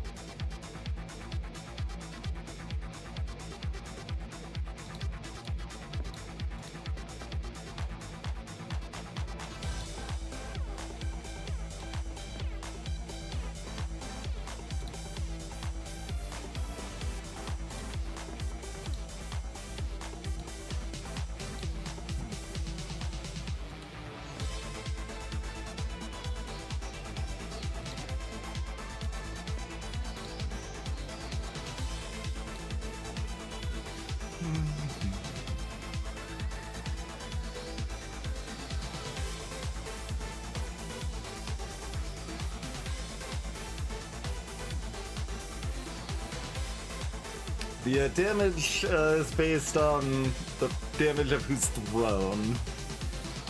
So, like, we don't want boxers. I guess, you can go in,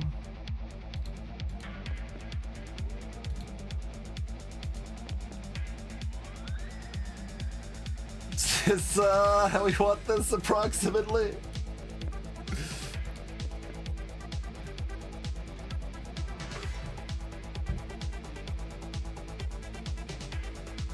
Maybe? Me! Greetings, Snailcoon. I've got a Whip Lord teleport to me. So they've got tanks, and they've got a little bit of everything, actually.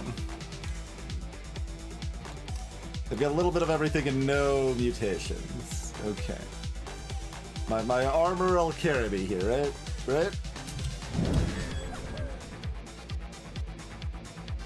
Okay, they're picking them up. This one ended up picking up that one, it looks like.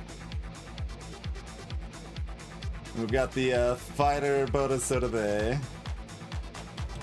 Whee! They've got Boomfish back here, which is kind of less than ideal. But this is just madness. Like, we're gonna win on their side of the map, but are they gonna win on our side of the map?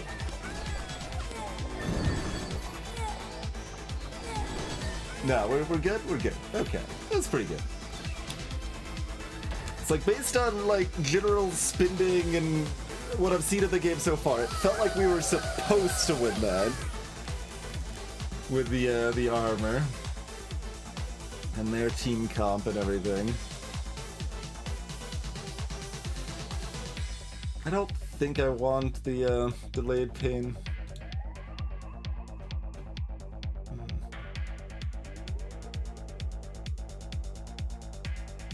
little bit of evasion for everyone is not a lot.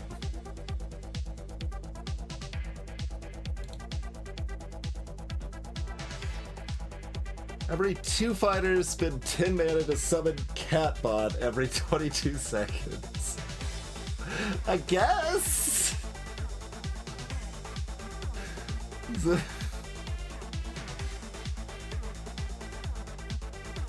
But it's like a summon, like... When we had that one time before, I didn't pay any attention to it. Armor is flat damage reduction.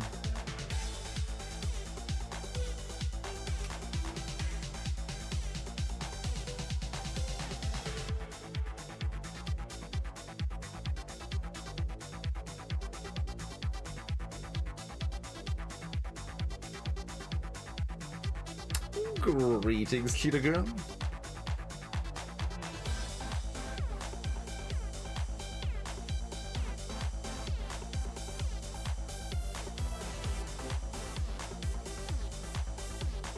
I mean, we aren't gonna get anything to make summons better, right? Like, that's my biggest hesitation. How mediocre are Catbots? I don't think this has an enemy. No. Alright. We'll go for it.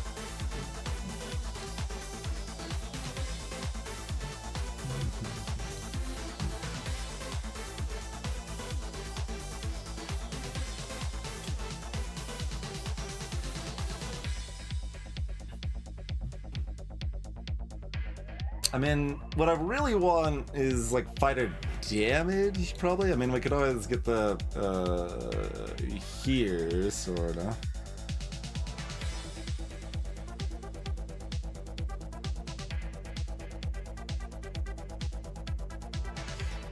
But fighter damage helps them being thrown, helps the fact that they're getting massive attack speed bonuses. The, extra health would help with the spiky armor a bit. And we've got the ranged attack, like, I don't... So the health matters less? Because we got the ranged attack, I think we don't take the health.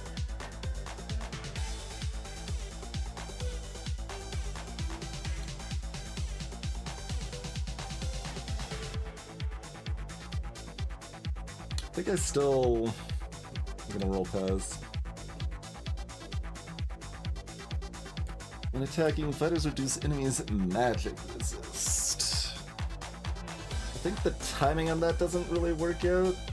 Splash range damage on our fighters that attack really fast? One roll left, I guess.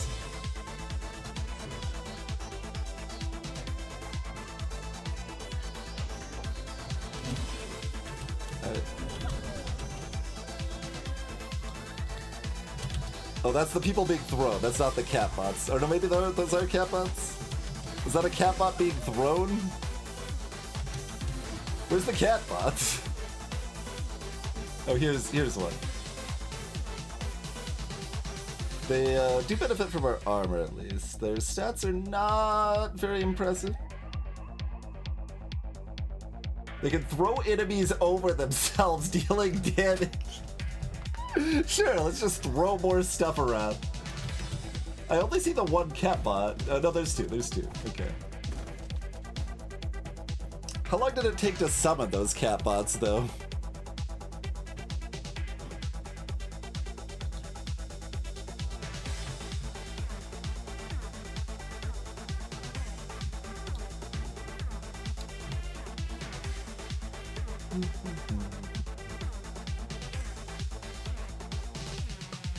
I mean, we need another Yoga Lord, right?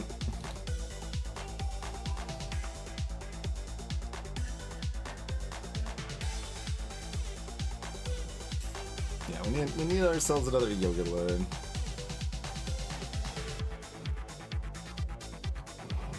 We work on the general mutations otherwise. Because I'm eyeing the pretzels. These pretzels are making me thirsty.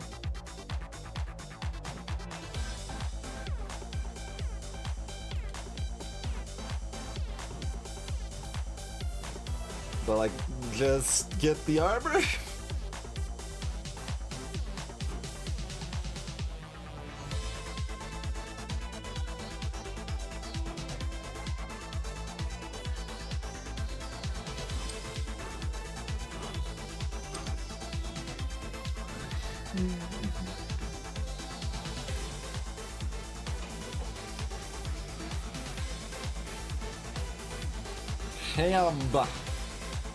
Alright. What do we got? Okay, we've got mages with some tanks, so chucking past.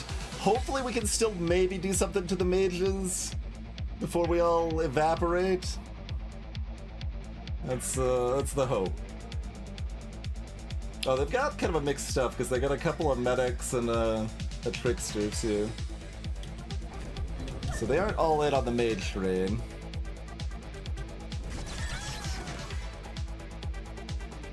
We did explode a bit. Did the units we threw explode? No, we got some units over here fighting too, maybe. Okay, okay. The throw did less than I thought. Yeah, we're dead. Yeah.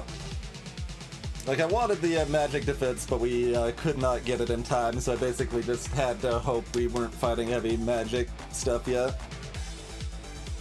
It's kind of an arc. It feels like we just are always going to be facing strong magic teams around 5 wins, like 4 to 6 wins or so, and then it's going to fall off because everyone's going to have 90% magic defense after that. There's kind of a weird meta going on, feels like to me.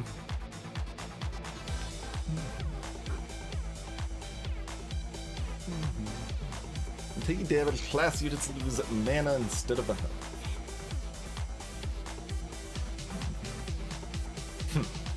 Interesting.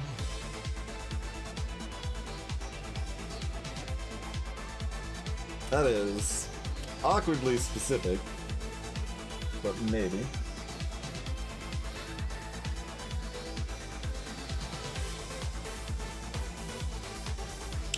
Yeah, I think they nuked like half of the units I was throwing at the beginning. So we didn't get to throw people behind to theoretically punch squishy mages. It's really awkward that like you can't look at the enemy stuff once the screen is popped up. Like, I don't know why they made that decision.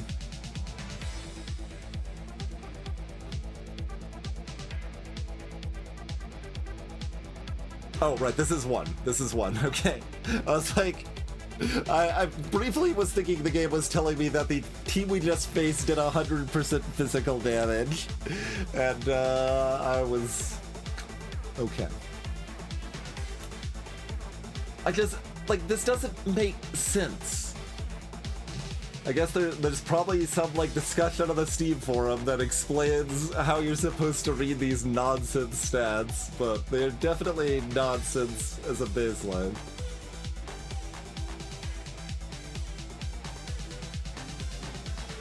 Like, you can't just say average DPS. Like, I think this means DPS in the first 4-5 seconds or something like that.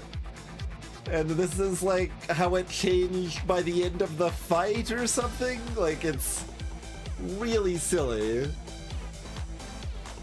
Because, like, this is 100% magic damage from our throwers on average, right? But the end was about 50-50. So it has to not be average. It has to be approximately the first 5 seconds.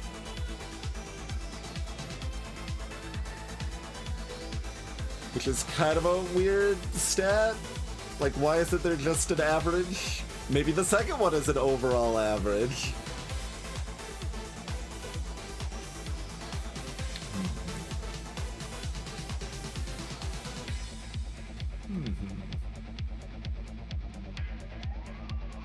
Yeah, but like if you have the that, you can then get the perks to upgrade your mana more, and you get another 80 mana for 15 points. You could have regenerating mana. Like, there's a whole build that theoretically could exist based around the magic blood a little bit. I don't know if it's like a good build, but it potentially exists.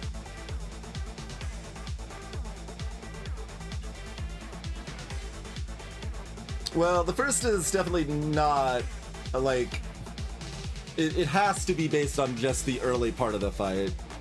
There's no other way it ends up making sense, at least for this number down here, which is in the same column, so should be the same thing as this one up here, but might not be.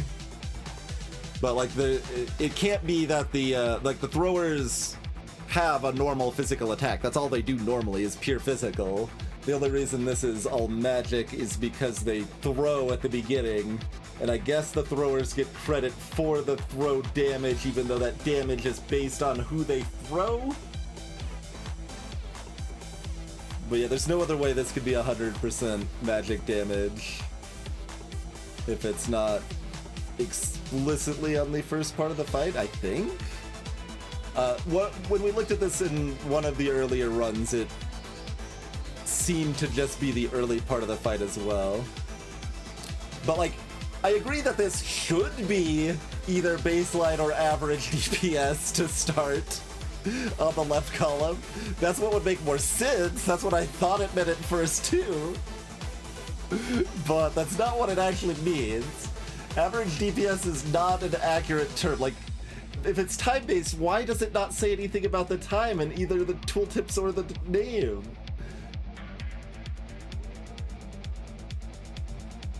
We went mages ourselves and lost horribly to Mega Tank Formal. That's what beat us the most with our mages build. Because if we're mages, then by the time we get to 6 or 7 wins, everyone has 90% magic defense and then we lose. Here is number. You are welcome.